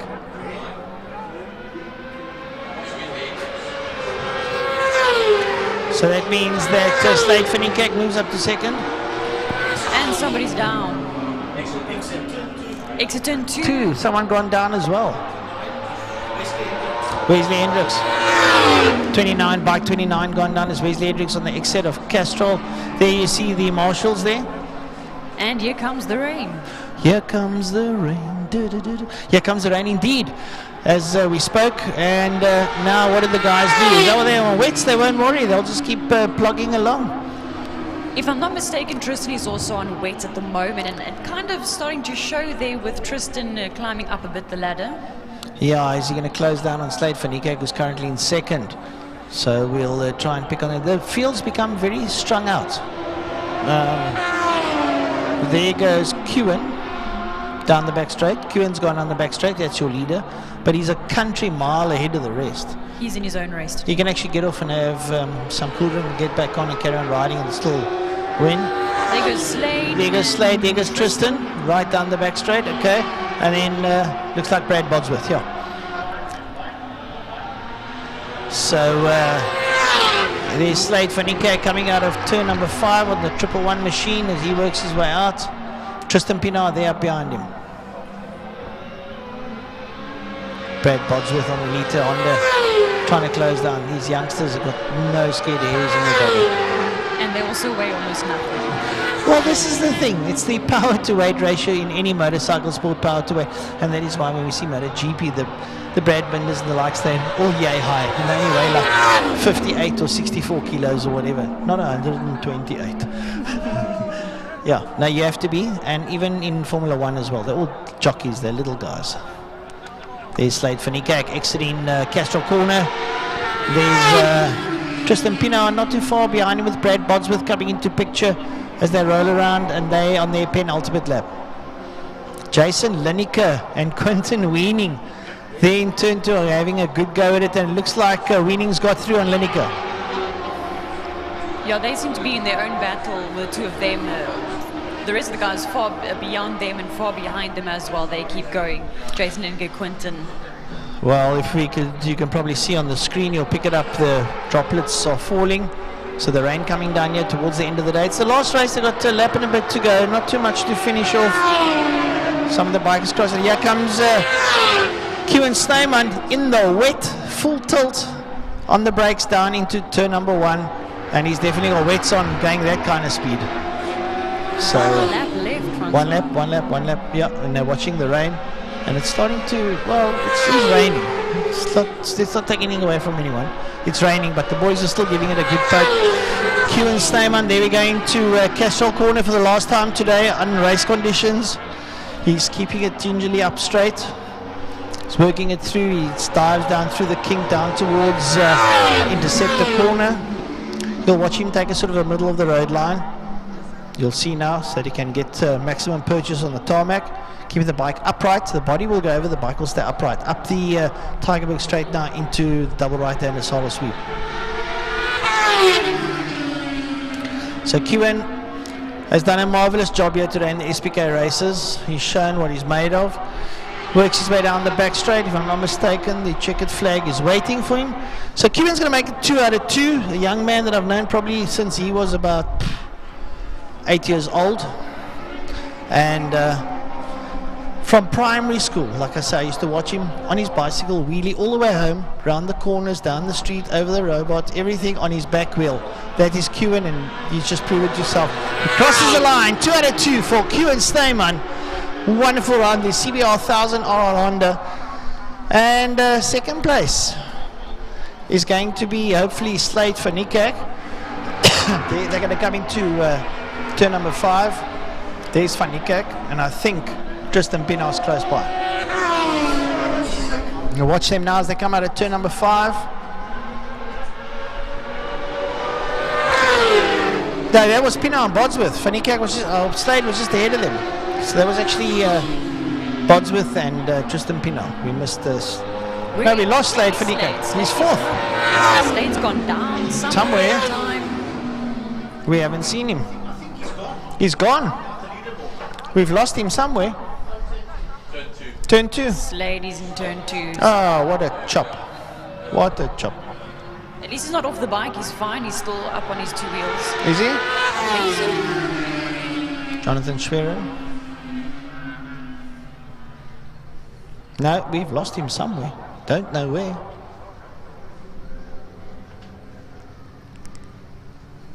Great race with Kewin Sneeman in first, Tristan Pinot second, and Brad Bodsworth in third. What a great race. I think Brad will be pretty happy that he gets a third for the day.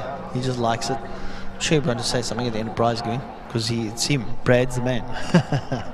And you know what, Malcolm may have not finished this race, but he still has the best time for the overall.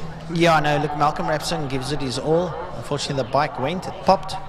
Why, I don't know, but it's a bit unfortunate. At least he went out in flames. He went out in... Oh, look at you, eh? In lights. Your name in lights. He went out in flames. Lovely. It's like a drag car blowing up down the drag strip. Oh, went out in flames, man. Well, Chantain, nice joining me. We didn't expect anything of you. It's just nice to have a lady's voice here. You'll get the hang of it. That's all I'm going to say. Well, I must say I really enjoyed myself today, and thank you for this opportunity. And I know what it is. You came to watch racing, and that's what, with you up here, you're sort of like, I'm in awe, and you forgot to talk. You must see the view up here, that's why, you know. I got the VIP section today with these views. Yeah, I know the view is awesome. You get used to it. The guys finish racing. I just want to say to all my fellow commentators, thank you for a lovely day. It's been very nice. To Gary Fleming for managing the cameras. A challenge all on its own with the Wi-Fi dipping on him. Sometimes the screen's going black. The poor man doesn't know where to touch what and turn what, sort of stick, steer, whatever. But he's done a great job. Nonetheless, he's a man who's used to camera work. He does a lot of online racing. And to the marshals out there, ladies and gents, a big up to you. You're better people than I am, because I definitely wouldn't have stood out there today. That's for sure. Great job, great job, great job. To the COC and the stewards, thanks a lot. To the riders and drivers, thanks for the entertainment. Fortunately, nobody badly hurt or anything, so that's a plus. So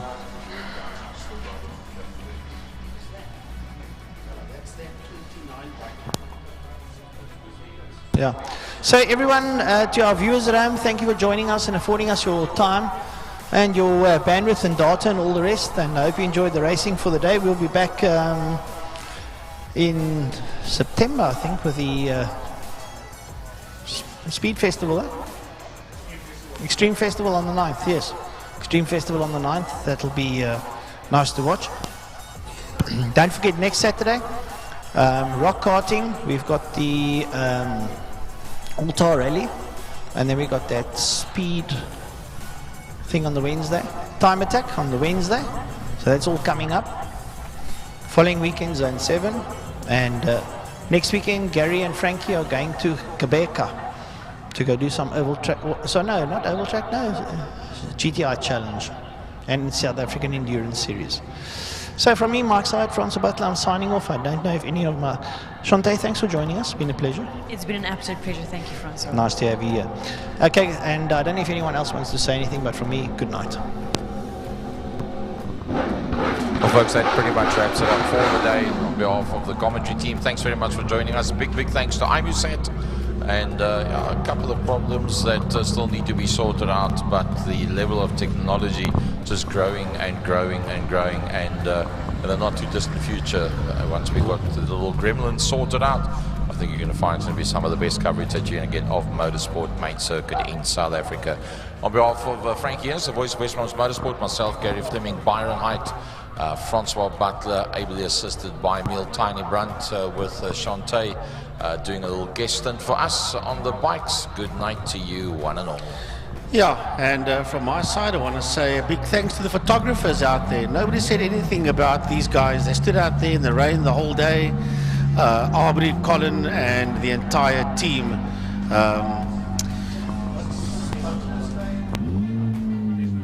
To Desmond Butler, all the guys out there today. a big thanks. And yeah, from my side, drive home safely, enjoy the weekend further. Remember the Formula 1 Grand Prix from Spa-Francorchamps tomorrow.